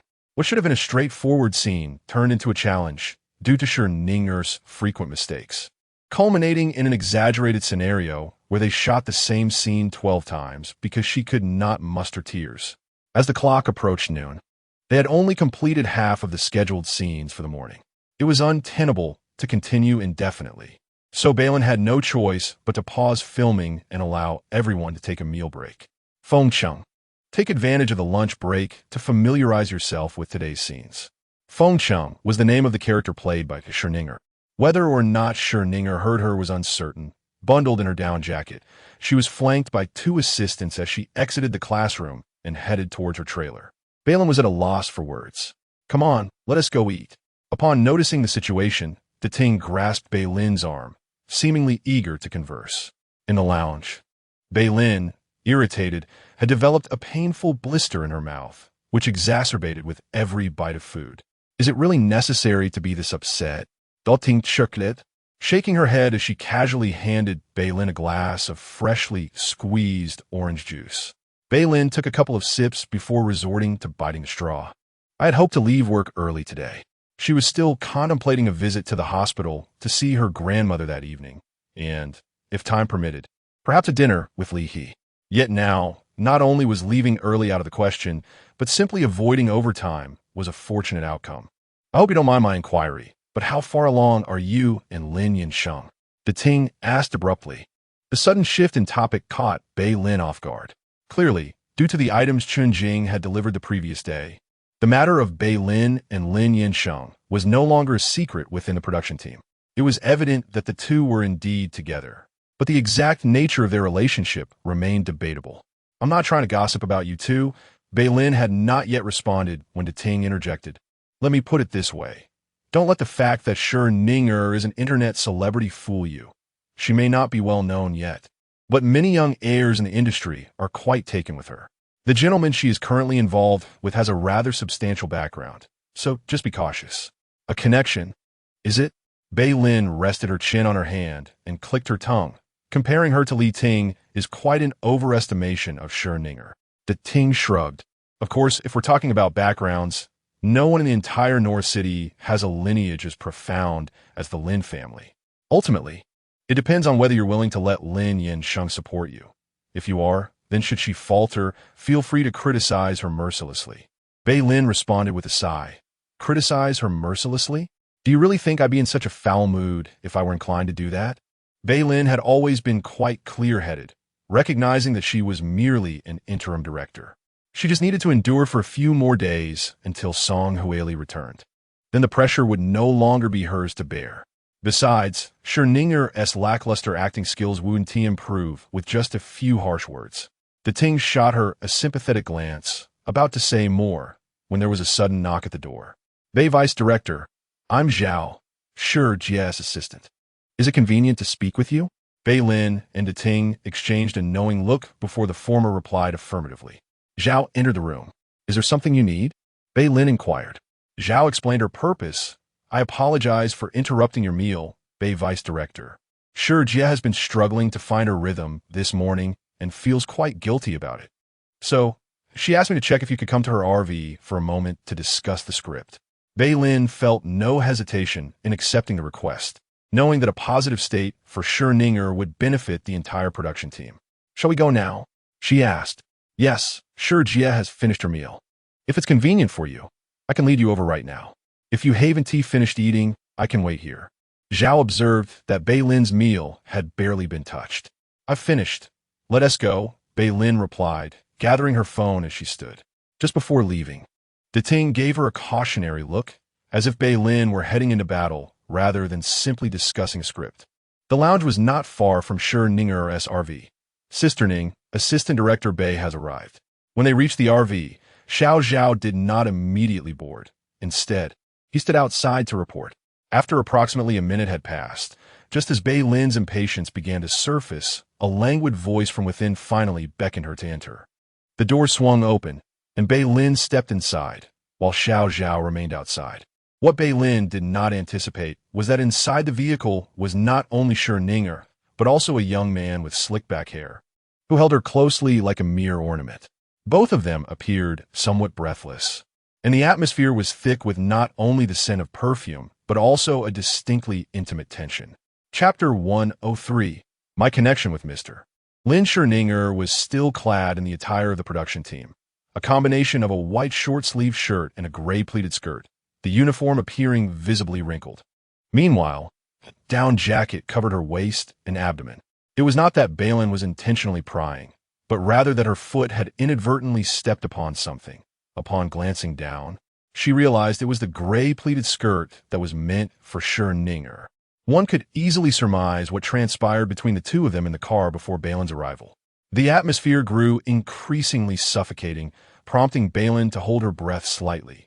Clearly, her timing was less than opportune. With that thought, she turned to leave. Director Bei, I sincerely invited you here to discuss the script. Why do you leave as soon as you arrive? Shen Ninger's delicate voice called out from behind, her tone dripping with a mockingly sweet lilt. What? Do you look down upon us second- or third-tier actors? What a nonsensical and twisted statement. Bei Lin nearly chuckled in irritation. Are you certain that I could share insights on the script right now, and that you would be receptive? If not, we can discuss something else. Allow me to introduce you. This is Ma Dongyang, the young heir of Yima Real Estate. You may call him Little Master Ma. With a sudden shift, Shen Ninger began to introduce the man beside her. Bei Lin remained stationary, unperturbed. So what? Are you not going to greet him? Shen Ninger frowned slightly, evidently displeased. Or do you believe that by associating with the Lin family, you can disregard those around you? That was not her intention. Though Ma Dongyang had yet to utter a word, his greasy gaze had been fixated on Bei Lin since she entered the vehicle. She endeavored to ignore his stare, maintaining an impassive expression, yet there was no obligation to acknowledge everyone. What do you mean by that? Shen Ninger's tone rose slightly. Bei Lin smirked, interpreting her words literally.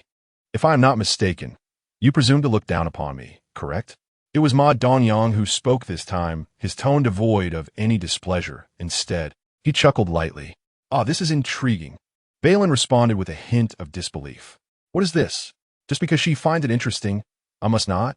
She Ningya, visibly envious, reacted with a tinge of jealousy. Ma Dongyang's hand rested upon her shoulder, giving a playful pinch to a certain part of her through her clothing, eliciting a series of giggles from her. Bei Lin felt a shiver run down her spine. I should not have come. To avoid further discomfort, she wished to leave immediately. Miss Bei, wait a moment. Ma Dongyang called out to her as she was about to exit the car. There is something important I wish to discuss, and I do have some acquaintance with Mr. Lin. For his sake, would you kindly take a seat and listen? At the mention of Lin Yansheng, Bei Lin's brow furrowed slightly, uncertain of the depth of their relationship. While she instinctively felt that Lin Yansheng and Ma Dongyang were not of the same ilk, the business world was inherently treacherous and intricate. Seating is unnecessary.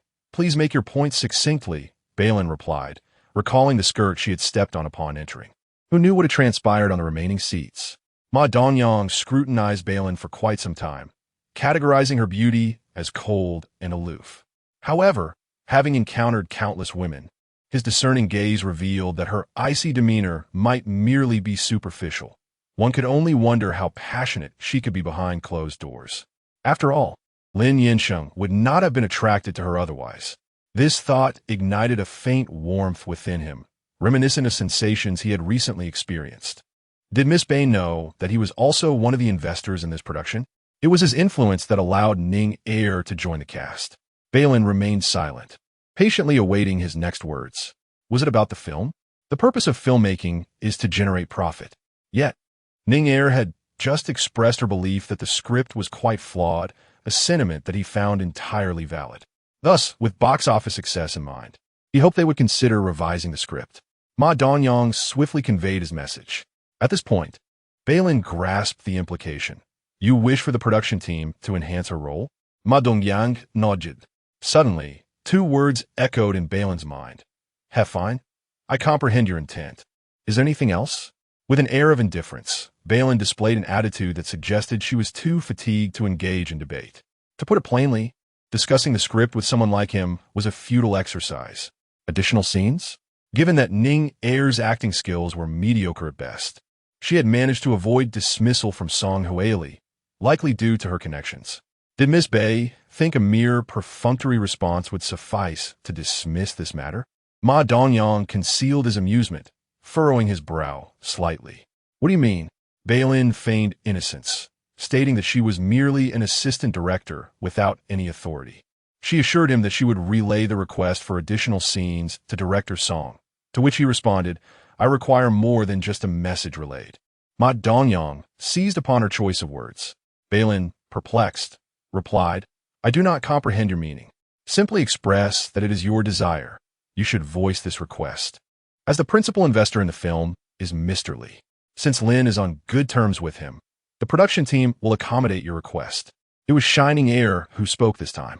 To be candid, even though Bei Lin had mentally prepared herself, she found herself bewildered by this proposition. If she understood correctly, these two intended for her to leverage Lin Yansheng's name to persuade the team to grant Ning Er more scenes. Ning Er was not her mother. Is that also Mr. Ma's intention? Bei Lin sought confirmation from him. Ma Donyang nodded. Naturally, it seems that Mr. Ma, as an investor, is merely a placeholder? Bei Lin scoffed quietly.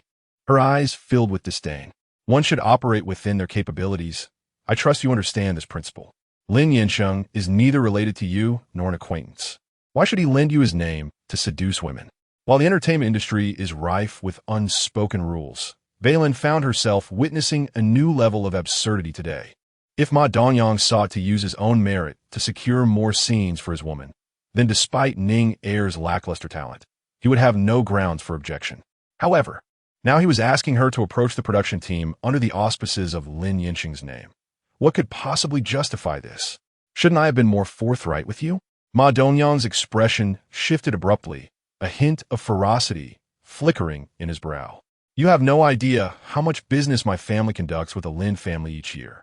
The reason I didn't approach Lin Yansheng directly was to extend you a favor. In this circle, there are countless women who ascend through their relationships with men.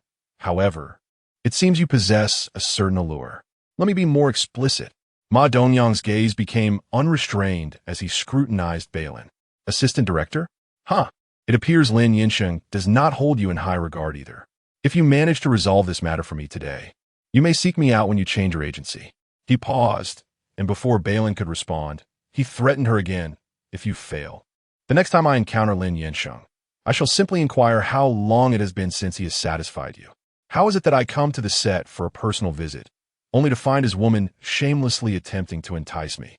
Chapter 104. The drama unfolds. Betrayal after failed temptation. To be candid, Bei Lin had anticipated Ma Donyang's demeanor to a certain extent. As for his threats, she merely brushed them off, choosing not to dwell on the malevolence lurking in his gaze.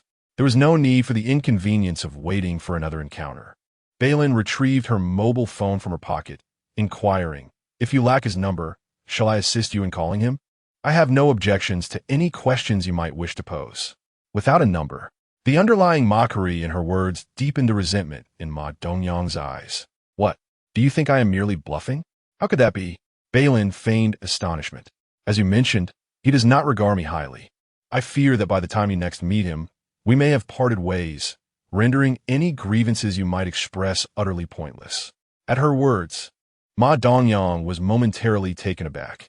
It seemed this woman possessed a certain self-awareness. Yet, fundamentally, she was unafraid of his threats. With impatience, he slammed his hand on the table.